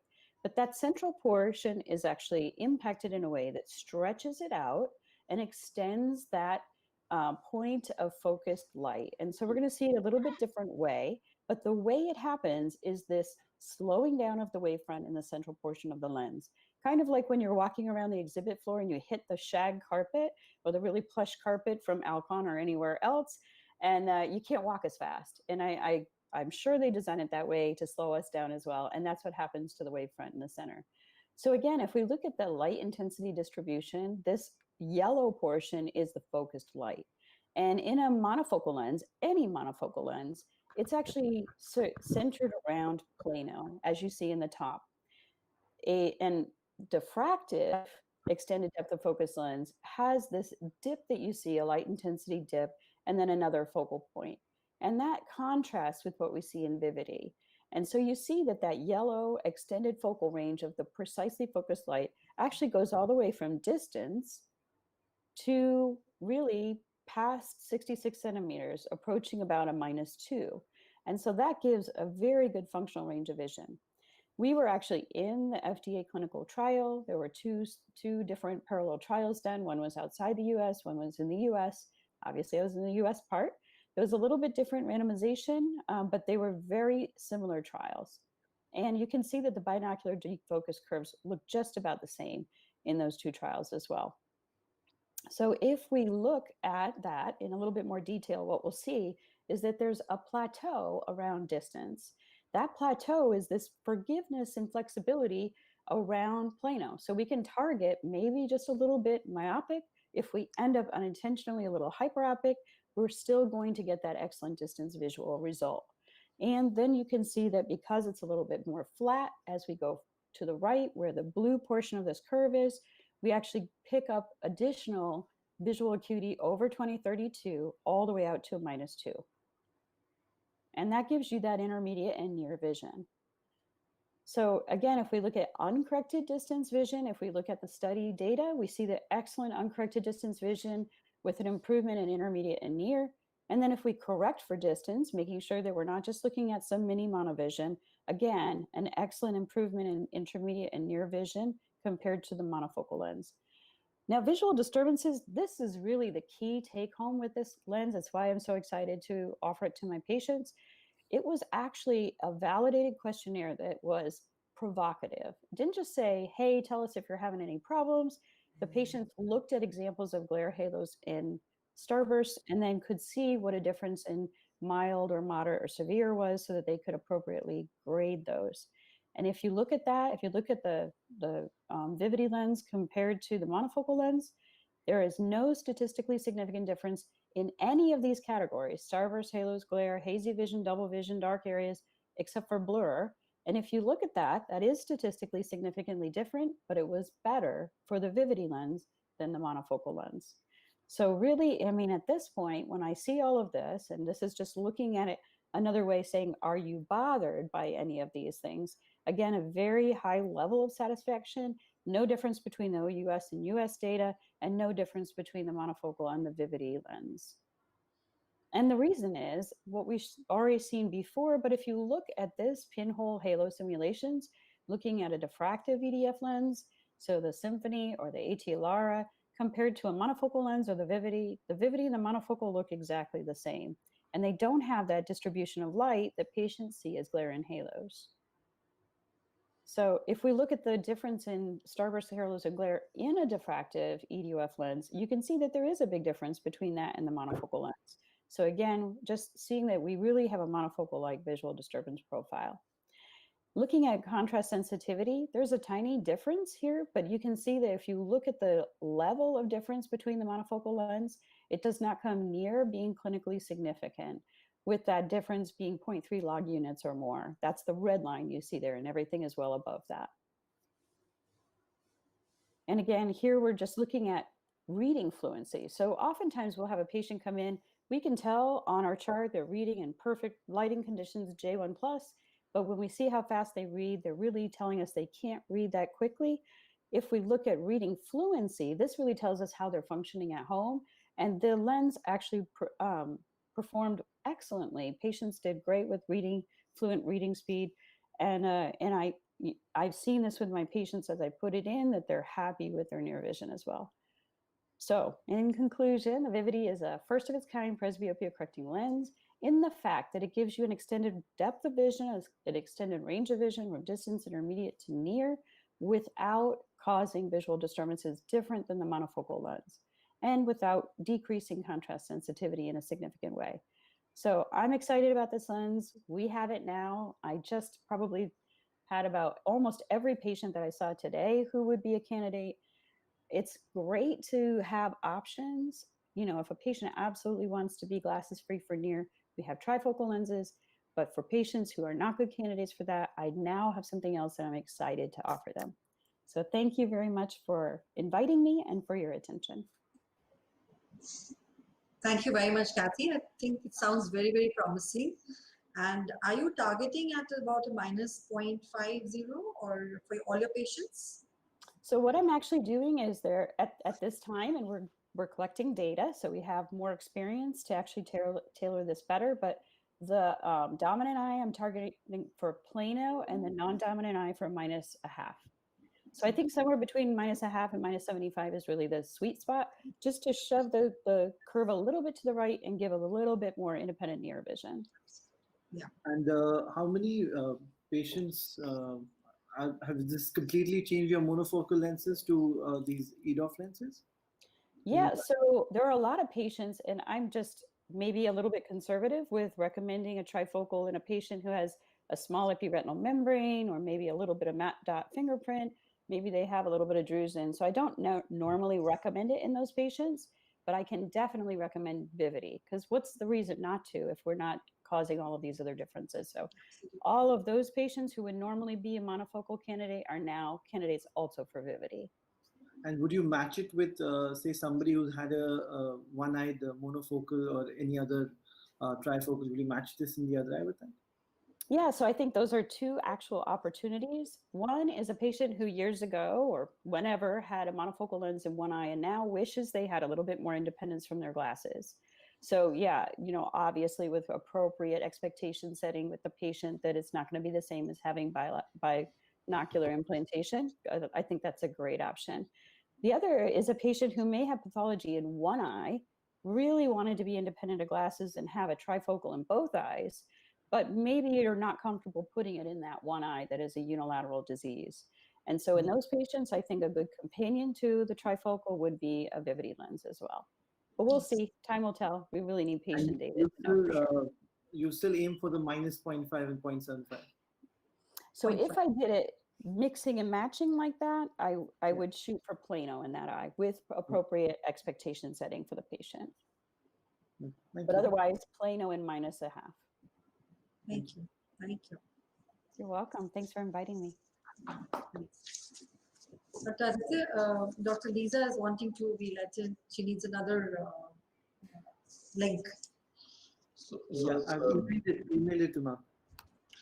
Actually, very few people know that Kathy started her life sea surfing, where she met Dave. They ran a fishing business together before she went and started ophthalmology.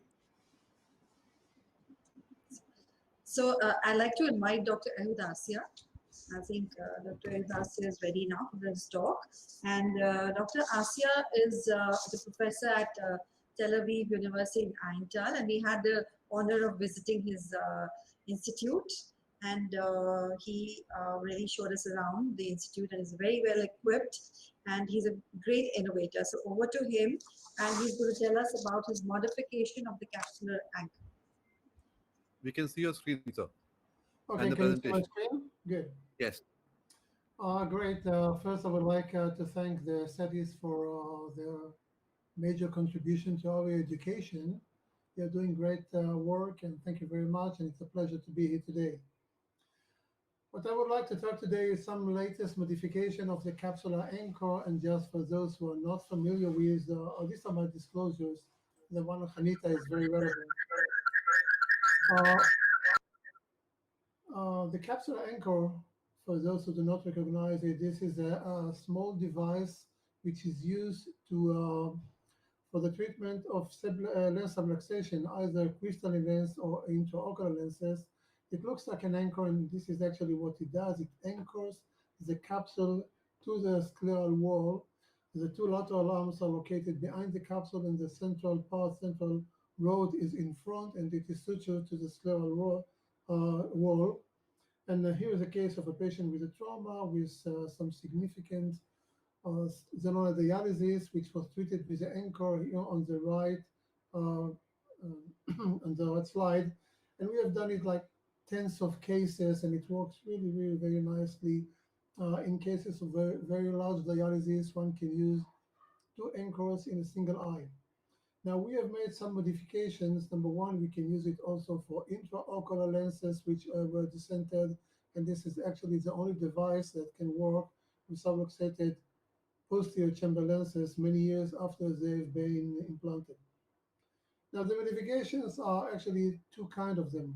One is the fixation technique, the second is the anchor design. So with the fixation technique, it's mainly the change in sutures that we are using. We used to use the Prolene 10O, but because of biodegradation, in some cases, rarely, but it may occur that the suture breaks. So now we are using more of the Prolene 9O than the Cortex and the Prolene 6O. So here's a case of a young patient with a very significant subluxation, and we are using the Prolene 9O. We did many of these cases, and I think we have only 1 or 2 cases which eventually biodegrade. But the needle here is very, very easy to use. So we go back and forth through the positioning all of the anchor. Now we implant the device in the eye and position it with the 2 lateral prongs behind the capsule.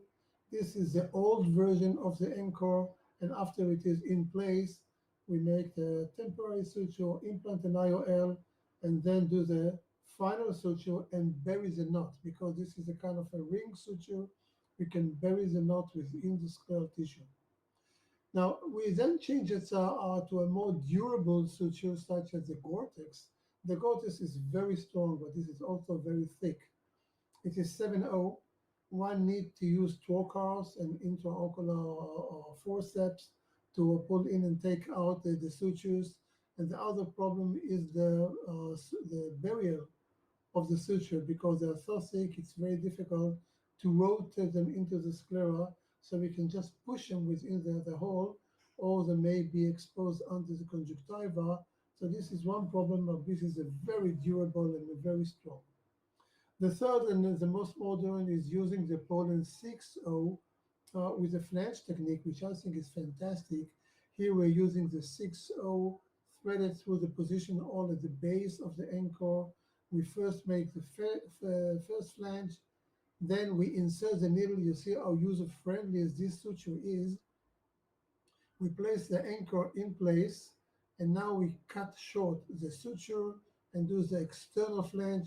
First, we make it temporarily, put the lenses, and then adjust it to make the final one, and we must make sure that this is covered by the conjunctiva and preferably also by the tenon. This is what it looks like at the end of the operation. We can see how stable the anchor is with one single suture.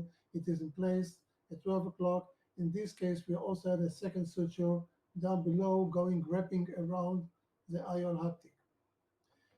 Now, as for the device itself, we also modified it, and the current anchor, the generation 1, is kind of bulky and thick, and it's also uniplanar. So uniplanar, it's very difficult to manipulate it. We need to go from one side to the other side and rotate it. So we make a second generation, which is much thinner, much more easier to manipulate, and it's also three-dimensional. This is what makes the whole trick. These are the first prototype, and we tested them in pig eyes. And this is what it looks like in a pig eye study. This is the final version. And as you can see, this is much smaller, and we have 2 levels. This is three-dimensional.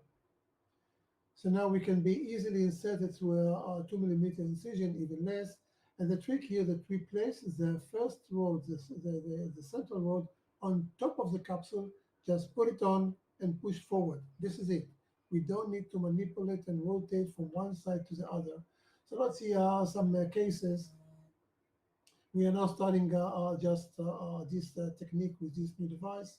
We first make the first flange, insert the needle. This is a 27 gauge needle. One can use 30, but it's easier with a 27 gauge needle.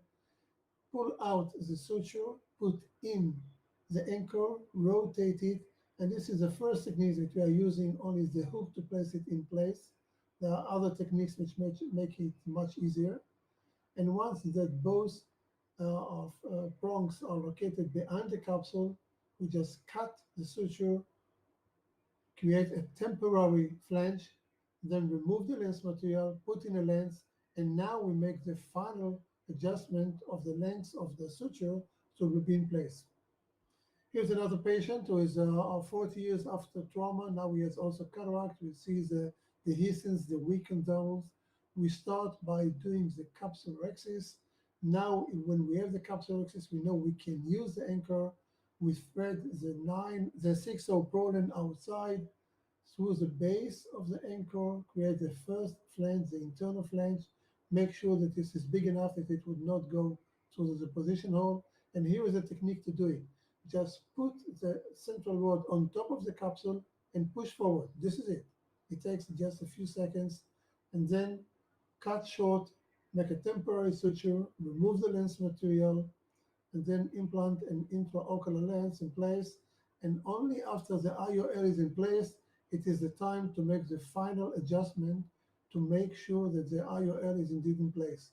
So you see that now the flange of the suture is still long. We make it shorter and shorter until we are happy. Make sure that it is covered. This is a must. We must make sure it is covered under the conjunctiva, and out it's perfect in place. So here this is what it looks like. This is the patient after 1 week.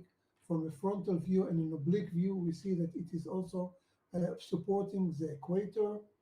And this is at 3 months. The IOL is perfectly centered and stable. This is what the second case looked like, stable and strong with a new type of this small device, and hopefully it will soon be in the market. So just to summarize, the capsular anchor is a very effective capsular stabilizing device, which can be used for both the crystalline and intraocular lens. And this new modification of sutures and the surgical technique and the new device significantly improve the safety, the simplicity, and this efficacy of using the capsular anchor. And I thank you very, very much for your very kind attention. Thank you, guys. Thank you very much, Dr. Asya. It was a pleasure. We visited the Einkel Eye Center in Tel Aviv, and you were a host, and we went for the conference up north. And you know, India and Israel are having a lot of cooperation. Ophthalmology is one of them. So I'm sure we'll get anchored with your anchor very soon. And if there are any questions, go ahead and please ask them.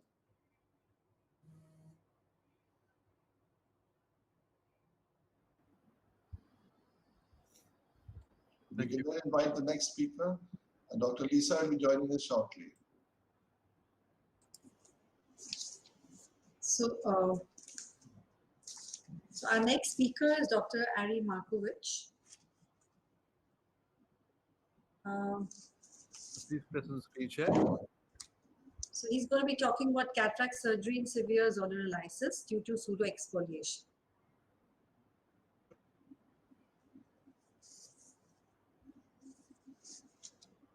We can see your screen.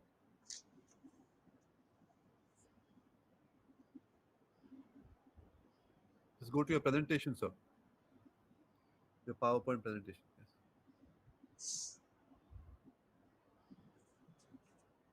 We can see the presentation.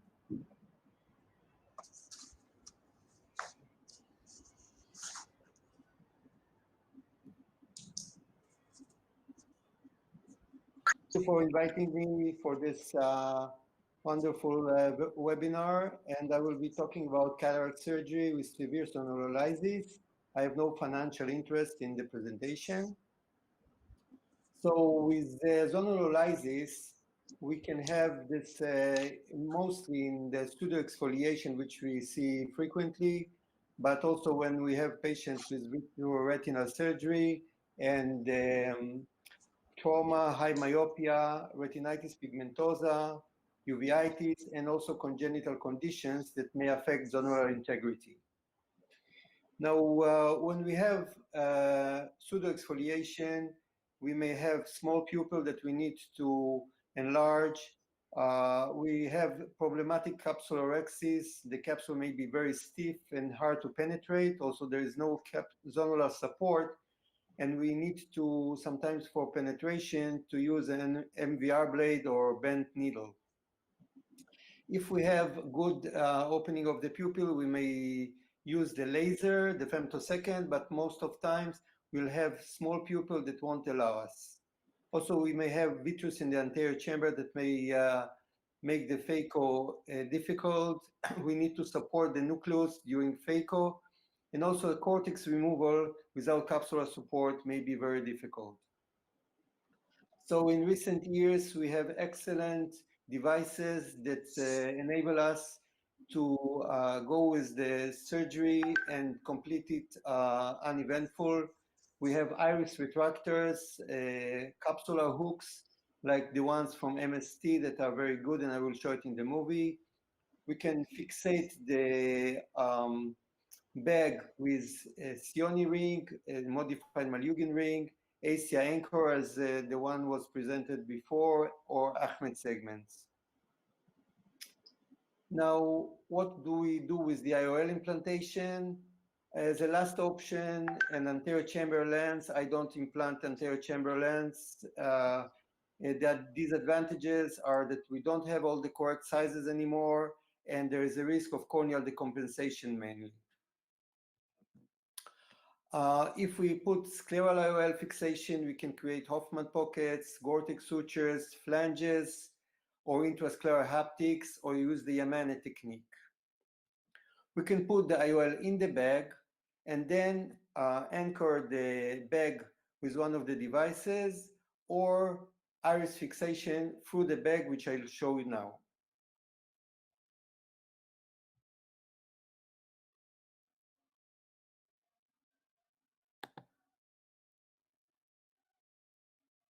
So in this video, we can see a lens which is has a very, very large zonal lysis due to pseudoexfoliation in an 85-year-old woman. The other eye was operated the same technique before.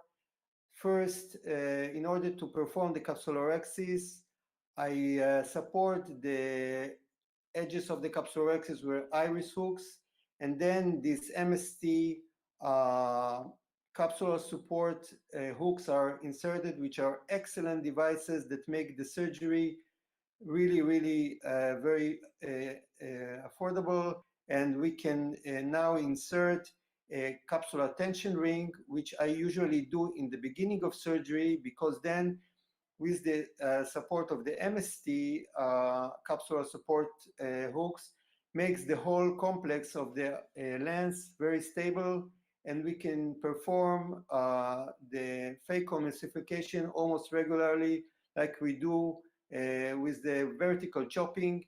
In the vertical chopping, the nucleus is not touching the capsule, and then in the same supported bag, I insert a 3-piece IOL. I like the 3-piece IOL in these surgeries because first, the haptics are very big and they stretch the capsule, especially when you have the capsular tension ring, and also you can fixate this IOL, as I will show you now, to the iris. Now I do the mechanical sutures to, and I insert the needles through the bag. So I put the haptics against the iris and insert needles through the bag while there are still the iris, the capsular support MST support hooks still supporting all the complex until the sutures are passed through the iris. And then with the mechanical technique, or we can use the Sipser technique, we can suture the lens to the iris, and the lens is fixated well without the need to perforate the sclera. Then there is strands of vitreous that can be cut with the Okutome, and the lens is already positioned in place and stable. And sometimes in these eyes there is no vitreous because the vitreous is far behind the lens. And we can see here that the lens is completely stable. 1 week postoperatively, uncorrected visual acuity is 20/30, and also we can do it in conjunction with also with glaucoma drainage devices or any other surgery. Now, the take-home message: with the motor capsular support devices, we can do phacoemulsification in severe zonal lysis, cases that before were really very, very problematic, and now we can do it. And also the iris fixation of the bag, of the IOL in the bag, is a good option. It's minimally invasive and provides stable support. Thank you. Thank you very much, Doctor. Thank you very much for a lovely, illustrious presentation and a very good video on this capsular support technique, iris fixation. And I think it's always an advantage because you really have to weigh your pros and cons as to what is good in your hands. Because, I mean, there could be a certain technique which would give you some advantage, but it all depends because pseudoexfoliation is again a very progressive disease. So we really need to have it well anchored and not have problems in the future. So any questions from any of the panelists? Thank you so much. So our next presentation from Dr. Guy Kelman.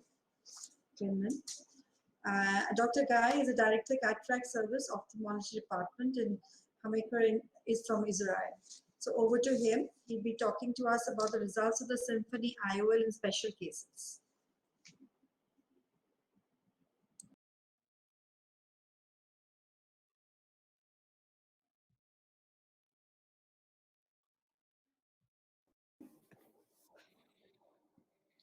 Can you hear me or can you see my screen? Yes, we can see your screen, sir, and the presentation. Perfect. You see? Okay, thank you. I want to thank the Cetis for the invitation. And my life will be easier since you just heard a lecture presentation, excellent presentation about the EDOF IOL, the VVT. and I will speak about another EDUF IOL, the Symphony, and our experience with the Symphony in special cases. Disclosure. So, you know, today modern cataract surgery became also refractive surgery. People want not only to be 20/20, but also not to have glasses. And we have several options. And the trifocal IOL, in our experience, is the best one to get rid of glasses and to be spectacle independence, but not all the patients are suitable for trifocal IOL. Comorbidities, ocular comorbidities like retinal and corneal disease are contraindication for trifocal IOL. What we want to see if the extended depth of focus IOL, which intend to give far and intermediate vision and has less photic phenomena and are more forgiving, are suitable in these cases. So in the first work that we did, we wanted to test these lenses in patients with retinal pathologies and to compare them to healthy eyes.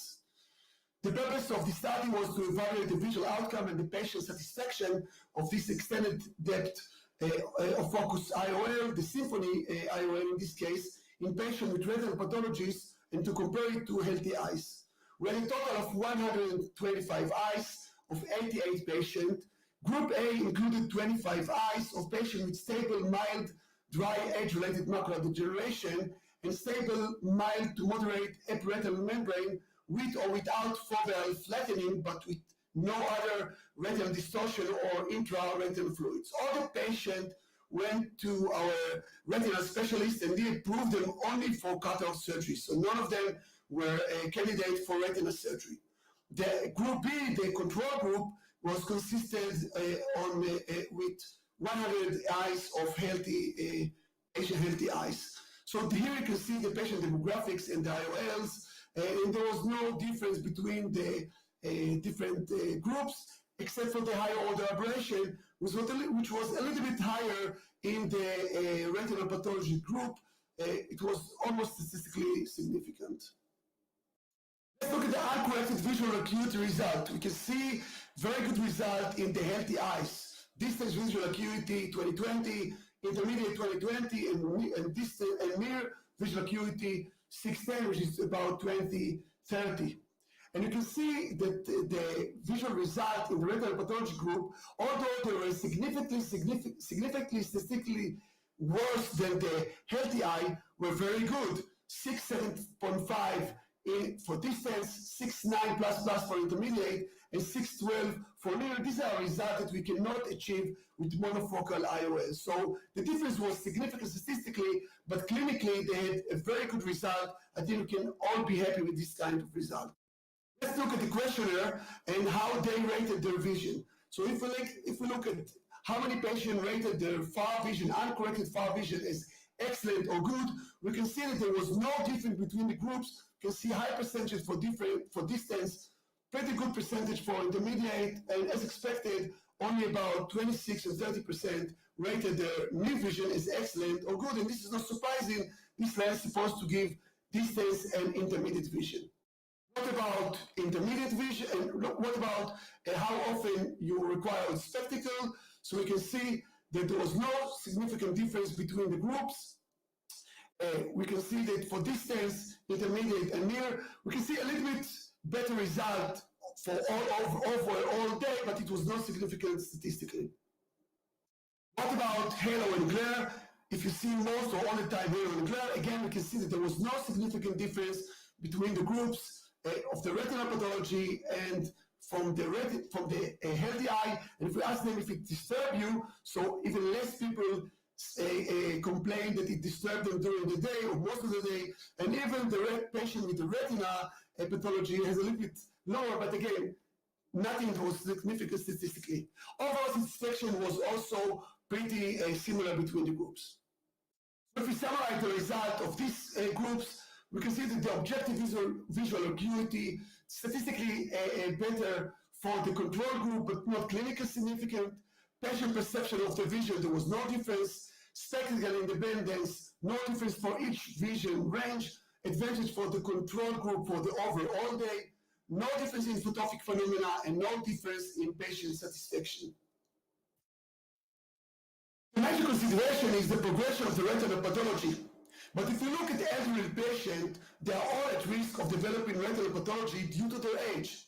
The annual incidence of early AMD in a population aged 60 to 80 years old is 3.4%. The prevalence of early AMD is 11% in people older than 75 years old. The prevalence of ERM is between age 70 to 79 years old is 11.6%. So we cannot rule out every elderly patient because they all have chance of developing AMD or ERM. Actually, patients that are going on the cataract surgery, 16.8% of them were found with epiretinal membrane. So I don't think we can exclude this patient. We will not probably implant multifocal or trifocal lenses because they are really very, they need perfect eyes. But the Symphony or the EDOF eye lens, which are more forgiving, I think we can show them, give them a good result. So retinal pathology considered as contraindication for multifocal IOLs. The Symphony IOL is a more forgiving IOL and demonstrating slightly inferior but comparable result in eyes with mild dry AMD, ERM compared to healthy eyes. And again, we need to check more thoroughly and bigger group. The other group that we want to see are patients with Fuchs endothelial corneal dystrophy. So here again, we had the same procedure and same study that we did, ratio of 1.3. Actually, this study was more extensive. We checked also multifocal lenses. We will focus now on the Teclis IOL, and these are the result. And you can see that the patient, the control group, which consists of 27 eyes, and the tested group was 9 eyes, they have better result. And this is not surprising. Patient with Fuchs has worse result, even in monofocal lenses, we speak about it. But if you look at the result, they are pretty good. 20/30 or better was achieved in 56% in the control in the study group and 67% in the control group. Looking at the uncorrected intermediate visual acuity, there was no difference between the group. And if we look at the near visual acuity, again, there was no difference between the groups. If we look at the specular independence, we can see that the control group had better result in the intermediate and all the whole range, and no difference in the distance and near vision. Looking at dysphotopsia, actually surprisingly, they had even less dysphotopsia from the control group, but it was not significant statistically, and the satisfaction was similar between the group. So if we summarize the result of this part, so if we look at the objective visual result, the uncorrected distance visual acuity was better in the control group, but there was no difference in the other visual results. Spectacle independence was better in the control group for the intermediate and overall, and there was no difference in photopic phenomena and patient satisfaction. There were 2 regional and national registries which were just published showing that patients with cornea guttata benefits from cataract surgery, but they have inferior results compared with healthy cornea, and this is with monofocal lenses. And the major consideration is progression of the corneal pathology and developing corneal edema. Again, another registry, or the same registry, published another paper, and they tested more than 250,000 patients, and they found that the chance of patients with corneal guttata to develop the need for a corneal transplant was less than 1%, 88 patients out of 10,000 patients. So less than 1% of the patients with corneal guttata will require corneal transplant. Another thing that we have a huge advance in lamellar corneal transplantation these days. We did make excellent visual result and minimal refractive change. So again, looking at this patient, this group of patients, we know that Fuchs corneal dystrophy considered as contraindication for multifocal IOLs. Again, the Symphony IOL is a more forgiving IOL.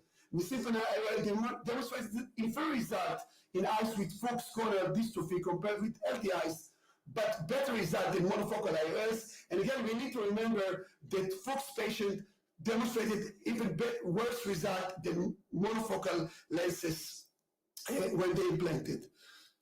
So if we conclude the Symphony IOL can be considered in patients with Fuchs corneal dystrophy without edema, patients with mild AMD and apparent retinal membrane that are stable and were cleared by the retinal surgeon for cataract surgery only. The patient should be informed regarding a slightly inferior result and should be informed regarding the risk of progression of the disease. And again, prospective randomized controlled trials with larger samples are required to confirm our result. And I thank you for listening.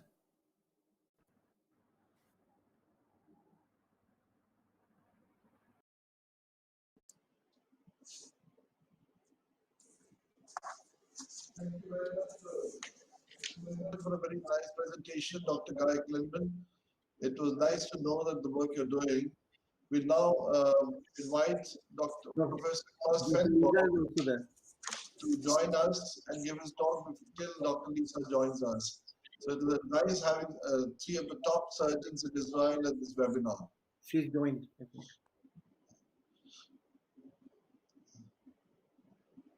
Professor Klaus.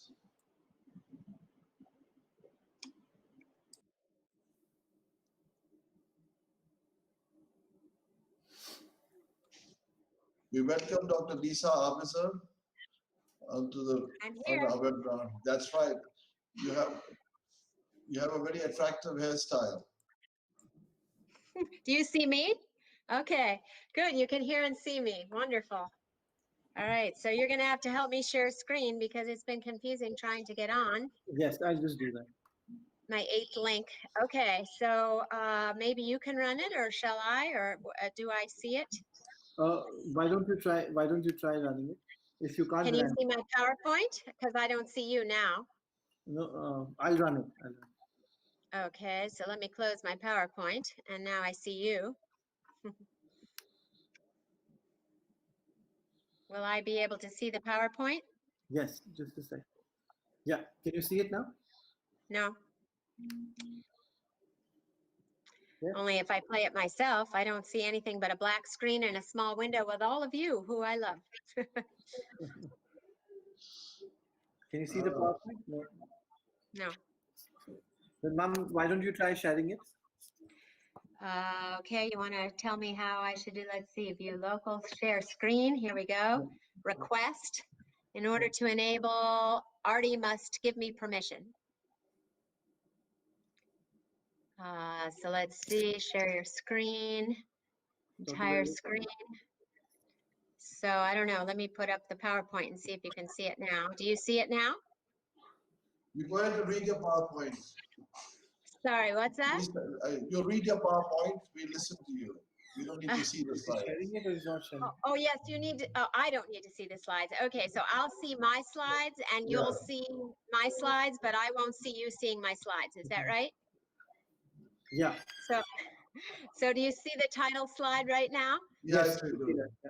Hope for Sight, Volunteer Eye Clinic, Northern Yunnan. Okay, so it's a pleasure usually to get to present, and I just want to mention that it's been my lifetime pleasure to work with the Sathis from 1994 or 6, can't remember which, to help them in their amazing quest, and they really inspired me to go to China with our son, who is my husband and I have a son, Micah Arbesser, who did a Nanjing Fellowship through Johns Hopkins after Princeton in Nanjing. We went on a trip to 11,000 feet in northern Yunnan province. And our goal, we told our son there were 3 requirements. We wanted to do a clinic for people who didn't have eye care. There were to be no steep downhill climbs, and we were expected to live, which pretty well worked out that way. We took a Jeep for a very long period up high mountains where there were cows that fell off the mountain, and then trekked for 4 days and had an amazing experience. This is when we finally got to our location, and you can see people waiting. That was the beginning of it. We had a PhD student who was a friend of our son Micah's, who was going up there once a month and spread the word. There would be an eye clinic. People walked for 2 days to come. He was able to speak the Bai and E dialogues which were the predominant minority groups there, and therefore could take a history and show them how to get a vision. Our goal was really just to diagnose reversible disease so we could advise people to go to where there was care. We never expected to be able to actually operate there, needless to say. Our protocol was to get a visual acuity. My husband, who's a pediatric ophthalmologist, was able to do a very fine refraction with his retinoscopy skills. We did an external exam, looked for a relative afferent pupillary defect, a confrontation field, and of course ophthalmoscopy. So this is the equipment that we brought, along with the fact that you can see my son, the redhead on the left, Micah, with all of our pairs of lenses. We had frames that allowed pop-in, pop-out lenses so that we could match a prescription. Interestingly, we were advised because of Han Chinese generally being myopic, that we should bring myopic prescriptions. And we, along the way, picked up many, many readers, which proved to be the most valuable things we had. It turned out, and whether this is because people were always outdoors, did very little near work, or whether it was a genetic phenomenon, people had virtually no myopia. We really over-minused one young woman in order to allow her to see the distance, and everyone else was more or less emmetropic. They were incredibly aware, like this was their bad eye, that was their good eye, and they had 3/4 of a diopter of astigmatism perhaps in the bad eye. We brought topical medications, anesthetic. The only operation we actually ended up doing was for people with dry eye disease. There was a woman who had an embedded ember in her conjunctiva and sclera with huge vessels going to it. We had to go outside the enclosures. Their homes actually have walls that don't meet the ceiling so that the smoke can get out because they have no heating other than charcoal braziers and fires. And it's interesting, you know, this ruddy look that people have. I don't know if you're all aware, but this is typical of people who live at very high altitudes, and it represents their huge hemoglobin count and ability to transport oxygen at the low oxygen levels at these high altitudes. And this is what they look like. So interestingly, the worst thing we saw pretty much was ocular surface disease and presbyopia. There were, of course, traumatic cataracts, traumatic retinal detachments. We saw a fair amount of post-leprosy disease. But interestingly, none of the diseases of aging that we have in our economically privileged countries, we saw virtually no macular degeneration and no glaucoma was detected by the appearance of the optic nerve or pressure checks by finger attention. Interestingly, whether this is due to the fact that we wish we had an epidemiologist because it was a startling fact, and whether they eat, you know, they kill a chicken once a month in a ritual way. They dig for potatoes. Their teeth are falling out. All the men smoke, and yet. Maybe it's because they drink tea all the time. They have no potable water, so they boil it all and have tea. I don't know why, but it was quite the phenomenon. So the biggest thing we were able to treat, they actually had no idea that presbyopia could be treated. And there was a fair literacy rate, especially among the men, and the women were thrilled to be able to see their tiny needlework and so on again, which was very fascinating. And we gave away all the readers that we had available. One interesting story is here we had backpacked and donkey packed all of these glasses up the mountain, and we hardly wanted to bring them back again. And so they were very poor, and we offered to just donate the glasses. And the elders met all day, all night long, basically. And they told us in the morning that whoever took them down to society would be entitled to a greater amount of the money that when they sold it than other people, and this would disrupt everything. And in their communist mindset and society, that would be a problem. And they actually sent the glasses with us down the mountain again, where we donated them down below to a church. So it was a fascinating experience in so many ways. We did less good than we really expected. They had no intention, even when we did find something that could be fixed, really to leave their community for care. They were not particularly trusting of what would be available. So it was more of an interesting experience, perhaps, than a truly effective one. And of course, the Sathis, and I'm sure others will tell you how to be effective in these settings, or perhaps some that are a little less remote, as in India. So with that, I will move to the scientific portion of this. I have been very interested in learning and applying posterior optic capture with planned posterior capsulotomy, in that, as you know, somewhere between 30 and 80% of patients will require a secondary procedure, even though it's considered quick and easy and relatively low risk of YAG laser capsulotomy due to posterior capsule opacity after standard successful cataract surgery.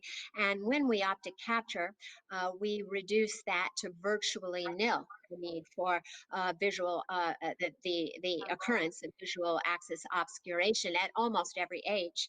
And for this reason, I learned and practiced posterior optic capture, and I'd like to show you a video.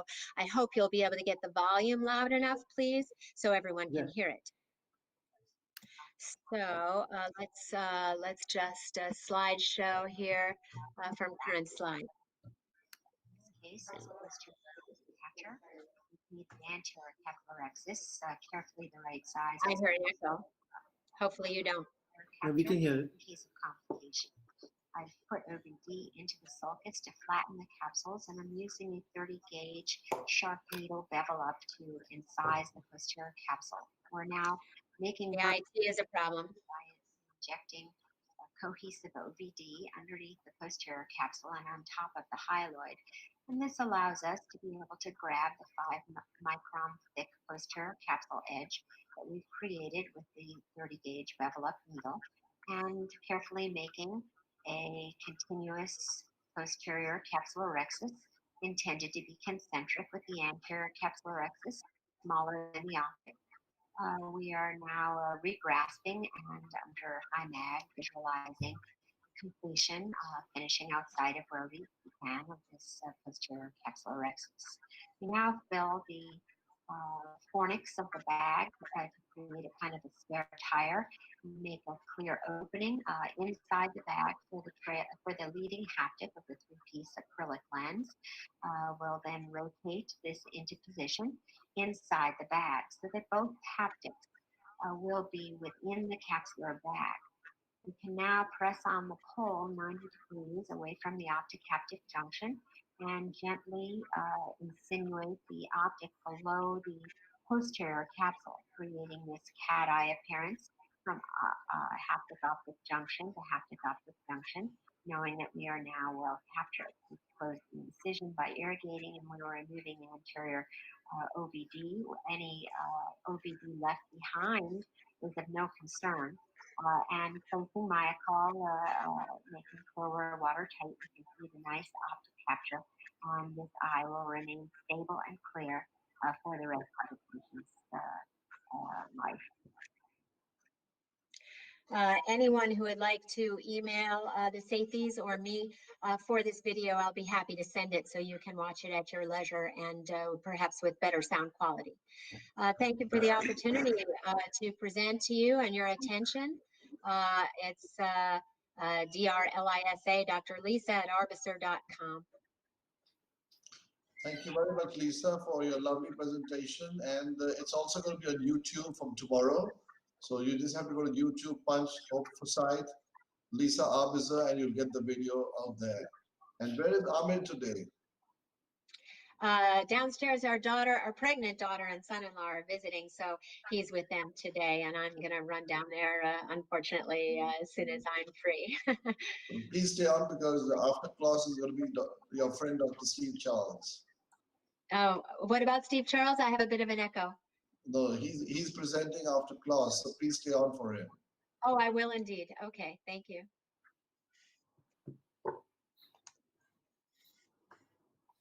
Reena, thank you. Hello Thank you, there. thank I you. don't know Thank if you you very can much. hear me.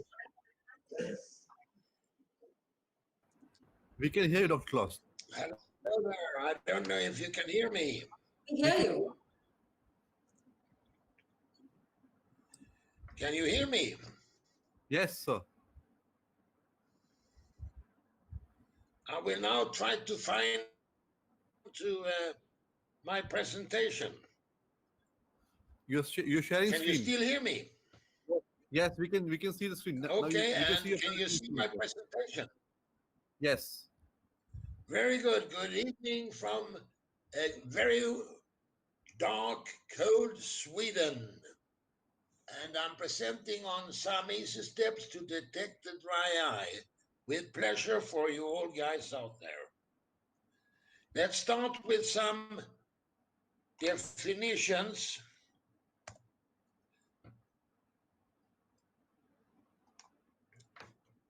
Dry eye is a multifactorial disease of the ocular surface, characterized by a loss of homeostasis of the tear film and accompanied by ocular symptoms in which tear film instability and hyperosmolarity, ocular surface inflammation, and damage and neurosensory abnormalities play etiological roles. The ocular surface is defined as comprising the structures of the eye and adnexa, including cornea, conjunctiva, eyelids, eyelashes, tear film, main and accessory lacrimal glands, and the meibomian glands. Thus, the tears, both in terms of the individual components at the site of production and as a film on the ocular surface, are included within the term ocular surface. Glycocalyx is the innermost layer of the tear film and connects the glycocalyx of the corneal epithelia with mucins secreted by goblet cells. Now, this mucus layer is critical in adhering the tear film to the cornea. It connects the hydrophobic cells of the cornea with the hydrophilic aqueous layer of the tear film.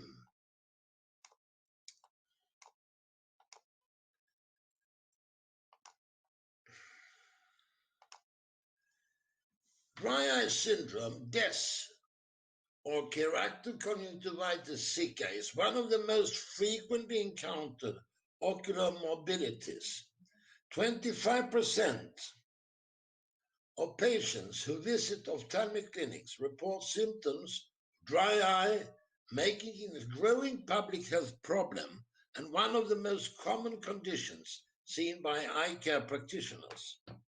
The prevalence of DES is estimated to be 7.4% to 33.7%, depending on which study is cited and how the disease is diagnosed and which population is surveyed. So the modus operandi of this very simple method to detect eyes goes as follows. The tear film stability tests. The tear film breakup time is to measure the time between the last blink and the first appearance of a dark spot on the cornea. That's formation of a dry area of the otherwise continuously stained tear film. A tear breakup time of less than 10 seconds suggests a dry eye. But here you have already touched the tear film and it's so sensitive, so it means that you have destroyed the tear film, really. The presence of fluorescein in the tears may stimulate reflex tearing and may also result in changes to the tear film properties. That's why we should try to use the non-invasive breakup time.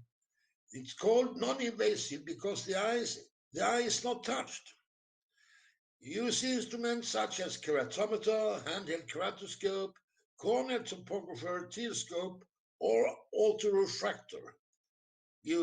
Then you will be able to measure it.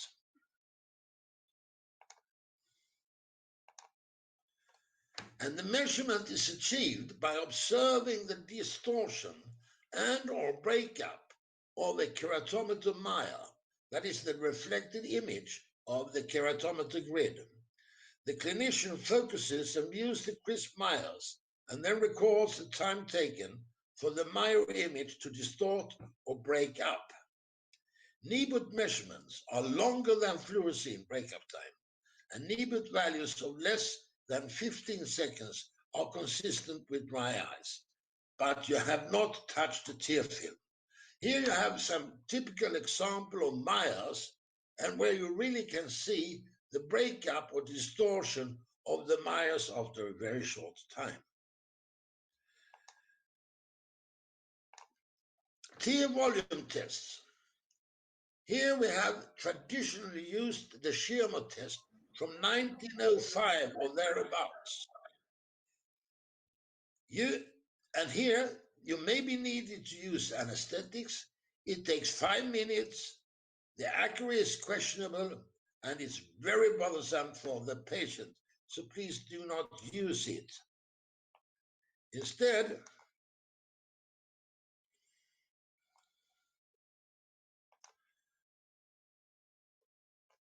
we have developed the lacrimeter. It's a paper strip impregnated with phenol red dye. Phenol red is pH sensitive and changes from yellow to red when wetted by tears. Yellow acidic color on removal from wrapper and before contact with tears. Changes to red basic indicating the volume of tears soaked up over the time of contact. If change of color of strip less than 10 millimeters, the tear quantity must be considered as low. I have a dry eye, so I have instilled some tears, and hopefully the video will work. I'm not sure. No.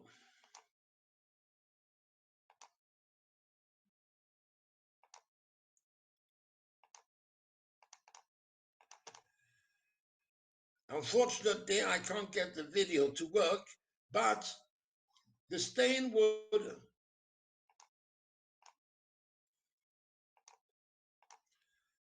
anyway, the strip would change to a red color of the wetting. Here.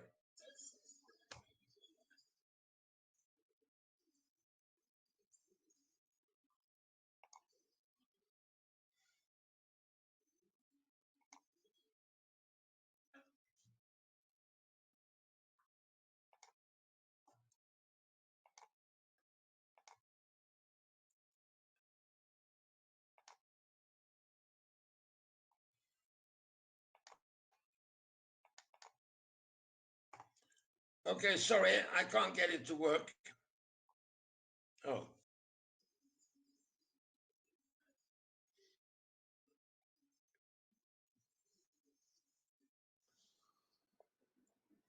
Okay, it doesn't work. I'm sorry about that. The dye has been shown to be, sorry. And you can easily see the marking of this strip. We have the different stain tests. Like rose bengal, the dye has been shown to be toxic to corneal epithelium at routine concentrations, and it stings, so please don't use it. Lissamine green staining, like rose bengal, colors any desiccated and dying cells on the ocular surface. Lissamine green may be better accepted by patients as it lacks the slight burning or stinging sensation typically found with rose bengal.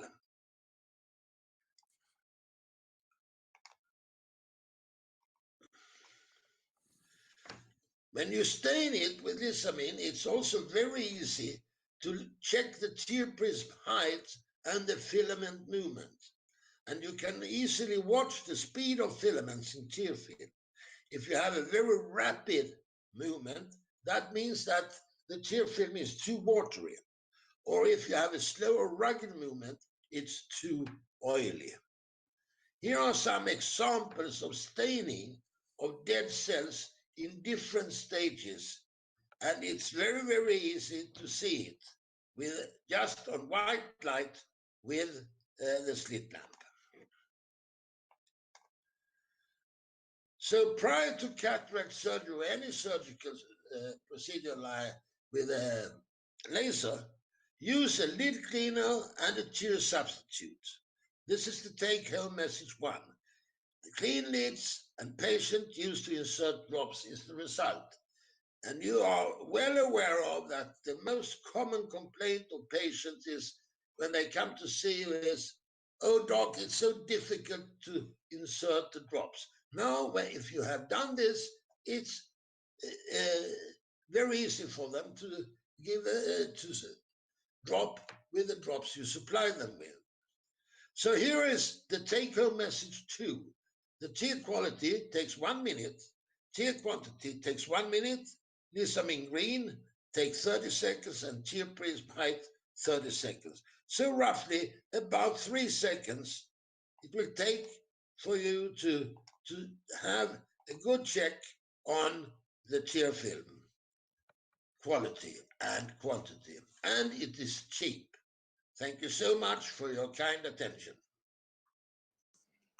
Thank you very much, Professor Klaus Fenbaum. We appreciate you enlightening us with the dry eye and the kind of tests and we need to do, because this is something in India which is very, very common, and we really need to take care of the poor who have dry eyes.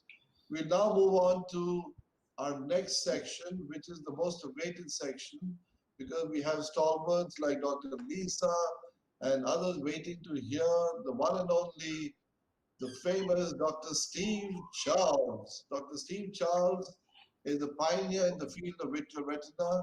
He has worked extensively, not only as an engineer who qualified from MIT, but also went on to be an ophthalmologist. So he combines the two knowledge of being an engineer and a surgeon, and does a meticulous job of his vitrectomy. And not only that, he flies his own plane to work. I want to tell you a little secret that he told me about. He recently had the opportunity to go all the way to Utah to have his cataract surgery done, and he flew back to work to do a vitrectomy. Now that is what it shows is the kind of technology he's used to. And it's also a little sad note for us that Dr. Alan Prattle is no more with us, and we will be observing a 1-minute silence at the end of the session. Dr. Steve Charles will be followed by another dynamic surgeon, this time from Brazil, a man who's played football and now handles membranes in the retinal part of the eye. His name is Hudson Nakamura, and he is a dear family friend like Steve and has been coming in all our webinars, and we thank you both for taking time off your busy schedules. And please go ahead with your presentation, Professor Charles. I will request Lisa to say a few words before you say your lecture. Dr. Lisa. All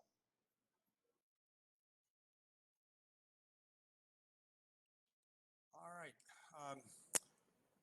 Thank you so much for inviting me. On World Sight Day, we could talk endlessly about cataract surgery. So much has been done worldwide in cataract surgery. I'm a retinal specialist, so I'm going to speak exclusively about retinal issues. It's also customary on occasions like this to take one of two directions. One, to talk in a very pessimistic way, almost a hopeless way, about the huge volume of cataract patients and blindness worldwide, which is appropriate to talk about and can be concerned about our brothers and sisters around the world.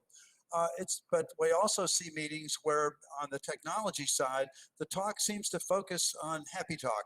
Oh, we have this is new, this is new, this is new, without really ranking them in terms of importance and without being quite candidly fair-minded about what has failed. So I chose to try to balance the talk between things that have been great success stories and things that have failed. I put numbers on this slide intentionally. Anti-VEGF therapy is, other than cataract surgery, the most important single thing that's happened in ophthalmology. I'm a vitreoretinal surgeon, but I must admit that medical retina anti-VEGF therapy has had greater impact, and we'll talk more about that. Minimally invasive vitreoretinal surgery, I've listed many techniques here, self-sharpening, disposable cutters, advanced fluidic systems integration, where all of the systems are in one box, one foot pedal, one screen, one graphical user interface, wide-angle visualization that Stanley Chang and others popularized, huge advantage. Some of the things I've done, scissor segmentation, delamination, retinectomy, all these have made a difference. ILM scaling from Dr. Candenoso in Japan, of course, silicone oil, and now 3D visualization. I don't call it a heads-up display because that's not the point of it. The point of it is digital visualization with greater magnification, greater depth of field. Lastly, our diagnostics are incredibly enhanced by OCT. I look back over 45 years of doing surgery. The first 2/3, we simply didn't know what we were doing. In many of the macular cases, we didn't know about vitreomacular traction syndrome. We didn't know about macular schisis.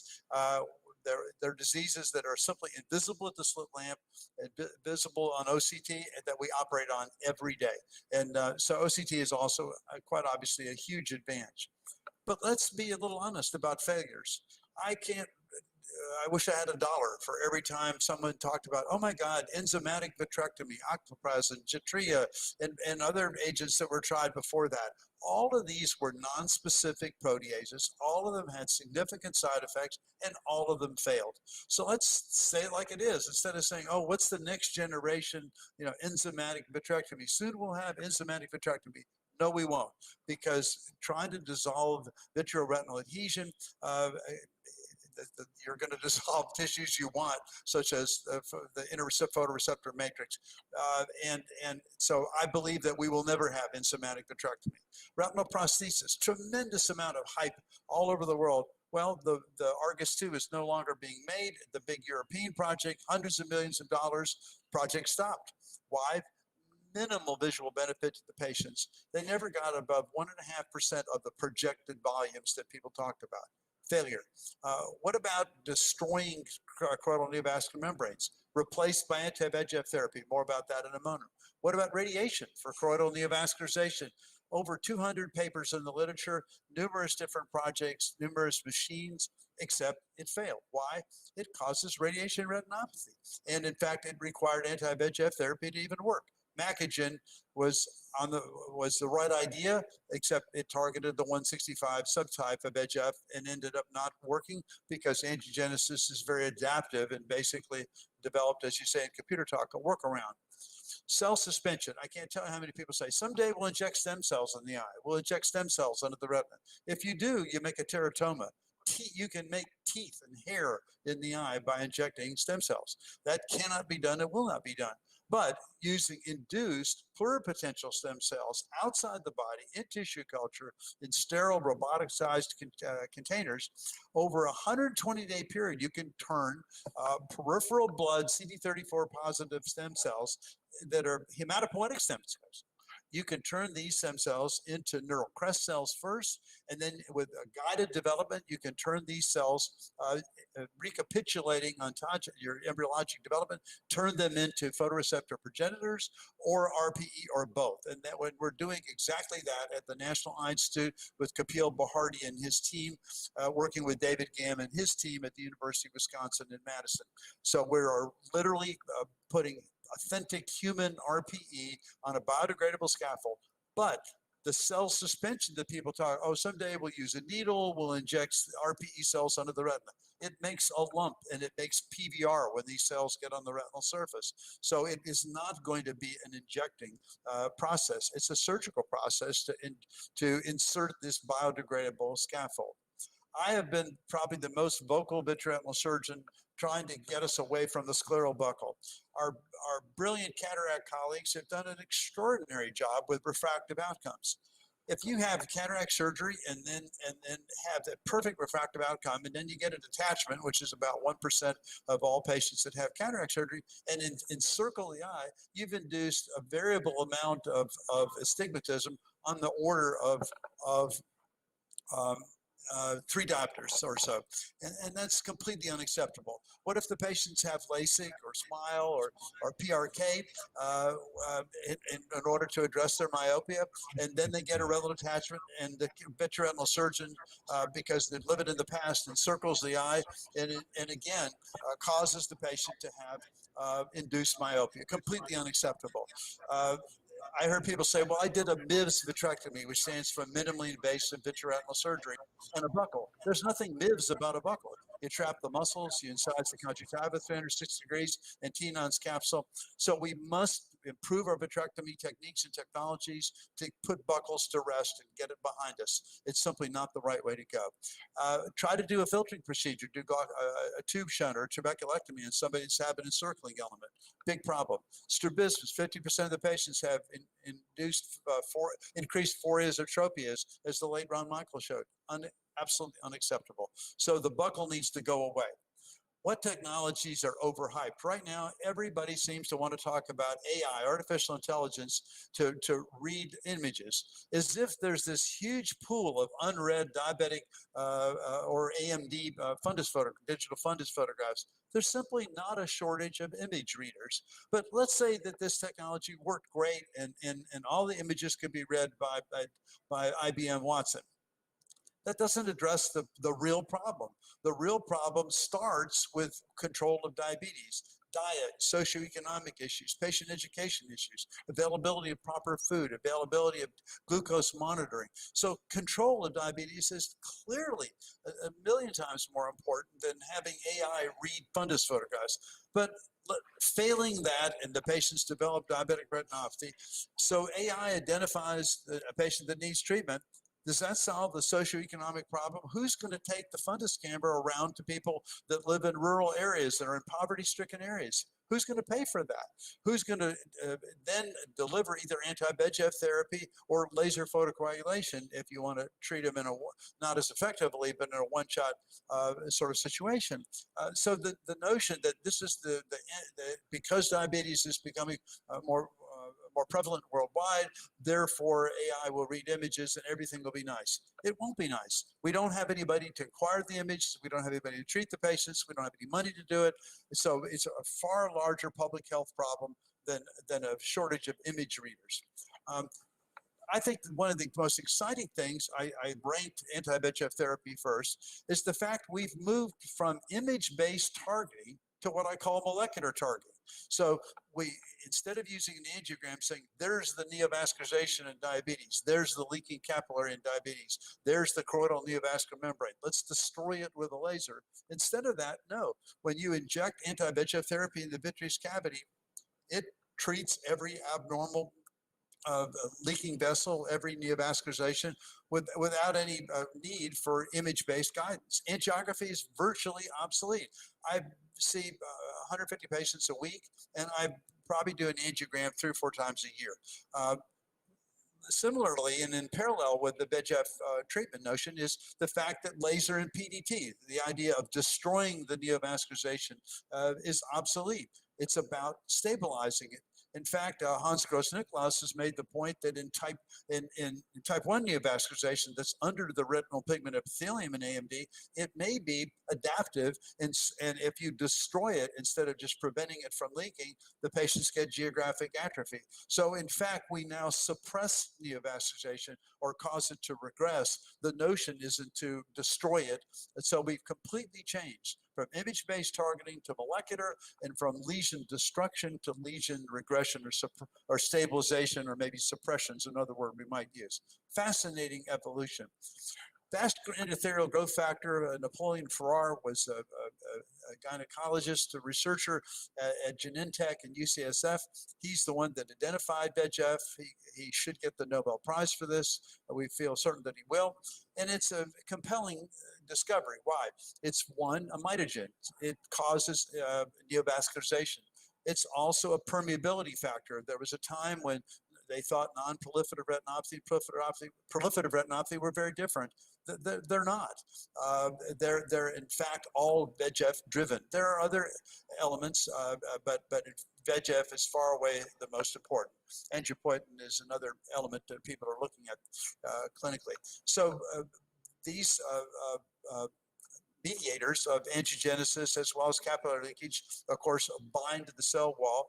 So they again cause both angiogenesis and vascular permeability, as Napoleon Farrar and others have taught us. So if you suppress VEGF, you treat diabetic macular edema by stopping the capillary leakage or inhibiting it, and you stop proliferative retinopathy by inhibiting neovascularization. This is present across all animals, all mammals rather. It's ubiquitous. And it's an adaptive process. The idea that the 165 is the only pathogenic one is simply not true. This is another seminal paper done by Lloyd Paul Ello in 1994 in the New England Journal of Medicine. Tom Shula acquired it. And it's really instructive. What does it show?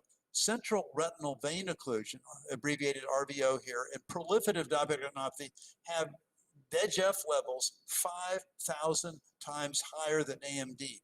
So Avastin, while not really developed for AMD, there's sort of a bulk effect by using a high dose. You can get this fairly large molecule, 150 kilodaltons, to go through the retina and treat subretinal and sub-RPE neovascularization. But data that applies to AMD is only marginally applicable to retinal vein occlusions and PDR, again, because of 5,000 times as much VEGF. Always keep that in mind. For example, the CAT trial in America showed near equivalence between Avastin and Lucentis and AMD. That does not apply. They're nearly equivalent in diabetic retinopathy. So the DRCRNet study showed that, in fact, Eylea is a more compelling molecule than Lucentis or Avastin when you have aggressive proliferative retinopathy. So what are some of the applications of this miraculous anti-VEGF therapy? Of course, neovascular AMD, or wet AMD as it's called, is a prime application. Diabetic retinopathy, also a prime application, both non-proliferative retinopathy, both Lucentis and Eylea are now approved for treating severe non-proliferative retinopathy without diabetic macular edema. So it progressed from requiring rather severe diabetic macular edema before you consider treating, now with severe non-proliferative retinopathy without DME, that's an indication to treat. And in fact, it halts progression to more advanced stages of diabetic retinopathy, and the average patient drops down 2 classes on the DRSS, the diabetic retinopathy severity score. So you're going to prevent traction retinal detachment. You're going to prevent horrendous diseases like neovascular glaucoma. If you suppress neovascularization, you can prevent vitreous hemorrhage. And so we're much less likely to see traction detachments in patients that we never see patients that are adequately treated with neovascularization that subsequently develop a traction detachment. Now, if a traction detachment is already present, there's some concern about the so-called crunch syndrome, but if you do a vitrectomy within a week of the anti-VEGF injection, it's still the right thing to do. Retinal vein occlusions. It was taught that there are ischemic and non-ischemic central retinal vein occlusions. Not true. They all have some ischemia, and what's remarkable is now there's mounting evidence that in some instances there's actually capillary reperfusion. There is absolutely capillary reperfusion in retinopathy prematurity. So here's this terrible disease of these tiny newborns, these neonates, retinopathy prematurity, and now laser is used less and anti-VEGF therapy more. There is a complementary approach between them. Paul Runge, who heads our ROP team, will use anti-VEGF therapy and then treat ischemic retina later with laser, but laser is needed less and less and less. So here's these devastating diseases listed here. Neovascular AMD, diabetic retinopathy, retinal vein occlusions, particularly central retinal vein occlusions, and retinopathy prematurity, all treatable with anti-VEGF therapy. Choroidal neovascularization from a number of causes. In the US, we see histo, but idiopathic, myopic macular degeneration, choroidal rupture from blunt trauma, and many others are all treatable with this same series of molecules. And if you look at the success story compared to any other pharmaceutical agent, think about it. No allergic reactions. Unbelievable. No systemic adverse events. None. The dose the dose required doesn't increase over time. There's no tachyphylaxis or dose escalation. And we're injecting in the vitreous cavity, unlike steroids, there's no incidence of glaucoma or cataract at all. I am totally opposed to the use of steroids for vein occlusions or diabetic retinopathy, and always use anti-VEGF compounds. It never makes a PVD or a retinal attachment, even though you inject 0.05 cc's of liquid in the vitreous cavity. Quite amazing. And there's basically 3 generations of drugs that are on patent in the United States and FDA approved and also used worldwide. Lucentis from Genentech, Eylea from Regeneron, and Beovu from Novartis. And as you see, they last, with clinical trials data, roughly 4, 8, and 12 weeks, respectively. Sorry, dry throat. What are the challenges with anti-VEGF therapy?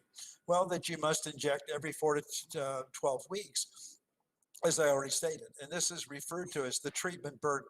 What's stunning, at least in developed countries, is how compliant the patients are and how there's not as much complaining. Patients come in reliably. The glaucoma doctors are always concerned about compliance and talk about it endlessly. And everybody projected that would be the case with intravitreal injections, except it's not been the case. There's been remarkable compliance.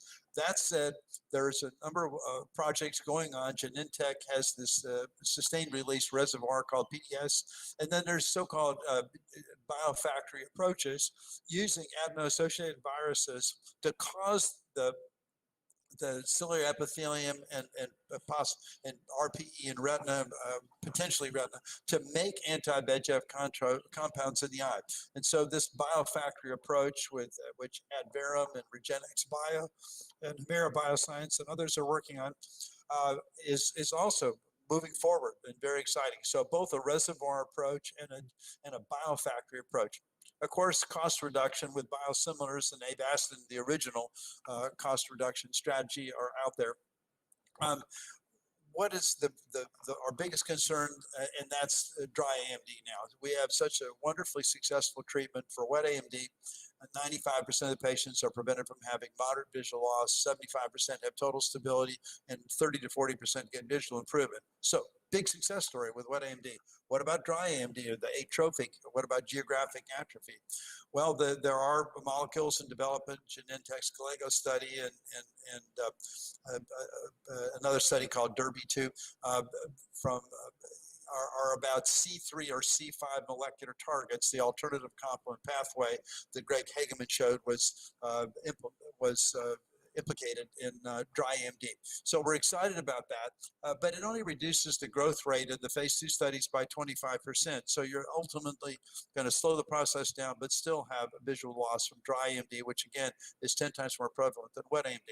So induced potential derived RPE and photoreceptor progenitors on a biodegradable scaffold have the potential to improve vision in these patients. It's a surgical procedure. It won't be a cell suspension injection, as I've already pointed out, but I think that's where we're heading with all this. Well, that's all I wanted to present. Again, on World Sight Day, I want to thank you for the opportunity to speak this meeting, and wish all the other speakers and the audience the best. Thank you very much, Dr. Charles. It's been a pleasure listening to you. The approach you have, it is revolutionary. And I like the way you said you hardly do any angiography because the hospital was asking for an FFA. Now we're not buying one because you told us. It's and OCTA is not there yet. OCTA is a work in progress. A lot of bright people are working on it, but it's just we've got to work on the public health issues. That's the next big step, and there's so much to do there. Lisa, your microphone's not active. Lisa, you're mute, so please click on that.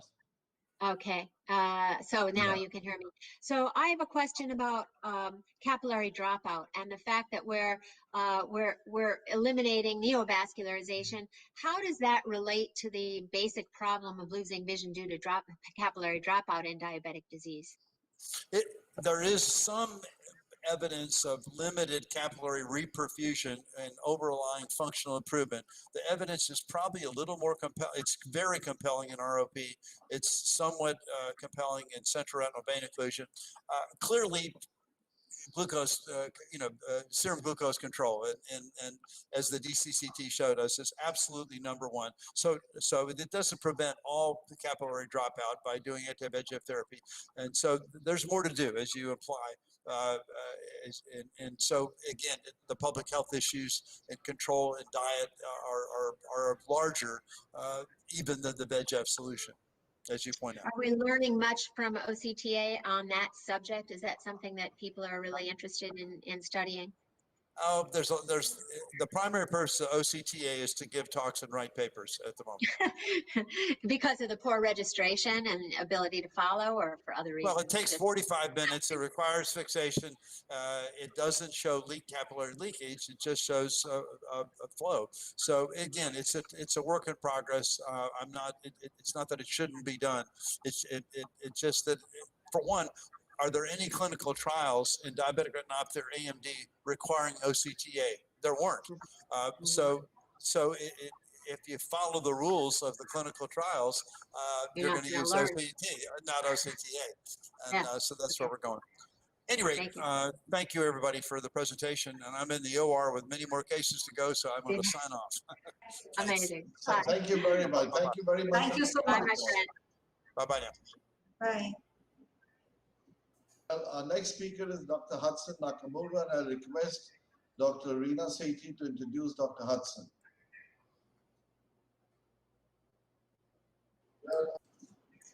So very good evening.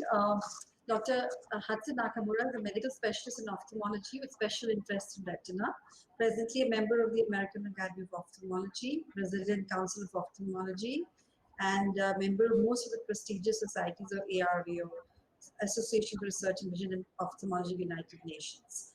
So over to Dr. Nakamura, and he'll be presenting the dealing with difficult situations with a great viewing system for vitreoretinal surgery.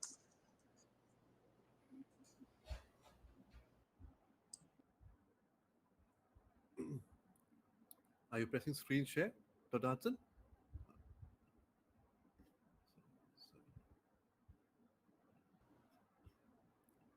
Yes, Dr. Hudson. Oh, yeah. Okay. And so before my talk, I want to thank Dr. Steve Charles for this amazing talk. Actually did a summary of, ophthalmology, the retina field, and I'm very thankful for that, and to have also the opportunity that we share whatever we have to share in terms of gaining vision. We are on the World Sight Day. It's an honor for me to speak after him. And so my theme, I think we could go without further ado, straight to the movie. And so could you start my presentation movie? Could you share it for me, Aditya? Yes, I'll start it, yes. You just tell me when you start.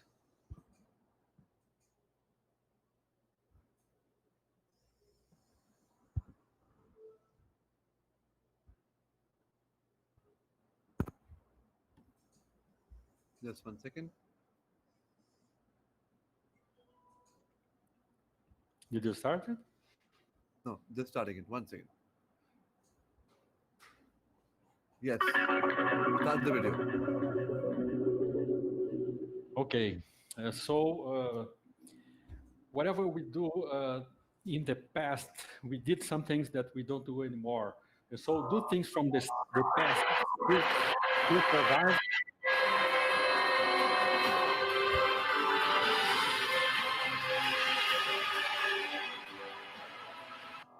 So this is just showing the, our soccer, and do we still do the old and the direct examination for eye fundus, or we go straight today with the indirect? And so also we are showing the Eye Bank Foundation here in Goiânia, Brazil. So things from the past we do, and some things we don't do anymore. So I will share with you this case of a the partial thickness macular hole, where you see the macular hole and you see me doing the sclerotomy. This is a 23 gauge surgery, and you have your very small pupil with hazy media. And actually, you have this cataract surgery. This cataract and very hazy media, but still with the appropriate lenses, you are able to look at the macula with the wide angle and macular lens, and you see very detailed vitreous and vitreous attachments. And we start with the core vitrectomy doing now, and we are getting the hyaloid, and it seems there is no cataract or no small pupil. So you see everything inside the retina on detail. And I'm not used, oftentimes I just use the brilliant blue, for example, for peeling the lamp. And here I'm not using to catch the hyaloid. So it's possible to do that with a very good magnification and a very good wide-angle macular lens. I'm carrying on now with the fluid exchange, and now inserting the brilliant blue. And so guess what? Even though the pupil is that small, and you have this cataract, and you have this synechia and hazy view, the image you get during the operation is so good that you see the brilliant blue staining there, both the ILM and the epiretinal membrane. So I'm getting from the optic disc here, the topography of the epiretinal membrane. We go very slow, and we are removing the epiretinal membrane before I remove the internal limiting membrane. It's not an easy task to see both, but you saw that brilliant blue stained very well both membranes. And I'm freeing up the macula here, and in order to close the macula hole later. And you see I'm lifting up the membranes, and I see the difference in contrast between them. I'm getting now the internal limiting membrane. This is a very tiny one, and we got to be slow, otherwise we could cause a tear on the retina. So you got to be very slow, and I'm removing it around, and you see still the lens, despite some opacity, is still clear. This is what we call the pinhole effect. And this video was already published in iTube as well, and I mentioned that even though you have this cataract, and it's possible that you have an amazing view. And so, I know that Dr. Charles, for example, he doesn't like to do cataracts in such a case. We don't need to do that, because you see I'm getting the membrane, and I have a very good visualization, so I did not need to remove the cataract. And so still by the end of the case, we are doing some laser, and we go up to the retinal periphery with a wide angle lens. It's very possible to see the retinal periphery without touching the lens. You're doing the appropriate movements. You move the eye, and you move the instruments as well. You can even cross from one side to the other side without touching the lens. It takes some practice to do that. So you rotate the eye in different directions, and even though now you have the air fluid exchange, you zoom it in, and they can see the macula in the all freed up of the epiretinal membrane and internal limiting membrane. So that was a cool case, and meaning that it's possible to do this surgery without removing the cataract. It's a difficult situation, but you still can go up to the retinal periphery with very good visualization. Thank you very much. Thank you, Dr. Hudson. It's a very, very interesting presentation and very well done. Very steady hands. Congratulations. I can make Thank you. out I like doing that, Aaron, and I do inverted vitrectomy. Not very many people are keen at listening to what is inverted vitrectomy, but when I start my inverted vitrectomy many years ago, and I only do inverted vitrectomy, what does this mean? It means that you are sitting here, you are on one side, the patient is on the other side, but if you are operating on the right eye, whatever you see without inverting the image, you are seeing as if the right eye is drawn. So you see the same image as you have in the book, and you see the right eye. And the thing is that you go one side and you see the image on the other side, but this you get used to that. And why is it's important? Because if you want to go from temporal to nasal without touching the lens, you got to move the eye sideways. But if you move to the same direction, you touch the lens. But if you move in the opposite direction, you go past below the lens, and so you don't touch it at all. So that's the thing. Even though the patient, it's a difficult circumstance case, even though the patient has this cataract, it's possible to get away with that without problem, and a very good visualization system. Also tell us what brand of microphone you speak into. It has a very good sound reproduction. You can only see a very naughty side view of it.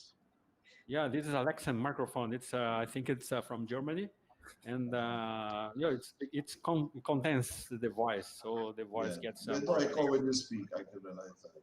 Thank you very much. But please stay on, because after this is coming the last session, which is the most exciting session, and then we're going to have a screenshot with all of us celebrating the World Sight Day with blindfolded with the candlelight thing. So we now move on to the next session, and we have star speakers here. For the first time, we're going to be addressed on the screen. You can see Anish Chopra.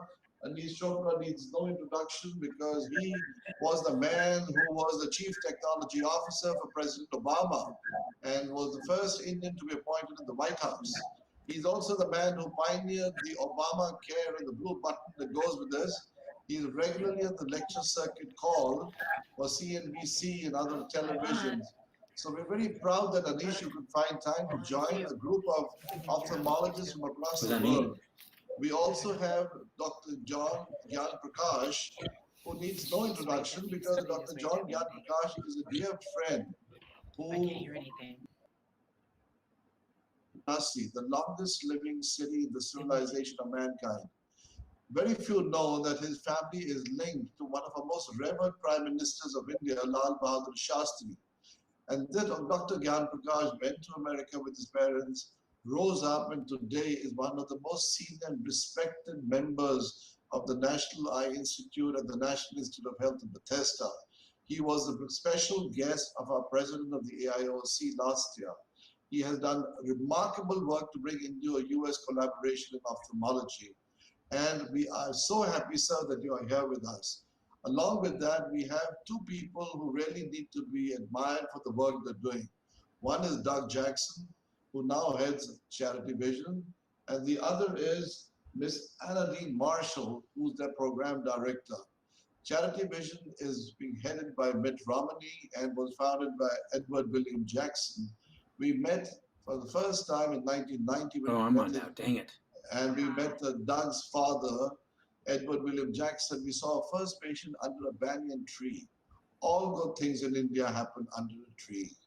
For the first patient, the program from 1990 to 2020, over the last so many years, has reached out to 1.47 million patients who've had the sight restored. We're also going to have with us one of the most pioneer ophthalmologists that Canada ever saw, by the name of Steve Arshinoff. This gentleman was known for bringing the double shell technique, but he has a very soft heart. The shell that he created made the cornea safe for phacosurgeries. But the heart that he has, he drives a bus all over northern Canada in snow and in all weather, bringing sight to those who can't trek to his hospital. So with this kind of people presenting on the World Sight Day, isn't it worth being an ophthalmologist? Isn't it worth being a humanitarian? There are still good people left in this world. Even though we have the COVID, we're all together under one roof because we share eye care. I now invite Dr. Vaibhav and Dr. Aditya to please start the session. I'd like to invite Dr. Gyan Prakash. Sir, can you please do the slide share? Thank you. Perfect. Can you click on the central box and then click entire screen?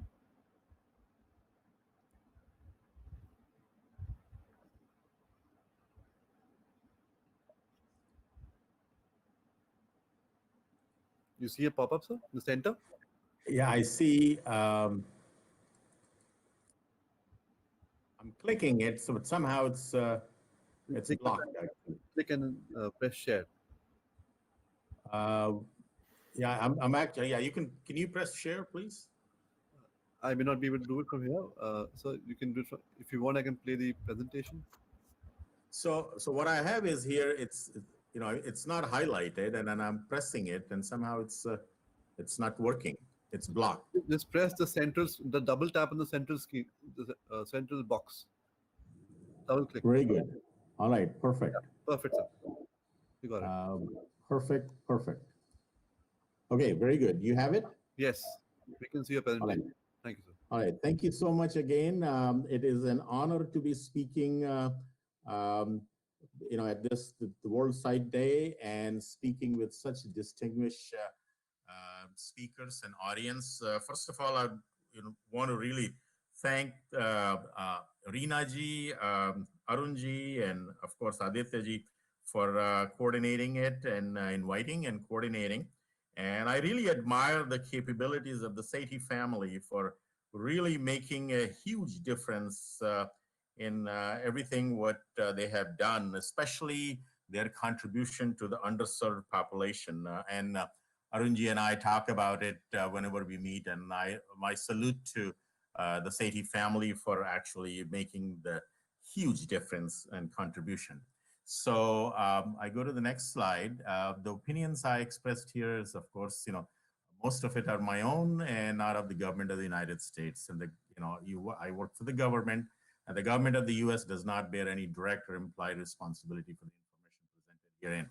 So let's quickly look at, obviously it has been discussed several times during this presentation, which I had the honor of actually listening to some of the speakers, great speakers like Dr. Steve Charles, actually, who talked about several things what we do at the National Eye Institute. He mentioned, so thank you, Dr. Charles, for doing our job. And so according to the World Report on Vision, which WHO wrote it, and I was with them just earlier today on another event for the World Sight Day, speaking with them and the ICO. So at present, at least there are 2.2 billion people around the world that have vision-related issues, and whom at least we have 1 billion that have impairment that could have been prevented, or that still needs to be addressed.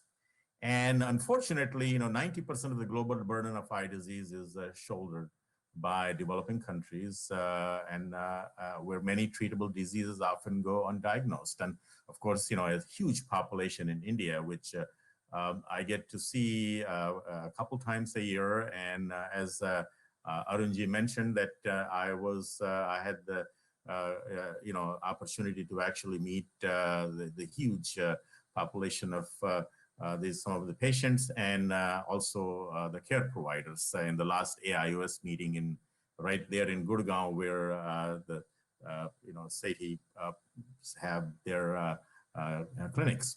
So what I wanted to focus here is, I want to talk about the research strategy and some of the things that we do at the National Institutes of Health. And this is a large effort. I'm going to give you just a macro perspective. And so we have a comprehensive research strategy, which we believe that, and including international research collaborations between the developing and the developed world, that's very much needed to address the bigger issue that, just mentioned. And of course, there's a, wider collaboration that we need among the researchers and clinicians and healthcare providers to advance the high quality science in many areas, as well as for improving the standard of care. And that, of course, it leads to support health policies and advocacies. So where I am, this is just outside Washington, D.C. This is Bethesda, Maryland. And this is the NIH campus, just about 30 minutes outside Washington, D.C. And as many of you know, NIH is part of our Department of Health and Human Services, which is like your Ministry of Health in India. And at NIH, we conduct and support biomedical research to uncover new knowledge that improves the health of all Americans. And here is something that I like to highlight, and it's actually etched in stone, actually, on a plaque in our main building, that it's not only for all Americans, but also the human condition throughout the world. So we are very much working and with the rest of the world on biomedical research programs. And National Eye Institute is one of the 27 institutes and centers that are dedicated to the research NEI as a research in eye specific to eye diseases that you can see here that highlighted here, along with other institutes and centers within NIH, a large organization. And in terms of mission, the National Eye Institute conducts and supports research training, which is a huge part of our program. Not many people actually are familiar with that. So training is equally important. And then health dissemination, health information dissemination, and other programs with respect to blinding eye diseases, visual disorders, mechanism of visual function, preservation of sight, and special health problems, and the requirements of the blind. So we have large number of programs. Recently celebrated our 50th anniversary at the National Eye Institute. So if you look at that in terms of specific, we actually uncover and work on the advanced knowledge, creating advanced knowledge of the visual system, health and diseases, in preventing and treating eye diseases, and then in turn improving the quality of life for all ages. And if you look at the number of the amount of money that's involved is about $824 million just this year. And please remember that this all goes to just to work on the eye diseases, research and training. So I want to give you a perspective on the NEI view of the international research and training. We believe the global science is very interconnected, and therefore we are actively involved in global research, in seeking scientific opportunities, sharing or identifying shared priorities, supporting unique international opportunities in scientific research. And in a large part, actually, we support the domestic grantees to expand their international collaborations. As you know, NIH operates on the US taxpayer money, and we support our domestic grantees, which is about 80–85% of our budget. And then we have several international training fellowships, including a collaborative training program. It's very relevant to mention that this is with the International Council of Ophthalmology, and we just recently started that. And ICO also celebrated the World Sight Day just earlier today. So how do we do it? We do have partnership with scientists, governments, companies, NGOs, where we can leverage NIH funds to ask important questions on human health and biology of eye diseases. And here is something what I like to point out, that not many people know that anyone from any country around the world can apply for NIH science grant, which is sometimes people are surprised. They said, really, we could do that? And, and my answer is yes, that, anyone is eligible. And if you look at the current training, this is just the National Eye Institute. We are training close to 90 people at this time. And these are the next generation of scientists. And as you can see, India plays a very important role. And these are various countries around the world that we are training their scientists. They come here for short-term and long-term. And not only that, a majority of them, they go back, and therefore they establish a long duration of scientific collaboration and then healthcare. And it, in terms, NEI makes the contribution to the entire world in terms of vision, health, and eye care research. And since this is organized by the Arunodaya Trust, I want to specifically mention things with India. There's a large Indo-US collaboration, and this is quite prominent, which was signed about 15 years ago. This is the DBT secretary and then NIH director, and that has started a large collaborative program. In the very first round, as you can see, there are a number of very highly acclaimed programs that have been actually worked between the American institutions and the Indian institutions, such as Shankar Nethralaya and Harvard, LV Prasad and Washington University, Arvind Eye Care and Cleveland Clinic, Prasad and Harvard. And this is also with National Institute of Nutrition. And then you have University of California involved here, and one of them program which is right near where near New Delhi is a quite famous program. It's with the Shroff Charity Hospital and MIT. So this was and many of these programs had a wide-ranging applications and have trained not only scientists, clinicians, but also generated large amount of research data which are being used around the world. In the second round of the program, since I've been in the office in my position, there are 2 programs that have been added, and these are again a whole different set of large program with glaucoma and diabetic retinopathy. And this is again a collaboration where National Eye Institute is funding to the Harvard, and Government of India is doing a parallel funding to Shankar Nethralaya. The second program, diabetic retinopathy, is with the Cleveland Clinic here in the US that are funded by us and the Vision Research Foundation in Chennai. And here is the link for details. And currently, I'm very, very happy to tell you that the third round of US program is currently active, and we are actually in the open season, and we have expanded it to almost all areas of eye research. Previously, it was restricted to only few areas. Now it has grown to almost all areas, with a great contribution for Department of Biotechnology, Ministry of Science and Technology in India, Government of India, and with our efforts. And the next grant submission is on November 9th.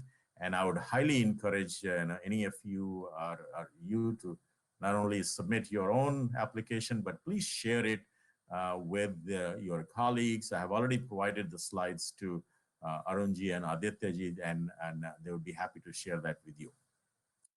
And so take home message, essentially, as I said earlier, anyone from any country around the world can apply for NIH NEI biomedical grant. Here's the link for that. And as you know, I work very closely with ICO, but this is something to mention here that we started a whole new program. This is a training fellowship for the next generation, where you all are welcome and look into and provide and support your colleagues. And this is a new program, and we are trying to encourage bringing the best of the brains who can actually come and work with us, and a one-year fellowship, and then go back and make a contribution worldwide. So in terms of final thoughts, National Eye Institute supports the entire research continuum that ranges from basic discovery to translational medicine and clinical trials. There are many, many opportunities. I just gave you a broad perspective here, but many opportunities to work on the mechanism, to work on focused efforts, basic discovery, and clinical applications, and that have wide-ranging applications around the world, and many collaborations that are ongoing. And so we are at the forefront of research and training. That's our mandate, to improve the global health by working closely with global leaders such as your team and eye research, and many of the things Dr. Steve Charles mentioned, and I was listening quietly, and it was just wonderful to hear that they are all collaborating, working together.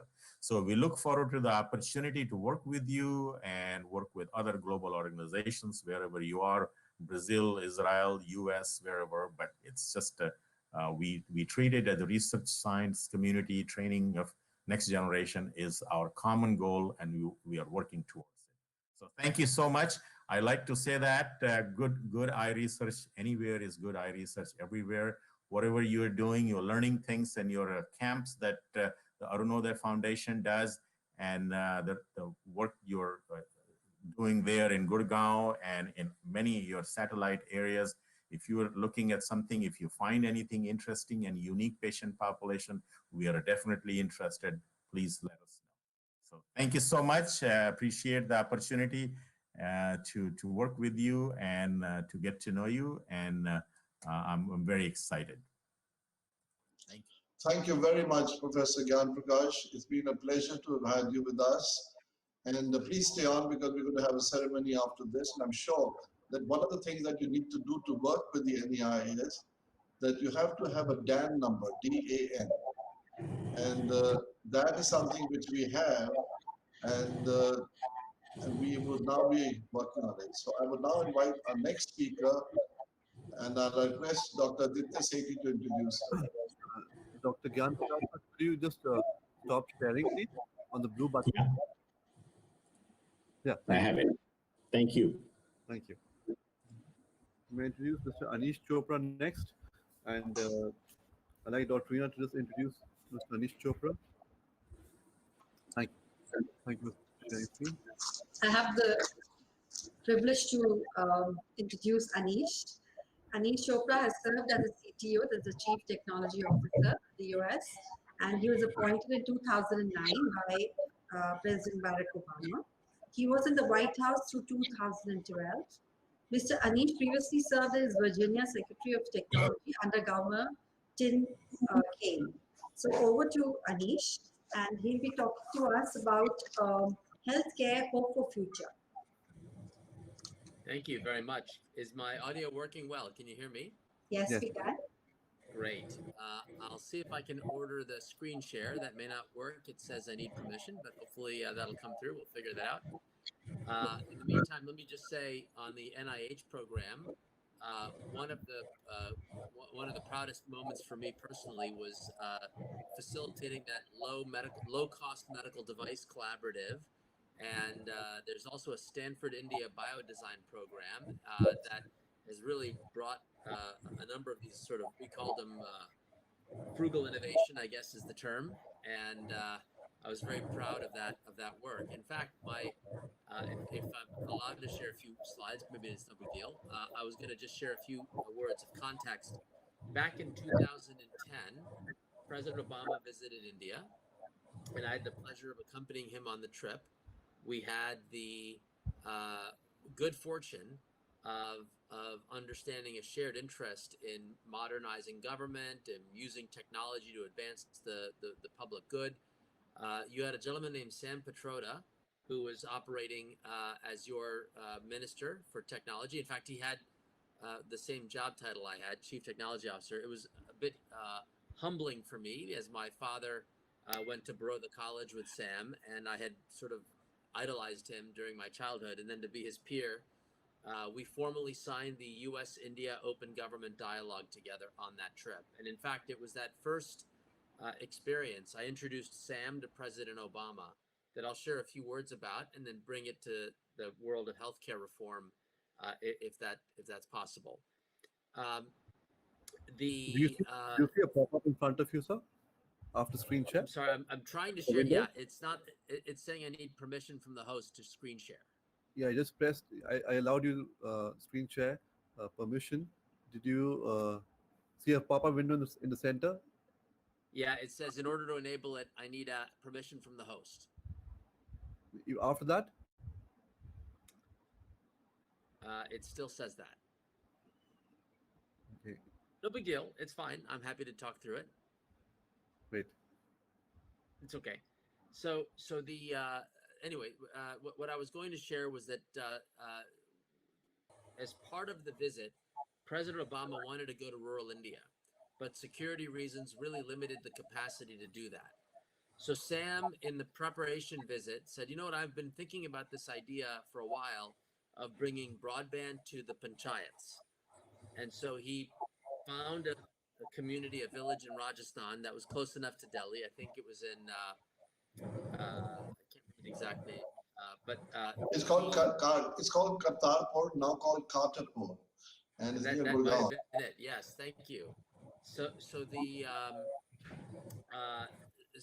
issue at the time was, could we extend the phone service into broadband and then enable access to information for the community to better self-organize? And President Obama sat in Mumbai, but had a video conference call with a community that had no broadband, actually no infrastructure, no paved roads, no anything. And he had the ability to communicate, to hear what the experience was like for the last 30 or so. They basically had 30 days, maybe 60 days, where they had exposure to this information. And I'll just share one example. A nurse said to the president, now that she had access to this information, when she was traveling into the village, she could look up directly what the immunization history was for the kids. And so she was able to target where the gaps were and to close them right there in the village. President Obama heard maybe 4 or 5 of these stories, and his comment was leapfrog. Leapfrog.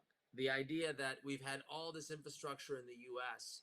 and we've made incremental progress, but here you have this capability in India, a young nation, a hungry nation, a motivated nation, and it has the capacity to build beyond where we've gone. That spirit then carried us into the healthcare domain. We've been grappling for many years on how to get access to electronic health information, and we're making a lot of progress. I'll say that in a moment. But in India, with Aadhaar, with the digital identity available to every Indian, there's now a capability to do things like schedule an appointment at the local hospital using your mobile phone.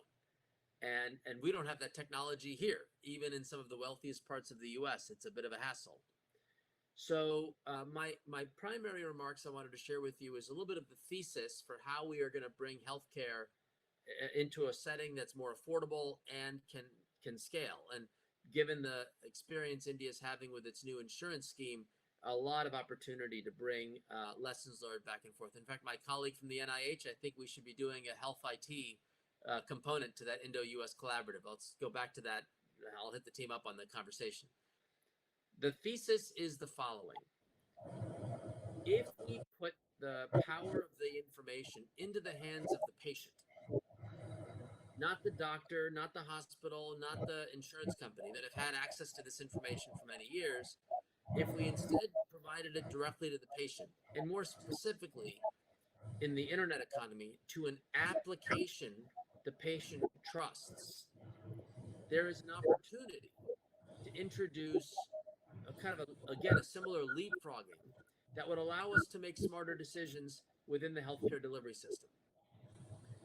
I have been studying ways in which we can make the delivery system work better because our healthcare system is now opening up for the first time. And we're starting to see what would consumer empowerment look like and how would it affect cost and outcomes. Now, I am not an ophthalmologist, so I'm going to be upset. Don't be upset at me if I say something that's a little bit sensitive, but I'll share with you an example.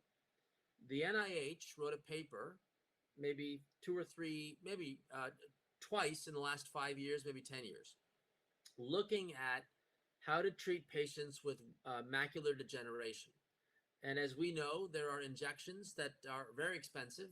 In the US, these have brand names. They are Lucentis, Eylea, Beovu is new. These are very expensive, $2,000–$3,000 an injection, and you have to have it for a course of treatment, as you have all talked about during this conference. But if you could take a compounded version of Avastin, given the small volumes necessary, you could administer a clinically equivalent treatment using Avastin for roughly $50. If you were to examine what percentage of the American people are getting the $50 version versus the $3,000 version when they are clinically equivalent, the data suggests that 85% of all injections are on the $2,000 and above product, despite the NIH studies that say they are clinically equivalent. And you may say, oh, no, they're different. They're different. They're different. They can't work. But here's the thing. In the US system, Medicare seniors are responsible to pay 20% of the bill. How many loved ones hear that they're going blind, are told that their miracle cure is available if they get this injection to forestall the blindness? They will do anything in their power to pay for this. How many of them are told there's a $50 alternative that's good enough?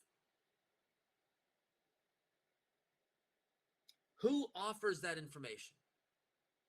Whose responsibility is it to offer that information? We have been hoping that natural market forces, the ophthalmologist may say, hey, but ophthalmologists don't know it's $2,000 to the patient or $50 for the patient, or maybe they do, I don't know.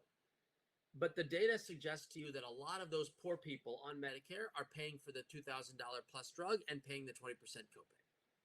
So this new world order in healthcare, where we democratize information to the individual and the consumer they trust may result in applications that could say, give me the information from your doctor, give me the information from your insurance plan, let me see the prices and the options that are available, and I'm going to suggest to you, oh, by the way, this particular doctor at this clinic, 90% of the time injects you with the high cost drug. If you go to this doctor, you're going to get great care, and 60% of the time they do the lower cost option. That kind of decision support is coming to the United States. And it is a similar innovation in India as you look to open up the new health IT scheme, electronic health records, as the Prime Minister just announced last month, and this Aadhaar component. We have the opportunity to work together to understand. And maybe the answer is we need a lot more clinical data to understand if the low-cost drug makes sense for everyone. And I get that. So we can still build a learning health system globally to capture more feedback, more sharing, more learning, and then feeding the decision support and making to the end. I'll leave you with this final point. To me, as we move into this sort of tech-enabled era, there is a new responsibility we must cause. It's the Hippocratic oath of the digital era, or what I call a health information fiduciary. We need to elevate the requirements from our WhatsApp and other technologies that we use that are effectively unregulated, to say that if you're going to touch my sensitive health information, I'm going to expect that the decision support you give me is in my best interest and not in the best interests of the doctor, the plan, the drug company, or whomever else, but to me. And if we could establish this code of conduct, this fiduciary standard as we move to the digital era, I believe we will steer the entire globe towards higher value care, and especially in eye care, when we have care coordination for diabetics that have to be care coordinated with the primary care doctor and the other stakeholders. We can put it all together. So with that, I will say thank you for having me. I appreciate the chance to say a few words, and if there's a question or two, I'll take, and then I will let you carry on the day. Thank you very much, Anish. It was a very, very thought-provoking and illuminating talk. I request Dr. Gyan Prakash to ask a question. Okay, so first of all, Anish, thank you so much. I tell you, I'm a fellow Virginian. I'm sitting in Vienna, Virginia right now.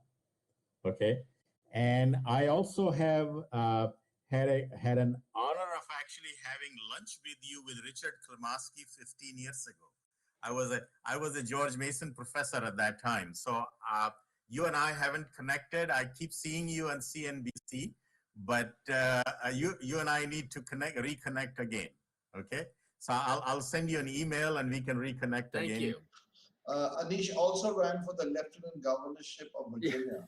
I know. I know. I'm a Virginian for the last 20 years. So I know it. And we are actually very, very proud of Anish's accomplishments and the things that, and I regularly watch him on CNBC. So he's the man. He's the man. And I will connect with him. But the question that you raised is about the NIH and especially with the dissemination of information. So it's interesting that we leave it up to the market forces to actually come up with a price. But is there an agency specifically we can say that such and such agency should actually do the health economics? That's one area we are really lacking in this country or anywhere in the world. We need more health economists. We need many PhDs in health economics. We need people who have been trained in that area, the healthcare analytics, healthcare economics, and are we heading that with? So that has always been my question, that which agency has the capability and really the mandate to do this kind of work? Do we know that? Yes, so great question. And India is going to struggle with the same question. So when it comes to the value-based care calculations, there's a lot of judgment about which, this clinical efficacy and safety, which are the judgment of the FDA. Medicare and Medicaid, CMS, they do have some responsibility for basically being stewards of the taxpayer dollars. They're legally prohibited from getting into this sort of you're a high-value drug, you're a low-value drug sort of judgment. But as the Medicare program outsources the budget to doctors, there's now a new opportunity within Medicare to stand up a public-private partnership where doctors can use the evidence as more decision support as opposed to the insurance scheme saying you can't do this and you can't do that. So as we move to this public-private partnership model of taking risk, you'll learn that, by the way, Dr. Sethi, you might find this interesting. A small example, we've had this outsourcing model where primary care doctors in the US get a budget and they start managing the patient. They're not trained in ophthalmology, but as it turns out, one of the biggest expenses is this macular degeneration drug. It's $1 million for every group of doctors that takes financial risk from CMS. There's at least $1 million of savings if they just move to the Avastin. So one group of doctors told me one year, oh, and if they save a certain amount of money, they get a check back. So a group of doctors said to me, hey, Anish, we got a check last year, but oh my gosh, we didn't get the check this year. We missed it by just this much. And I said, these ophthalmologists down the street, 90% of the patients they care for you, they put them on the $3,000 drug. Have you ever talked to them? I don't know who they are. But the patient, we don't have a relationship. So that week, they picked up the phone and said, I want a meeting. And the ophthalmologist said, who are you? What are you telling me how to practice? This is my specialty. And it was the first time they'd ever had feedback from another doctor about the cost of treatment because it was affecting their budget. So I wrote a paper on this last maybe 3 months ago on macular degeneration, saying that 25% of the doctor groups that took risk did not get a check because if only 15% of the seniors that needed the drug moved to the low-cost drug, they would have gotten a check, $100,000 check from the primary care doc, real money. So this is a scenario that is changing. The highest paid doctor in the United States from Medicare is an ophthalmologist that does these injections. He got paid $11.1 million in the United States. So this transparency, your question about health economists, it's going to have to be a public-private partnership with the Medicare global budgeting and then some community coming together to do the work. Thank you. Okay. Thank you.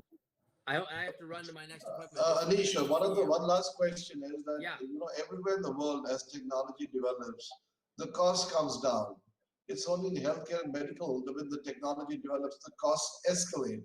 And the governments love it. Why don't you do that? And how do you stop that?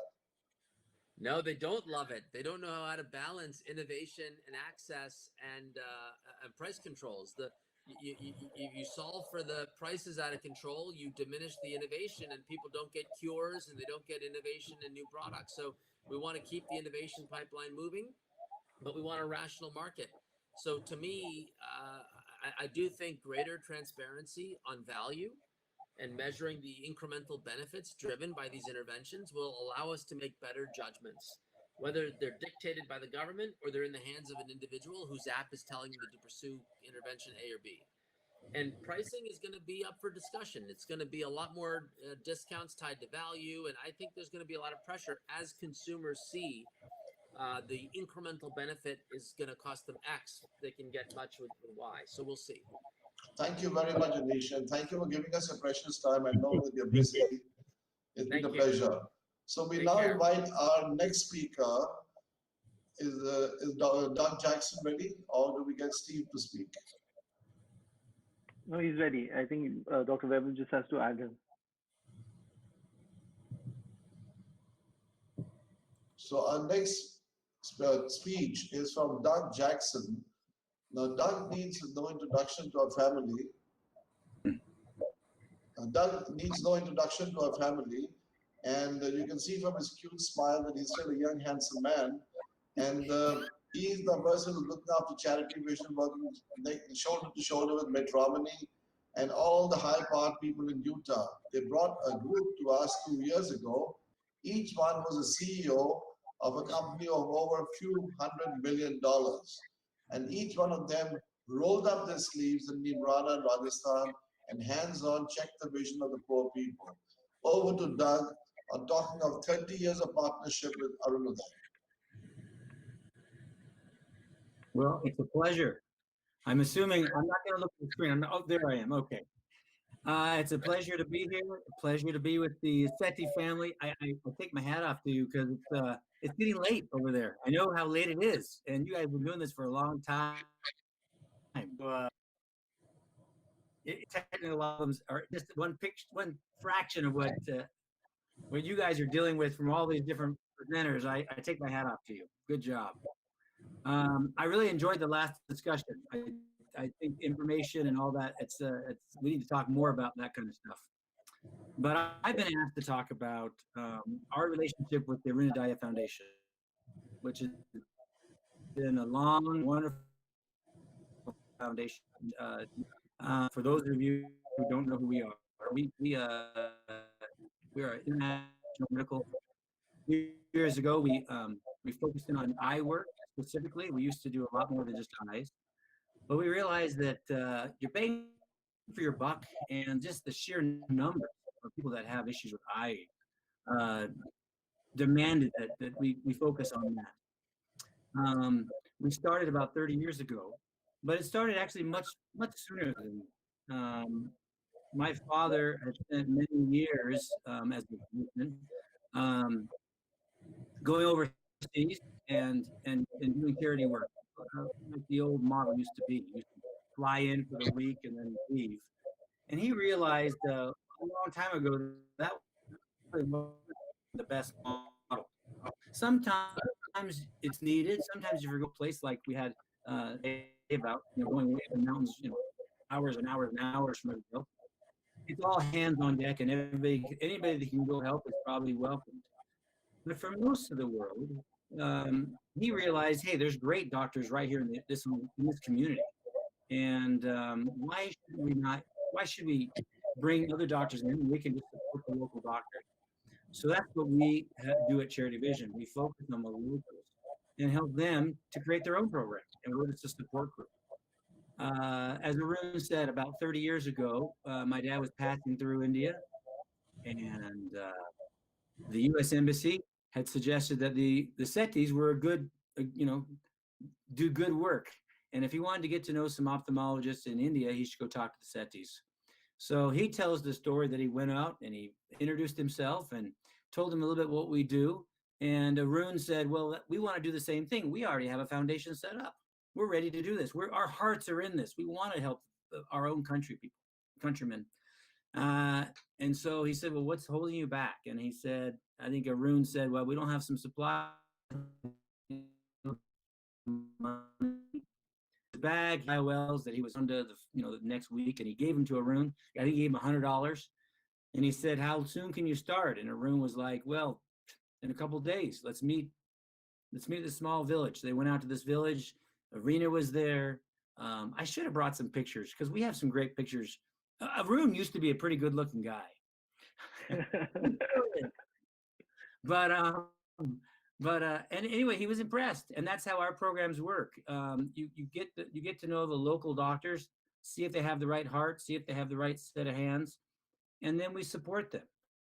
And does this model work? I would say it does. Last year we did about 146,000 operations around the world, saw a couple million people at the same time.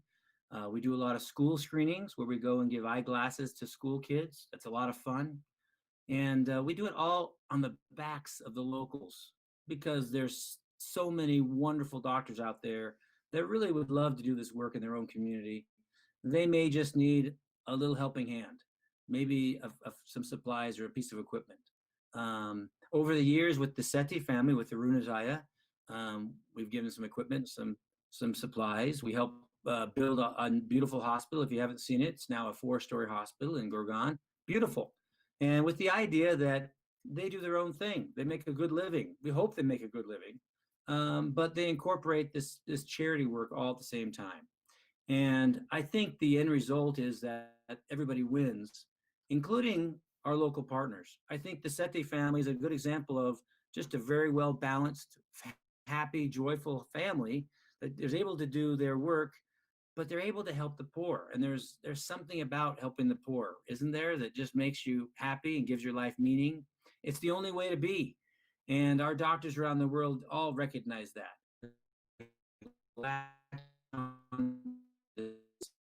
Idea be part of the humanitarian community. It's a great model. It's been a wonderful relationship with the SETIs, and through them, literally hundreds of thousands of people are seeing in India that wouldn't be otherwise. They've seen millions of people, and they've spread humanitarian joy, charity work. The reason I do this, and I think the reason the SETIs do this, and the reason all of our partners do this around the world, is because we love these people, and it hurts to have them feel like they're on their own. They're dealing with a significant problem that affects their life. And to have somebody like Arunodaya, the SETI family, show up and put their arms around them and tell them they're not on their own, that we're there. We want to help them. We want to give them a better life. I think it's a wonderful thing to be doing, and that's why I'm doing this, and I know that's why they're doing this. So I was asked to share our model, how it works, and how it's worked so well with the SETIs, and it really is one that we try to leave the parachute medicine behind. We should focus on the locals, let them do their thing, and give them the support that we can give them. We happen to be blessed, as Arun said, we have friends that have more than enough, and they're willing to share and do good around the world. And for us, giving them the opportunity to make a difference in another part of the world makes them happy. I had a gentleman come in today, gave me $100,000. He's an Indian, and he wanted to help the people of India, and he was excited to be able to be part of the work that we're doing in India. So there are people around here, and that's kind of our role, but we really could do nothing without the SETIs and the others like them around the world. And that's really the way we feel like charity work should be done. I don't know, I've probably gone over my time, but that's a little recap of Charity Vision and how we worked with Arunodaya. Thank you very much, Doug. One of the things that I learned from your family in working with Charity Vision was that why do we do it is when you heal others, you heal yourself. Having had a background from a missionary school and a college, the most satisfying thing when you heal someone is there's a certain current, certain blessings that flow through. And we in India believe in that. And that's why, when you do something good to others, you really are having a good sleep that night and you're really justifying your existence. Thank you very much. Amen. Thank You're you. exactly right. Thanks. Thank you, Don. We're going to now invite our next speaker, who also works with Charity Vision, Anna-Dee Marshall. She's the right hand of Doug, and they're expanding globally. So very soon they should be helping Steve in Canada. Maybe going on. Oh, there I am. You switched over to my computer. We're going back and forth. You'll have to mute one of the computers. Yeah, please shut one of the computers. There's an echo. What do you say? I shut mine up. Just keep yours on a second. Oh no, you have to turn it off. That's fine. Okay, I can't hear you. My audio for some reason isn't working, but that's okay. I'm very happy to be here with you all. I am new to Charity Vision, so learning a lot and have a wonderful example in Doug Jackson, so I'm grateful for it. It's an honor to be here speaking at this conference. I'm amazed at the incredible caliber of people who are here, who are sharing their insight, their talent, and their heart in this great work. Today we're celebrating World Sight Day. It's a big celebration for us, and we are been working very hard to ramp up this excitement throughout Charity Vision and through the world. So my question, my little short chat here is just, what is sight and how does restoring vision change the world?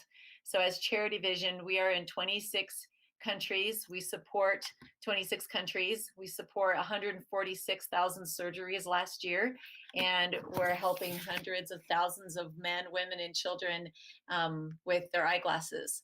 So with these programs around the world and in-country directors running these programs, we just wanted to say that we see you and we love you, and we feel an overwhelming gratitude for the sacrifices that you make daily to bless the lives of so many and making so many miracles.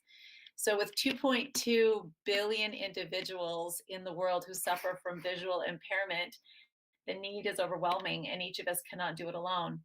And so all of us are in this mission to give sight to the world. So how are we doing this as NGOs? And Doug had spoken on that, on our model, and I just want to touch on that a little bit more too, is that we support you. We support you in your country, your clinics, your hospitals, your outreaches. And how do we do that? We can do it with monetary donations. We do it with equipment. We do it with consulting, with marketing. We've developed a lot since I've started. We've pushed a lot more on helping in-country program directors develop their own marketing, their own sustainability within the country, because we do believe that that is the most powerful part, is when a country can stimulate their revenue, their help, their volunteering, and really ramp up that understanding and that awareness within their country. And I have a little parable that I'd like to share with you that I believe is in line with this. It's a little old story. It's of an old woman, and she saw heaven and hell. And this is how she described heaven and hell. She said, "I came upon a door, and behind it, I was in hell. And when what I saw there confounded me. There was a dining hall filled with rows of tables, each table teeming with magnificent feast. It looked and smelled delicious.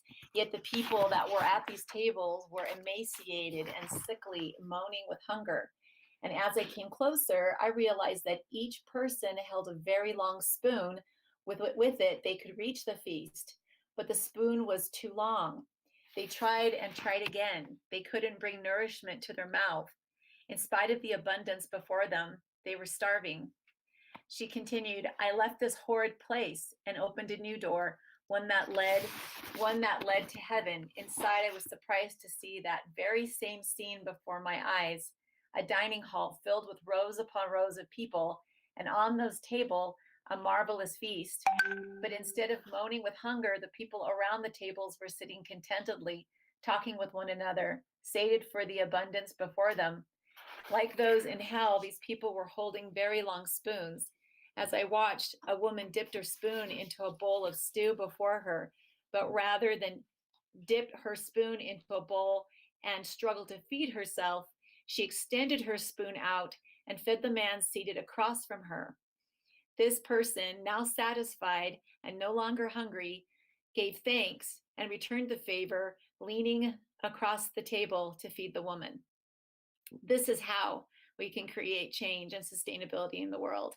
As we teach others to feed their neighbor, feed their country, feed the world, they will also in turn will feed me, feed you, and feed each other. And I believe that that's really the only way that we can find this growth going forward, especially amidst pandemics and all kinds of struggles that the world is going to have in the future. Only together can we move forward. So with so much brilliance and collaboration that we see today, I invite each one of you to extend your spoon and feed your neighbor and find ways that you can give and serve. And thank you so much for this Hope for Sight conference and for this world connection. Thank you very much for a very stimulating and a very motivating talk. We have a saying in India. I cannot hear you. And Mr. Gyan Prakash would agree with me that if you give somebody fish, you feed them once. But if you teach them how to fish, you learn how to survive. And that's what you've done in Charity Vision. You've taught the local doctors how to stand on their feet and serve the community. And now we move on to one of the most pioneering surgeons, Steve Arshinoff, who does the same in Canada. Steve, please.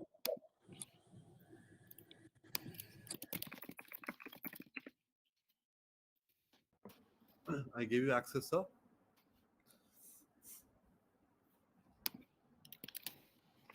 You have to unmute, sir. Yes. Please.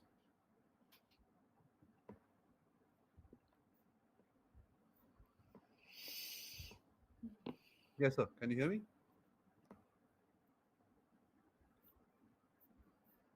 We can't hear you. You have to unmute. So, Dr. Steve,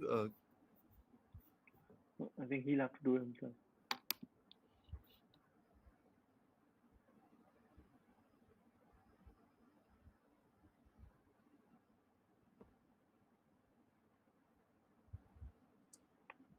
You have to unmute yourself.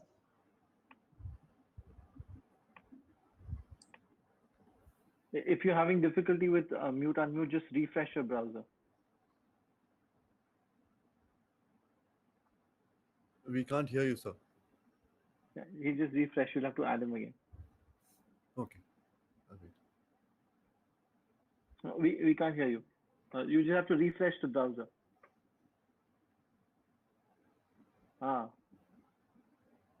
We can't hear you. You probably have to refresh the browser.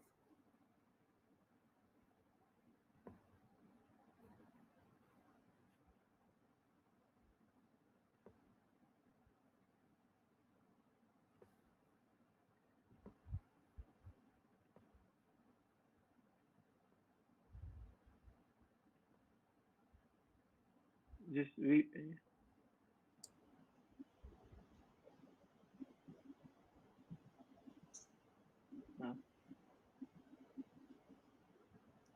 I think he's got frozen. You just have to remove him from the panel and add him again. We cannot hear Dr. Arun. Dr. Gyan Prakash, one of the things that I would like you to comment on while Dr. Steve is working on is that in your experience working in the NEI, don't you find that the Indian community ophthalmology system has really come of age? They're very efficient, they're cost effective, and they're able to deliver pretty good results. A hospital like Aravind and MV Prasad, despite the volume, have been able to achieve Western standard, as David Chang's study shows, mixing the antibiotic while doing the cataract surgery. So what do you think was this, if we could do this in ophthalmology, why can't we do it in other disciplines? No, that's a very good point. One of the advantages that I always say that you have, Arunji, is you have the volume, you have the people, you have the great drive that people want to succeed.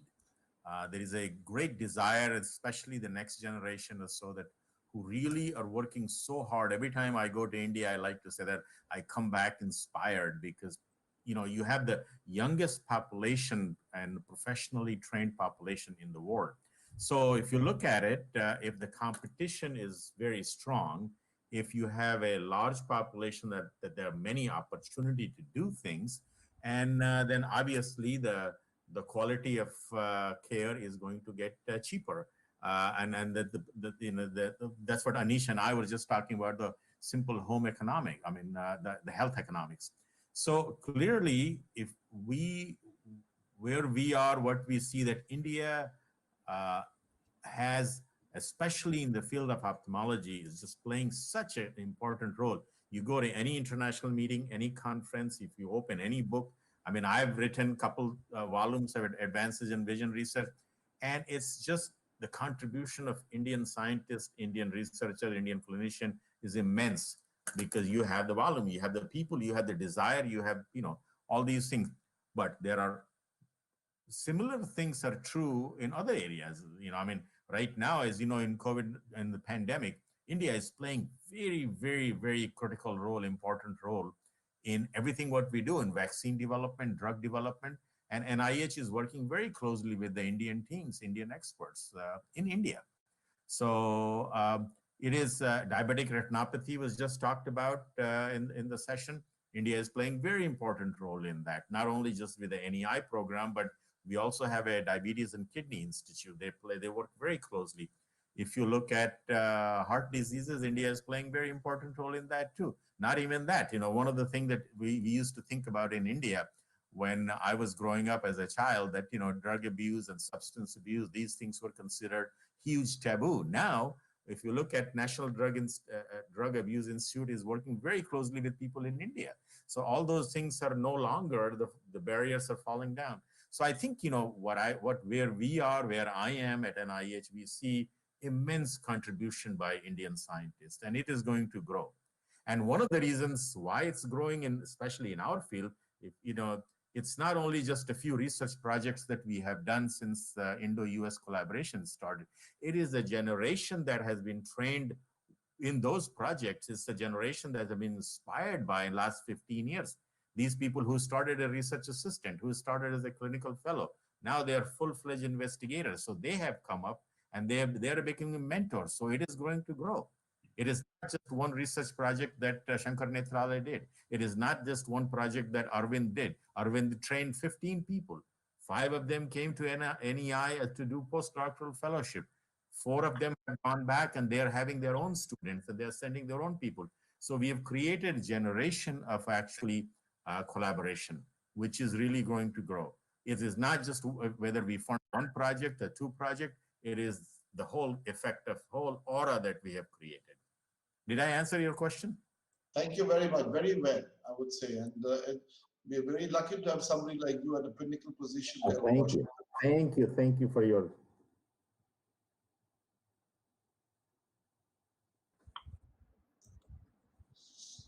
So how is it that Steve has lost his voice?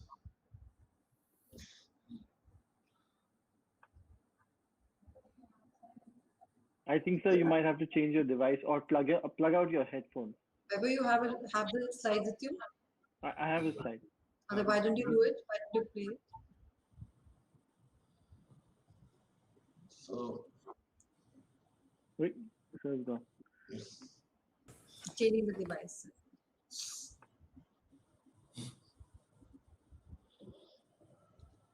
We also have a saying in India, when technology will become the master, you will soon face disaster. This is one of those examples.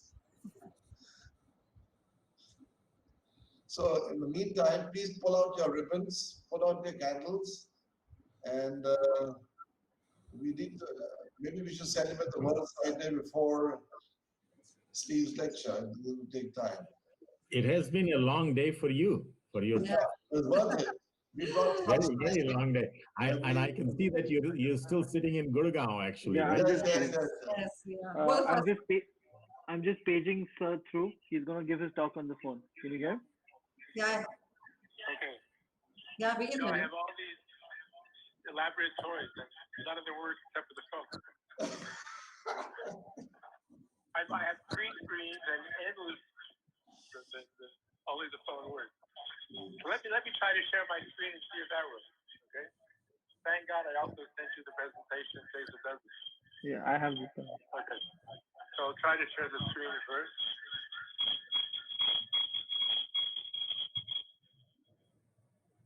Did you get the access to the screen?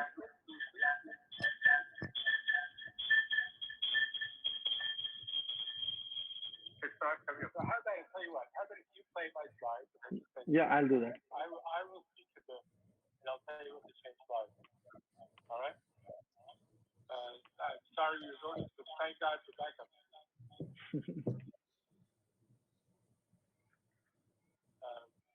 Okay, so first, if everyone's hearing me, I want to thank the Sentis for arranging this incredible setup with the RECEP webinar. When the pandemic started, Aaron sent me an email asking me to take part in a small seminar here and there. And this is like the 5th one. And everyone gets longer, more detailed, and just more incredible. And I'm just impressed with the work the Seti family has done for ophthalmology around the world to show us the best of everywhere in the things that are going on. Do you see my slides? Yeah. Yes, sir.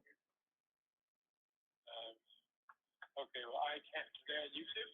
Yeah, you can do that. Let me play it. I'll just play my slides. Side by side. Yeah. Okay. And okay, so what I'm going to talk about basically are what my friends and staff have called for me my lost leaders in Canada. Canada is a very different country from all the places you're talking about. We have the exact opposite problem. We have huge space and we have very few people. And so we have very, very difficult problems. Whereas we have, I think, 17 training programs for ophthalmology. India has 1,560. We train 50 residents per year. and India trains like 1,600. Our total number of ophthalmologists in Canada are about 1,200. So we have a wildly different problem. We have a huge country with lots of space and not many people to take care of the patients. So let me talk to you about some of the things that I've been doing. And the first one you see on the first slide is the Eye Foundation of Canada. When I came back to Canada from the United States for just some training, I was amazed to find there was no Eye Foundation of Canada. And so I submitted this name to see if I could start one, and I was so sure. And I could not believe that in the previous 100 and something years since Confederation, no one started an Eye Foundation of Canada. So first I want to talk about another thing. And one of this is, I spoke to Aaron before in some meetings with the SETIs about the eye bag that I manage and take care of. This is a truck that you see. You see a picture there of us going to Cochrane. Cochrane is just out of Hudson's Bay. And you can see the snow is still there in late April, when we can start seeing patients. And the whole political structure of the town came out to greet us and thank us for coming back to Cochrane to take care of them. So this is one of my two loss leaders, and I'll tell you about that one first. I mentioned that one first because I was recently just honored, and I'm quite humbled by that because I'm not sure I deserved it, by the American Academy for their Outstanding Humanitarian Award this year.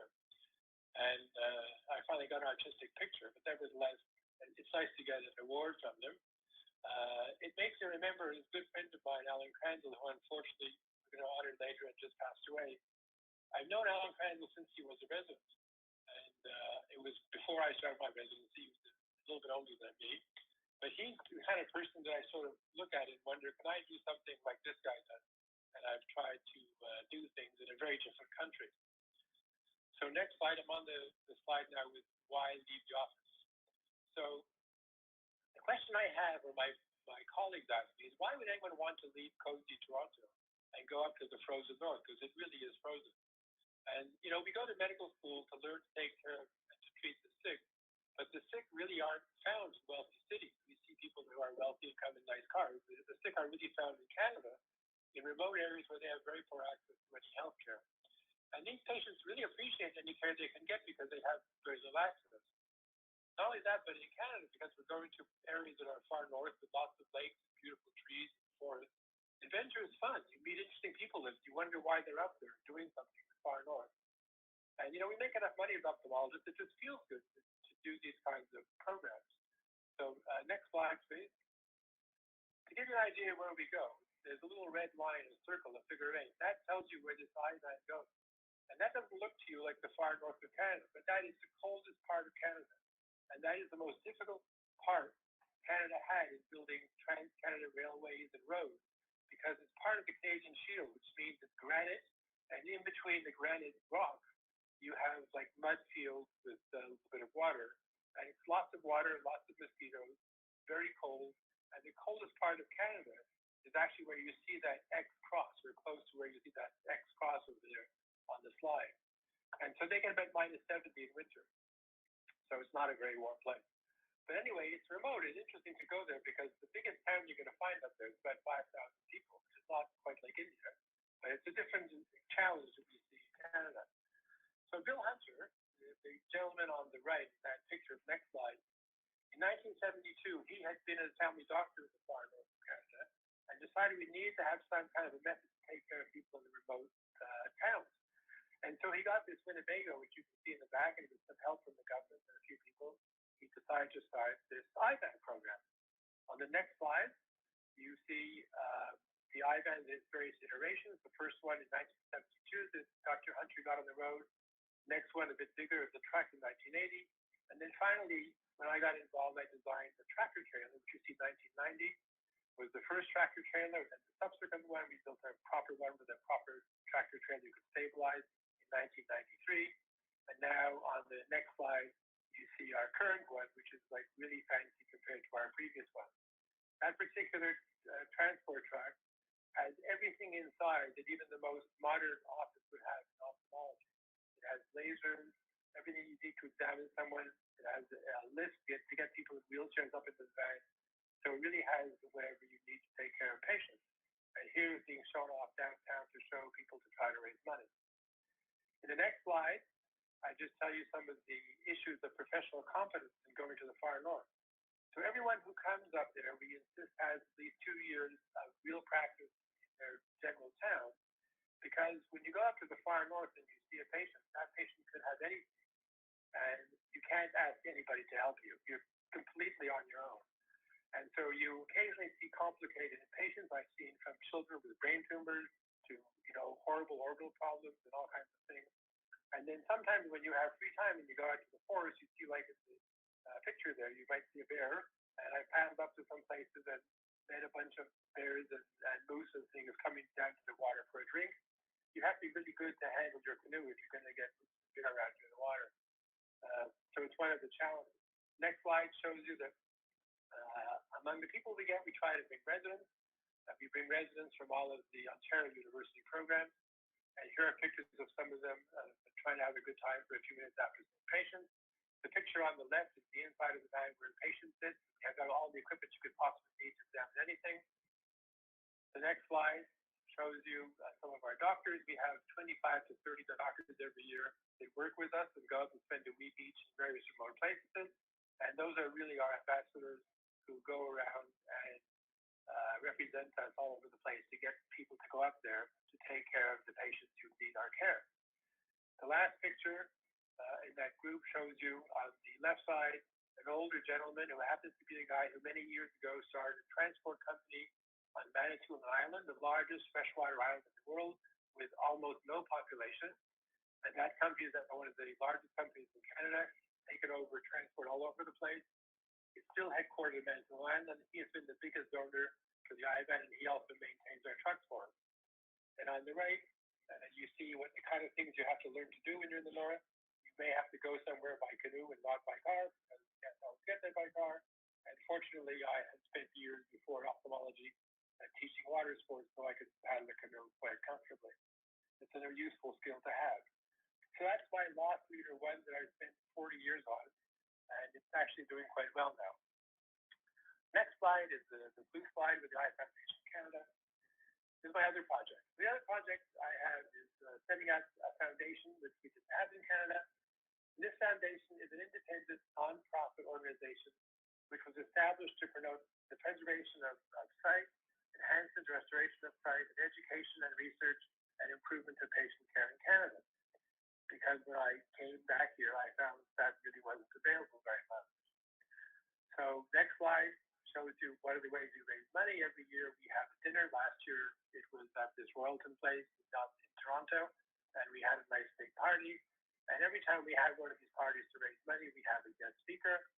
The next slide shows you our guest speaker. Yining Strub was one of our students in 2002, and she is now a professor of ophthalmology at Queen's University in Kingston. And she just took over from Dr. Wright as the author of the pediatric textbook of ophthalmology. So she's a brilliant, hardworking person. We were happy to highlight her and have her come speak for us.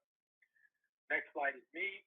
I was the founding president of this foundation in 1989 because there was no foundation for education in ophthalmology, and I'm still the president, and I keep pushing to try and do better and better. Next picture shows you some of our board members who came to our party last year and helped us raise money.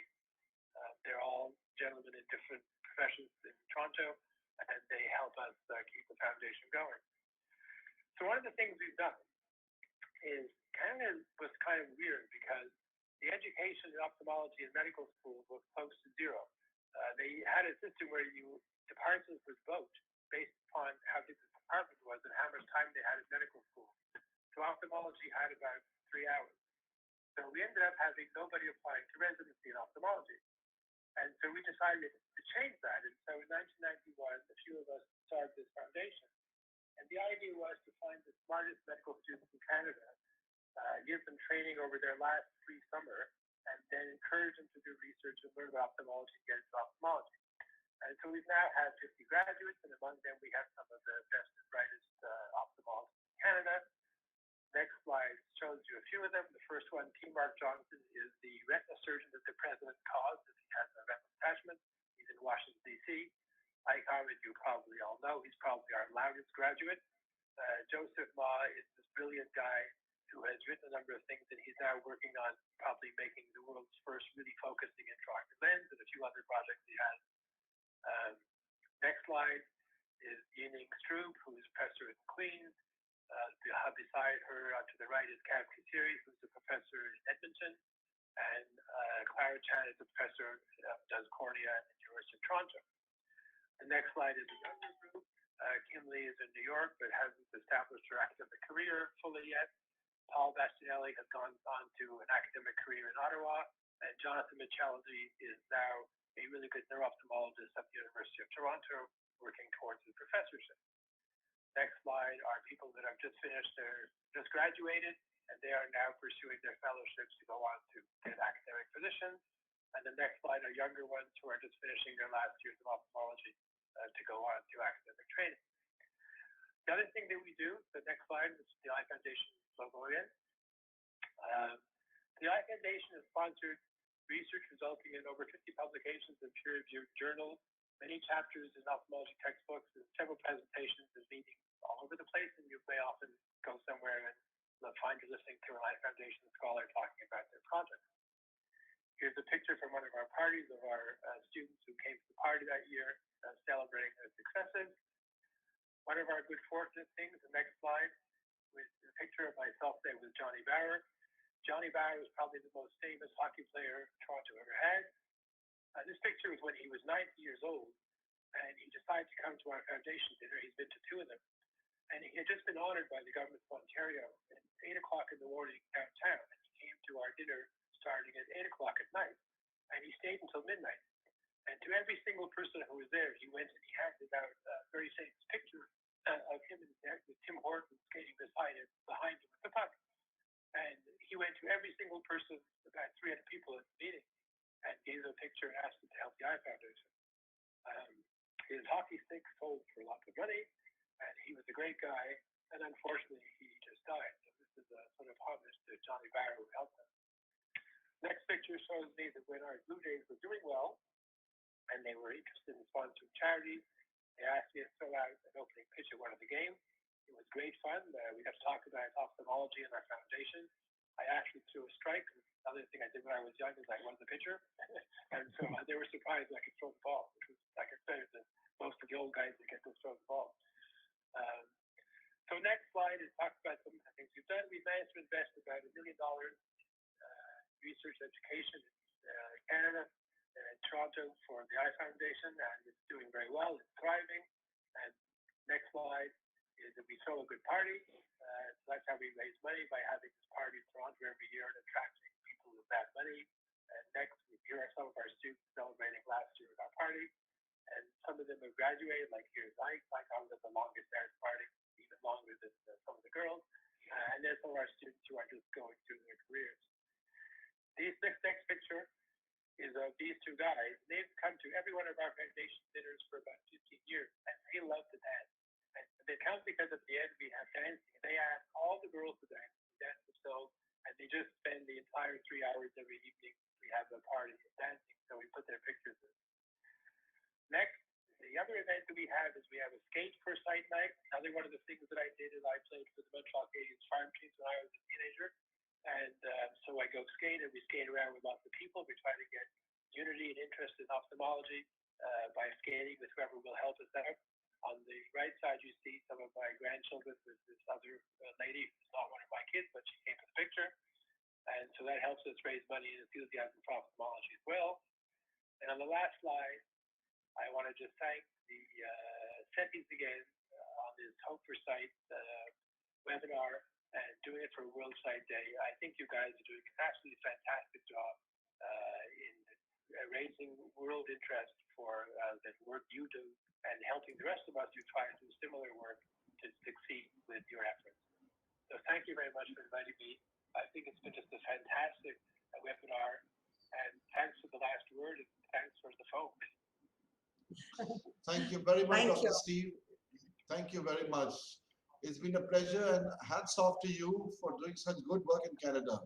You're a real leading example of somebody who has lived a comfortable life, but is willing to stretch his neck out and help the people. Thank you very much. And wishing you and your family and everybody on the webinar a very happy World Sight Day, good health and good vision. I now request Dr. Vaibhav Aditya to lead by lighting the candle so that we can all come on the screenshot for the candle lighting ceremony.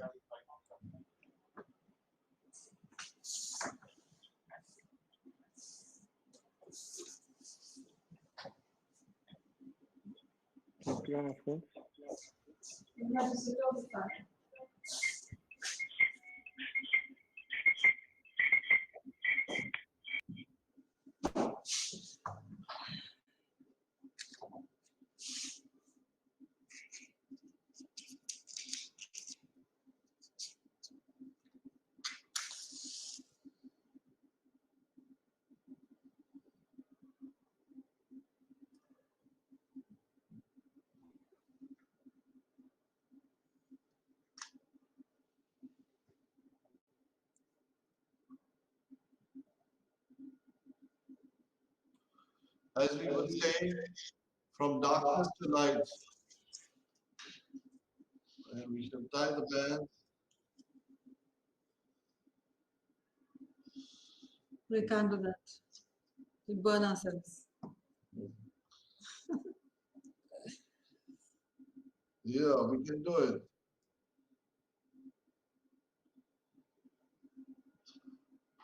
Thank you very much. So with that, we conclude today's webinar. We are live streaming on YouTube. So please see your presentations there, circulate it amongst your colleagues. And thank you once again. And as we say in India, namaste from the Sethi family, from India, from Indian Ophthalmology. God bless you all. Thank you. Thank you, Dr. Namaste. Harsana Kapula. And thank you, Dr. John Dasta.